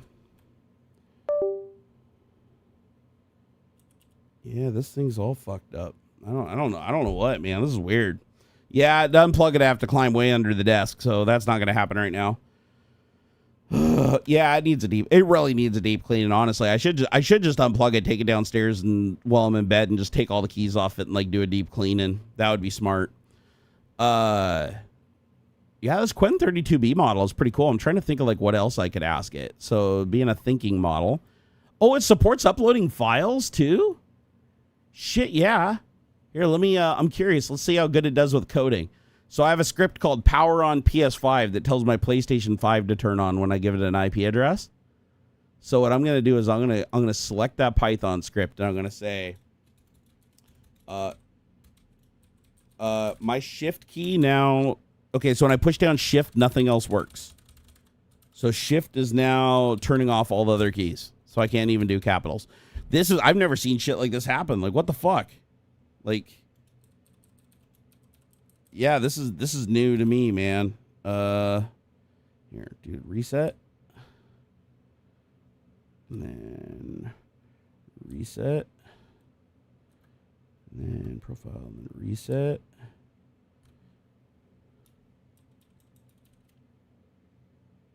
It's weird. Really weird. Here, I'll just do all lowercase. Explain what this script does when it's run. I want to see if this thinking model can analyze my Python code, because I don't know if Quen handles code well. Some of the models do, and some of the models don't. So I'm feeding in the Python as a file. I'm not copying the text, and I'm literally uploading it as a file. And I said, explain what the script does when it's run. So chosen context injection strategy.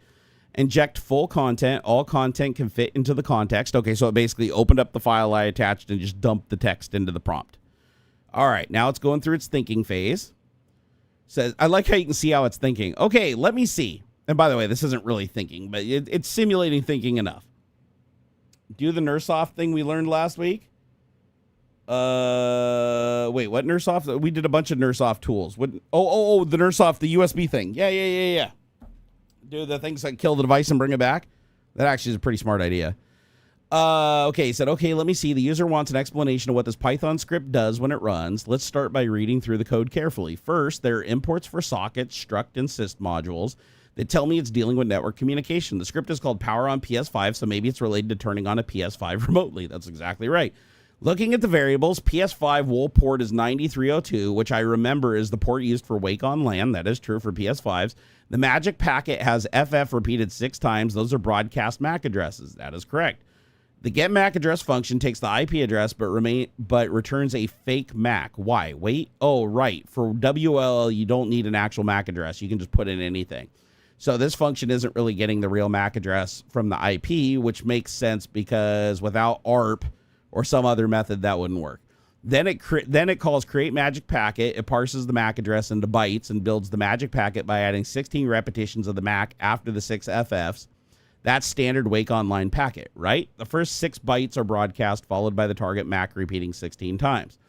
The send WL packet function creates a UDP socket with broadcasting enabled. It sends this packet to the specified IP address and port. Since it uses SO broadcast, this means it's sending it to all devices on the local network, not just the PS5. But maybe the PS5 listens on port 9302 for this specific magic packet. Oh, that's interesting. Okay, the main in the script expects a command line argument with the PS5's IP address. It calls get MAC address, which returns FFs, creates the packet, and sends it. So when you run the script with the PS5's IP address, it attempts to wake it up using Wake on LAN on port 9302. Wait, but why is the MAC being used here if it's just a broadcast? I think it's standard wake on LAN. The target MAC is included so the device can be checked if they match. But maybe the PS5, even with the fake MAC sending the packet to the specified IP address, works because they're listening on port 9302 regardless. Or perhaps the script isn't correct and needs a real MAC address. The user's code uses FFs, which might not be right. The user might have modified or simplified it. Also, by the way, the script actually doesn't work. I think it may have just fixed it. Also, in standard wake on LAN, you use the target device's actual MAC address so that only it responds. But here you're using all FFs, which is the broadcast MAC. That would mean the packet is a general broadcast, but maybe the PS5 still listens for packets on its own IP address and port regardless of the source or destination MAC address in the wake on LAN frame. Maybe the PS5's firmware handles this differently.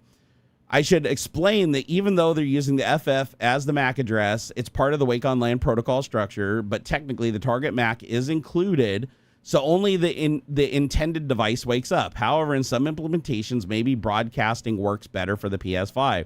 The user might have tested this and found it effective. I didn't, it's broken. Also, note that the script requires the PS5 to be on the local network since UDP broadcast does not cross routers. So if someone running this from another location, it won't work unless they are on the same LAN or using the same kind of tunneling, which isn't mentioned here. I also need to make sure the explanation covers all these points, what the function does, and this is just the thinking stage. This isn't the answer. This is just the thinking stage. How the magic packet is structured, sending UDP broadcast the necessary conditions. Okay, now this is the actual response. This script is designed to remotely wake up a PlayStation 5 console using Wake on LAN, which leverages network packets to power on or resume devices from sleep. Here's a breakdown of how it works. And then it gives the key components. Okay, command line. The script requires the user to provide the PS5's local IP address on the command line, i.e. Python space power on ps5.py space and then an IP address. And then MAC handling. It says this function is intentionally simplified to always return the broadcast MAC address FFFFFF. This is because the script does not use ARP or any method to dynamically fetch the PS5's actual MAC address. Instead, it relies on a structure of a wake online magic packet, which includes repeated target MAC addresses in its payload. And then it talks about packet transmission, the magic packet creation, why this works. The PlayStation 5's wake on LAN implementation uses non-standard port and expects a specific magic packet format. By broadcasting the packet to the local network, the PS5 listening on that port matches with matching settings will respond. Requirements and limitations. The user must be on the same network as the PS5 or use a method to forward UDP broadcast packets throughout the network. This is not supported by default. The PS5 must have Wake on LAN enabled. I did make sure of that. The script does not dynamically fetch the PS5's real MAC address. If you want stricter targeting, replace get MAC address with logic that retrieves the actual MAC address via ARP or database, and then broadcast that packet to wake up the device on port 9302. Now, this script actually did not wake up my PlayStation 5. Oh, do we get?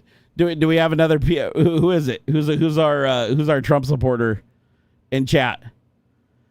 I'm looking to finish off today's stream by taking out another one. Oh, I see him. Is it A1727? Yeah, I got him. Pew pew, pew pew. Took him a while to come back here. Let me go look at their account and see if this is the same person. Yeah, same person. Same person. Yum. Oh, they changed their name. This person's name earlier was like Denny or something. Because it shows their interaction. And remember the person earlier that said, will you make an AI song about this? Remember how they were acting like they were offended that I was talking about Christians and then they showed that they were just trolling? They renamed the account and came back in here. So I must not have banned them the first time. They must have just left or quieted down. Because, yeah, I'm going through their entire chat message history. Let me see here. Yep, this is that person. They just changed their name. This is the guy that said, sorry, I feel out of place here, Barnacules, blah, blah, blah. He said, I voted for who my parents did. And then he kept talking about, like, I follow God, and I believe God has given us all this. And, that's why I voted for Trump, because of Christianity. The church even promoted it. How, he's like, how long have you been a Christian for Barnacules? I nearly converted to Scientology all my life. And this is where he started, like, you could tell he was a troll. He's like, God's watching us now. He's watching us all. God created us all. God is reasoning with everything. And he's like, Islam is bullshit, even though we just proved that, like, Christianity, it's like, the two underage daughters that slept with their dad to get pregnant. That's in Christianity, New Testament. So it's like, I don't know what you're talking about, bro. If you think Islam's bad, read your own Bible. It's like, it's all fucking bad. But anyways, yeah, same dude, just renamed his account. I'm wondering how he got back in here, because I could have swore I banned this guy. Did I not ban this guy, or did this guy just leave? Let me go back and look at his messages. I think he may have just left. Yeah, will you make an AI song on this? He's like, you don't like Trump because I voted for him twice, but I hope we can still be friends.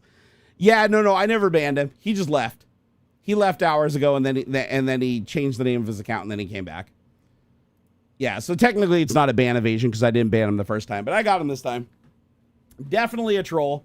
It was the person, I think their name earlier was like Danny1 or something, or Daniel1 was the original account name. But then they just changed the name of the account and changed the image on it. Same dude. So let's see. The script assumes the trusted local network environment. I wonder if I can fix it. Here. Fix this script to get the MAC address from the PS5 and use that instead, since it doesn't work right now as written. Let's see what happens. Let's see. I'm curious if a local thinking AI can fix my Python script. Yeah, so yeah, it looks like it looks like Trump said something to scare the shit out of Elon. So, okay, why did you delete these? Oh, wow, Elon even deleted the time to drop the really big bomb. He's in the Epstein files. That's the real reason why they have not made it public. Have a nice day. He deleted that.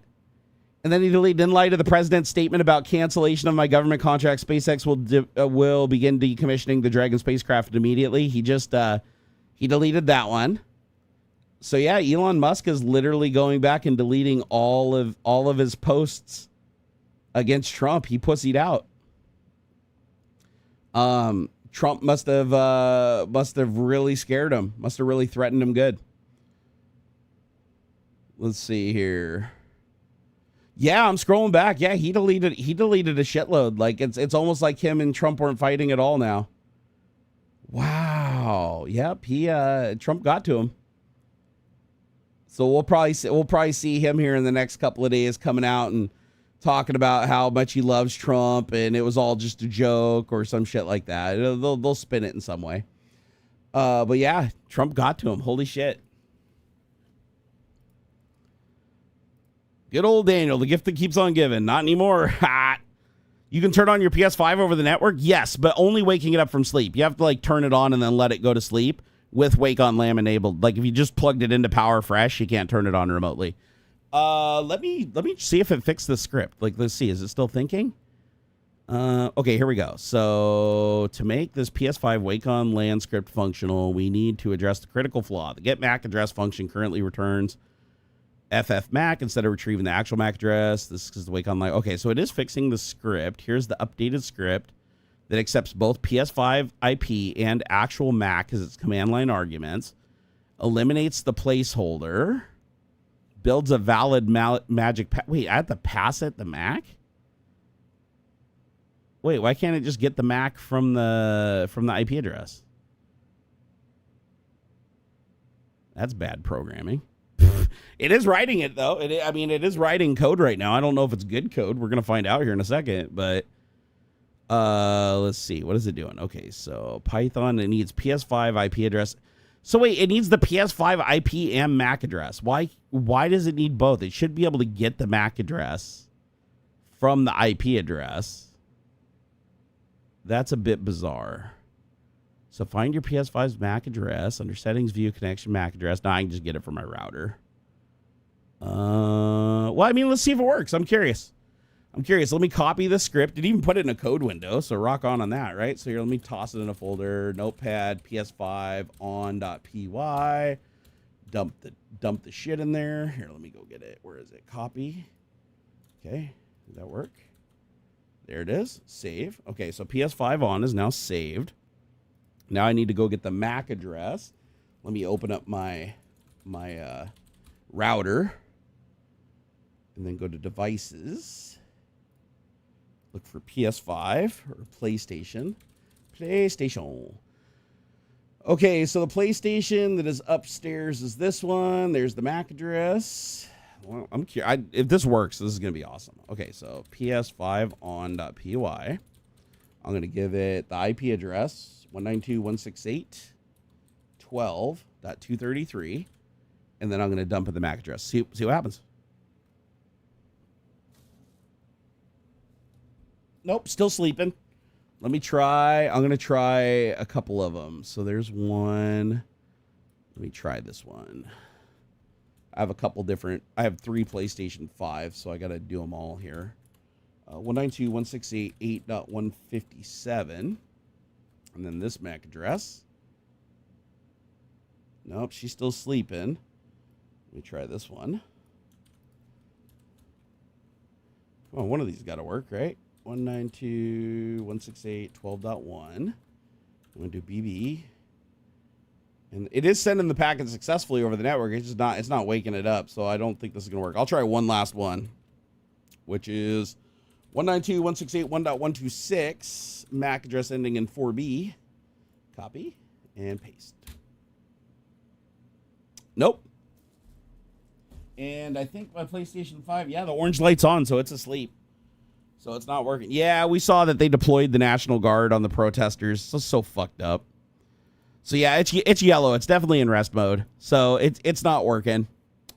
It's not working. So what I'm going to do, because I'm curious, is I'm going to open up a cloud AI before I go here. I'm going to do cloud AI. I'm going to open up a good programming AI like Claude 4 Sonnet, which is amazing at coding.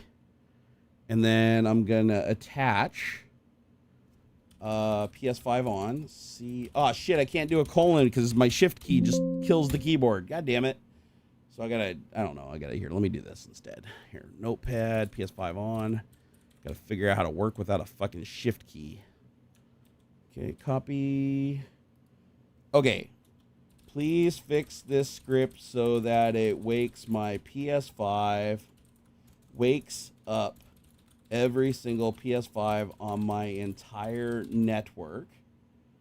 Wake up PS5 on my entire network. Right now, it doesn't work even if I put in the right IP and MAC address of each PS5. Nothing happens. Try to fix the script so that it uses every method you can think of to find and wake up every PS5 from sleep on my network. All right, let's see what happens, shall we? Now this is a cloud AI, so it should. Oh shit, I can't close out the. Whatever, it'll figure it out. All right, here's a comprehensive script that implements multiple methods to discover and wake up the PS5. Okay, 192.168. It's searching all the subnets under 192.168. That's correct. Oh, wow. This thing's creating some really weird headers. Create PS5 specific packet. Oh, wow. It's creating a massive script that's doing like a gajillion things. Well, we're about to see if this works. Wow. Okay, so this script has key features. I gave it my original code, but it modified it heavily. Auto discovery scans your network to find devices and their MAC addresses. Multiple wake methods. Tries standard wake. It tries standard wake on LAN, PS5 specific packets, different ports, and packet bursts. Network range detection automatically determines your network range. Concurrent scanning uses threads for faster network discovery. Oh, I love it. It's multi-threaded. Broadcast support sends packets to both specific IPs and broadcast addresses. And then it tries multiple ports like 9302, wake on LAN port 9, and broadcast port 987. To run it, I can either give it specific IP and MAC address, or I can just let it search. And it said the original script may not have worked because it requires specific packet formats. Network broadcast packet settings might have blocked packets. PS5 might have been using different ports. ARP table might not have had MAC addresses, and some routers filter wake on LAN packets. Okay. So let's see. I'm going to copy this huge. I mean, it's the script. The script's like 10 times bigger than the original. So we're just going to save it, and I'm just going to run it, and we're going to see what happens. Okay, here we go. I'm going to run PS5 on with no parameters, and it's going to use multi-threads. There it goes. Scanning network. Scanning network range 192.168.1.0, class 24. It found the following devices. It found 1, 2, 3, 4, 5, 6, 7, 8. It found 9 devices. I don't have 9 PlayStation 5s, so I don't know how it found 9 PlayStation 5s. That's a little concerning. Is it going to wake up shit I don't want woken up? I don't know. Let me look up some IP addresses. 192.168. Let's see here. 1.1. That's the router. Why would it find the router? Do you want to wake all these discovered device? Fuck it, whatever. I'm just going to wake everything. Here it goes. It's sending all the wake on LAN packets to everything. Okay, it's sending it to, okay, device 1, device 2, device 3, device 4. Okay, my PlayStation 5 still hasn't woken up. Okay, it's sending it. Okay, we're still no sign of life from this PlayStation 5 here. And nada. Didn't work. Damn it. Although I will say that it made a valiant effort. Let me see if it actually used the right IP address. So 192.168.1.126. Let me see if it sent the packet to 126. It did. So yeah, waking up device on 126. That is my PlayStation 5 in the master bedroom. And then 233. Let me see if there's IP address ending in 233. Let's see, did it do that one? Oh, it didn't. It didn't send a packet to 233, which is literally the PlayStation 5 in this room. Glad I checked that. All right, let me manually tell it to send to this one, because I might have just woke up like everything in the house except for the thing I want. Okay, so now I'm going to grab the MAC address and the IP address. Okay, so now I know I narrowed it down. It did not send a packet to this one before. I am now sending a packet specifically to this one. Let's see if it works.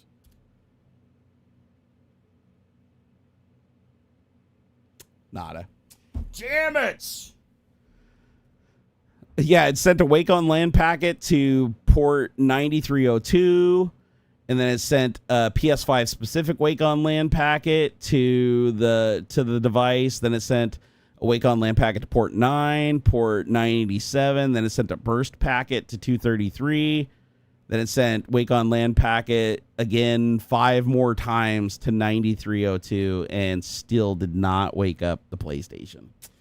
So I'm thinking this PlayStation there is some more secret sauce. Like, it is not willing to just wake up from wake on LAN packets. I think it's a little bit more complicated than that. Although, you know what I'm going to do while I'm in here is I'm going to save these as fixed IP addresses.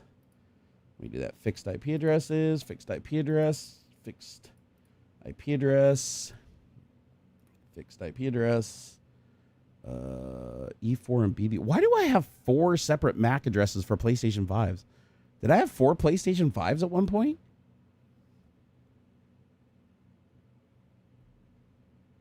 That's a little weird.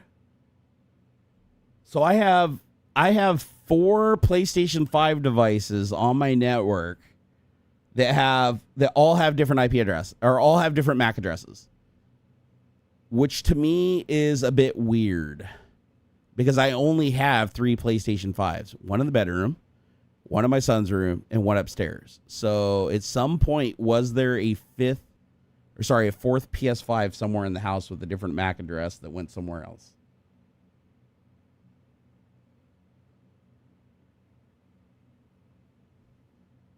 I don't know. I'll have to power on all my PS5s and see what the outlier is. Very weird. Actually, yeah, it could be another Sony device. I didn't even think about that. You're probably right. It probably is another Sony device. All right, guys. Well, I didn't realize it's 7:30. No wonder my voice is so freaking raspy. This is probably the longest I've streamed in a very, very long time. This is what I usually do. Is I spend a week all banged up and then I destroy myself and then end up getting fucking laid up for days and days to get days again. But that's why I stream for so long when I can, because I know I'm gonna be fucked up again. So it's nice to spend some time with you guys, and I really had a lot of fun today. It's like, hey, we had some ups and downs, but hey, that's what you do, man. I'll tell you what, though, if you guys want to play around with some AI shit locally, go download Llama or LM Studio and go download the Quen 332B model. Here, I'll put it in here for you guys. You can search it on huggingface.com. 32B, this guy right here. So this model, this is a local 18 gigabyte local thinking model. If you don't have enough VRAM, you can just load it in your computer's RAM. It'll slow it down, but it'll still work. But this has got to be, the code it wrote was good. It didn't work for like turning on the PlayStation, but it compiled and ran just fine. It did what it said it was going to do. The PlayStation 5 didn't respond to it. But yeah, it looks like it can handle code. It's a full thinking model that runs locally. It runs pretty good too on a 4090. It was actually running pretty fast. I'd say at about half the speed as a cloud AI, which isn't bad at all if you think about it. Hugging Face sounds gay. I mean, I'm not going to argue with that.